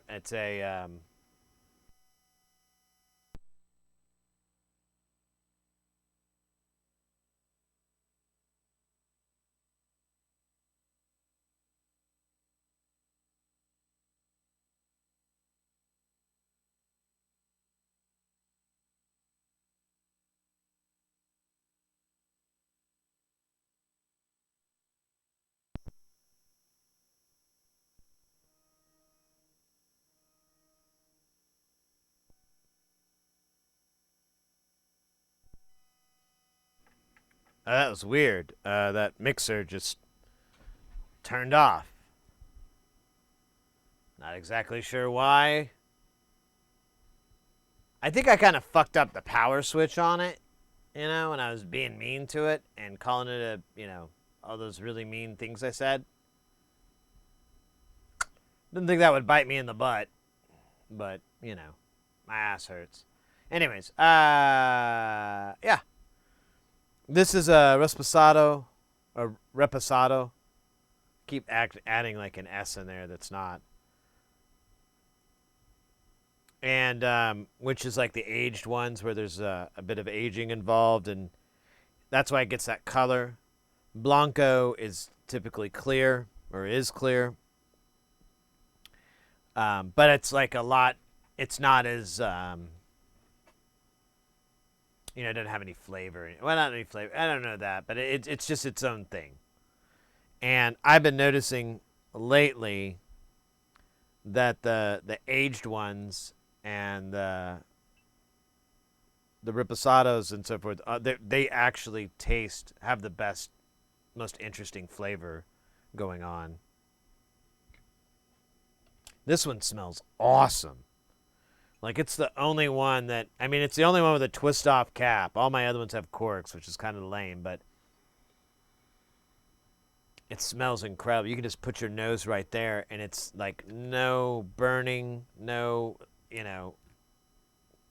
owie, nothing. It's just smells incredible.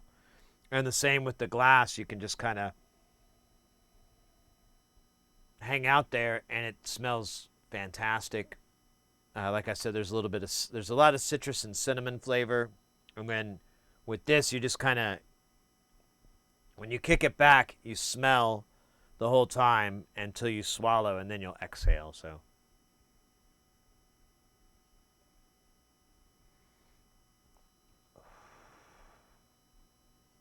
fuck yeah, it's really, really yummy.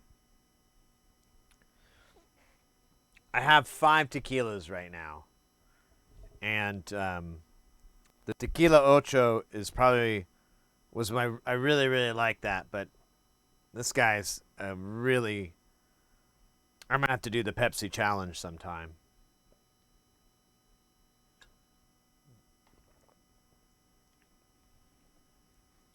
I should try to get some Patron. How much is Patron? Is it? I remember it's kind of pricey. But I'm starting to discover, like, all tequilas are pricey.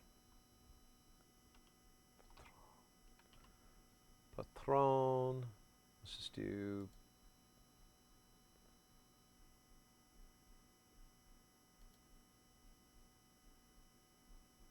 Oh, it's not that expensive at all.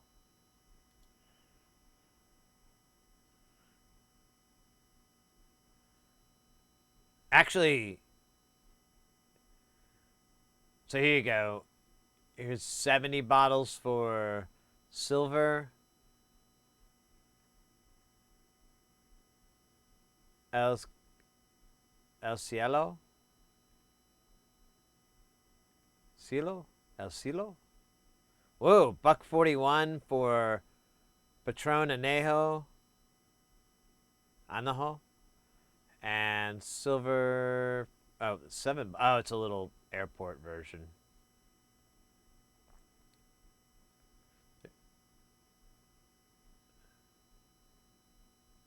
Single barrel. Bug. Look at that. That's crazy.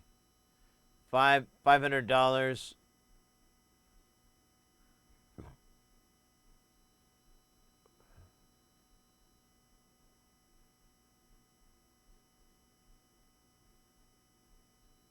Wow.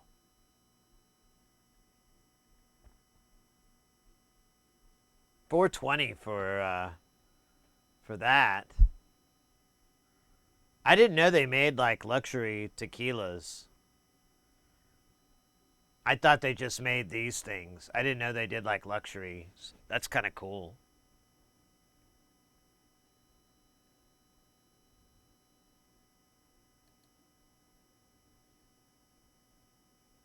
Wow, $378.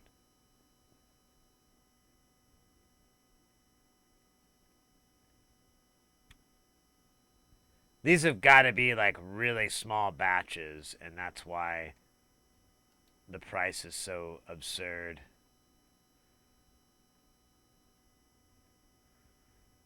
So I don't even know.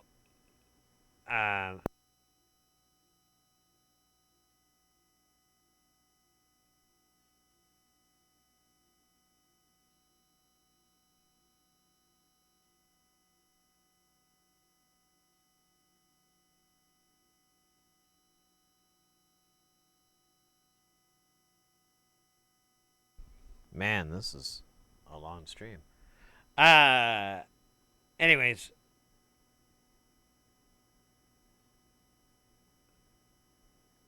I want a full-size bottle. I want a 750. Like, I want a fifth. So I could pay for the Patron Silver. That's additive free. Agave. There you go. This looks great. I could totally do this guy.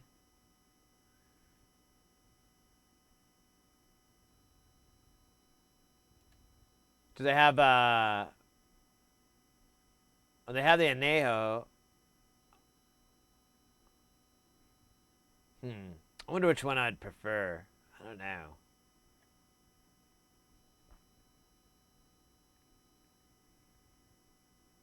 Oh, they got this too. Oh, here you go. Here's a repo. I might do that. I wonder if the silver is like their Blanco. Yeah, I know. I'm sure. And like with some of those $400, $300 bottles, I'm sure it's a very small quantity that's made, but yeah, it's still absurd. They're trying to make money off their name and their brand and whatever, man. I might try this out. I might get a bottle of this. I think this would be on par with a lot of the other stuff I'm getting. It's additive free, which is what I'm always trying to look for. And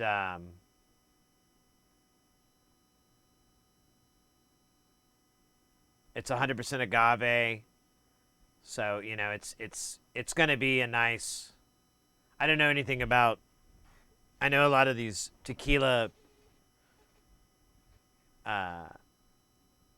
aficionados like to go down to just the distillery itself and talk about where it's made and so forth, because there is a bit of overlap.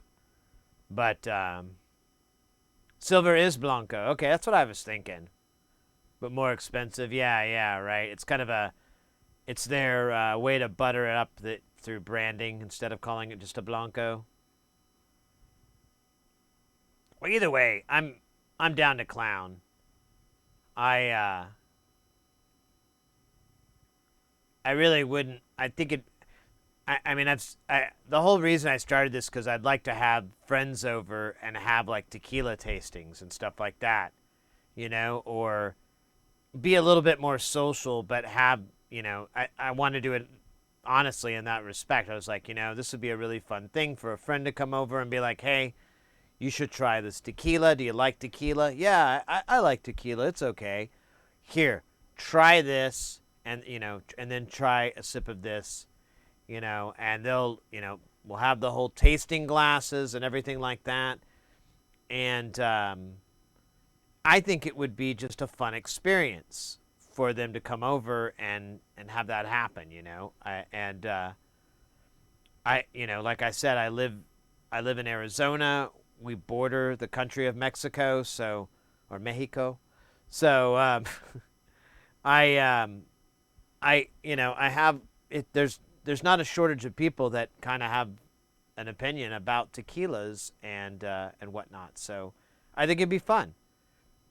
And that's kind of where I'm at with this thing. Is I'd like it to be a nice little, you know, booze collection or whatever. My friend had one, and of whiskeys and bourbons and so forth, and I was like kind of envious of it. I thought, well, man, this tequila might be kind of cool.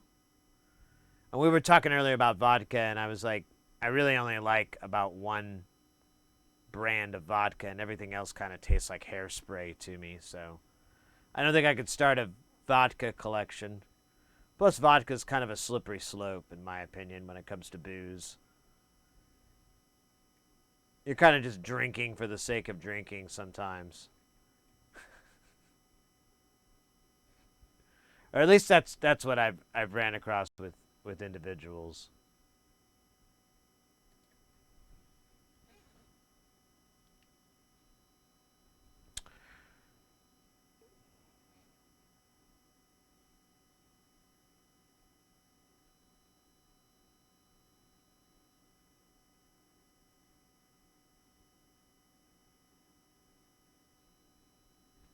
But anyways.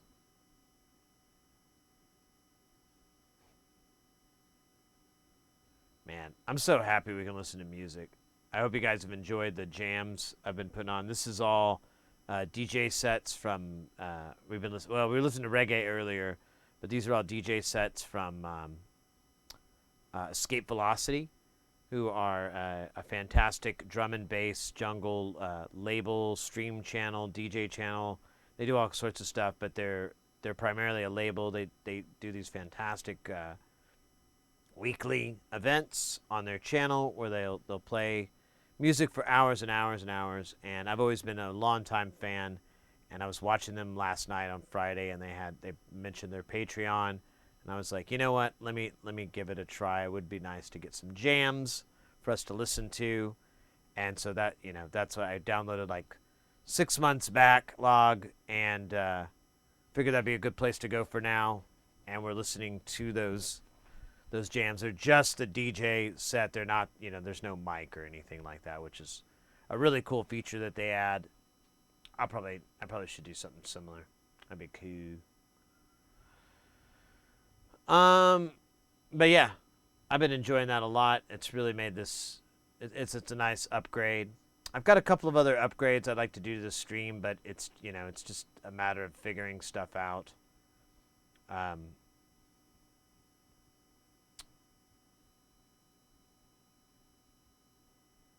I have to get some more cables to accomplish some stuff, but I'm pretty sure I'm going to be able to get us everything that I promised.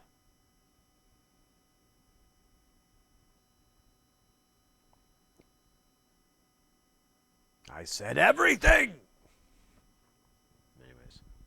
How long have we been streaming for? 9 hours. That's too long. Guys, we need to head out of here. I gotta save up. Coming soon. I don't know exactly when we're gonna have a marathon stream. I don't even know what to call it. 24 seems like an objective. Let's just say that it'll be a marathon stream. I had such a great time with the last one we did. We never really got to celebrate our streamiversary or the affiliate or 4 years of doing that. I think this summer would be a great time to do it. We'll have all those modules from nonlinear circuits to build. That'll be a great place to start partying. I'm looking online. I found a stream I've never gone to before, Astro Canuck. They do astrophotography, and looks actually like a really fun channel. I've been watching a little bit in the background, and I'm like, this. I've never been there, so I'm like, this looks like a cool place to go to. Might do that. Let me see if there's any of our friends on that we might get hit up, but.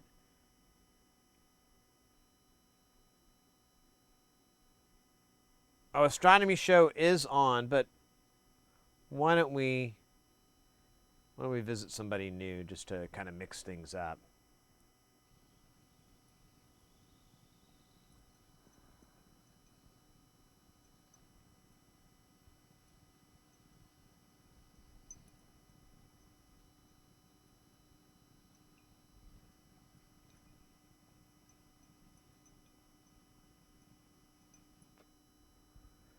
All right.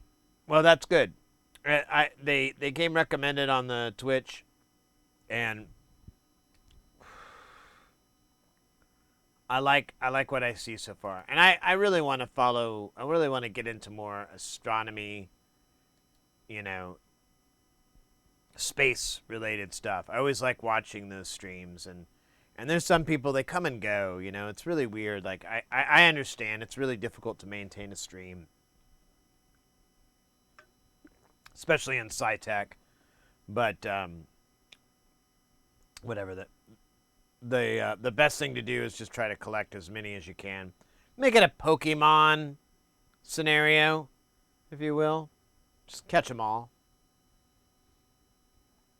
Anyways, let's go ahead and raid them out.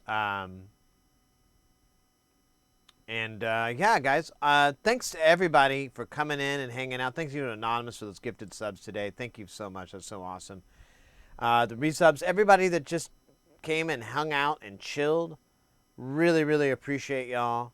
I hope you guys have a wonderful rest of the weekend. and good, return back to the week and all that good stuff. We will be back on Tuesday, and I don't know what we're gonna work on. We'll figure out something. We've got stuff we got to do, but either way, we'll be back on then. Definitely, before I forget, don't forget to check out our socials. Oh, is it social? God damn it. I thought I was going to look cool. There we go. Check that out. If you're falling into those things, you're doing those things, there's content on those things. It's crazy. It's insane. Let's go ahead and get our raid rolling out. Boom, boom, boom, boom, boom, boom, boom. I'm seeing it. I'm loving it. And let's see. There we go. Okay, now it's going. All right. Thank you again, guys, for an awesome fucking weekend. For a wonderful week. This whole week's been killer. You guys have been just fantastic. Really appreciate you. Can't wait to see you guys soon. Look at this. What are we looking at? Is that a butthole or is that science? No one knows. No one knows. Legally, I can't say what it is because, that would reverse the screw of life. And that's the last thing you want to do, really, is like throw off the screw of life.